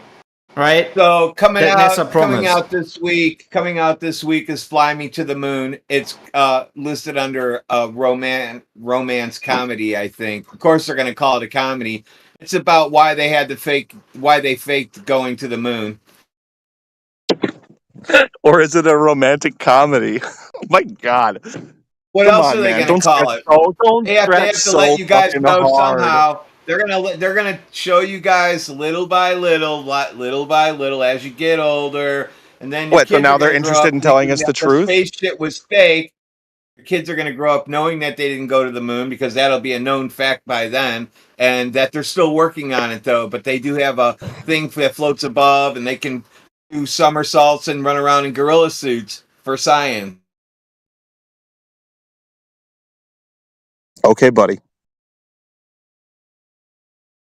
The gorilla suit one was really important because that they had said on their own article, their own press release, we casually, like, I'm not saying verbatim, but it was something along this line.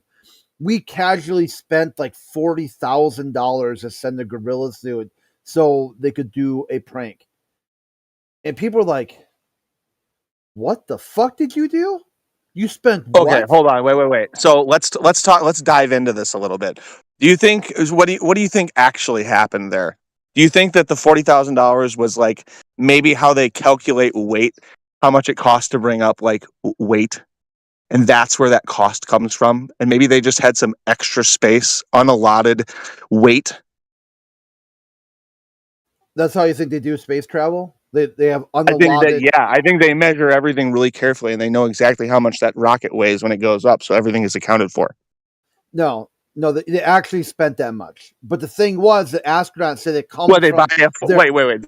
Where'd they buy a monkey suit that costs $40,000?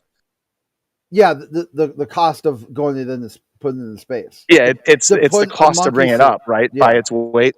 Yeah, and the thing too is like they call like, oh, these are personal. They get a certain amount of personal items. Like, well, now if it's costing, like that much, they can hold off on their personal shit. Like a personal item, like Don Patet Well, said, I mean, you're going to send somebody up. You're going to send somebody up to space for that long. You're going to bring anything personal with. They can't bring a journal with. They can't bring a book. Like Don Patet probably the first time he went up ridiculous. there. I think he probably they all get. I think it's pretty reasonable that they all get a little bit of weight to bring. Yeah, listen, Don Patet brought a yo-yo up there the first time. A yo-yo, something small, like you can fit in your pocket. Not a fucking gorilla suit, dude. Oh, he also did an advertisement for what is it called? For Angry Birds. So he had like stuffed Angry Birds animals, and he literally had an ISS intro with. I'm gonna post it. So it's literally like an advertisement for Angry Birds for a smartphone app on the space station. Yeah, and Cooper, don't forget all the NFL jerseys they had to store up there to unfurl when the Super Bowl happened. Your ideas about space travel are truly. Maybe they just bring up the two. Yeah, do you think when they just go up, they maybe just bring the two? Well, is that necessary, Cooper? No, but it sounds like fun. Well, yeah. So your ideas about space travel, they're very Pollyannish, bro. I doubt if you bring this level of gullibility to your day-to-day life. It's just, you're naive and lost in the stars. You're naive, bro. There's no way you apply this amount of naivety to your day-to-day life. No chance. I get it. You're a busy guy, but maybe go and examine this narrative that they've presented over the decades, Cooper. Because now you just kind of sound desperately defending them. You don't even know who these people are we're talking about. You're heroes. So take a step back, dude, because it's not a good look for the outer space mythology, what you do. Yeah, your satellite's breaking up. Okay, if you say so.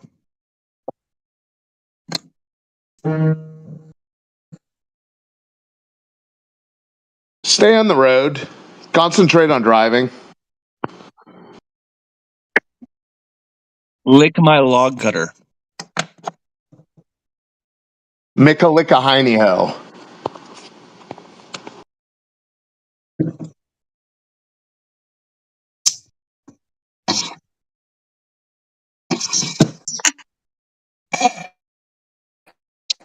I posted the gorilla suit for you.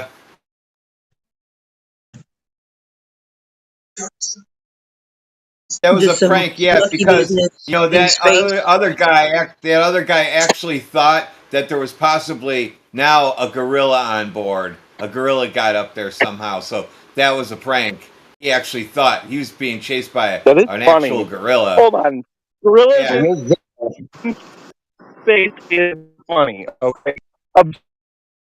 Yeah, for people with a gnat IQ.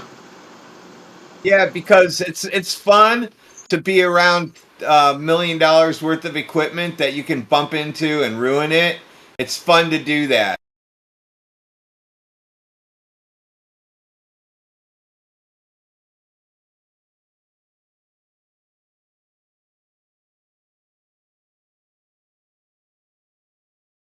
That's supposed to be a floating lab. When I walk through our lab, I stay between the lines that are marked on the floor, and I don't fucking touch anything because I don't want anybody blaming me for anything going wrong. And we got lots of tests going on. We have got a bunch of labs.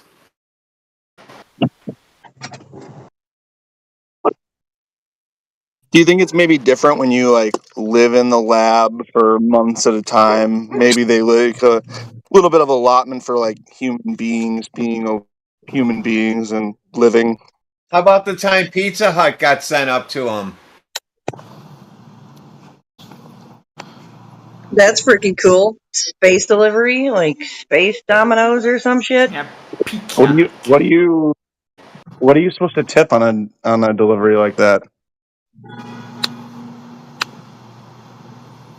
Don't eat yellow snow. That's a good. That's gotta be way. The tip would be right. You know, military like you gotta industrial- go all the way to like 20%. I would say don't play leapfrog with unicorns, and that would be my tip. Yep. Military industrial complex propaganda for 100, Alex.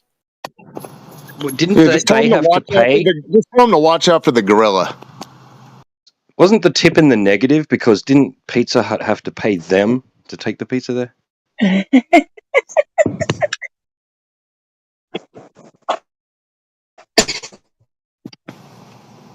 Oh, the Yeah, but the advert. driver. So they've got all these rockets that just constantly go up there, just taking gorilla suits, pizzas, Angry Birds That's shit. what they're doing. Anything you Up want, and down, plushie just dolls, gorilla suits glasses and of Angry water, Birds.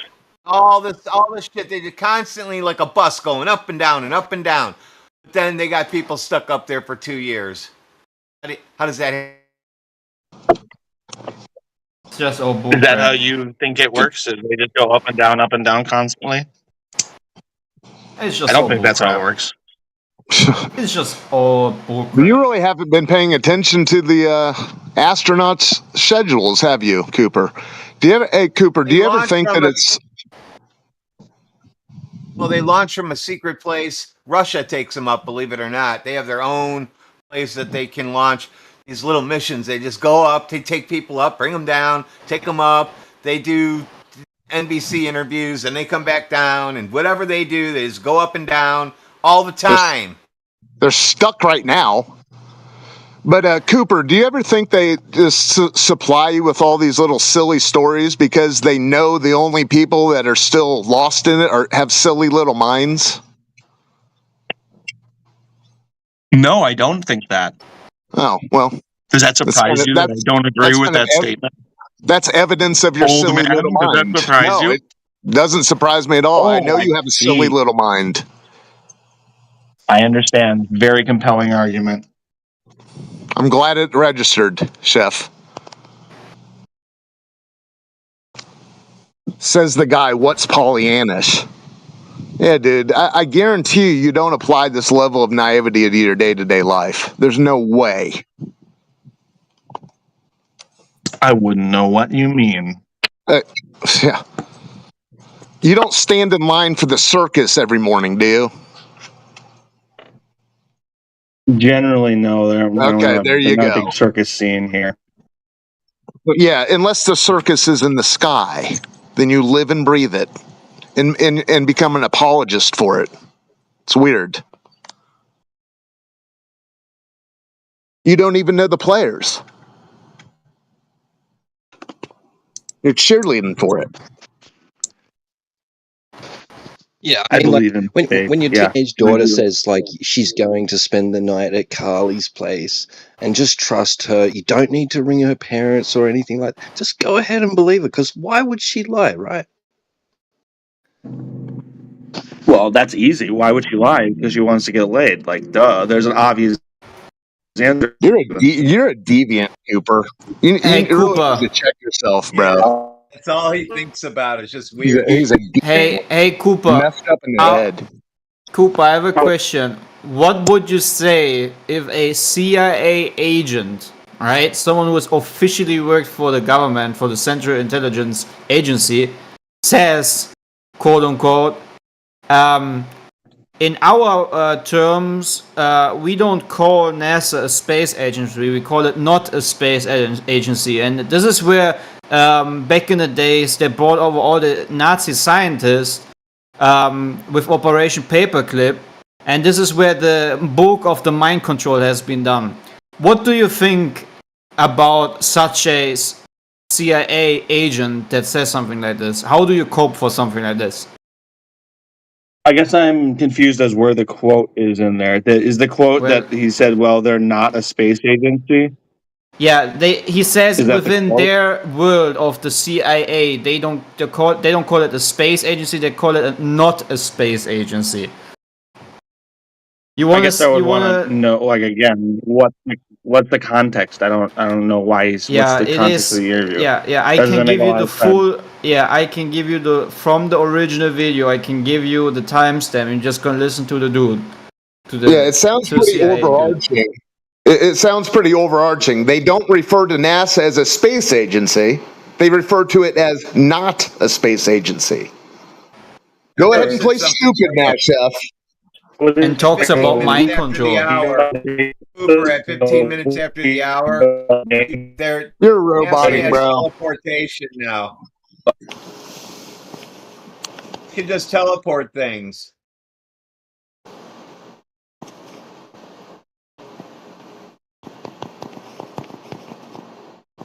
One sec.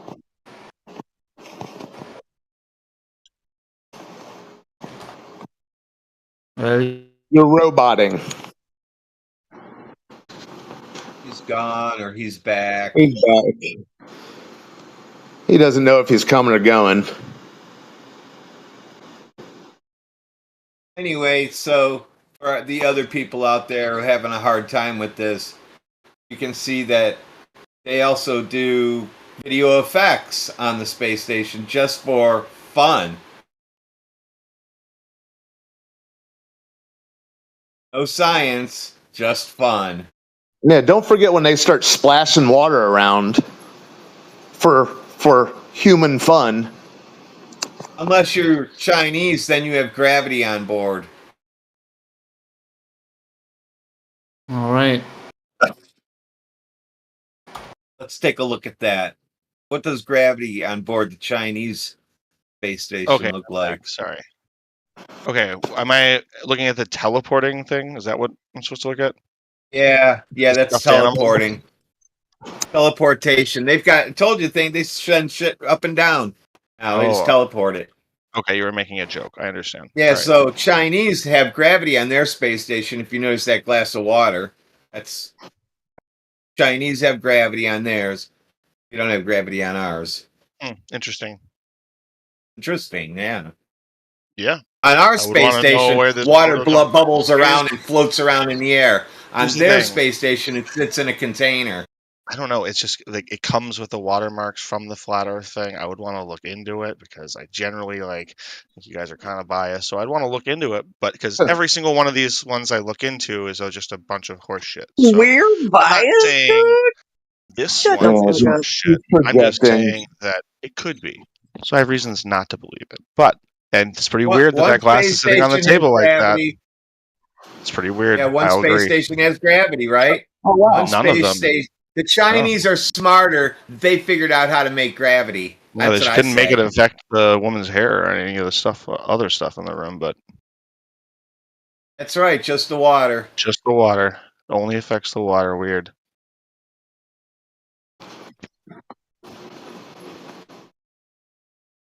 And they all have to stand upright to that water. You keep this up, Cooper, and Santa Claus is going to bring you coal. Maybe. Who knows? Ho ho ho, baby. It bothers you, doesn't it, that they're fucking you over so bad, and yet you still go along with it, even though we just show you the shit after shit after shit that they're doing, and you're like, No, because well, I know maybe if we this, dive well, into this, maybe this that, is just going to well, be maybe another load of this and horseshit. that. It's Let's got see to if be we can do something a other reverse than what we're image search seeing. on this. It has to be something different than what we're looking. Yeah, you can't be for real at this point, Cooper. I I'm don't so know, man. for real. I'm so for real, old man. You can never comprehend how Okay, for real so I who's am. Don Okay? Pettit? Who's Don Pettit? I don't know. Should I know who Don Pettit is?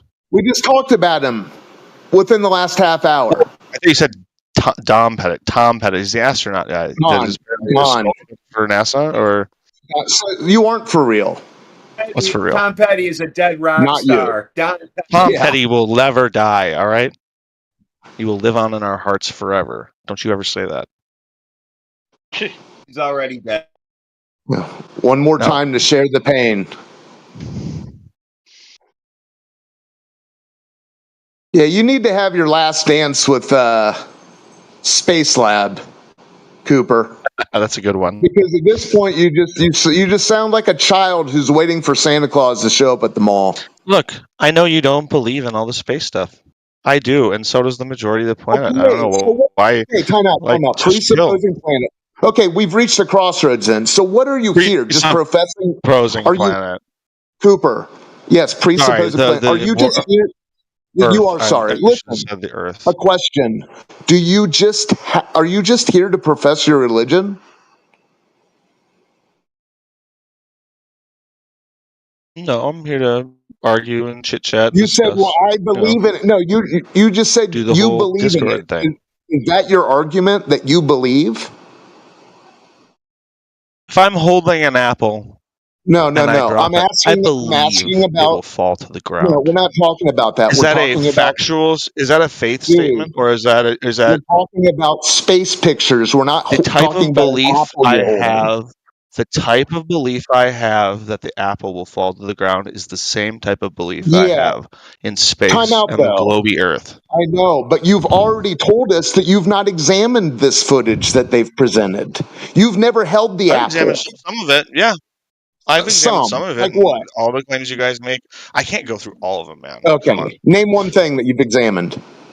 Sure. So there was some footage of that was claimed by the flat earther to be from the International Space Station of like these. It's footage from like a spacecraft of some kind. All of a sudden, they all lurch to the right in a pretty Yeah, fairly that's a quick vomit way. comet. That's a vomit comet. No, it's not. That It's was- the international. that It's was- a shuttle. No, no. I went through it and I found the footage, and that cabin Okay, there well, matches bring the that. space shuttle. Let's It's see. the Once space you shuttle. get to your destination, let's see that. You gullible shit. So No, I'm not there's going to read. I'm so not going there's to read. gravity- Look it up. Okay, so Is you're there You gravity can look it pockets up. on the space I already shuttle? did the research. I'm not going to go on When a the fetch space quest for you. shuttle is floating overhead, are there gravity pockets that pull people down? Are there no, but I think it adjusts with thrusters every once in a while or something, don't they? Wow. You don't think that people would know about it if they're going to throw people around like they just fell off a side of a building? I think they do. So, Cooper, I just asked you if you're here I to don't think profess that- belief. The space Time out. I station just doesn't ever move that fast because it would like fall apart okay, if you dude. apply that much thrust. Get a life. So they go Hey. smaller ones.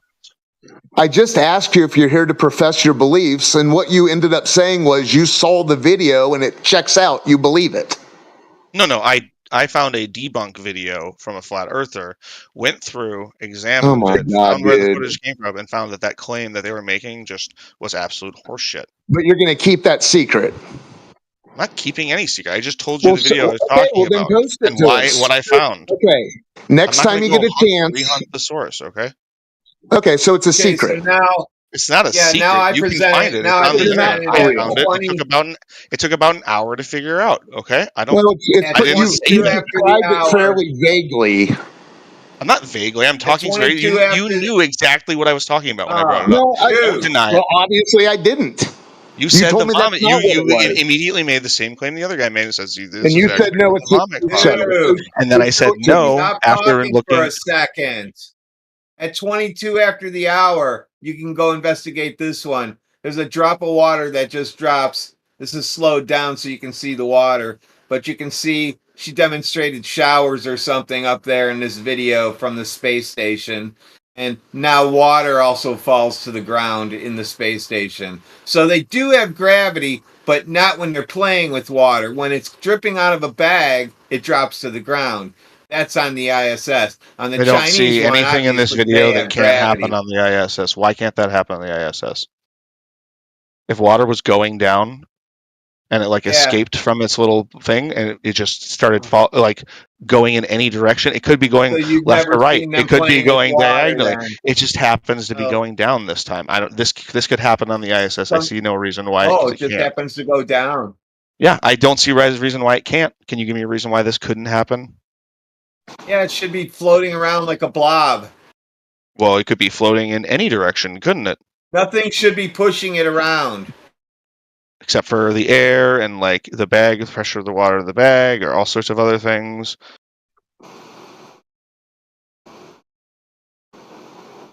So I guess we have to get what floating water in the ISS looks like. So then you can say, well, sometimes it blobs around and just sits there and they play with it. Other times it falls onto Sometimes the floor. little balls of it zip off in random directions. You guys, you will make up anything in your mind to justify that. Okay, if you say so.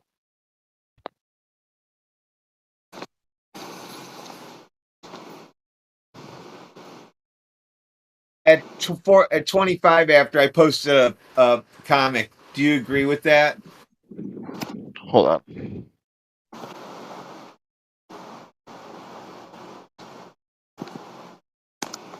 $25.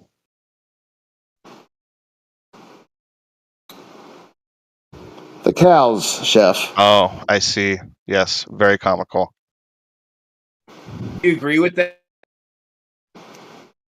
Do I agree with what? Do I agree with the general sentiment of it that people in a conspiracy have probably like a difficult time seeing it if it's like a good, well-concealed conspiracy? Yeah, that's probably generally That's not true. what that says. That's one way of reading it. Yeah. Yeah, you No, The cow that's within the conspiracy can't see that he's like a It's cow. just clear as a bell. It's What almost is they it? almost Tell spell me. it out Explain for it. you on Explain there. it for me. They almost spell it out. Explain The it. I cow don't is get just it. going. Okay, explain it. I don't understand. Do you see cow- what? Yeah, the cow says is trying to tell him that's the meat packer plant. That's where you're really going. Okay, since you're fucking retarded. And the other one says, "See, Mr. Conspiracy Theory is at it again," and they're laughing at him. And Cooper, do you see what I what the just cow? Cooper, do you see what the cow is holding? Yeah, it's a diagram of it's like meat cuts. Yeah. Oh. Yeah, I understand. Holy shit, I understand that. So is the What's cow the right? message it's fucking trying to the say, cow though? What is it correct? actually saying? I understand what the pictures Oh, are. dude. And well, I Is the think my cow correct, interpretation or of it the was laugh? correct. Are the cows laughing correct, or is the cow holding the diagram correct? If the sign in the back said vet, would he still be correct? You're a fucking imbecile, bro. You Kind of change- you changes gotta everything. change it Yeah, around. You have to yeah, change you're it right. around to You're fit right. your reality, don't you? The cow on the soapbox You is have to correct in change this, that in this around to comic. fit your fucking I just reality. agreed with you. The cow on the soapbox is correct in this comic. Okay. He sees the true nature of their reality. Then your original interpretation was shite. Nope, it wasn't. It was great. You're an idiot, bro.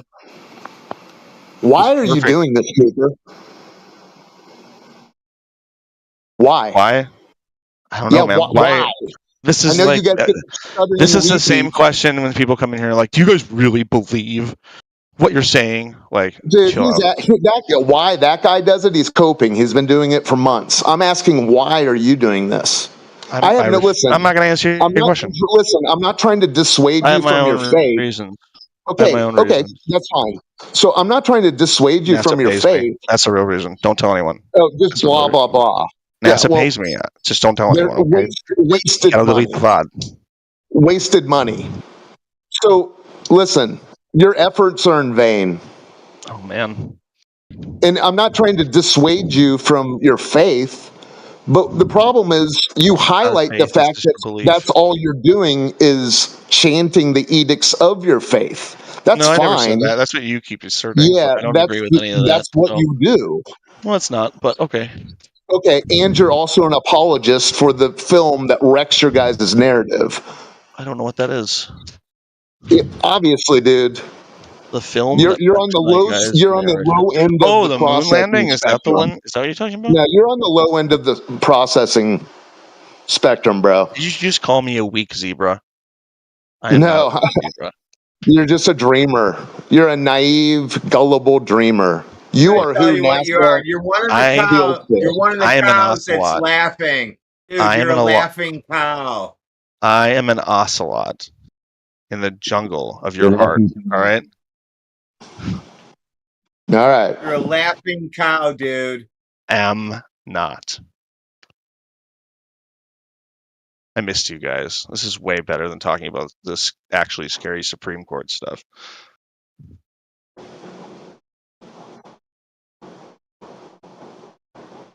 I'd agree with you there, bro. Sorry, what? I would agree with you there. I'd probably accept that as a good reason for you to be in here too.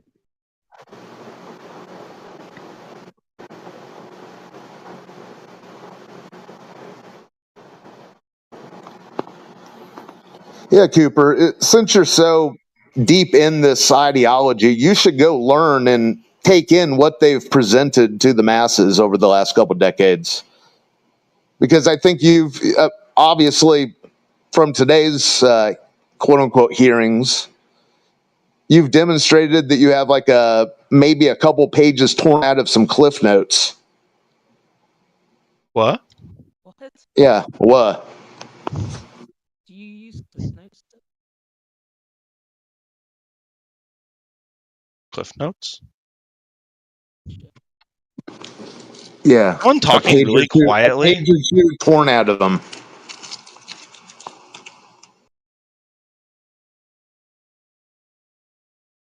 I could have swore I heard somebody else talking really quietly. Maybe I'm imagining it. Yeah, it's the talking rainbow up at 3 down from the top.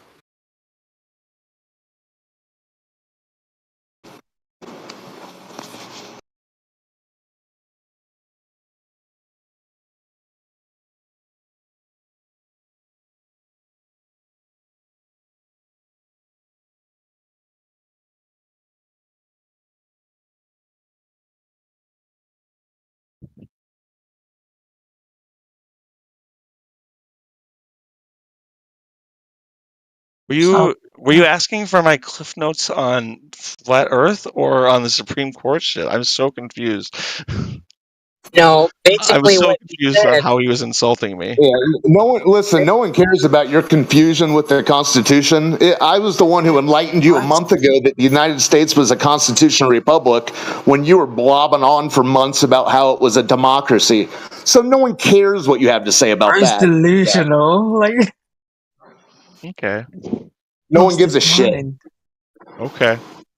Your ignorance seems to I would seep say into a all your hobbies. constitutional republic is a type of democracy. Dude, you're an idiot. If you say You're so. a sheer idiot. Okay. So just stay on topic. Chant how much you believe the space travel TV show. Sure, I believe in space travel. Okay, thank you for sharing your beliefs. You're welcome.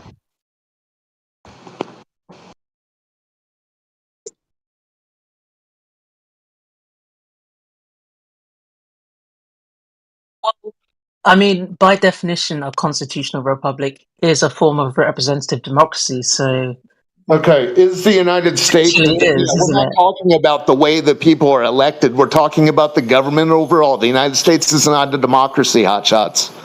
Drop well, it. it is, isn't it? No, it isn't. Isn't it? Well, it's a democratic system. No. Running under a That's what I was democracy. saying. Yeah, you brought into the propaganda. Are you high? They're crazy.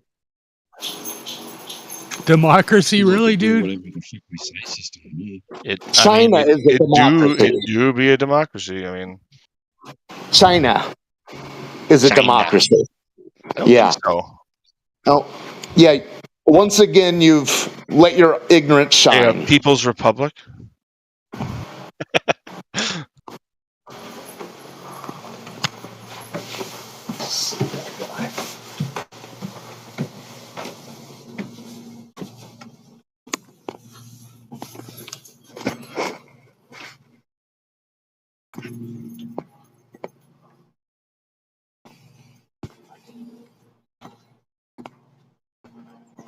Do you just like mute people you disagree with?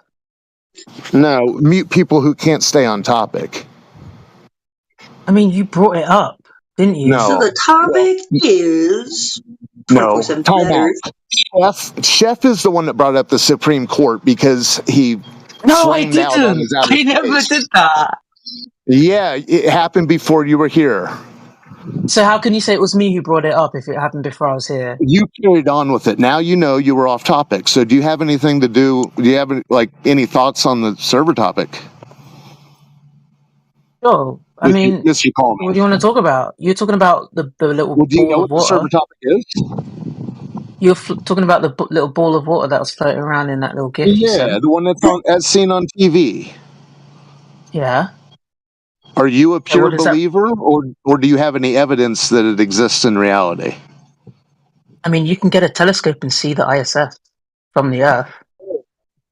Oh my lord! And you think that What seeing has the happened ISS to you with a people? telescope proves that the fucking Earth water is curving? Let's get into this.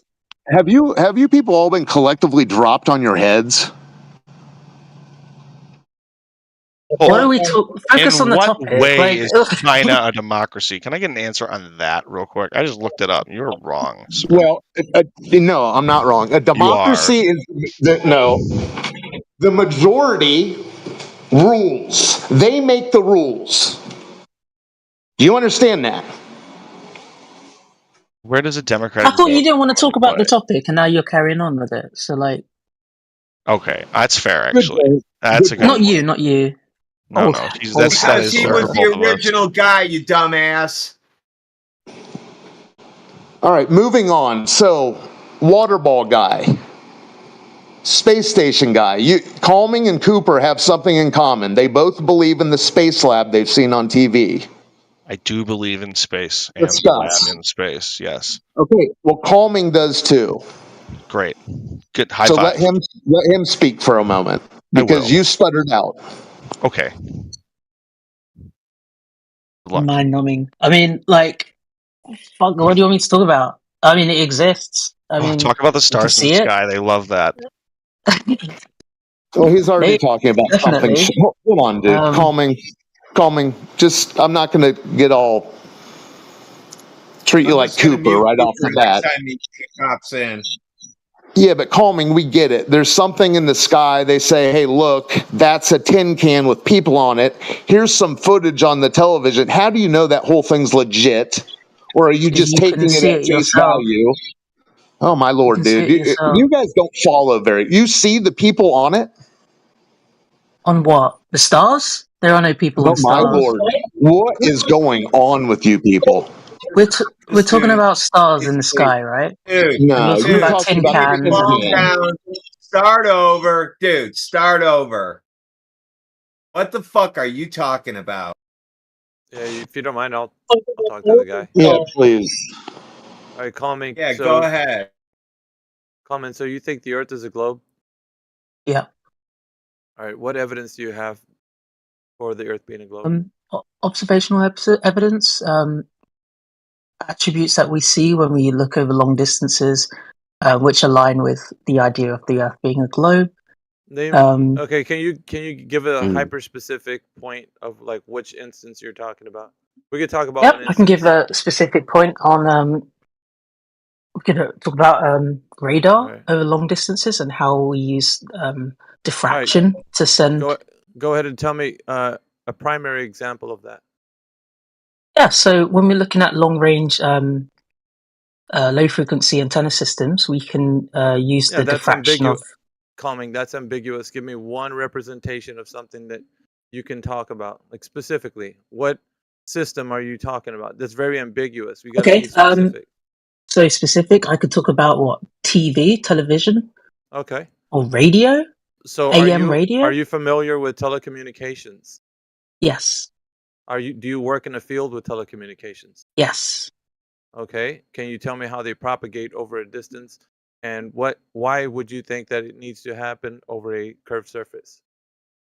Or rather, You don't have to happen how over a does curved surface. It just does. okay, so how does it determine that you're transmitting over a curved surface? So, well, I can talk about the certain attributes related to the electromagnetic spectrum and how we have Sure, to I don't compensate doubt to that certain.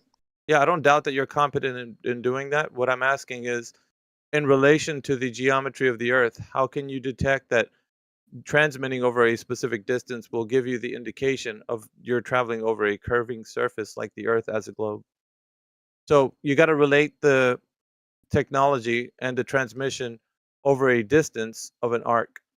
How do you know that's Okay, happening over? so Go ahead. when we're sending low frequency signals over long distances, we have to generally point the antenna facing upwards because the reflected electromagnetic waves are usually coming from a higher altitude down towards the antenna, and we don't point it across the horizon. What else do we have? We sometimes bounce signals off the moon, the face of the moon, Okay. to go. Yeah, but how does that, once again, I want to know how you're detecting geometry from this. Go ahead and tell me the connection. It You're doesn't necessarily detect geometry, but it's Okay. we have to compensate for the effects of geometry. Yeah, but I don't think that's compensating. You just saying that Okay, what do you think it is then? Just angling, the direction of Okay. which you're going to be pointing signals to. But what I'm looking for is the cowbell, which means that you have to show me what part of this explanation is going to detect that you're going over the curving surface of a geometry of, a spheroid with the said circumference, diameter, and radius. I'm trying to see the It's not connection. like there's no one all-encompassing answer I can really give in terms of radio communications, at You least. just Because that's you, with you just have to clarify on why what you just said necessitates the round Earth. Yeah. I'm with what Amazing Man said. So go ahead, Tommy.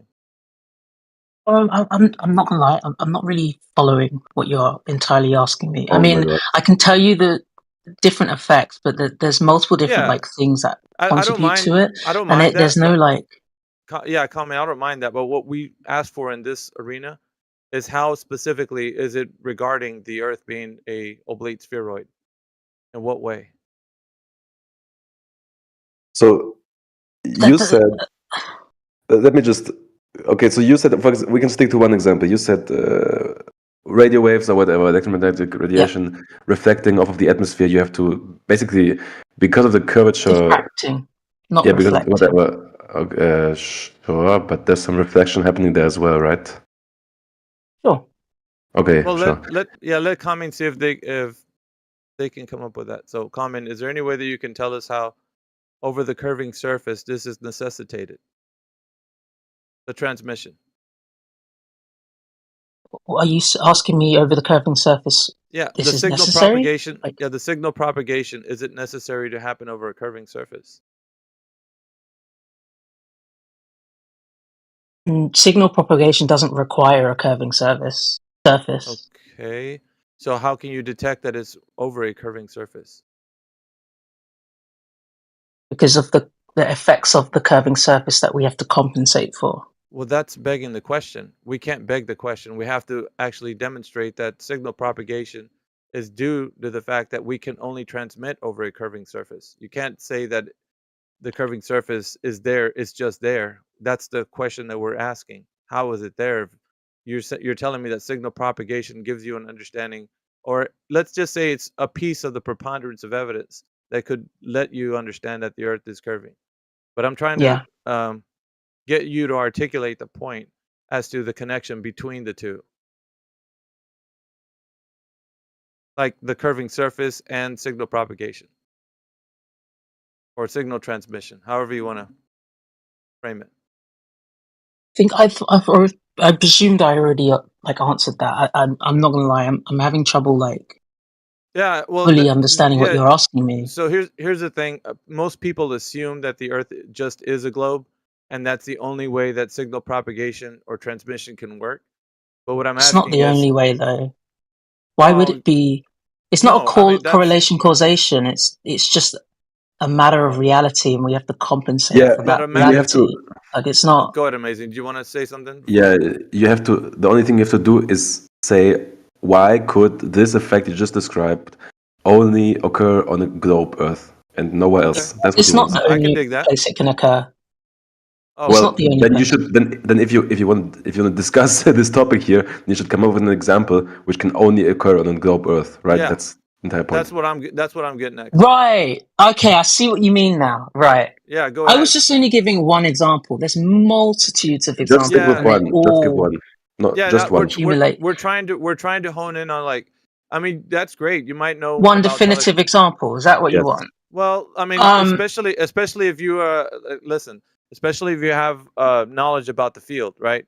I would ask anybody that has a specific type of profession if they could tell us an example of how the profession interacts with the curving surface in a way that would demonstrate that it does affect their profession in any way.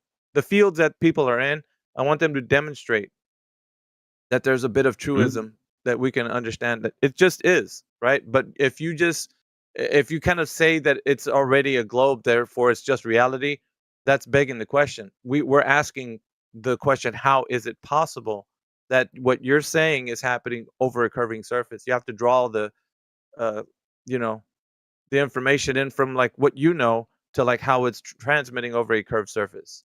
So all I'm saying is, like you said it before, it doesn't necessitate the surface needs to be curving, which I agree with. But if it doesn't necessitate that, it means that it's not necessary to think of the Earth as a globe. You get me? Well, obviously something can curve and doesn't have to be a globe.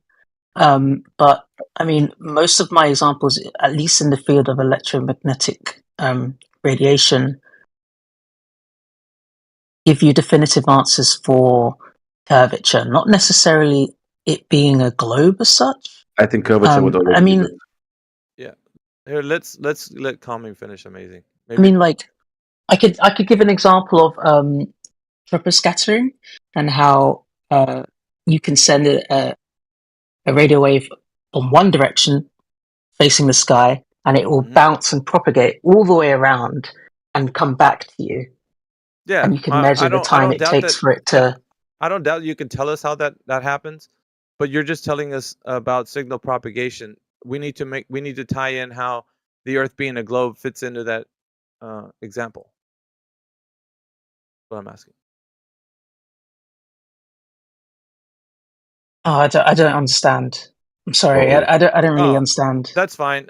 You can tell us how signal propagation works, but we're gonna have to find out whether or not it necessitates the Earth being a curved surface, or it could be a horizontal plane. Like for us, it stands to reason that our horizontal plane that we're referencing, the Earth that you and I are standing on, is just fine. Everything that technology and physics and all that work over the curved surface, over the flat surface of the Earth, not a curved surface. They don't. Right, but They that's function. that's only your incredulity. That's not. No, you're that's not the giving fact. us. Yeah, okay, Yeah, buddy. that's fine. If it's a fact, then show us how it's a fact. That's what I'm asking. I'm still of the mind that it's your incredulity, but if you think that there's facts in there, go ahead and demonstrate how it's facts. So are you saying when I'm without saying signals over long distances, I'm not compensating for I'm curvature? saying without saying that it just is, without saying it just is that way. No, you have to tell me how it is that way. Just is begging the question. How You the have to Earth show is me. curved. No. Like if you say, well, it just is curved, that's begging the question. We want to know how that the signal propagation or signal transmission it has to happen over the curving surface of the Earth. And if it doesn't necessitate a curving over the curved surface of the Earth. Hold on a second. There's no reason it has to. I don't. This is a silly question. Like, yeah. Is this another fact? Got it, Earther? Well, It seems like calming works in a profession that deals with like transmission of signals and such. So, like the thing is, like I'm giving everybody the floor to actually tell us how it's possible that on a curved surface, this is the only way that it can happen, and it cannot happen on a horizontal plane. So there's no tie-in to like the understanding of that. So we're trying You to would have figure to out if calming. explain to me. Okay, so you'd Yeah, have to go on. explain to me why I would have to compensate for curvature. So say for example, I'm compensating for a phenomenon that I refer to as curvature when I'm sending radio signals over long distances, right? What would your answer be for what I'm doing or what I'm compensating for? You're transmitting over, I don't know, a large swath of the Earth with. So let's say to the other side of the planet. Like Well- I'm in the North Pole and I'm transmitting a signal to the South Pole. You can't. Why? Yeah, you can't well, do it let's- without a I satellite. can't do it. Yeah, You're hold begging on a the minute. question. I do it every day. What do you mean I hold can't on, hold do on, wait it? a minute, Like, guys. Let's not get. I know, but is there an So instance you live right on now? the South Pole, Hold on, and who's you're interrupting transmitting right a now? specifically the message. South Pole. Guys, one second. So what I'm asking you is that the hypothetical that you're about to use right now, has it been done before? Because anything that you use, I'd rather you use a type of hypothetical that's possibly been done by someone. Yes. Okay, so can you detail anything that you can say this has been done already, or it's happening now? Okay, what the fuck? Amateur. I'll give a better example. So like amateur hobbyists, like radio people who do like ham radio and stuff like that. They constantly, regularly send. Okay, show it. What are the distances that we're talking about coming from? What to what? like thousands of kilometers. Yeah, I know that's ambiguous. Let's get specific. What? Okay, Use a hypothetical, but just you can be specific. What geographic locations are we talking about? Okay, so we're talking about like 4,000 miles usually when regarding using a high gain antenna. Stop making numbers up and just show the locations. Yeah, from what geographic location? So from like somewhere in the United States to someone who's in like oh my god, India, man! for example. I mean, you're asking me to give an example of a specific person who did something at one time. Yeah. Okay. Listen. When if thousands of people do it every day, when you could Google it thousands yourself, of people but you do want me it to every give a day, then you specific should be example, able to like show it easily. Then, yeah. Yeah. So, and Timble's right. Like with the specific example, you have to show us. Okay, so this signal propagation over this amount of distance happened from New York to like, I don't know, Sydney, Australia. I'm just giving you a crazy example, but if you can show us, look, and this is what happened, you're outlining a specific scenario where this was a particular instance of what outlines what you're talking about, to give us the understanding that signal propagation over that specific distance has already been done and is happening. So that gives us an understanding. Okay, now we have distance that we're working with, and we know that signal propagation can happen. And so, you know what I mean? We're building a case for you to say that you can't just say signal propagation operational over a 4,000 mile distance.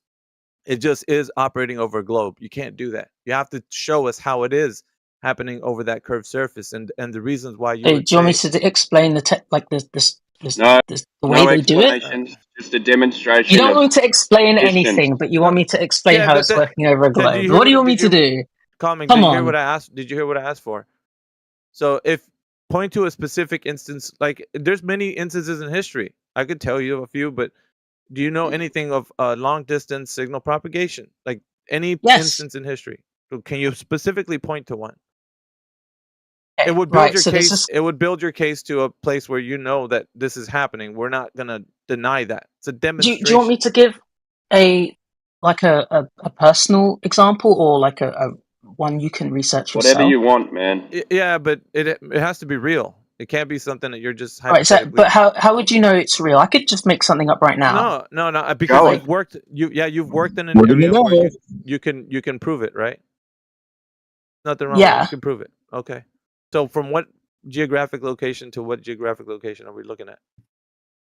Okay, so there's one case of someone who sent a signal from like a low frequency signal, it's like 700 megahertz from California.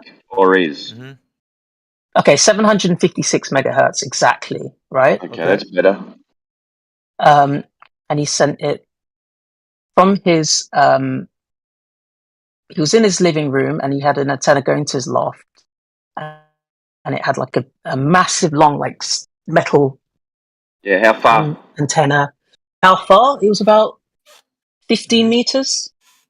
No, Just how far extending did he? directly up. How far did the signal propagate? Yeah, what was the distance that it propagated?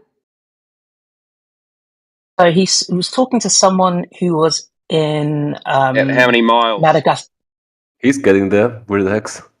Right, innit? Relax. Let me answer. Yeah, fucking, there's a specific question on the table, and he's fluffing around having some tea and Is your cucumber every time I sandwiches. answer it, you ask for more Fucking hell. specific details, and I'm going as specific as I can, and you're rushing me. All right, you said Madagascar? Madagascar, right? From And where? the guy who was listening, I told you already. If you were listening, instead of Yes, asking listen. stupid questions, California, in his bedroom, California. and he had antenna in his loft. Cool. How many miles is Done? that? I don't know. Google it. Well, it's your story, man. I mean, All you're right. okay. So Sure, now Madagascar to California. Yeah, so now we got a distance. So Yeah, over that specific 17,000 kilometers. Excellent. Over that specific distance. Now, I need you to tell me, because it's going to be contested now that we have a demonstration Yep. of signal propagation happening over a specific Well, distance. I could have made it up, but sure, yeah, demonstration, yeah. Yeah, you How can. do you know can it's make it happening up. over a globe? Yeah, that's the next question I'm going to ask him. So if you're gonna tie in the globe calming, this is the incredible thing that you're gonna have to do. You're gonna have to demonstrate that specific signal propagation or that demonstration is happening over a curved surface. Now the onus is on you to present a case in which you demonstrate that that's absolutely true. That there can be no other way. Only a curved surface can demonstrate. Cannot be a horizontal plane. You have Sure. to I mean, rule there's no everything line out. of sight. There's no line of sight. Okay. No matter how high you go. What is the angle of the? What is the angle? Or tell us how. Let me put it this way: since you're understand, this type of telecommunications, It's like tell us how 45 degrees upwards, about Okay. 40 to And what 45 is degrees happening over upwards. the distance with that signal propagation? It's emitting from the source antenna, and it's going towards the sky, and it's diffracting through the different layers of the atmosphere, and you have a little shift in frequency, usually to a lower frequency, and you have to compensate for that. You can also hear atmospheric disturbances from within, like on the other side from the signal. You have to Where compensate it's being for, received, right? Where it's being received. yeah. Okay. You have, I mean, in terms of curvature, the biggest thing is lack of line of sight, really. Okay, but And- what we're and doing the- is, the are we bouncing Doppler shift signals? of the- Yeah, we're bouncing signals, though, right? Yeah. Okay, so in that signal Well, bounce, more accurately diffracting. okay, we're diffracting signals through the air. Yeah. And once that signal gets diffracted, it seems to be having kind of like a wave pattern. Is that right? I mean, it's always had a wave. Yeah. Right, It but always over the had it distance. from the source. It has a wave pattern. Okay, so let's. Isn't that let's kinda funny? Like let's kind of break this. your way to prove a globe is to not have line of sight. That's kind of weird. Right. So How is it weird? I mean, you don't have line of sight on a globe, is Well, it? it's weird because he's saying the wait. signals get there because there is no line of sight. Let me see if we can get to a point where we can all kind of get in on this. So we're saying that signal propagation is happening a specific way with things that are angled upwards, so we can get that bounce. That bounce is important, right? In order for the signal to propagate over such a vast distance. Is this correct? Mm-hmm. Now, what I'm asking you is, we're arguing for the side of a horizontal plane that extends out, to wherever the distance needs to be, and we're saying from that distance, signal propagation can work just fine with a line of sight. So for us, a line of sight is just fine, but how the signals are achieved to propagate over that distance, it could be worked over the same methodology that you think that you're doing now, right? So the same methodology But that you're you using say now. it would work with the line of sight, right, on a flat Earth? Sure. But signal propagation, the way it there is- operates, you- and go on. Yeah, but if you point the antenna with line of sight, you can't get signal on the other side. No, You that's have not what I'm. to. Yeah, that's not what I'm talking about. I'm saying the line of sight that you have to the target, right? Wherever the target is, doesn't matter.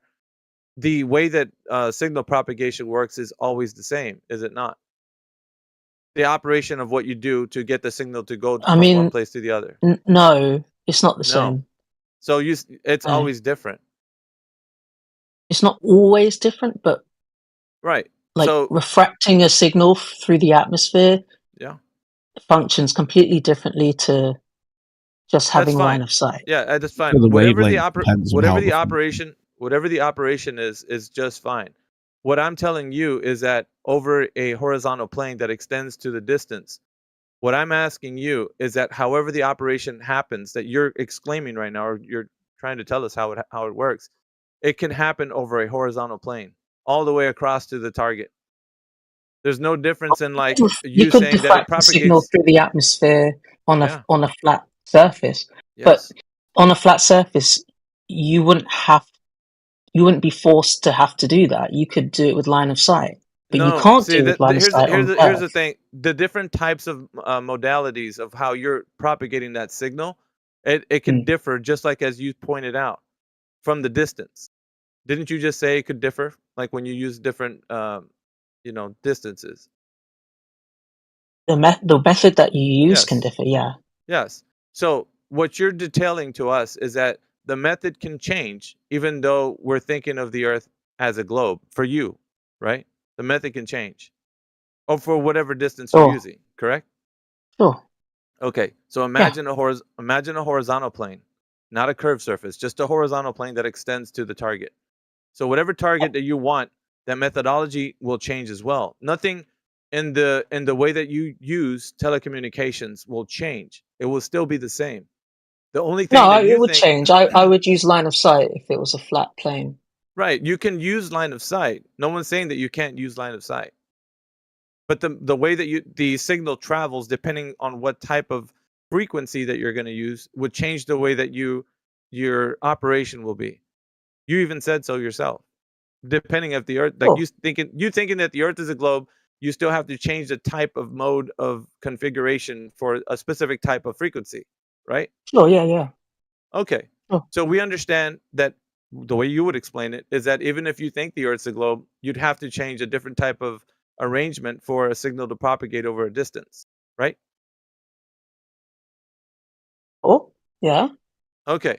So even if the Earth was a horizontal plane, that would still be the same type of way to do that.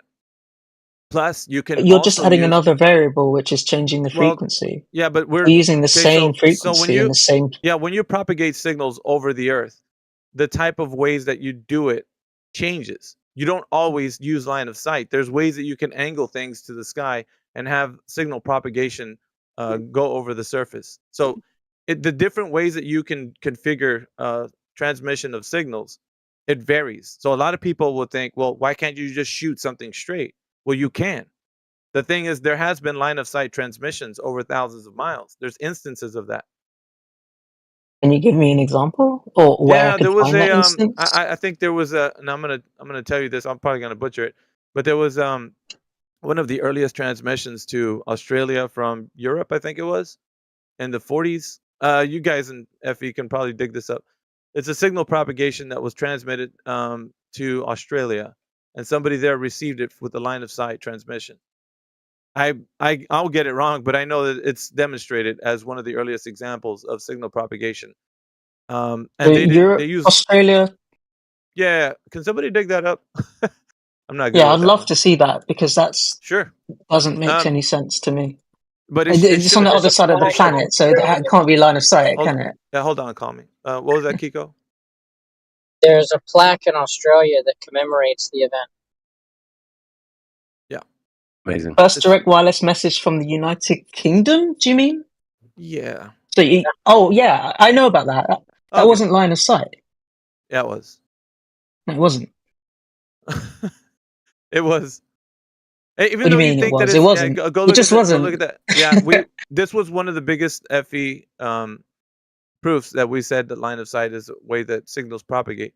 And also we've had many debates about these, so I know that I haven't really looked into it. It's not one of my fortes because I don't need that. But it was one of the ones that they use to demonstrate that the line of sight transmission is possible.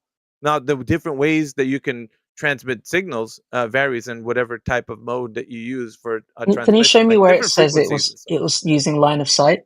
Yeah, it does. Can you show I me think where? that there's a citation where it does exclaim that that's what happened. So if somebody Yeah. can dig it up and post Where? it for the Because I can't see gentleman, that anywhere. that's fine. I'm not. I'm. That's It not just my. doesn't say that. And well, yeah, it's fine. Call me. But This is there's other. incorrect. I mean, I've studied this. This is That's not fine. true. That's fine. Call me. That's fine. But I'm not, like I said, it's not my evidence. I wouldn't say so. But all I'm gonna bring you back to is that if you're thinking signal propagation, because that's one instance that FE was talking about. There's a couple of things you can bring up on that. But if you know the instance, then I'd say look into it, because all I know is that when that was raised as a one of the debunks, I guess, it was brought forward to the people's attention that they couldn't refute that it said so in the article that signal was propagated over with line of sight. But that being the case, I'm still going to go back to the idea that you think that it's transmitted over the curved surface, right? So that's fine. You think that this operation can only happen over the curving surface, and you're using from LA to Madagascar. I don't. No. You keep saying that. I don't think it's the only way it can happen over a Okay. curved surface. I don't. It's not limited to it being on a curved surface. It's just Okay. the fact that the Earth is curved. That is the way that we But that's begging Yeah, the send okay. question. communications. That's But begging it's the, not. that's It's not. begging the question. That's Then just the again, reality of it, isn't it? You have I to don't no know. no. Understood. When you say that's reality, okay. So let's talk about reality. Now let's get out of this specific topic for just a moment. I'm going to take you back to just talking about first principles, right? So if we're going to state that the Earth is something, how do you know that the Earth is a globe? So who measured the curvature of the Earth in the first instance ever in history? Do you know? I mean, there's many debated Okay. Do you? If you don't, instances in the comment. history, but I Listen. don't know the exact first. I'm not gonna lie. I Okay, don't know that's the. fine. So the radius and diameter and circumference that details to us how the size of the Earth. So there's there's a geometric shape to the Earth, right? Yeah. Okay, so that geometric shape has been discovered allegedly by somebody. So who? If you don't know who that was, that's fine. We don't There's have to know, multiple instances in history where different isolated groups have made their own discovery at Okay. different times in history, but I don't know the very first instance. All right. So think about this. If the Earth is a globe with a specific radius, diameter, circumference, the consequent of it being a geometric shape would be such that there would be a drop over the distance. So from where you're standing to off into the distance, the Earth would be curving and dropping. So there would be a drop over the distance because the Earth is a ball. So if that was the case, and we do live on a curved surface, do you think that somewhere in history that curving surface could be measured with a drop over the distance? I'm sure someone in history has made an attempt to measure the curve by measuring Excellent. the drop of the horizon. Sure. Excellent. Who's done that? I don't know. All right. Whoever. So Whoever's decided to I do know. that. I Listen, don't know. listen, I'm that's gonna be fine. honest with you. I don't know. I know, and that's I good. don't I really like like. honesty. Honesty is the best policy, to be honest, in this Yeah. conversation. Holy But cow. the most important thing is if we just assume that the Earth is curving without having to verify that it actually is, or go into an argument like signal propagation works over a curved surface, and just assume that the Earth is curving, then we're not doing justice to making the argument valid or state that it just is true that the Earth is curving. So we need to first point to the premise that it is curved in the first instance. Does that make sense? I mean, yeah, you said a lot. Oh, I'm sorry. I don't want to confuse I you, mean, but I've come if here you and I've come here with expertise in a specific field. sure, I mean, I don't the mind. I don't mind that. topic on history and Yeah. Okay. So I'll tell you this. all So of these other calming. What I would say is that this specific topic of the Earth being a globe, it spans to many professions and many topics. It's like a yeah. wide range, and so your specific information is probably it's a crucial piece, but it's not the crux. The crux is Of the course, actual yeah. Earth being an absolute certainty that it's a globe, like without a shadow of a doubt, that it is a globe no matter what. So we're getting to the bottom of that. So you basically your argument is a derivative topic. After it already is curving, this is how things work, right? Like that's where you would come in. Yes. Right. So we're getting to the bottom of things. We want to know in the first place, how was it demonstrated that it is a geometric shape? So we're asking, and it might not be you that brings that information. So if you want to sit and listen or whatever, that's fine. But we're asking people to come forward with that. Like state the claim that the Earth is a globe. And if that's the case, please bring the evidence that it is Okay, demonstrated. I've got another one. 100%. So I guess we could talk about imaging and like some of the satellite images. Well, that's great. I presume that. I was going to tell you that's great. You can do that, but there's going to be a time because I don't do like most of the other people that you might have talked to about flat Earth. I don't ask you to prove that the image that you've seen from the Earth from at a satellite is if it's true or not. I don't do that. I ask you, what in reality do you have to compare that image to? Have you ever seen the Earth in that way?